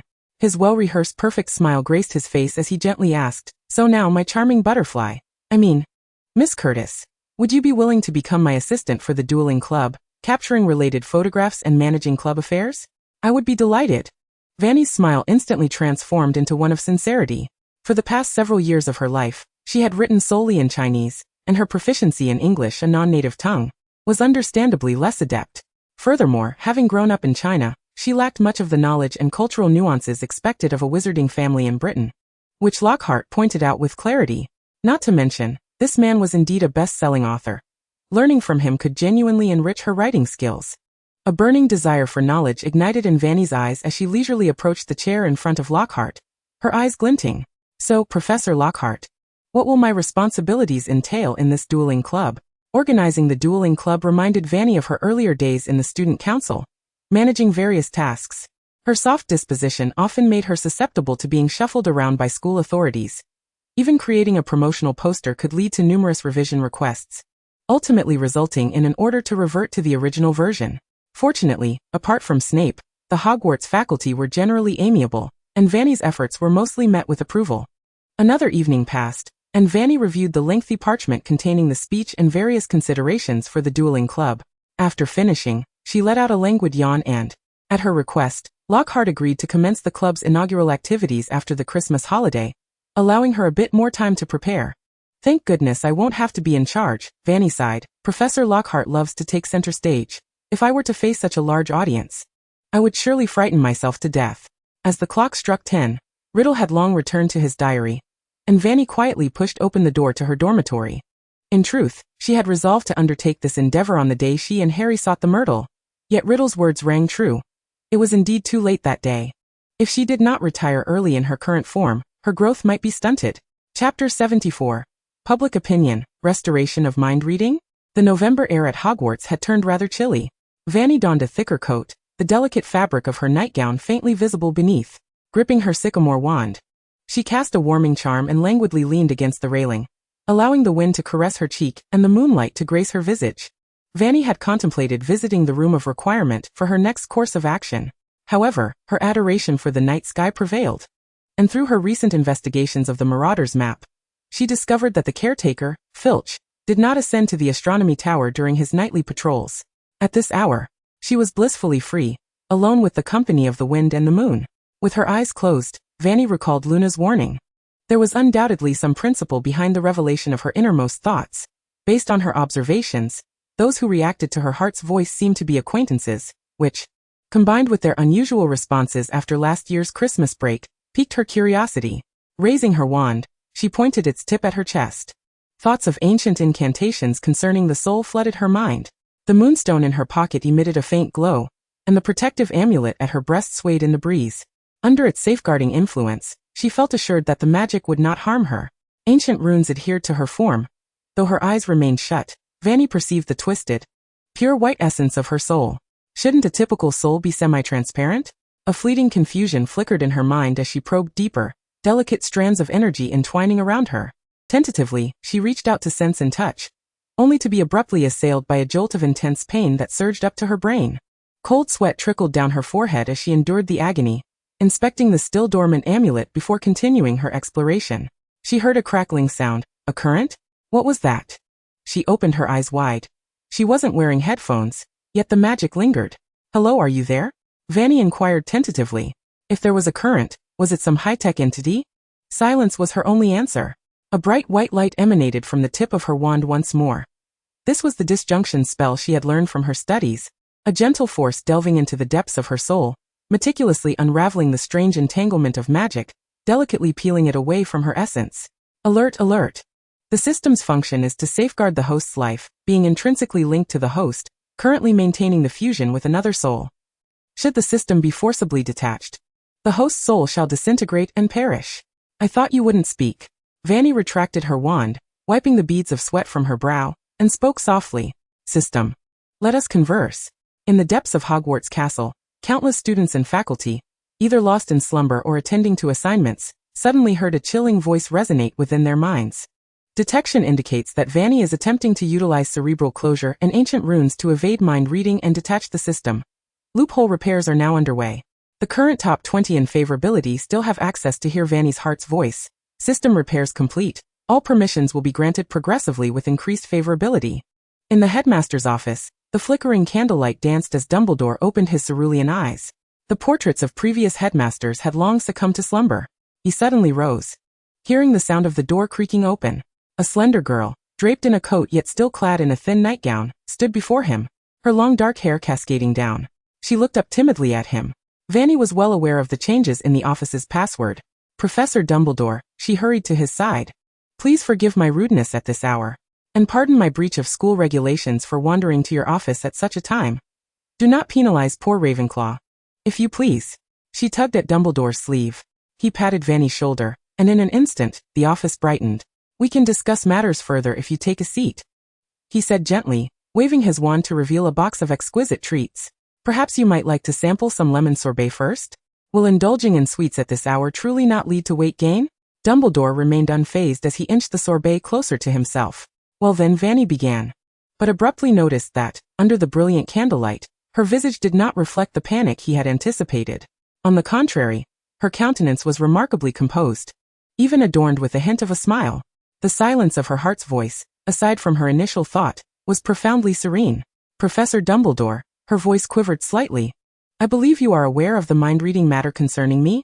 Indeed, Dumbledore replied with a gaze filled with warmth and concern, but regrettably, I seem to be under some constraints and cannot delve deeper. I can surmise, Fanny interjected. Based on your actions over the past year, I understand your and Professor Snape's intentions, as well as Mr. LeMay's. It was only after last year's Christmas holiday that I began to comprehend your motives.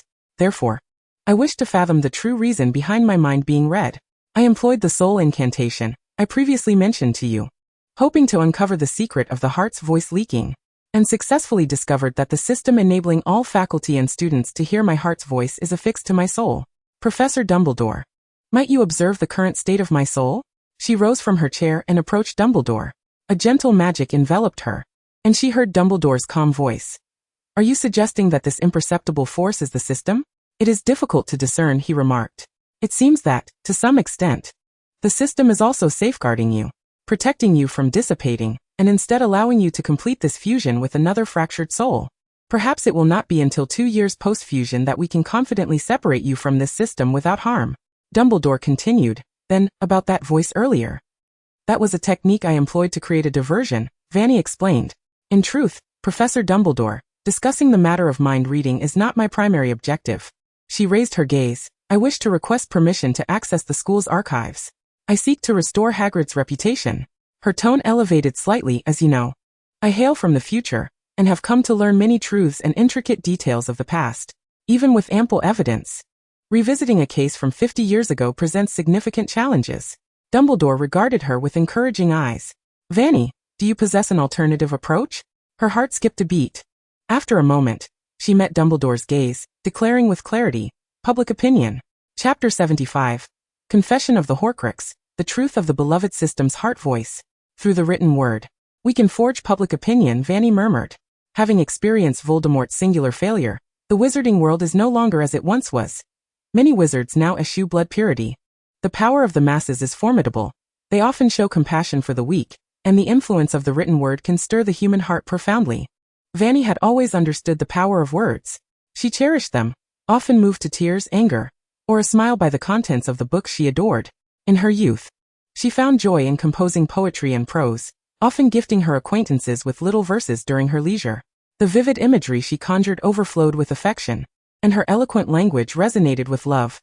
Fanny effortlessly transformed 3 parts of sentiment into 12 parts of meaning, earning admiration from all her friends for her exquisite diction and genuine sincerity, unaware that her true passion lay in the art of written expression. She flaunted her eloquence across the internet, crafting not only highly readable articles, but also fashioning a persona for herself with a mere handful of words, resulting in countless fans rallying in her support. The allure of words is indeed beguiling. They can reach through screens and wires, captivating a multitude who, without knowing her true self or even seeing her face, fall utterly in love with her. Professor Dumbledore, the case from 50 years ago is indeed too distant. It is both a curse and a blessing for us. Fanny gazed intently into his eyes, recognizing the difficulty in reopening such a long-closed investigation, yet noting the advantage that those who once endeavored to conceal the truth have largely withdrawn from the political arena of the wizarding world. However, as she spoke, the girl's demeanor evidently softened. Her countenance appeared somewhat pallid in the flickering candlelight, her weary blue eyes struggling to remain wide open, yet still anxiously darting towards Dumbledore. Professor, my proposal should pose no issue, right? She ventured cautiously, aware that for her subsequent plans to unfold smoothly, she might require the esteemed presence of someone like him to lend support. While this might be perceived as somewhat manipulative, her sole desire was for Hagrid to regain his honor. Vanna's voice carried a hint of trepidation as her right hand subconsciously tugged at the hem of her garment. Dumbledore treated her kindly. She endeavored to embellish her words, concealing the shadows lurking within her heart. A blend of truth and deception would arouse no suspicion. Her timid and obedient demeanor naturally aligned with her outward appearance, especially as she felt a quiet unease within. This guise was most effective in lowering defenses, and was ideally suited for deceit. Fanny had always excelled at embracing this persona, crafting a pitiable image to bask in the tenderness of those around her, seeking the validation and affection she desired. The aged hand slowly descended, ruffling Vanna's hair. Startled, she lifted her gaze to meet his striking blue eyes. I do not believe your suggestion holds any flaws, Dumbledore replied. On the contrary, your willingness to devote your free time to vindicate your friend is commendable. I would certainly be willing to stand up for Hagrid. For this miscarriage of justice from 50 years ago should have long been rectified, should it not? A smile graced Dumbledore's face. You are very kind, Fanny. Fanny stiffened momentarily, It is getting late, Dumbledore said softly. If you truly do not wish to indulge in a lemon sorbet at this hour, perhaps some nighttime beverages could be in order. Should we bid each other good night, Fanny? He released his hand, a gentle smile on his lips. Wait, Fanny interjected, halting Dumbledore's turning away as she hurriedly approached to clutch at the sleeve of his robe. Yet she quickly released him, raising her eyes to meet Dumbledore's once more. Actually, there is one more matter I must address. In the original narrative, Voldemort had created 7 Horcruxes. The diadem of Ravenclaw, the golden cup of Hufflepuff, his serpent Nagini, the ring of the Gaunt family, which was the resurrection stone cursed to shorten one's lifespan to less than a year upon wearing it, and the locket of Slytherin, which Regulus Black had retrieved at the cost of his own life, currently residing in the Black family home, alongside the final Horcrux. Her voice gradually diminished. Additionally, there was the Muggle diary Voldemort purchased during his youth. Aside from Slytherin's locket, I am unaware of the specific locations of the others. After Voldemort discovered my thoughts had been revealed last year, he relocated all the remaining Horcruxes. A being less than a ghost cannot possibly move the other Horcruxes. Dumbledore responded calmly. It seems he has found a new host. Perhaps. Fanny paused, mentally reviewing all those who could potentially be possessed by him. Nevertheless, I sincerely appreciate you informing me of this matter, Fanny. Dumbledore conjured a warm drink with a wave of his hand, inquiring gently, is it not time for us to truly say goodnight? After finishing her drink, Fanny departed from the headmaster's office, her heart racing. She could not deny that Dumbledore seemed to possess an innate ability to soothe the soul. In his presence, she felt as though she could relinquish all thoughts, obediently following his lead like a child, a blind devotee. Memories unfurled in Vanna's mind. Within the astronomy tower, a system panel materialized before her. She beheld the names and specific values of the 30 wizards who ranked highest in her affections, and at the bottom right of the panel, her current thoughts were clearly displayed. It even included subtitles with translations. Affection hunky? Fanny inquired coolly. Aside from being read by everyone, I also have an affection system? Only those within the top 20 of the hostess affections can hear the hostess thoughts. The cold mechanical voice echoed in her mind. This is also a measure of privacy protection for the host. This system is a cherished companion designed to ensure the host is adored by all students and faculty of Hogwarts. So your idea of ensuring my safety is to expose my thoughts to everyone? Fanny frowned. The exposure of thoughts guarantees that the host receives ample attention. Even before enrollment, Dumbledore and Malfoy were already sufficiently focused on the host due to the mind reading and affection ranking systems. Once the affection ranking system was introduced, numerous wizards competed to gain access to the host's thoughts, creating a veritable battleground within the cherished companion system. Is this battleground truly due to genuine affection for me, or their desire to exploit the information in my thoughts? Fanny challenged. This is the case for all cherished companion systems. The system replied succinctly. By exposing thoughts to a specific group, attention and care are garnered. Those who benefit from the thoughts will provide resources to the host at opportune moments. Rest assured, the system will not allow the host to come to harm. But what difference does this attention and resources make compared to casually tossing a bone to a pet when one is happy? With my thoughts entirely exposed, they would naturally harbor no malice towards me. After all, I am laid bare before them, sharing vital information daily. Who wouldn't he be drawn to such a person with affection? Fanny disagreed vehemently. All previous hosts have completed their tasks through this method and returned to the real world. What did you say? She immediately seized upon the key point. I can return? As long as the task is completed, the host can freely traverse between the two worlds. The system replied coldly, provided the host garners sufficient affection. A line of subtitles suddenly appeared on the system panel. 457-230-0000. What does this affection represent? The system, however, remained unresponsive. Yet the host has not adhered to the rules, privately utilizing the brain sealing technique of this world to shield thoughts. The system has initiated emergency measures, and the effects of the brain sealing technique will soon be similarly obscured. 3-2-1. Wait. Chapter 76. A golden house to hide Soup? He could stay in her dormitory. Vanna's voice rose in urgency. Are you saying that all previous hosts completed their tasks and returned to the real world through the exposure of their thoughts? Indeed. The system paused for a moment. Host? Have you made your decision? Are you fully prepared to accept the consequences of heart voice leakage? It must be that the previous hosts you selected were rather naive and benevolent, harboring no ulterior motives, she stated calmly, her voice slowing as she raised her gaze. The heart voice that is completely laid bare is utterly uncontrollable. What if I harbor some dark thoughts, more terrifying than those of Voldemort? Would those who hear my heart voice not be influenced and keep their distance from me? I can accomplish the task. She spoke swiftly. But when it comes to heart voice leakage, isn't it far better to selectively filter it than to expose it entirely? Your task is merely to satisfy my affection value. The outer exposure of my heart voice is not the crux, is it? She coaxed gently. You may inform others about the public release of my heart voice. However, the actual content of the heart voice remains under my control. The affection garnered this way would surely be far more efficient than revealing everything, could it not? I could even contemplate specific thoughts aimed at winning the favor of an individual, could I not? Fanny's lips curled into a soft, harmless smile. Perhaps you could give it a try. This system is unaware of your gender. How should I address you? The system remained silent. After a brief moment, it finally spoke. I can temporarily comply with the host's requests. However, the premise is that the host must guarantee an increase of at least 5,000 points within 10 days. Fanny nodded in silence. Thus a new announcement is loading. 20. 5090. System announcement loading complete. Upon detection, Fanny attempted to utilize brain-sealing techniques and ancient magical scripts to evade mind reading and system stripping, which has now undergone vulnerability repair. The top 20 individuals in terms of affection can still hear Fanny's heart voice. System repair is complete, and all permissions will be unlocked sequentially as affection increases. Buzz. The system's cold mechanical voice abruptly ceased, and a blinding white light erupted deep within Fanny's consciousness. Gripping her wand tightly, she unhesitatingly unleashed the ancient magical script she had prepared. The intricate and complex soul script collided with her self-created incantation, striking her body instantaneously as she silently chanted, her will piercing through the parasitic existence like a blade. Success. The tension in her nerves suddenly relaxed. Fanny knew the system had temporarily entered a dormant state.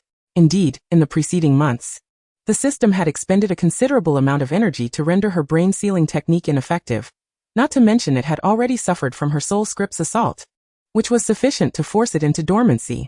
She had no intention of seeking a way home by obeying the commands of a strange system. Executing tasks might be slower than her future attempts to strip the system apart for research. Things were not as dire as she had imagined. The restrictions within the system were not as harsh as she thought. Only 20 individuals could hear the so-called heart voice, influenced by her affection. She could now simultaneously observe the system panel and the status of her affection value. The question from the eagle ring pulled her thoughts back, and with a slight dimness in her gaze, Fanny mechanically answered the question before dragging her somewhat heavy footsteps to push open the door of the common lounge. She almost silently turned the doorknob of her dormitory. The room was shrouded in darkness, with only the cold moonlight streaming in through the high window, cascading onto the floor like a sheet of silver frost. Riddle stood at the edge of that silver frost. The moonlight effortlessly penetrated his tall frame, casting an extremely faint shadow on the floor, nearly imperceptible. Hearing the creak of the door hinge, he slowly turned around, the moonlight outlining the perfect silhouette of his profile. His bottomless black eyes locking onto her from the shadows, his demeanor still languid. Fanny, he said in a tone that suggested familiarity, moving with a leisurely stride. Remember to close the door. Where have you been at this hour? He leaned down slightly to inquire gently. I heard the announcement from that entity. Since there's a system for affection notifications, why have you never told me before? Fanny retorted coldly, fixing her gaze on Riddle. Didn't we agree that we were partners? Where is the most basic honesty? Restricted by the system, I cannot speak, Riddle replied nonchalantly. Yet he was more concerned about her whereabouts. I apologize, but please tell me, what have you been doing? I attempted to use the ancient magical script I learned to expel that ghostly thing haunting my soul. Fanny replied with a hint of frustration. Unfortunately, it backfired. Now that pesky thing says that anyone within the top 20 of affection can freely hear my heart voice. Fortunately, she tried to lighten her tone, even adopting a self-deprecating demeanor. It seems the heart voice revealed is only the most superficial layer, as you know, Tom. She lazily walked to the bedside and picked up the Riddle doll. The thoughts I entertain daily are chaotic and disordered. Under deliberate control. I won't inadvertently disclose anything truly significant. You guarantee it won't leak? Riddle narrowed his eyes, his gaze suddenly deep and dangerous. He silently glided to the bedside, kneeling before her. This posture required him to look up at her seated on the bed's edge, yet strangely did not diminish his commanding presence. Instead, it created a peculiar tension of submission and control. The moonlight sculpted his upturned jawline, pale yet exquisite. Riddle tilted his head slightly, a beguiling smile curving his lips. His voice dropped even lower, imbued with an intimacy that felt almost like a whisper. My life, my secrets, All now rest upon your shoulders, little Fanny. You are my only refuge. You must ensure that my heart voice does not leak. He paused, his gaze wrapping around her like a tangible force. Let Dumbledore, Potter, or any other interfering individuals know. After all, he added softly, a hint of concealed delight in his tone. I am currently residing in your dormitory. Chapter 77. An elite companion, drawing charm for Draco. Following the system's announcement, Fanny once again received an influx of assistance from her fellow Hogwarts students. A feather quill that accidentally fell to the ground was swiftly retrieved by kind classmates. During dinner, whenever she glanced at a delicious dish, someone would promptly offer to serve it onto her plate. Numerous students greeted her warmly in the corridors. Even when she occasionally passed the Quidditch pitch, players riding their brooms would ostentatiously flaunt their flying skills, seemingly nonchalantly passing by her side. The wind from the flying brooms tousled her long hair, and Fanny halted. Noticing a male wizard before her, who had evidently doused himself in copious amounts of perfume, flashing a smile he believed to be charming. Cadwallader, practice isn't over yet. Return to training, a gentle voice resonated. Fanny turned, and a handsome face came into view. He was clad in the Hufflepuff Quidditch team uniform, his expression mingling a hint of helplessness with caution, before apologetically addressing her. My apologies, Miss Curtis. We may have inadvertently disturbed you. It's nothing, Fanny replied hesitantly, inadvertently noticing a significant leap in her affection ranking on the system panel. Congratulations, Fanny's affection for Cedric Diggory has now risen to 9. Cedric's expression subtly shifted. In truth, Fanny was uncertain whether the proximity of individuals stemmed from a desire to delve into her privacy and thirst for important information, or merely from a genuine inclination to befriend her due to her character. At least Cedric had had little interaction with her over the past 2 years. A slender hand was abruptly tugged, and Draco, brimming with pride, clasped her palm. Under the warm embrace of sunlight, the beads of sweat on his forehead glistened brilliantly, while his platinum hair, dampened from prolonged training, clung to his skin. But we have completed our training, he lamented, still clad in his team uniform. He couldn't help but complain, lamenting the stubbornness of their captain, Flint, who adamantly refused to allow her to observe their practice, fearing she might divulge their strategies to the Ravenclaw team. In truth, there was merit to his concern. Fanny mused inwardly. Without the mental occlusion charm, her thoughts would serve as a loudspeaker. I suppose you'll only catch a glimpse of my dashing demeanor in the next match. Fanny. Draco's voice suddenly rose in dissatisfaction as he noticed her lost in thought, causing her to involuntarily loosen her grip. Ascending the steps, her gaze shifted to Draco's brow and eyes. Bathed in sunlight, his pallid complexion appeared almost translucent, and the lashes above his light gray irises were both dense and long. With a flick of her wrist, she retrieved her wand from her pocket and, with a gentle smile, cast a drying charm upon him. The damp strands that clung to his forehead were transformed into a buoyant, airy mane, rejuvenating his appearance. She idly ruffled Draco's platinum locks, her fingers inadvertently brushing through a few stray hairs. You look much more comfortable like this. Draco suddenly froze in place. As her eyes traversed his features, she unconsciously recalled the system's earlier statement. Before enrollment, Dumbledore and Malfoy had garnered significant attention towards the host due to the mind-reading and affection ranking system. Indeed, without the mind-reading ability, it would have been difficult for someone of her ambiguous lineage from an orphanage to catch the attention of Draco, who had long been steeped in bloodline ideology. Ultimately, it was this very skill that had afforded her an undue amount of attention. Why torment yourself with such futile speculations, little Fanny? Riddle's languid voice resonated in her mind. Like the twinkling stars in the night sky, people can never discern which one truly shines and which merely reflects light. Yet does it matter? Your worth is never defined by the gaze of others. His tone carried a perfectly timed sigh. Whether it be Malfoy's attention or the affection of others, they are, in essence, mere butterflies attracted to your unique brilliance. The mind-reading ability merely allows you to discern the patterns on their wings sooner. It is not a shackle, but rather a shield tailored for you. Those who draw near under the veil of secrecy are, in truth, intimidated by your latent power. Moreover, she heard a soft chuckle echo in her mind. Even if your thoughts were to be laid bare again, fear not, for I am here beside you. Are we not? We shall always turn peril into safety. It must be said, when Riddle endeavored to communicate earnestly with her, his words were quite agreeable, providing the highest emotional value, akin to a premier companion, though it was true that other companions merely required payment. He demanded a far greater price. Fanny's lips curved into a smile as she reclaimed Draco's hand. Blushing furiously, Draco swiftly retreated into the changing room. At last, the Christmas holidays had arrived. Fanny packed her essential belongings and set off with Harry at dawn to board the Hogwarts Express. Professor Lockhart had provided the location of the factory in a district of London, requiring specific bricks to be moved for entry. Hermione, are you truly planning to accompany me to the factory? Of course, Hermione exclaimed, pulling out a lengthy piece of parchment from her bag. This is to assist Professor Lockhart in creating merchandise. I even took the liberty of learning about the production process and economic benefits. The specifics were referenced from the trading cards that accompanied Chocolate Frogs, and of course, I also incorporated several of Professor Lockhart's works, believing we could devise a plan for the merchandise you wish to create. Unable to resist, Fanny interjected, what if we added a pain package? A pain package? What is that? Hermione inquired. But regardless, Fanny, you make a valid point. As the train roared, the young witches and wizards soon arrived at the London train station. Sirius stood nonchalantly at the platform entrance, exuding a casual elegance. Harry rushed forward into Sirius's embrace, while Sirius bent slightly to wrap his arms around Harry, before reaching out to tousle Fanny's hair. Planning to take a look at your factory? He rasped, then muttered. I really don't understand what you're thinking. Lockhart's a bit of a joke.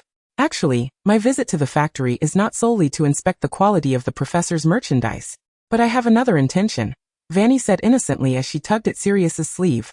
I hope to persuade the factory to allocate some resources to produce my merchandise. Chapter 78. The Merchandise Factory. She is not alone. The location of the factory provided by Lockhart was indeed concealed. As Fanny and her companions ventured deep into the industrial district, enveloped in the scent of machine oil, she instinctively furrowed her brow at the heavy smog. Following Fanny's directions, Sirius expertly tapped several specific red bricks with the tip of his wand. With a soft, gear-like click, the wall before them silently pivoted inward, unveiling a brightly lit entrance filled with peculiar sounds. A complex aroma of fresh ink, vibrant paints, a certain magical adhesive, and a hint of food wafted toward them.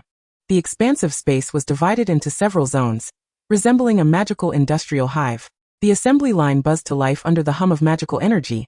Countless acrylic boards adorned with Lockhart's radiant smile were swiftly cut by magic, while wizards, their bodies splattered with paint, enchanted them with captivating sapphire-colored eyes.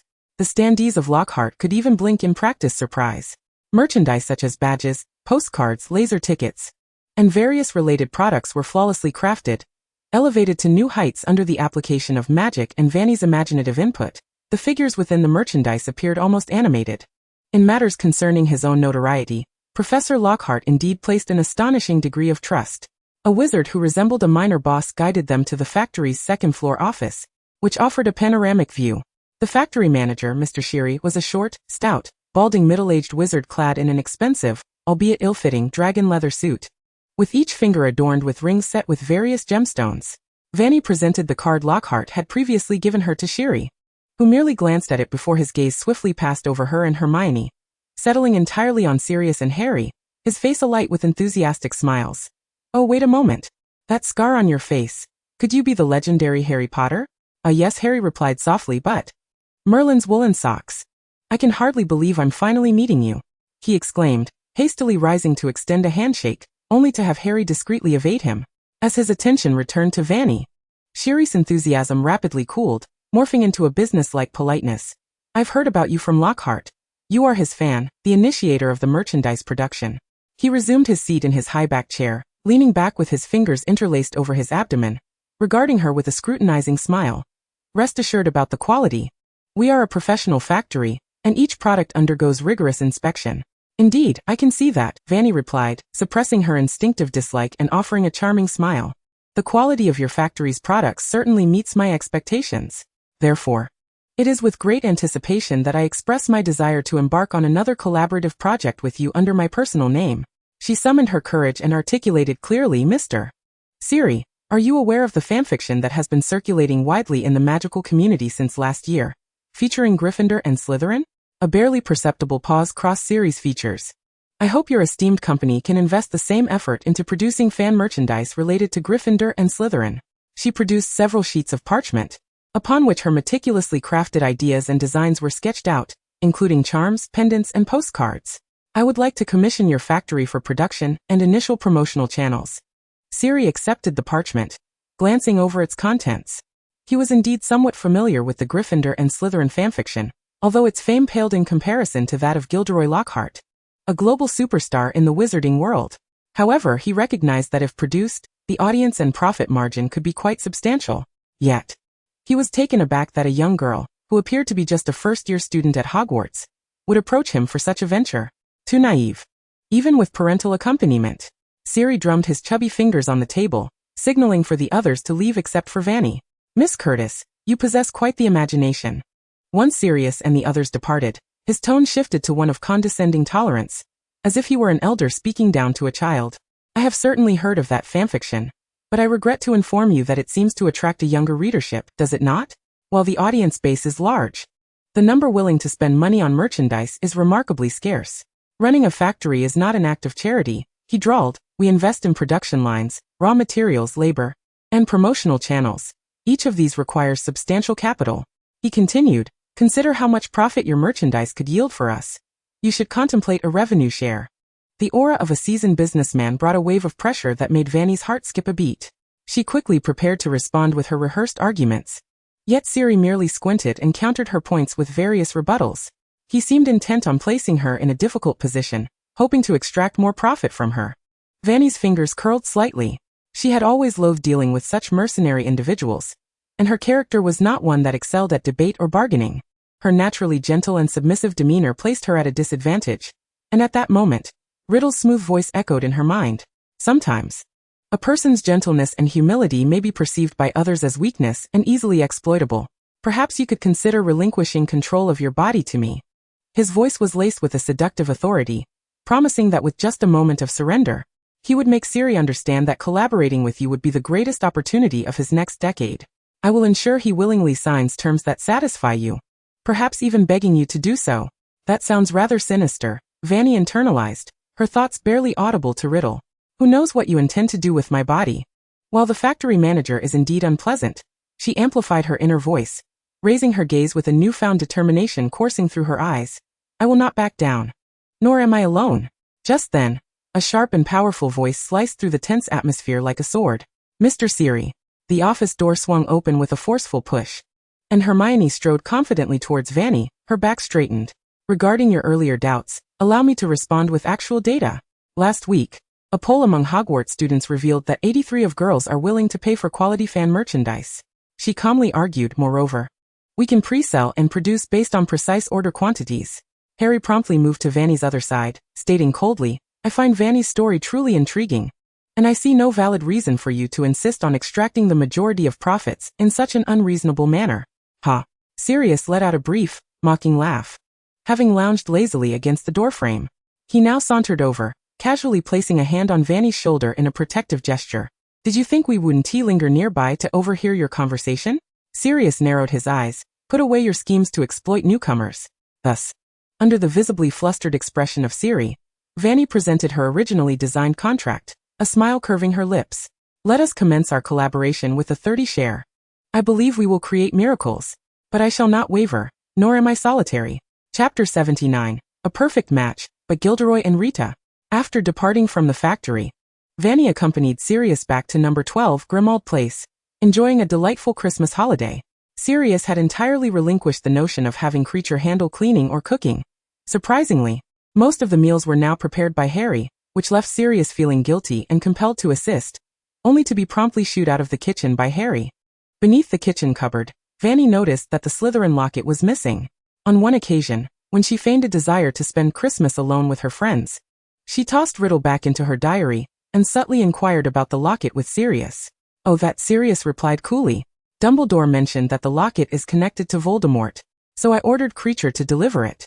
Although he didn't follow my orders precisely, and it took considerable effort, he eventually complied. He scoffed. Who knows whom Creature truly serves now? When I forcibly took the locket from him, I heard him muttering about Regulus. It might very well be something my brother entrusted to Voldemort. Fanny's heart raced. She met Sirius's cold, unremarkable gray gaze, her peripheral vision catching sight of Harry slowly descending the staircase. But this is the object that Regulus risked his life to obtain, one that could threaten Voldemort's safety. She intentionally let her thoughts slip. Regulus did not remain loyal to Voldemort. Upon realizing Voldemort's intentions, he swiftly decided, at the tender age of a newly graduated Hogwarts student, to act. Not for glory or fame, but alone with Creature, he ventured into that frigid cave solely to make it easier for his destined adversary to defeat Voldemort. He is an unsung hero, resolutely walking towards his predetermined demise. At that moment Sirius, no longer a member of Hogwarts's faculty, could not hear Fanny's inner musings. However, Harry, just reaching the ground floor, appeared momentarily stunned. Fanny expressed her disapproval. Sirius, Professor Dumbledore's words always carry some merit. Every choice you make will repay you in kind in the future. As the saying goes, one does not strike a smiling face. At least in my personal view. It is never wrong to maintain a friendly disposition towards others. Sirius remained non-committal. As she passed by Harry, Fanny added in her mind, unfortunately, the cave Regulus ventured to is exceptionally perilous. Entering recklessly would surely lead to death. Even if you plan to search for Regulus's relics in the cave later, you must ensure your companions are adequately prepared. There is no rush. With such words, Harry should be inclined to do his utmost to prevent Sirius from embarking on a dangerous adventure into that cave. Should he?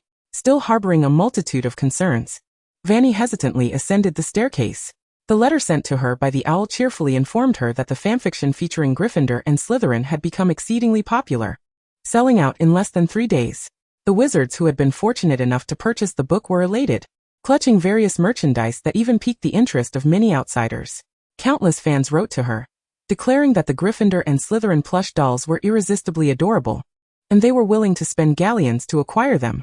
I heard from my mother that there seemed to be numerous wizards in Diagon Alley attempting to buy Gryffindor and Slytherin merchandise at inflated prices. Some who had pre-purchased the fanfiction had even opted to sell the accompanying items. Ron, in the study on the second floor, pulled out a wizard's chess set, prompting Fanny to unconsciously step forward, as she had recently been immersed in the enjoyment of playing chess with Ron. Previously, she had little experience with this game of strategy, naturally suffering defeats in her matches against him. Yet, in the span of just over a week, Fanny's skills had improved at an astonishing pace, and with Harry's distractions and Hermione's assistance, she had successfully triumphed over Ron in several games. She spent an entire afternoon engaged in intense chess matches with Ron, only to burn the midnight oil later that night to catch up on her homework. With the Christmas holiday finally concluded, Fanny returned to school, continuing her busy life. And on the Saturday following the holiday, she cheerfully made her way to the Hogwarts Great Hall. The 4 long tables had vanished, replaced by an extravagant stage in the style that Lockhart so adored, adorned with lilac streamers fluttering from the corners. Lockhart, his face beaming with joy, strode into the center of the hall. I am immensely grateful to Fanny for assisting me with the Duel Club's affairs and managing some simple tasks, he proclaimed, flashing a smile he deemed charming.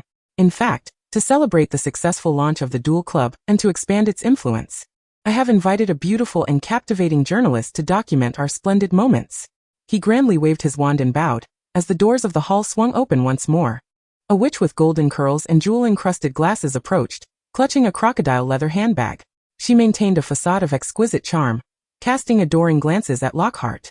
He gallantly took her hand, saying, "Long time no see, Miss Skeeter. I hope this interview brings you immense joy. In this Duel Club, Professor Snape and I will first demonstrate a duel, followed by the young witches and wizards pairing off for practice. In my future plans, they will also hold a duel competition, with the winner receiving an unexpected and exceedingly precious gift." His smile grew even more radiant and exaggerated. Upon hearing this, Rita Skeeter's lips curled into a smirk. "A splendid design, Mr. Lockhart.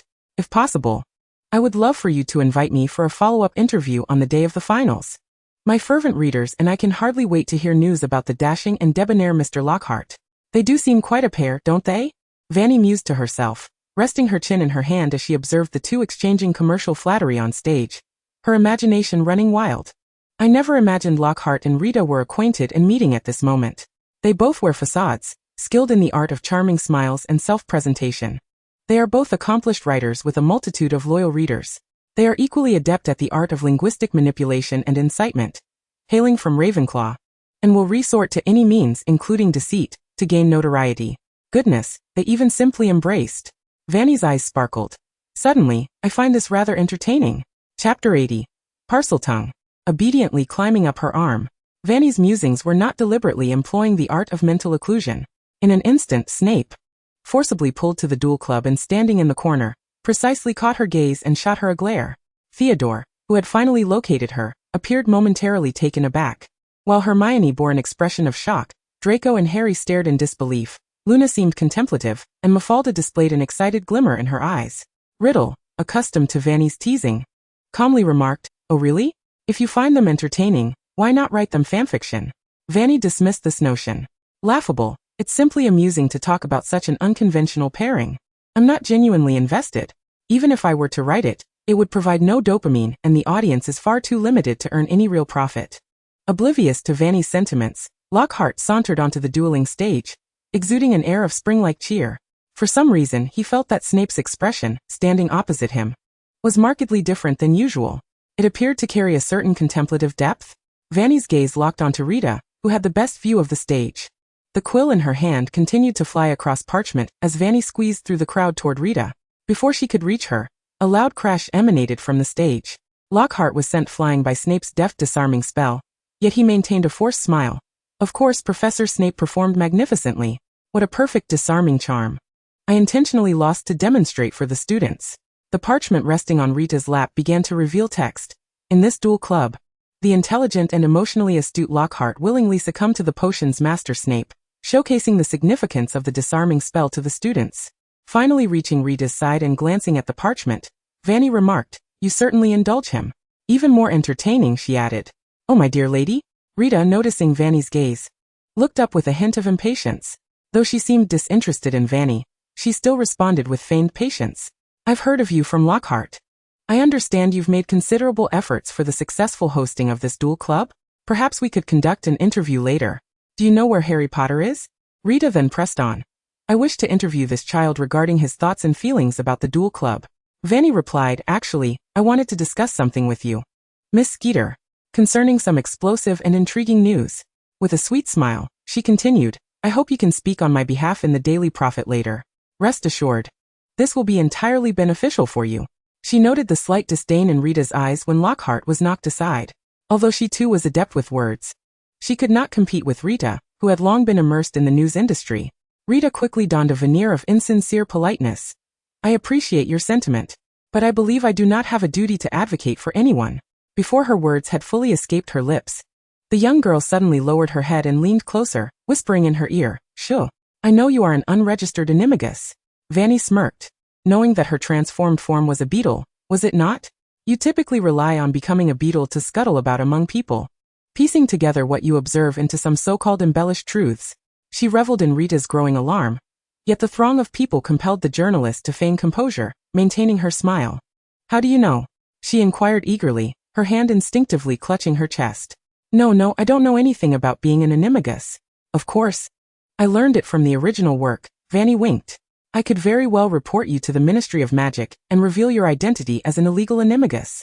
She interjected directly, "Rest assured, I shall inform the esteemed director of the Department of Magical Law Enforcement, Amelia Bones. Once your status as an unregistered animagus is uncovered, it is not merely the prospect of impending incarceration that awaits you. Those wizards who have suffered from your verbal bullying shall be the first to cast their scorn upon you." "I understand," Rita replied, her complexion paling. "What exactly would you like me to write afterward?" First, she bent down once more, poised to speak, but was abruptly interrupted by Lockhart's elevated voice. "Now, let us pair up and practice the disarming charm I just taught you." Snape sternly assigned Draco and Harry to one group, and under Draco's blundering spell, a massive black serpent lunged toward Harry. Hiss! A chilling, terrifying sound escaped Harry's lips, causing all actions to cease as the others recoiled in fear at his ominous words. It was as if he commanded the black serpent to attack someone, prompting the crowd to instinctively step back, granting space between Harry and Draco. Fanny furrowed her brow. "First, you should know how to articulate Harry's ability to speak Parseltongue." She then turned and confidently strode into the center of the crowd. She patted Harry's shoulder from behind, her face lighting up with surprise. "Harry, I never imagined you could speak Parseltongue." "Parseltongue?" he finally articulated, turning around with a perplexed expression. The black serpent, having failed to receive any command, remained obediently still. Indeed, this is the hallmark skill of Salazar Slytherin. According to my readings, the most renowned Parselmouth known to date is the Dark Lord. I can't believe you possess this ability too, but Harry, you have no blood relation to Slytherin. She feigned confusion, blinking innocently. "Oh, I understand," she exclaimed, her voice rising. "It seems my analysis was correct. When the Dark Lord cast the killing curse upon you, the spell rebounded, rendering you the sole survivor of the Avada Kedavra curse. During that incident, some peculiar magical interference must have occurred, granting you a part of the Dark Lord's abilities." "How fascinating." She gently grasped Harry's hand. "Harry, Could you command that black serpent to climb up my arm? Harry, momentarily taken aback, froze. Quickly, Fanny playfully scratched his palm and winked at him. Harry's face flushed suddenly. He hastily turned back to the serpent, and for the first time, he spoke in human words before reverting to Parseltongue. The eerie, haunting sound reverberated throughout the hall, capturing the attention of all the students. The black serpent indeed moved, inching its way toward Fanny's feet. She gracefully crouched down, extending her arm, her long black hair cascading down her arm, enhancing her radiant beauty. The serpent coiled around her slender arm, its touch icy cold. As Fanny stood, the candlelight in the hall shifted with her movements, illuminating half of her face. Her eyes gazed calmly at the serpent winding around her arm as she tentatively reached out to touch the serpent's head, which was still flicking its tongue. Quite adorable. Isn't it? She proclaimed to the onlookers. Chapter 81. The revelation of his deceit. The hall seemed to grow even quieter. The girl, although standing below the stage, radiated far more brilliance than Lockhart atop it. The jet-black serpent entwined around her arm resembled a vivid, exotic bracelet, its eyes watching intently while its tail gently swayed in submission. So, did Potter merely instruct the black serpent to slither onto Curtis's wrist? That sounds rather ominous. Is this truly how Parseltongue operates? It seems that speaking Parseltongue isn't as terrifying as one might think. After all, the ability to speak Parseltongue stemming from the Dark Lord has no connection to dark wizards, right? The students whispered among themselves, their gazes converging on Fanny, while Rita's quill danced rapidly across the parchment. Harry's eyes were fixed on Fanny, his heart racing. So she had taken to the stage to speak on his behalf. Draco, who had summoned the black serpent, huffed in displeasure and pushed past Harry to stand beside Fanny. Hey, so you like snakes, Fanny? This serpent was summoned by me. You know. He also reached out to touch the serpent's head, his arm inadvertently brushing against Fanny's delicate wrist. If you like it, I could summon a few more snakes for you.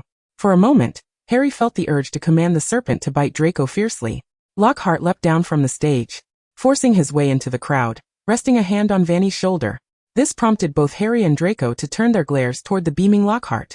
Unperturbed, Lockhart smiled at Rita's camera. Indeed, speaking Parseltongue does not signify anything ominous. It seems our dueling club session has gone exceptionally well. This is largely thanks to my talented student Fanny Curtis. I must admit, she has been incredibly helpful in my dueling club. She is not only my prized pupil but also my devoted fan. More importantly, he exclaimed, seizing the moment when everyone's attention briefly turned to him. Miss Curtis has even crafted a variety of related merchandise for me. He eagerly waved his wand, producing a collection of merchandise from a nearby box, cradling a Lockhart plush doll in his arms. Although I have repeatedly insisted that she need not waste her time and energy creating my merchandise, Miss Curtis's affection for me is simply profound. Look at these delightful items. She has decided to sell them next Sunday.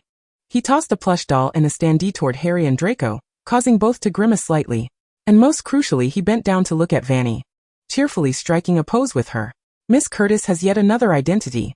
Rita's camera remained focused on Fanny, who stood beside a tall, handsome man with cascading golden curls, his smile radiating warmth. As if anticipating what was to come, Fanny slowly curled her lips into a smile upon hearing Lockhart's loud announcement. She is none other than the author of the popular fanfiction featuring Gryffindor and Slytherin, the renowned Butterfly. In that moment the shutters clicked, capturing the perfect smiles of Lockhart and Fanny. After the dueling club concluded, Fanny accompanied Lockhart back to his office. The girl beside her clutched a stack of documents, her demeanor ominously low. What's the matter? Lockhart turned back, his face beaming as he took the heavy documents from her. Are you not pleased that your identity as an author is being unveiled? This will undoubtedly bring you even more fame. He lazily waved his wand, tossing the documents onto the desk, and the wooden door to the office clicked shut. The girl in front of him maintained her stance, holding the documents aloft, her long bangs obscuring her eyes. He leaned down slightly and saw Fanny's displeased expression as she bit her lip. It's not that I'm unwilling, she replied softly, her voice timid. But Professor, you did not inform me beforehand that my identity would be revealed during this dueling club. Am I to expose your identity? Lockhart scoffed, drawing closer to Fanny's face. Oh, come now, dear girl, this is clearly to your advantage. Do you not yearn for the moment when you and I shall stand side by side, with me as your adoring fan and charming disciple, gracing the front page of the Daily Prophet, as fame fervently accumulates around us? You clearly harbor affection for me, Fanny, he whispered seductively. We are both authors. Yet our readership diverges greatly. By joining forces, 1 + 1 will indeed exceed 2. Such a simple notion. Surely one as brilliant as you, a Ravenclaw, would not overlook? Fanny seemed to tug at the corner of her mouth. Indeed, Professor, I can certainly conceive of that. I have contemplated it before. Even considering revealing that the butterfly is my own truth this term. After all, the entire faculty and student body of Hogwarts is already aware of my alter ego. Exposing it to a few more outsiders is hardly an egregious act. You are not oblivious to what Gilderoy Lockhart might do in today's club meeting. Yet, foreknowledge does not equate to complacency. Lockhart's smile widened.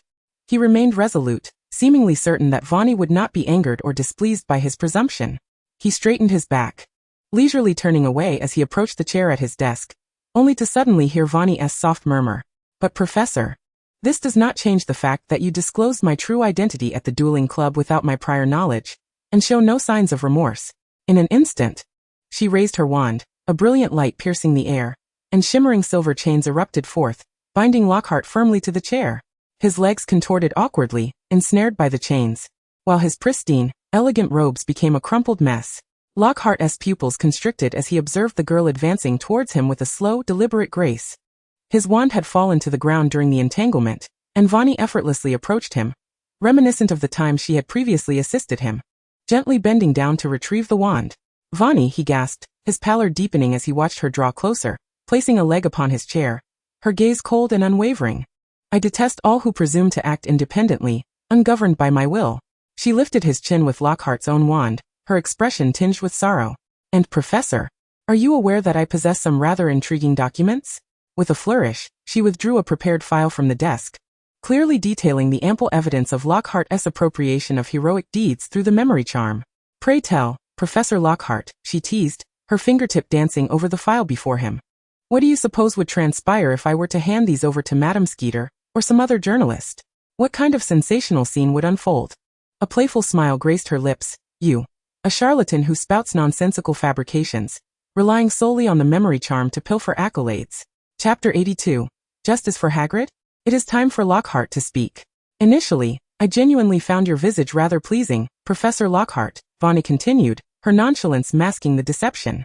I have perused all your works, even fantasizing about your valiant triumphs over vampires, and your conquests of werewolves, purely from a visual perspective. It is because of this admiration that I sought to uncover everything I could about you. Yet, why would you choose to deceive me, and behave so foolishly, Professor Lockhart? She lightly caressed his cheek with the wand. Everything about you is a facade. You are a detestable fraud. Fanny then lifted her wand once more, languidly using it as a hairpin, teasingly lifting his locks. Beads of sweat streamed down Lockhart's face, his golden tresses adhering to his forehead. Panic evident in his blue eyes. In that moment he appeared far from dignified. Yet Fanny mused that beneath the veneer of his ostentatious bravado and superficial charm, his features were, in truth, more handsome than before. No longer oily or banal, his demeanor had transformed into something surprisingly endearing. Alas! This handsome visage is indeed a far cry from the one portrayed in films, appearing far more attractive, she noted, an unusual glimmer of interest sparking in her eyes. A genuine smile graced her lips, a smile that appeared both moist and eerie in Lockhart's gaze. In an instant, Lockhart heard the long-forgotten cold, mechanical voice echoing in his mind. Congratulations, Vanna's affection for Gilderoy Lockhart has risen to 20. Indeed, men must be entirely controlled, obedient to appear both comfortable and charming. Her chilling thoughts danced with an unsettling glee. Had I known his expression would be so charming now, perhaps I should have commenced this endeavor sooner. Mind reading? His affection had only just reached the top 20 in Vanna's heart? Was she contemplating such thoughts? Had she always known him to be a fraud, yet pretended to appreciate his talents to ensnare him? What of the others? Did those in her own top 20 harbor the same awareness of his incompetence? A wave of absurdity crashed over Lockhart, rendering him pale as he gazed upon the familiar, yet enigmatic girl before him. Her black hair resembled creeping vines, her voice ethereal, each word dripping with honeyed poison. I admire you greatly, Professor. So rest assured, I shall not divulge any of this, she stated, her smile deepening. As long as you heed my words, becoming a mere puppet in my hands, without your own thoughts, wholly obedient to my command, reliant on my arrangements. After all, you wouldn't want anyone to uncover the truth that, aside from the memory charm, you possess no actual ability, obtaining accolades and wealth solely through deceit. Would you, Professor? She carelessly tucked Lockhart's wand back into her pocket and retreated, settling upon his desk. I shall not permit you to employ the memory charm against me henceforth. she declared gently. You are aware, Professor, that I possess a modicum of knowledge regarding ancient runes and alchemy. Establishing a barrier to restrict your use of the memory charm is more than feasible for me, given your severely limited magical capacity. Vanna's slender fingers traced the desk's surface, leaving behind nearly invisible, faintly glowing silver trails that quickly vanished into the wooden grain. For instance, placing a permanent enchantment on this very chair you so often occupy, preventing you from using the memory charm, would be as simple as drawing a circle on parchment. She watched with satisfaction as Lockhart's body trembled uncontrollably within the chains. He opened his mouth, producing a series of choked sounds, and after a prolonged moment, he attempted to soften his voice, yet his words emerged hoarse and broken. Fanny, I understand now. I shall not use the memory charm against you. You still admire me, do you not?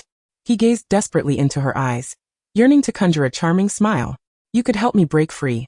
I will obey your commands, whatever you wish. What charm, what dignity, crumbled to dust before the fear of survival and utter disgrace.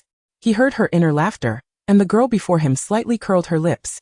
I sincerely thank you, Professor Lockhart, she replied, her smile warm and demure. My first request is that you utilize your influence and remarkable marketing skills to compose an article that guides public opinion. After all, given her age and fame, it is still far from sufficient to sway public opinion without ample evidence. Few would believe the assertions of a second-year girl.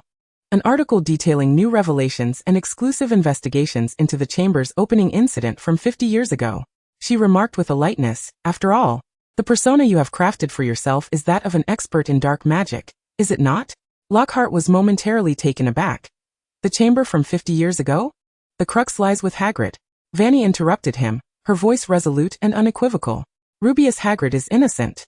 The so-called evidence from back then was a misunderstanding, a mere coincidence. The deceased girl, Myrtle, was in no way connected to the spiders in Hagrid's cupboard. Her tone darkened slightly as she mentioned the name. Hagrid? That bumbling giant of a keeper? Lockhart's eyes darted rapidly, a flicker of professional instinct and lingering calculation surfacing. Readers would not be interested in this. His lineage did not align with my crafted image. You have no choice in this matter now. The light emitted from the tip of the wand pierced through the backrest of Lockhart's chair. Are you not skilled at transforming mundane tales into legends? Fanny inquired, suggesting that packaging the vindication of the innocent into your latest, justice-filled adventure chapter would be a challenge for you? Just imagine Gilderoy Lockhart, piercing through the mists of 50 years past, bringing to light the truth for the wrongfully accused half-giant, a truly poignant headline. Fanny's lips curled into a smile. Come now, Professor Lockhart. Please write the most moving narrative to exonerate Hagrid, inciting public outrage, and implying that the true culprit lies elsewhere. Chapter 83, TR, refers to total revenue. Not Riddle. Lockhart's dueling club rightfully claimed the headline of the Daily Prophet, accompanied by a plethora of letters from readers sent to Fanny. Some longtime readers of Contrary praised her youthful accomplishments, noting her mature writing style at such a tender age, and expressed their newfound appreciation for Lockhart as a hidden gem of a writer. Others subtly warned her that Lockhart was nothing but a charlatan, urging her not to be too enamored. There were also a few irate readers, mocking her lack of discernment for failing to see Lockhart's incompetence, raining down insults upon her. However, more numerous were the new readers drawn in by their admiration for Lockhart, who lauded Fanny's keen insight, elegant prose, and the exquisite beauty of her merchandise. Lockhart was not wrong. Despite both being authors, the nature of their writings and their readership differed vastly. This wave of bundled marketing undoubtedly heightened the visibility of both. On a leisurely afternoon, Fanny set aside the Daily Prophet and pulled out a pristine sheet of parchment, upon which she began to jot down her thoughts. The reason was simple. With the influx of new readers, the newly printed fanfiction of Gryffindor and Slytherin at the Leaky Cauldron had quickly sold out. Even more astonishingly, the complimentary merchandise given to the first few readers had skyrocketed in price on the black market, reaching hundreds of galleons. What are you drawing? Riddle leaned in, his mellifluous voice resonating in her ear. TR, TC and MC? A new combination of ancient runes, or perhaps a dark magic ritual. Ah. Without lifting her gaze, Fanny smoothly glided her pen across the parchment. I am drafting the curves for total revenue, total cost and profit, alongside average and marginal cost curves, casually calculating how to sell merchandise most profitably. TR stands for total revenue, representing total earnings in economics, while TC and MC denote total cost and marginal cost. Concepts imparted to me by my economics major roommate. Suddenly alert, she turned to Riddle. Your name, Tom Riddle, seems to also abbreviate to TR? She attempted to grasp Riddle's wrist but undoubtedly passed through his ethereal form, her expression brightening with conviction. I never imagined you had such a close connection to economics. This is simply fate. Does this not prove that, Tom, you are exceptionally suited for the study of economics? Riddle? A minuscule crack appeared in Riddle's flawless facade, and before he could respond, Fanny had already sprung up from her seat. Just think. Economic principles, micro and macroeconomics, econometric models, game theory, and titles like The Wealth of Nations, Das Kapital, and Currency Wars. Tom, do you not wish to learn? Mastering it would allow you to precisely calculate how to empty Gringotts, effortlessly collapsing this fragile economic system of the wizarding world, achieving dominion over it at minimal cost. Cough cough. She regarded Riddle earnestly. Tom, do you not wish to study economics? Riddle subtly drifted a bit further away, attempting to redirect the conversation. I recall you once confided that you are a Chinese language major, Fanny. How does a Chinese language major end up sharing a room with an economics major? Riddle posed a soul-searching question. Ah. Fanny responded with an air of indifference. Our school's environment is rather unique and liberal, allowing for cross-disciplinary roommate applications, albeit with a complex process. Firstly, aside from myself, she is a clinical medicine major, and the others are in law and economics. Her thoughts drifted far away, and a lightness graced her smile. Riddle suddenly locked eyes with Fanny. Noticing her propping her chin as she returned to her seat, her voice soft. They are all wonderful girls with whom I share a close bond. Is Fanny about to share with him some of her past? Riddle squinted. All along, little Fanny had avoided discussing her original world. Why was she now so willing to open up? Was it a test, a simple nostalgia for home, or something else entirely? Riddle had always been intrigued by Fanny's past, a muggle girl from years hence. How did she come to understand everything happening in their present moment? Regardless, he should seize this opportunity to listen intently. Riddle focused, adopting the perfect listening posture. Secondly, my medical student roommate. He heard Fanny begin. Her class schedule was as packed as an impenetrable wall. The study room was her second home, and yet she still managed to find time to draw fan art. We used to joke that in the future, should she encounter any issues, she could call on the law student for assistance. Thirdly, the law student roommate. Her favorite pastime was acquiring merchandise, excelling at cosplay, layout, and editing, constantly brandishing hefty textbooks and declaring that everyone was guilty. Fourth, the economics roommate. There's a saying that a good cook can turn a single word into a meal. She clearly possessed such talent as an outstanding fan creator. Fanny's thoughts silently returned from the window, her focus converging on Riddle's face, a mischievous and wicked smile fleeting across her features. Suddenly, she raised her hands high and shouted, Persona 5 activate. Riddle. The air seemed to freeze for a moment. The expression on Riddle's face, poised to listen intently to secrets, abruptly stiffened, replaced by a mixture of bewilderment, shock, and sheer confusion at this bizarre turn of events. All the carefully crafted guiding words he had prepared were lodged in his throat by this unprecedented proclamation. For the first time in his life, the future Dark Lord felt pure, muggle-like perplexity. Observing Riddle's expression as if struck by a petrifying curse, Fanny finally lost her composure. With a snort, laughter erupted uncontrollably. She laughed so heartily that she slipped off her chair and collapsed onto the carpet, clutching her stomach, tears of mirth glistening at the corners of her eyes. Congratulations. Current affection levels for Tom Riddle have risen to 18. Ahem. After much effort, Fanny finally managed to stifle her laughter, wiping her eyes as she rose to her feet. It was a game from our side. She vaguely brushed it aside, casually picking up an urgent letter sent to her by the factory manager regarding the merchandise. Mr. Shiri mentioned that the first batch of Gryffindor and Slytherin merchandise was nearly complete. I just saw that those items I gave away for free are now being sold for hundreds of galleons. A faint smile graced Fanny's lips. TSK. It seems the market enthusiasm is quite fervent. Even Mafalda need not assist me in raising the price. Let the prices soar a little longer. With a decisive snap, Fanny closed the letter, her lips curling into a smirk. When the prices reach their peak, we can sell all the merchandise from the factory to the market. Chapter 84. Selling merchandise, seeking heritage and evidence. Salavinet, a student from Hufflepuff a year above Fanny, had fallen deeply in love with the vibrant fanfiction since the moment Fanny penned her Gryffindor and Slytherin fanfic. She eagerly followed the weekly updates of Singing Contradictions, even going so far as to cut out the illustrated drawings from the accompanying magazine to participate in fan creation activities organized by Pansy. She had attempted to approach Fanny but ultimately fell short of the affection threshold in her heart. However, through the grapevine of gossip, Slavinet learned that during the Christmas holidays, the Leaky Cauldron would be offering a revised edition of the complete collection of Gryffindor and Slytherin fanfiction, complete with an additional chapter. She pleaded with her parents to take her to Diagon Alley on the day of the book release, but no one anticipated that the first 80 purchasers would receive corresponding gifts. By the time Slavinet arrived, it was too late. Her friend Hannah had proudly secured a postcard. It was said that those who managed to snag the cotton dolls and standees were immediately besieged with offers to increase their bids. As Fanny's cotton dolls were truly exquisite and adorable, Slavinet also wished to join the excitement, curiously assessing the prices, but was soon deterred by the large bag of gold galleons held by another. Should she really squander nearly all her pocket money on a doll so charmingly beautiful? She hesitated, while well-off Pansy and Daphne effortlessly acquired 2 pairs of cotton dolls. This became her greatest regret. Who knew that in the future, those cotton dolls would appreciate to several hundred galleons? She watched helplessly as Daphne, who originally held both Slytherin and Gryffindor dolls, hesitated before the temptation of several hundred galleons, and ultimately sold the Gryffindor doll at a steep price of 500 galleons. Realizing that she should have just bought the doll outright, if only she had known it would appreciate in value, she could have purchased it early for resale later. Slavinet envied her friend Hannah, who later sold her postcard. As countless classmates and even friends of hers abroad wrote to inquire about Fanny's offerings of Lockhart merchandise, or to express interest in purchasing the Gryffindor and Slytherin items at high prices. Countless owls flew to Fanny, each one pleading with her to resell those related items.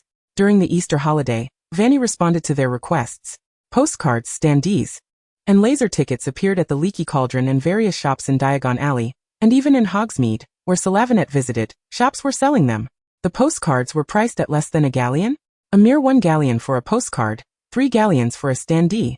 And even the most sought-after cotton dolls were only 10 galleons in the shops, far cheaper than several hundred galleons. Buy it, buy it, buy it. In a rare moment of impulsive spending, the usually frugal Slavinet succumbed and made a purchase, her fingers caressing the cotton doll's soft hair, reminiscing about the dolls that Pansy and Daphne had showcased. Although they lacked some refinement, they seemed quite similar overall. And at just 10 galleons, what a steal. Even if Pansy and the others continued to boast about the vibrant lion-snake patterns adorning their cotton dolls, distinguishing them significantly from the later models, many still sought to purchase the original wave of cotton dolls at high prices. However, for ordinary individuals like Slavinet, the available merchandise was entirely satisfactory. The various items in Diagon Alley and Hogsmeade were quickly snatched up. On Saturday night, as the darkness deepened, it was still not yet time to be confined to the dormitory. Fanny walked alone from her dormitory to the headmaster's office. This is the record I discovered in the school archives and the office of the caretaker regarding the mysterious death of the rooster 50 years ago. Dumbledore handed her a piece of parchment, smiling and winking. Fanny accepted the parchment, tilting her head to inquire, "Is the Horcrux from the locket box taken care of?" "Indeed," Dumbledore replied casually, in an exceedingly affable tone. "Sirius informed me a few days ago that he learned about Regulus. After a lengthy conversation with him lasting half an hour, we decided to return together to retrieve Regulus's belongings from that cave. The cave requires a blood sacrifice to enter." Fanny spoke softly. "The lake will be filled with many inferi, and there is a bowl of poison that one must drink." She briefly described the reactions to the poison, eventually hesitating before saying, "Perhaps you could have Professor Snape prepare ample ingredients for the journey to the cave. That way, he might be able to concoct an antidote in a short time." Dumbledore. Let Severus accompany Sirius and me to retrieve Regulus's belongings." His words carried a hint of malicious delight. Fanny found herself smiling in response to Dumbledore's expression. She carefully read the contents of the parchment, noting that the mysterious death of the rooster and the subsequent handling of the matter involved a competition between Gryffindor and Slytherin students to see who could kill more chickens. Overall, it appeared to have no connection to Riddle whatsoever. "I understand." Fanny rolled up the parchment. This evidence was sufficient to point the finger at the basilisk as the culprit. "Thank you very much, Professor Dumbledore." However, she hesitantly added, looking into Dumbledore's bright eyes, "I would like to ask you one more question.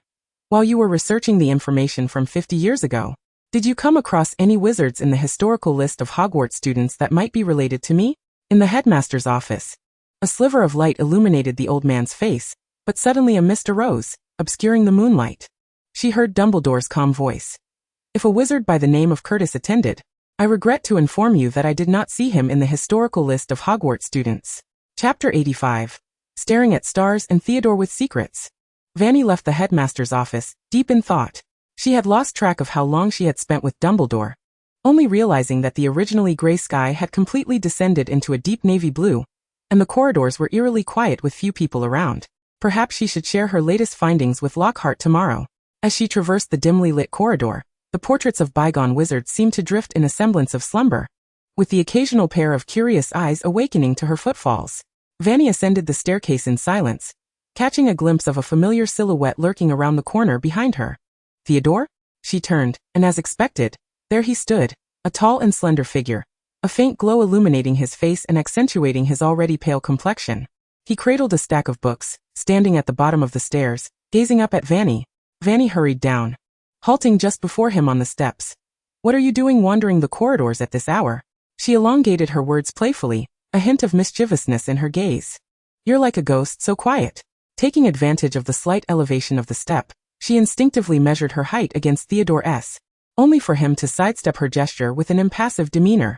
"It's almost exam time. I was just heading to the library to study, barely managed to sneak out," he replied, pursing his lips. "Oh, I see," Fanny said, her eyes widening in confusion. "But the library isn't even on this floor. If you were studying there, you should have been heading down to the Slytherin dormitory, not besides. I plan to check out the view from the astronomy tower," Theodore interjected, his expression unreadable. Fanny replied with a simple, "Oh, and then are you going there now?" He remained silent, his gaze lingering on her face for a moment. "What? Is there something on my face?" she teased. "What do you have there?" Theodore's attention shifted to the file in her hands. "It's merely some evidence regarding the tragic death of a Muggle girl 50 years ago linked to the Chamber of Secrets, implicating Hagrid's innocence," she explained. "Oh. I intend to present it to Professor Lockhart," she added, her tone light and cheerful. "Sometimes fame can indeed be quite beneficial, don't you think? I've made quite a bit of money lately, and by the summer, I'm sure those galleons will be flowing into my wallet. Speaking of which, I still haven't opened an account at Gringotts. I should take care of that soon." "So you're approaching him for that purpose?" Theodore's voice was low, recalling how she had been seen frequently with the Weasley twins. "Oh, Fred and George are planning to open a Weasley Wizard Weeza shop in the future, and I promised to invest in them over the summer, on the condition that they dedicate a shelf for my merchandise," she mused softly. "Running a shop is too tedious. It's better suited for those who truly understand the business and are passionate about it." "So you were indeed planning to visit the astronomy tower for the view?" She abruptly shifted the topic, placing her hands on his shoulders with a hint of regret. "I thought you intended to find me in the Ravenclaw dormitory for a chat." The gentle touch of her hands through the thin fabric of his shirt sent a distinct shiver through Theodore on this cool early summer night. He stiffened imperceptibly, a faint blush creeping to his ears, skillfully concealed by his tousled hair. He raised his gaze, ready to retort, only to find Fanny suddenly looking up at the higher staircase archway. "Oh dear," she withdrew her hands, her tone laced with concern. "If you linger to stargaze at this hour, you'll surely be caught by Filch or one of the patrolling professors for nighttime wandering. You still have to return to the dungeons, which is one of the farthest distances in Hogwarts. It's perilous." "How about this?" Her voice softened, laced with a sweet laughter. "I happen to have the Marauder's map. We can easily avoid Filch and the other professors on patrol. Let us go stargazing together, shall we?" Before her words faded, she deftly grasped Theodore's wrist. He stumbled slightly, nearly dropping the books in his arms, instinctively clutching them tighter as she pulled him along, leading them both towards the spiral staircase to the astronomy tower. Their light footsteps echoed in the narrow space as Fanny darted ahead, her hair brushing against Theodore's arm, leaving a tantalizing sensation behind. Pushing open the heavy door, a rush of crisp, elevated air filled their lungs. The astronomy tower opened up before them, the clouds having seemingly dispersed, unveiling the vast, starry night sky in all its glory, the Milky Way stretching across the horizon as Fanny lazily walked to the forefront. "I've always believed nothing is more beautiful than the night sky," she remarked, her lips curving into a smile, her eyes sparkling with brilliance. Their hands remained intertwined, and she pointed in a direction. "Look, Theodore, is that not the brightest star?" Theodore replied coolly. Fanny couldn't help but glance at him. Beneath the celestial tapestry, his dark hair still fell softly across his forehead, partially obscuring his perpetually tranquil, ice-blue eyes, which now gazed contemplatively at the night sky. Indeed, Fanny squinted. Theodore must be harboring some thoughts, hesitating to share them with her, yet ultimately remaining silent. Chapter 86. Daydreams and the Revelation of Hagrid's Truth once again. The day had arrived for the Duel Club's activities. The Great Hall had been magically transformed, with 3 elevated platforms erected at the center. Adorned with colorful ribbons and floating magical orbs, creating a lively atmosphere. Fanny, dressed to the nines, nervously employed the amplification charm to introduce from the stage. Today, we gather for the finals of our duel club. The venue will be divided into 3 groups: lower year, middle year, and upper year students, competing for the ultimate title. Each of the top 3 from each group will not only receive the charming Professor Lockhart's autograph but also, she added with a beaming smile, my personally sewn creations. The top 10 will be awarded the limited edition Ravenclaw and Hufflepuff plush dolls intended for the forthcoming publication of the Ravenclaw and Hufflepuff fanfiction. Wow. Merlin, it's those dolls. I heard the Gryffindor and Slytherin ones have skyrocketed in value in Nocturne Alley. Applause erupted from the audience, many wizards eagerly eyeing Fanny on stage. Even those who typically scoffed at fanfiction were now acutely aware of the immense commercial value behind these limited edition dolls, representing not just honor, but tangible galleons. It was akin to receiving a windfall of several hundred galleons in advance. As for Lockhart's autograph, well, that could likely fetch a few coins from those outside the school still enamored with him. Of course, there was a distinction in the rewards for the top 3. She gazed at Lockhart with bright eyes. We are immensely honored to have Professor Lockhart here to elaborate on this. How was she able to maintain such an expression of admiration and awe as she continued this grand facade before the crowd? Just days prior, she had uttered chilling words. And only last night, she had carelessly perched on his office chair, issuing commands with a threatening tone. The sticky, ambiguous emotions threatened to ensnare him. And beads of cold sweat trickled down Lockhart's forehead. He tensed, his trademark charming smile, seemingly welded to his face, now reliant on sheer survival instinct and the rigid memory of his facial muscles. Like a marionette being manipulated. Yes, indeed, he quietly wiped the sweat from his brow. Addressing Rita's elevated camera, we have decided to award an additional 2 postcards and 10 galleons to the champions of each group, with the runners-up receiving half. Now, let us proceed to the drawing of lots, pairing off for the duel. He almost retreated in haste, leaving the center stage to the raucous crowd, and the duel's about to commence.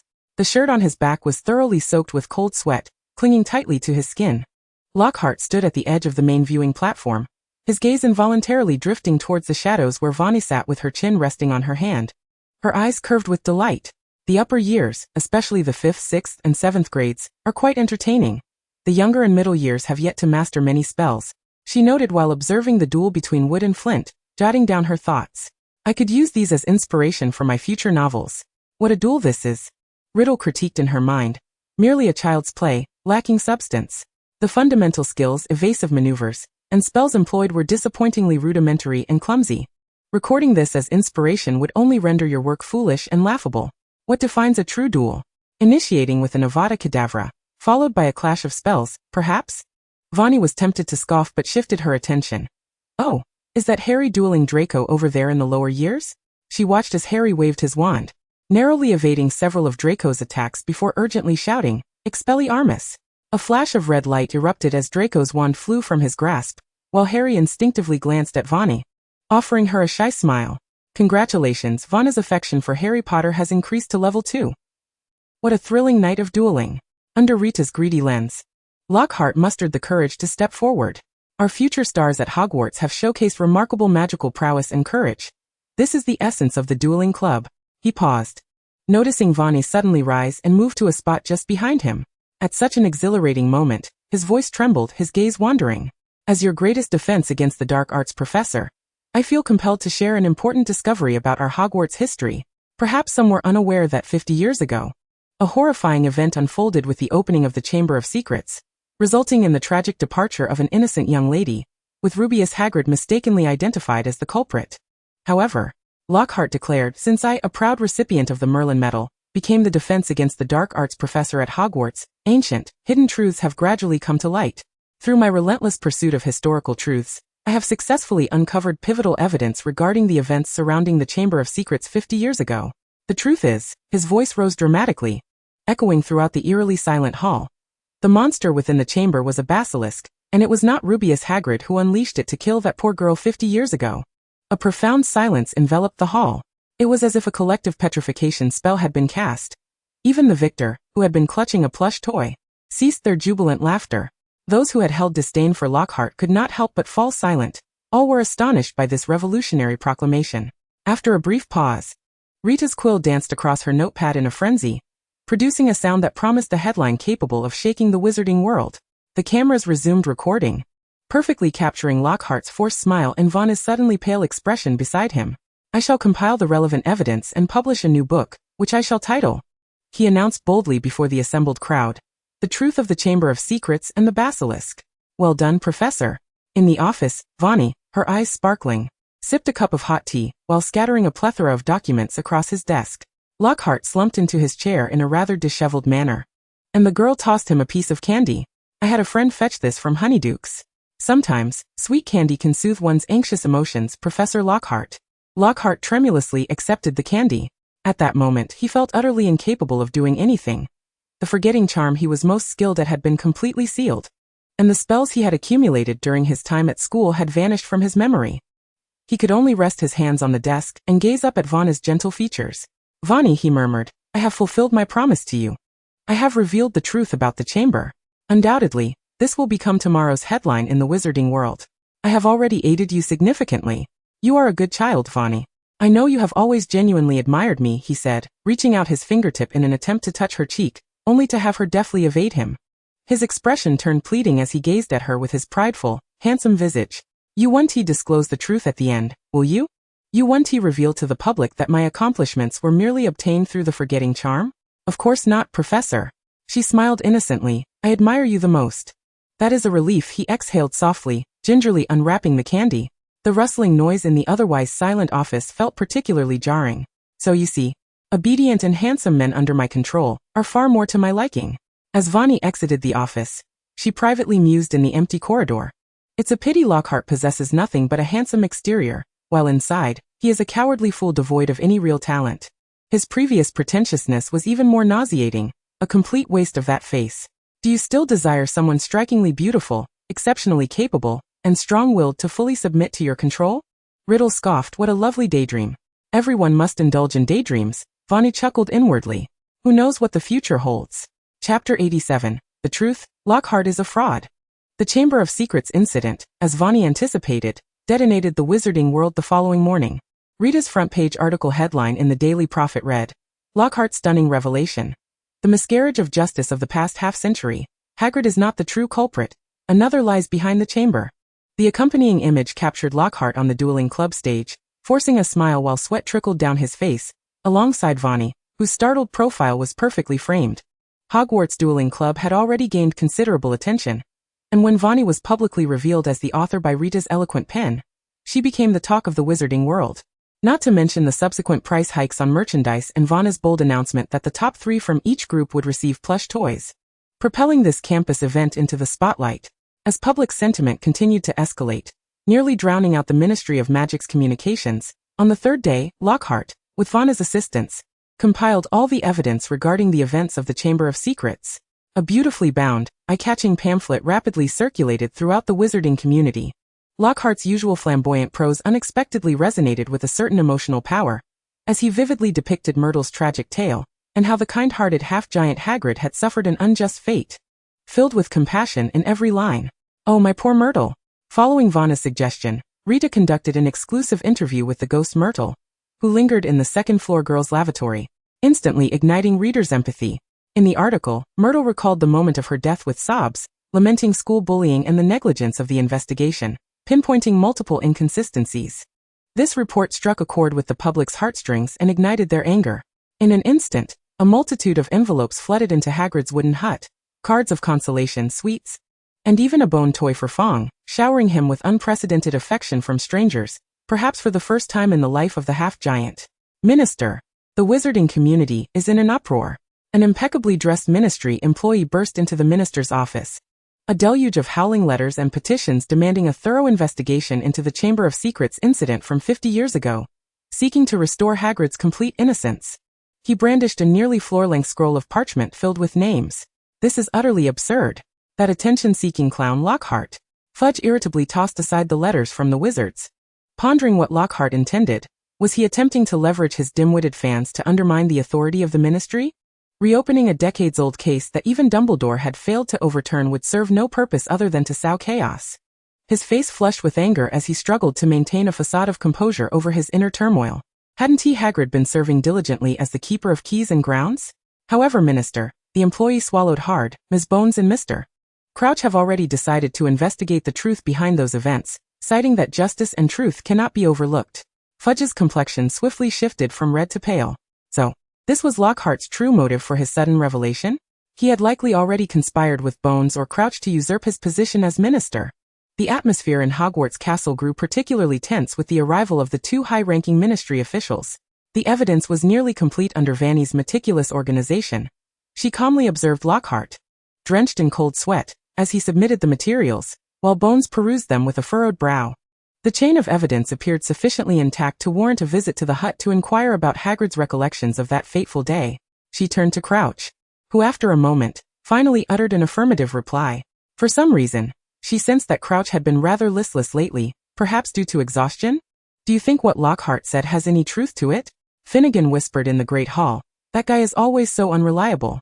But with Curtis present, I doubt it. Penelope replied, setting down the Daily Prophet. The evidence clearly indicates that the case from back then was riddled with flaws. Hagrid is undoubtedly innocent. Hermione declared with conviction. Otherwise, why would Professor Dumbledore have insisted on protecting him? The failure to disclose the truth was solely due to the lack of evidence and oppression. Even a half-giant should not be unjustly slandered. Who was it that truly opened the Chamber of Secrets all those years ago? The evidence was irrefutable. Harry rushed into the Great Hall, excitement radiating as he slapped the Gryffindor table. I just heard from Hagrid's hut that Director Bones confirmed the evidence is sound, and barring any unforeseen circumstances, the hearing next week will resolve everything, and Hagrid will be exonerated. Filled with overwhelming emotion, Hagrid made his way to the Wizengamot a week later. Fudge, pale amidst the myriad flashing magical cameras, glared fiercely at the wizard presenting the evidence and at Lockhart, who stood in the witness box. His demeanor was evidently far from favorable. It was said he had recently been gravely ill, now drenched in sweat. With Fanny beside him offering a cup of hot tea. The following are all the pieces of evidence regarding Hagrid's innocence, the wizard's cold, unyielding voice concluded, as Fudge glared at Hagrid, who was striving to maintain an upright posture. However, Fudge raised his voice with great effort, commanding his aides to unroll a lengthy parchment. According to my investigation, the renowned hero Lockhart is in essence a fraud. This is the complete evidence we have collected showing how he deceived various heroes using memory charms. Tell me, how credible can the revelations of a fraud truly be? Who can ascertain the authenticity of the evidence he presents? A murmur of disbelief rippled through the crowd. All eyes swiftly turned to Lockhart, whose handsome features twisted in terror, his color drained as he cast a pleading glance at Fanny. In the courtroom, silent enough to hear a pin drop, Fanny slowly spoke up. You are right, Minister Fudge. Her voice trembled slightly, reminiscent of an innocent and timid witch. Lockhart is indeed a thoroughgoing fraud. The original evidence was gathered by me, a friend of Hagrid, consulting professors. Yet why did the professor take it upon himself to reveal these findings, later deceiving me into believing that his fame would better aid Hagrid? A thread of nearly imperceptible magic sprang from her fingertips, like the thinnest, most resilient spider silk, silently ensnaring Lockhart's body, immobilizing all his impending movements and curses. Lockhart's body stiffened suddenly, as if all strength had been drained from him. Fanny stepped forward, tears welling in her eyes, maintaining her composure as she lied. Thus, I speculated that my once admired professor might be a hypocritical fraud, but I could never find evidence of his deceit. Regardless, the deeds themselves are genuine. Merely stolen by a thief. Fanny lowered her gaze. This matter is also thanks to you, helping me restore the reputation of those former heroes. Thank you, Minister Fudge. Chapter 88. Disguise the perfect victim. Indeed, I once truly admired and adored Professor Lockhart. Fanny's tears streamed down her cheeks, her voice trembling with emotion under the blinding flashes of camera lights. I loved his books and the heroic image he portrayed. I even idolized him, designing dolls and creating merchandise to share his charm with more people. She abruptly lifted her head, her voice quavering, filled with palpable tension. But he deceived me. He exploited me. He not only deceived the true heroes but also misled millions of readers. Under the spotlight, she took a deep breath, as if summoning all her strength to raise her voice. Those dolls, those trinkets, all the merchandise adorned with his false glory. I will never create anything related to Lockhart again. Tears streamed down her cheeks, her voice growing steadily resolute. From now on, this merchandise factory will only produce items related to my own published works. What a pitiful and innocent girl. Lockhart truly deserved every bit of his impending downfall. Her dolls were undeniably adorable, such a waste. However, she also had the dolls of the four founders that she had published herself, all thanks to Fudge for clearing the truth. in the face of numerous politicians whose expressions were perpetually smooth and error-free. The public often felt an overwhelming compassion for a little girl who displayed nervousness and tears before the camera. Her youthful appearance was sometimes an enormous advantage. Moreover, Fanny was indeed trembling and anxious. Who would not be nervous before such a large audience? She usually struggled to present in front of a group during class. Everything was resolved. Hagrid was vindicated despite Fudge's gritted teeth. Wiping away her unshed tears, Fanny hummed a tune as she entered a secluded empty classroom. "You deceived me." A sudden outburst erupted from a man, his voice hoarse, his meticulously groomed golden hair now a disheveled mess.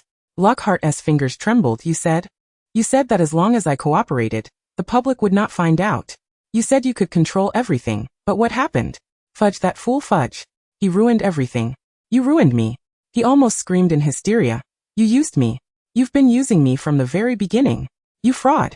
Fanny closed the door with a smile gracing her lips, and with a flick of her wand, she deftly extracted the wand from Lockhart's pocket. "But Professor, who among us is the true charlatan?" she inquired. "Was it I who urged you to pilfer the tales of others' adventures? Was it I who compelled you to cast the obliviate charm upon those genuine heroes? Or was it I who rendered you mute in the courtroom, like a terrified giant, unable to articulate even a single coherent defense, merely gazing at me?" Lockhart was rendered speechless, his face drained of color, leaving only a ghostly pallor. He instinctively took a step back, while Fanny advanced, towering over him. "Is it not a fact that Fudge exposed you?" she continued softly. "I am merely stating a truth. And when I said the public would not discover it, I meant prior to my desire for them to. Fudge merely expedited the process for me. By the way, he also conveniently resolved your entanglement with Hagrid. What a splendid pawn he has been, wouldn't you agree?" "Pawn?" Lockhart echoed faintly. A profound absurdity and a deeper dread enveloped him. He seemed to rediscover the seemingly innocent girl before him, who toyed with him like a marionette to achieve her ends, only to discard him without hesitation, all the while portraying herself as the quintessential victim. This act would undoubtedly send shockwaves throughout the magical community, a heart-wrenching tale of betrayal by a beloved idol, propelling Fanny's fame to new heights upon his downfall. What of her true feelings? He had never heard a single utterance that contradicted her words. She would masterfully conceal her sentiments. "And what of me?" he bellowed in despair. "It's over. My reputation. My career. Everything is ruined. You think I want to speak out? I will wield my pen to expose you to the world. Even if I have lost all credibility, there will be a few who believe me, and one day, you shall be unmasked." An owl suddenly swooped in through the open window, clutching a letter. Trembling, Lockhart retrieved the missive, and as he unfolded it, an unknown curse instantly turned his fingers a sickly green. The excruciating pain erupted a scream from him, as the words on the parchment glared at him, twisted and vile, filled with vitriol aimed at him. "Oh dear," Fanny said, her eyes sparkling with mischief. "I didn't expect someone to write to you so soon, Professor. I thought we'd at least have to wait until tomorrow. And how do you plan to expose me? By claiming I threatened you? But Professor, you have openly acknowledged that I assisted you in establishing the dueling club and creating merchandise, that I am merely a devoted fan. And my acquisition of Hagrid's exonerating evidence is indeed true, as is its publication under your name. Even that ancient rune prohibiting the use of the obliviate charm cannot be traced back to a specific time of casting. It could easily be interpreted as a desperate act by a little girl who knows the truth, and no one would blame her." Fanny languidly stepped back. "Before you contemplate how to unveil me, perhaps consider what future employment you might pursue." She turned, gently opened the door, and discarded Lockhart's wand onto the floor. "With your reputation in tatters, the ministry and many respectable positions will surely shun you. Perhaps only a few unscrupulous firms might entertain your job applications. Well, maybe someone in the obscured Muggle society will take you in, but given that you graduated from Hogwarts at a mere primary school level, your qualifications in the Muggle world are negligible. Professor Dumbledore has already announced your resignation. You may collect your belongings and leave the staff quarters today. Farewell, Professor." "No. I mean Lockhart." Chapter 89, Riddle, Élective Course. He has chosen for her. After dealing with Lockhart, Fanny's life returned to a state of ease and joy. She no longer needed to fret over the burdensome dueling club, and she even relished the rare moments of leisure afforded by the completion of the Ravenclaw and Hufflepuff fanfiction. If there was a singular regret, it was that due to Lockhart's resignation, Dumbledore had announced the cancellation of this year's final exam for defense against the dark arts, which left both her and Hermione profoundly saddened. In the fragments of time left during the final review period, She found immense joy in staying in her dormitory to draw or sew handmade crafts, gifting a hand-crocheted Luna keychain to Luna. Perhaps I could craft wand charms in the future, she mused during a celebratory dinner for Hagrid's restoration of innocence, gazing at her wand. Otherwise, how dull it is for a wand to be unadorned. Attaching a delicate wand charm, perhaps complemented by a matching bracelet on her wrist, might serve as a subtle psychological suggestion against disarming spells, she pondered. Maybe. Harry interjected, stumbling over his words. I was just joking, Fanny replied with a playful smile, genuinely contemplating the potential for embellishments on her wand.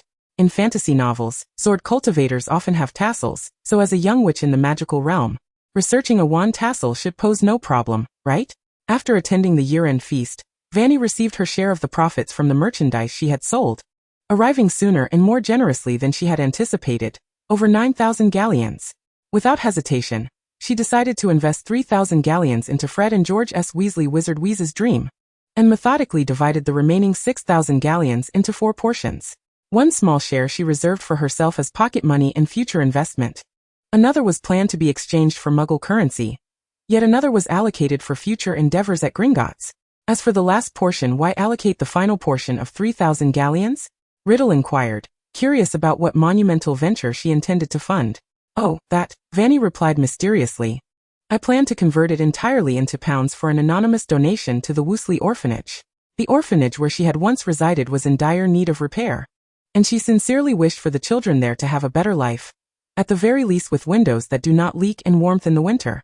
The matron is a truly wonderful person, and I believe she will ensure that every penny of the donation goes towards the orphanage's improvement, without pocketing a single canute. Though I often speak of wanting to earn money, my material desires are not particularly high. Rather, I find greater fulfillment in using the surplus for charitable endeavors and meaningful pursuits. The air seemed to stagnate for a moment. Riddle gazed into Fanny's eyes, unable to suppress a frown. Haven't you only been here for less than 2 years? He gently questioned. Even if Fanny were the type to espouse the theory of selfless love, her actual time spent in the orphanage had been minimal, and she shouldn't feel deeply connected to it. But that doesn't relate to my desire to donate to the orphanage, does it? Fanny asked, bewildered. I simply wish for them to have a better life. Riddle could not comprehend it. Here was Fanny, who had previously manipulated an adult wizard effortlessly, extracting every ounce of value from him for her gain, her cunning methods earning his silent admiration. Yet, in an instant, she transformed into a naive and foolish saint, tossing vast sums of money to an orphanage for those who were utterly unrelated to her, existing like ants in her world. A wave of inexplicable irritation washed over him, and Riddle pressed his lips together, unilaterally categorizing Fanny's actions as flaws and shortcomings. Suddenly, Fanny lifted her gaze, fixing her eyes on Riddle. Speaking of which, summer vacation is approaching. How did you kill your father and his family back in Little Hangleton? She inquired with clarity and composure. At the time, you had not yet turned 17. The Ministry of Magic forbids wizards under that age from using magic during the holidays. I mean, Tom, do you possess some method to evade or eliminate the traces left by a minor? She blinked. Teach me, please? Otherwise, I won't be able to use magic all summer long. How am I to assist you further, or what if danger should arise? She sought to cast spells during the summer? What did Fanny intend to do? Engage in clandestine activities akin to his? Riddle felt a surge of curiosity about how this girl would manifest her burgeoning power, becoming increasingly akin to him. I do indeed have relevant methods. The Ministry's self-important surveillance measures are not particularly difficult to counter. This time, he was unusually forthcoming, I promise you. Fanny smiled subtly, under Riddle's meticulous guidance. After Fanny executed the intricate spell to obscure traces, time had quietly slipped past 2 in the morning. Fanny carefully stowed several vials of age enhancement potion, meticulously brewed with Theodore, deep within her suitcase, before retrieving a nearly forgotten course selection form from the corner of her desk. As the second year came to a close, it was time to fret over the electives for the third year, which were due to be submitted the next morning. Muggle studies? I am a Muggle myself. Why would I study Muggle studies? Not selecting it. She dismissed the course. And this arithmancy, it sounds mathematical, and I detest science. Not selecting that either.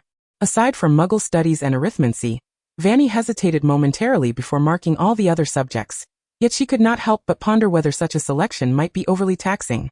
You might consider enrolling in arithmancy, Riddle suggested.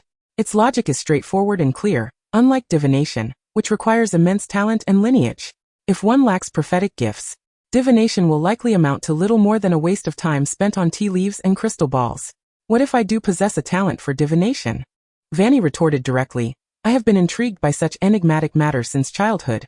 Astrology, the I Ching, Botsi tarot and various tests. I have explored quite a bit of the mystical. She stood up from her chair, lazily stepping back. For instance, based on my personal astrological chart, I have numerous benefactors supporting me, implying I have an excellent social circle, and am well suited to become a celebrity. She playfully pressed her index finger against her lips, leaning closer to Riddle's face. Do you need me to take a look for you, Tom? You must provide your exact time of birth. When were you born? On December 31st, 1926. Her delicate visage loomed unexpectedly large as she stood on tiptoe, smiling mischievously. Her finger remained poised on her soft lips. Clad in a thin nightgown, Riddle tilted his head, momentarily stiffening, and unusually fell silent. Fanny, feeling somewhat disinterested, took a few steps back. Never mind. I intend to choose my courses this way anyway. She yawned, neatly tucking the course selection form back into its envelope. Good night, Tom. Before the words had fully escaped her lips, she nimbly climbed onto her bed, extinguished the light, and drew the curtains. Within the dormitory, silence reigned. Riddle's gaze lingered on the letter atop the desk. After considerable contemplation, he once more directed his essence into the BJD doll upon the table, tiptoeing over to it. And under the gentle cascade of moonlight, he reopened the letter, seizing the quill. Without hesitation, he marked every course on Fanny's list. Chapter 90. Returning Home, Investments, and Eerie Shadows. After alighting from the Hogwarts Express, Fanny declined Sirius's invitation to visit Grimmauld Place, and solitary, she made her way to Gringotts. Convert these galleons into Muggle currency, she instructed the goblin at Gringotts. Additionally, I wish to open an account here. Please send over a goblin who handles such matters. I apologize, miss, he replied, handing her the converted Muggle currency while regarding her eyebrows with a peculiar gaze. Gringotts does not permit wizards under 17 to open accounts independently. Even if allowed, a guardian must accompany you. Where is your guardian, miss? Fanny snapped back. As an orphan, where am I to find a guardian? Should I seek the head of the orphanage? Had she known, she would have preferred to ask Sirius to accompany her to Gringotts. Yet, the goblin was evidently unswayed by her plight, promptly expelling guardianship-less Fanny from Gringotts. Frustrated, she rubbed her forehead, mentally lamenting. I had no idea that Gringotts required one to be of age to open an account. Although this requirement seemed reasonable, I don't know, little Fanny, Riddle chuckled lightly. After all, when I was your age, I certainly did not possess as much money as you have earned. There was no need for me to apply for an account at Gringotts. Fanny scoffed, casually purchasing a cold drink as she wandered through Diagon Alley. The Leaky Cauldron was currently overflowing with patrons. At 8 o'clock the following morning, the publication of the Ravenclaw and Hufflepuff fanfiction was to commence.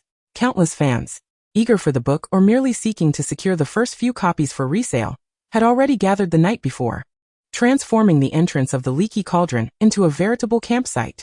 Wait, is that Miss Curtis standing there with a drink? A sharp voice which suddenly pointed at Fanny's figure. What is she doing here? Could it be that she intends to hold a signing event for us tomorrow? A multitude of eyes suddenly focused on Fanny's face, swiftly enveloping her in a throng of wizards. Many witches and wizards hurriedly adjusted their hairstyles, casting affectionate glances her way, while younger onlookers directed more fervent, flirtatious gazes. Curtis, we all adore your work. One wizard produced a beautifully crafted photograph of Fanny from the Daily Prophet, where she was seen in tears. Could you sign this for us? Fanny's expression faltered momentarily. Following Lockhart's downfall, countless former fans had shifted their affections to her, a similarly talented writer, whose beauty surpassed his own, and who had also wept over his deceit. However, she was not particularly fond of having excessive attention focused on her. Once under the spotlight, every action she took would be magnified exponentially. Fanny disliked the thought of living a life that required constant contemplation. She preferred that people direct their focus toward her writings instead. Thus, during this time, she endeavored to remain low-key, leveraging her verbal prowess to transform these Lockhart fans into genuine book enthusiasts. Actually, I'm just passing through today. I'm not attending any signing event, she murmured shyly, pulling the hood of her cloak lower. Thank you all so much for your support of my work. The merchandise related to the Ravenclaw and Hufflepuff fanfiction will be available for sale at the end of the summer. She had solicited Joshua, who was adept at drawing, to create some new merchandise, incorporating a fresh artistic style to bolster her merchandise endeavors. Please make way. She looked up with a gentle smile, but her peripheral vision suddenly caught sight of an unusual gaze in the corner. Turning around with keen awareness, The strange gaze vanished without a trace, leaving behind a familiar figure walking towards the alley, which was certainly not the same person from before. "I apologize, but I truly have matters to attend to," said Fanny, lowering her eyes to temporarily suppress her earlier concerns. She needed to hurry to the airport to catch a flight back home. Thanks to her Riddle's magic of concealment and her adeptness with confusion spells, Fanny effortlessly forged the necessary documents and procured an international flight ticket with ease. "Originally, my plan was to return home after finishing 4th grade to avoid the storm, and according to the future, you will regain your footing by the end of the 4th semester. And what of now?" Riddle inquired. "Now." Fanny chuckled lightly as she disembarked from the plane and headed to the restroom to consume a vial of age-accelerating potion. "After all, I am already in your sights, as well as your main souls, making escape impossible no matter where I go. It would be wiser to remain at Hogwarts, where I could receive some essential protection. However, returning home to capitalize on information gaps and engage in some constructive endeavors is still necessary." A faint ache from stretching bones surged, and the girl in the mirror visibly transformed, her youthful features giving way to a more refined elegance, her long hair cascading down her shoulders. Now aged to her early 20s, Fanny still maintained an innocent demeanor, with clear eyes and a gentle aura. Easily mistaken for a high school student just returning from summer break. Investing in stocks, as well as some industries, she softly remarked. "I know of a few worthless stocks that have plummeted to the depths and will soar to astonishing heights within the next year. I can sell them before next summer and make a guaranteed profit. There are also some tech-related investments that will surely yield returns." The only drawback was her appearance, which was undeniably Western. Fanny hesitated for a moment, then took out her cosmetics and skillfully applied them to her face, using the subtle magic from her wand to guide her transformation. Before long, she bore the standard appearance of an East Asian, specifically resembling her former self before her crossing. That should suffice, she mused as she wheeled her suitcase out of the airport. Shortly thereafter, while passing a university, she abruptly halted, captivated by an odd pair of figures. Chapter 91. Parents, Her Past. "Indeed, the ice cream from this establishment is rather unappetizing," remarked a young man dressed in a yellowed white shirt. With a handsome visage and a gentle demeanor, he held a cone of ice cream, glancing shyly yet harmlessly at the woman who had linked her arm with his, a soft smile gracing his lips. "You see, I told you this ice cream would surely be unpalatable," the woman in the red dress remarked as she licked away a melting corner of her ice cream, her eyes sharp and bright. "If you ask me, we should avoid these old-fashioned dessert shops entirely. Not only are there long queues, but the prices are exorbitant, and the flavors are overwhelmingly sweet, ruined by marketing. We might as well head to that small shop around the corner. You should listen to me next time." Fanny's gaze sharpened at the couple, suddenly magnetically drawn to the young man and woman strolling down the street.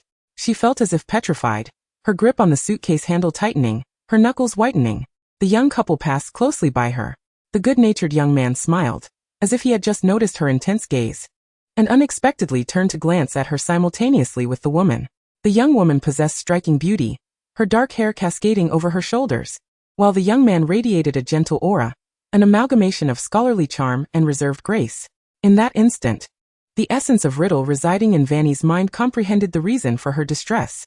The contours of their faces, particularly the unmistakable dominance in the young woman's features and demeanor, bore an uncanny resemblance to Fanny herself, and the young man's warm, unassuming nature was the perfect guise Fanny excelled in adopting. "Why are my parents here?" Fanny's pupils constricted. Was she not immersed in the magical world constructed by Harry Potter? How could she encounter her parents in this realm? Did this world inherently possess magic? Had she merely traversed back to over 20 years prior?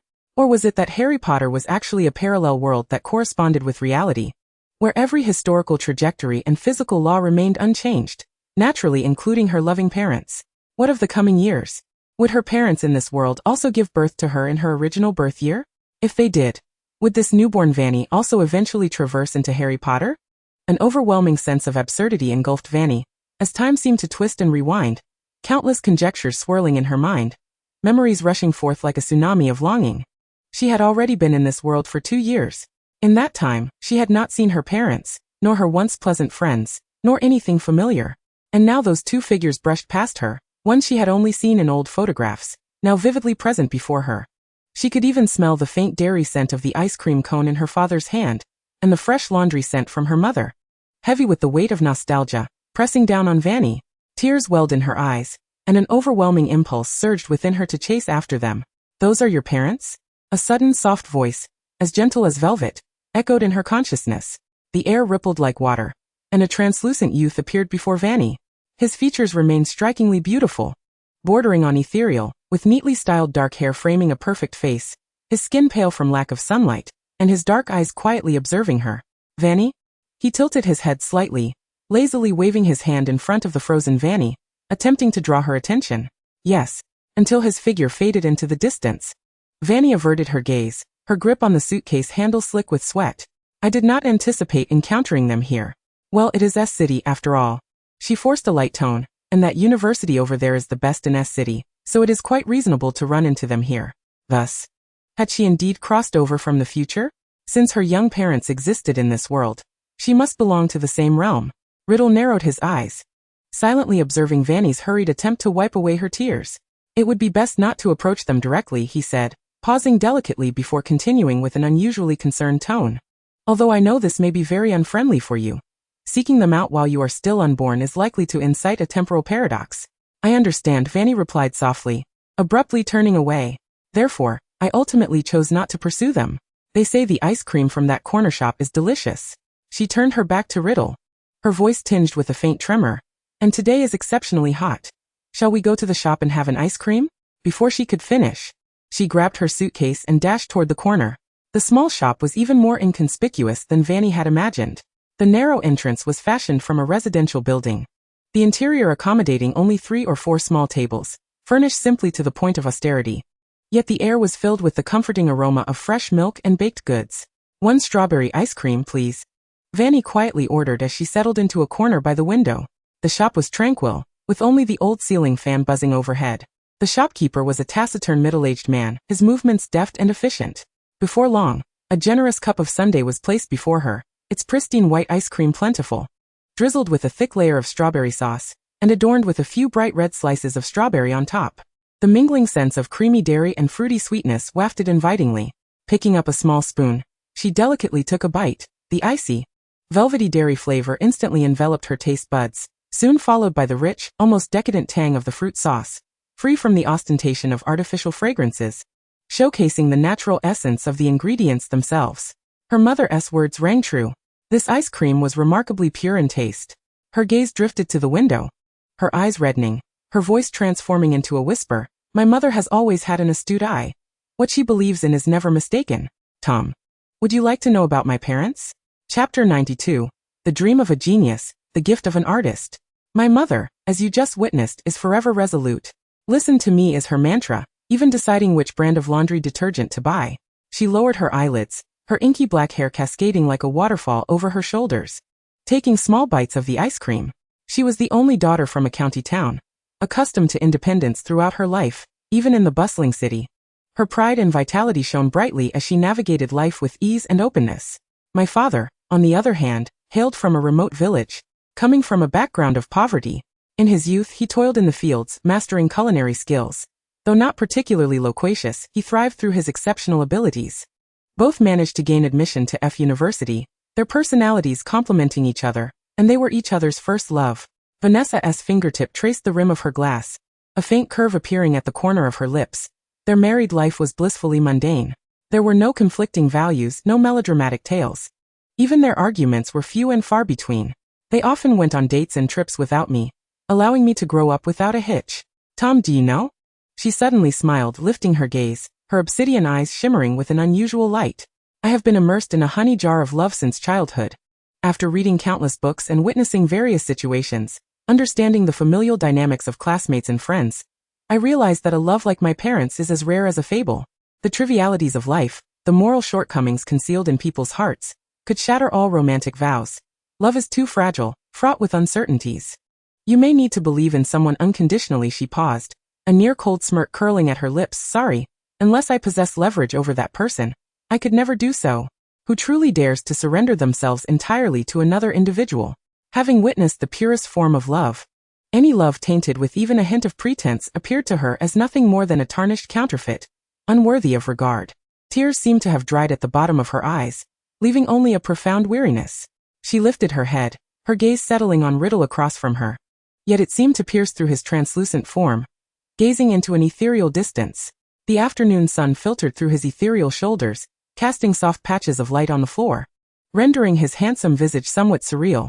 Thus, she cradled her chin thoughtfully. I have always been lost in daydreams, fantasizing about who could love me unconditionally, envisioning myself as a renowned genius, adored and pursued by all. Tom, I have nurtured a dream of genius since childhood. Eccentric in nature, possessing a lofty self-esteem and remarkable talent, I envisioned weaving love through words, compelling everyone, including myself, to fall deeply in love with me through my artistry. Lost in my world, I squandered time on daydreams and creative pursuits. My mother's dominance could not pry me away, and my father's gentle persuasion could not pull me back. Because of my reclusive nature, I even suffered bullying in my youth. It wasn't until the vibrant fantasies of childhood began to fade that I realized I possessed nothing but this dream of genius. The world forgives Wagner's eccentricity, yet they would not forgive me. She smiled absently. This was penned by the renowned Chinese writer Eileen Chong when she was 18. But wasn't Eileen Chong herself a genius? Yet I am merely an ordinary girl with all the quirks of genius, born into a blissful family, she replied earnestly. It wasn't until her elementary school graduation that she barely learned to disguise herself, mimicking her parents' social demeanor, donning the guise of a docile and likable persona. But little Vanessa, are you not genius enough? Riddle's lips seemed to twitch slightly. Vanessa's eyelashes fluttered. Suddenly, the youth before her rose and approached, crouching down. His voice soft as the finest silk gliding past her. Your command of language, your innate talent for magic, your understanding of the human heart, all unequivocally reveal you to be a genius. He gazed up at her. Even if your actual experiences extend beyond this. But at 18 he emphasized the word. One can proficiently wield ancient magical texts and alchemy within a short time, constructing a persona in the magical realm through words and opportunities, rising to fame. Effortlessly manipulating a professor who has traversed society for years, squeezing out his final vestiges of worth. Even can bind me. Doesn't that alone prove that you are a genius? The fleeting mockery in his eyes was quickly replaced by a genuine, concerned smile, his handsome face radiating in front of Vanessa. The girl, still biting her ice cream, lowered her head, timidly and obediently casting her gaze toward Riddle. We are both geniuses, Vanessa, he gently stated. As geniuses, it is not uncommon to possess certain traits that may not exactly be flaws. We have the ability to wield them at will. As for love, he extended his hand, tentatively enveloping Vanessa's naturally cascading, pale hand. Though a translucent soul could not physically touch a palm, it was sufficient to create the illusion of holding her hand. I do not perceive any issue with you using it to gather hearts, he chuckled lightly. This is not a mistake, Vanessa. On the contrary, it attests to your clarity and strength. Utilize it, then disbelieve it. Only by seeing through its illusions and discarding the useless emotional burdens that become shackles can we truly grow stronger, rise above the masses, and attain genuine freedom and control. Riddle's grip on Vanessa's palm tightened slightly, his gaze intense, filled with near-fervent anticipation and allure. Have you noticed, Vanessa? How remarkably similar we are. We have both been regarded as outcasts, possessing talents far beyond the ordinary, and we both perceive the fragile essence of love. We understand that only power and control represent the eternal truth of this world. Walk with me, Vanessa. His voice was laced with temptation. Let us abandon those futile fantasies and weak desires, and embrace the solitude and strength that belongs to geniuses. I will guide you, protect you, and help you see the true source of your power. This magical realm, and even the broader world, shall bow beneath our feet. He lowered his head, tentatively brushing his lips against the back of Vanessa's hand. Though it did not truly touch anything, Riddle paid it no mind, satisfied only to hear the mechanical voice suddenly echoing in his mind. Congratulations, current Vanessa's affection for Tom Riddle has increased to level 1. Congratulations. Current Vanessa's affection for Tom Riddle has reached 50-60. Once the affection surpasses 50, the system panel can be displayed, and the current affection ranking in Vanessa's heart can be checked. Upon reaching an affection level of 60, information regarding Vanessa can be queried. Behold, the genuine warmth of emotion radiated from his countenance. Riddle was about to slowly raise his gaze when he was abruptly interrupted by a notification. Alert! Current affection from Fanny towards you is plummeting rapidly, now at 60-50. Current affection value is not accessible. Ding. Current affection from Fanny towards Tom Riddle has fallen out of the top 30. He abruptly lifted his head, locking eyes with Fanny's frosty stare. Yet, Tom, are you unaware? She languidly curved her lips downward, steeped in sentimentality, brimming with affection. Such is the fundamental gift of an artist.